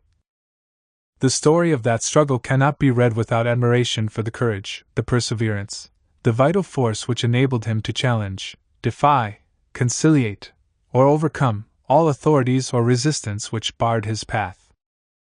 I have always said that if Great Britain were defeated in war, I hoped we should find a Hitler to lead us back to our rightful position among the nations. Lord Beaverbrook, writing in the Daily Express on October 31, 1938, said, "We certainly credit Hitler with honesty and sincerity. We believe in his purpose stated over and over again, to seek an accommodation with us, and we accept to the full the implications of the Munich document." Later, these views, of course, did not prevent Beaverbrook from holding ministerial office in the coalition government in the war against fascism. The Daily Mail and Evening News were both flunkies of Hitler and Mussolini before the war. At the beginning of the 1930s, the then Viscount Rothermere, Harold Harmsworth, owned the Mail and the Mirror. In January 1934, Rothermere wrote, under his own byline, articles that appeared in both the Mail and the Mirror. While the Daily Mail had as its headline "Hurrah for the Blackshirts," the Daily Mirror had the headline "Give the Blackshirts a Helping Hand." Within the year, he had removed his support for Mosley's party, the British Union of Fascists, though he remained a staunch admirer of both Hitler and Mussolini. Indeed, he met and corresponded with Hitler, even congratulating him on his annexation of Czechoslovakia. So, we can therefore be under no illusion that Rothermere I was a supporter of the Nazis. Royal family. The British monarchy were also supportive of Hitler, especially King Edward VIII, who later became the Duke of Windsor. In April 1936, the king sent Hitler a telegram wishing him happiness and welfare for his 47th birthday. The Duke spoke at a meeting in Leipzig in the autumn of 1937, as Hitler's honored guest. This representative of the House of Windsor told his audience, "I have traveled the world and my upbringing has made me familiar with the great achievements of mankind, but that which I have seen in Germany, I had hitherto believed to be impossible. It cannot be grasped, and is a miracle. One can only begin to understand it when one realizes that behind it all is one man and one will, Adolf Hitler." During the 12-day visit, Germany was bedecked with alternating Union flags and swastikas, and Wallace accepted curtsies from high and low-born alike. She was even referred to as Her Royal Highness, a title King George VI had pointedly denied her.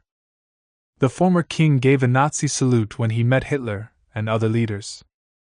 He later confirmed he did salute Hitler during their private 50-minute conversation at his mountain retreat at Berchtesgaden, but insisted it was a soldier's salute. Recently, a telegram was discovered which had been sent from British intelligence to Alexander Cadogan, the Undersecretary at the Foreign Office. It was found at the National Archives and reveals the close links between Hitler and the Duke and Duchess of Windsor, who were to be made king and queen and head a government after a fascist victory in Britain. London, July 7, 1940. Dear Cadogan, a new source, on trial, whom we know to be in close touch with Neurath's entourage in Prague, has reported as follows. Germans expect assistance from Duke and Duchess of Windsor, latter desiring at any price to become queen. Germans have been negotiating with her since June 27. Status quo in England except undertaking to form anti-Russian alliance. Germans propose to form opposition government under Duke of Windsor, having first changed public opinion by propaganda. Germans think King George will abdicate during attack on London. Yours.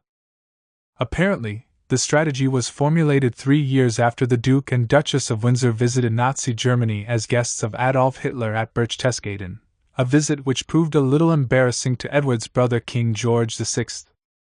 According to the New York Times, documentations confirm Hitler's view that the Duke of Windsor was an advocate of the Nazi cause and could be of future use. In July 1933, Prince Edward told former Kaiser Wilhelm II's grandson, Prince Louis Ferdinand, that it was no business of ours to interfere in Germany's internal affairs, either re Jews or re anything else. Churchill personally urged the leaders of France and the United States to block publication of the captured German telegrams after the war.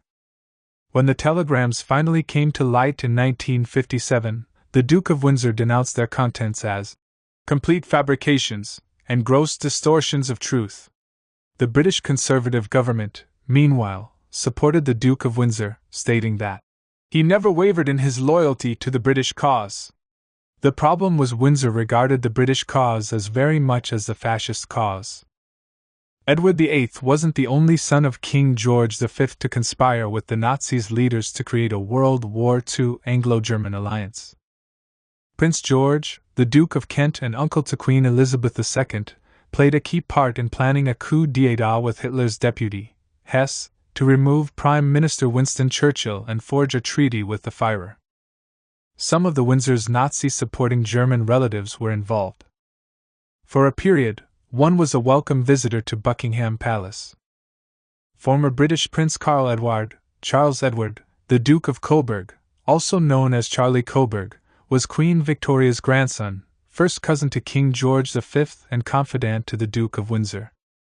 Coburg was employed by the Führer as a go-between for the German government to exploit the royal family's pro-German and pro-fascist leanings. The Times, via the Weekend Australian, reports that Coburg wrote in his diary of often visiting the royals at Buckingham and Sandringham palaces. But it's almost impossible, says Dr. Corinna Urbach, Senior Research Fellow at the Institute of Historical Research at the School of Advanced Study at the University of London, that Coburg didn't have a deep understanding of the gas chambers and the plans for the extermination of the Jews. In fact, Coburg's cousin, Prince Josias Waldekpermont, was a high-ranking member of the SS and supervised one of the death camps in Buchenwald. The two men also shared a villa in Berlin where other SS officers constantly frequented. An interesting piece of film footage came to light recently from the Royal Archive, unbeknown to the royal family. There has been much debate about its context, but 20 seconds of footage obtained by the Sun newspaper, released in 2015 and thought to be shot in 1933 or 1934, appears to show Queen Elizabeth II, as a young girl, delightfully performing the Nazi salute before the camera, as coached by her Nazi-sympathizing Uncle Edward. The Queen Mother is also pictured making the fascist salute. Yet, at this time, in 1933 or 1934, a network of concentration camps had already been established in Germany where political prisoners were being held, tortured, and murdered. Urbach writes that the video is pretty shocking. She was a child when this film was shot, long before the atrocities of the Nazis became widely known. But Edward was already welcoming the regime as Prince of Wales in 1933, and remained pro-Nazi after war broke out in 1939.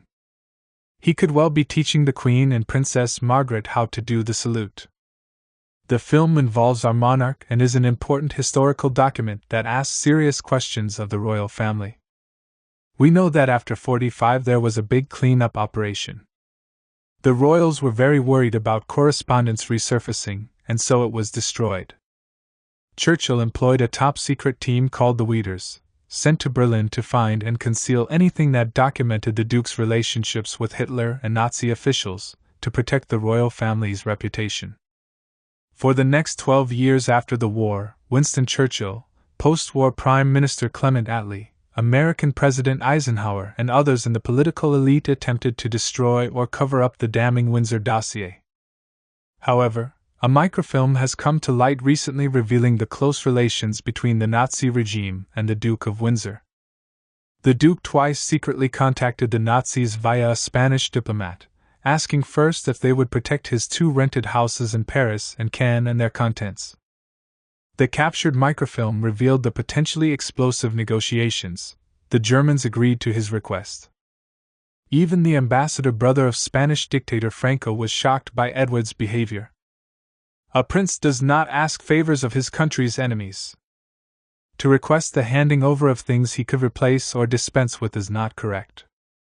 Moreover, the couple's defeatist attitude in private conversations greatly concerned the British ambassador.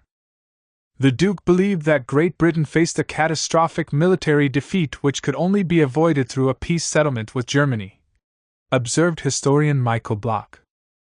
The Duke even stunned the American journalist Fulton Essler by saying in an interview during the war, when he had been appointed governor of the Bahamas, "It would be a tragic thing for the world if Hitler was overthrown. Hitler is the right and logical leader of the German people.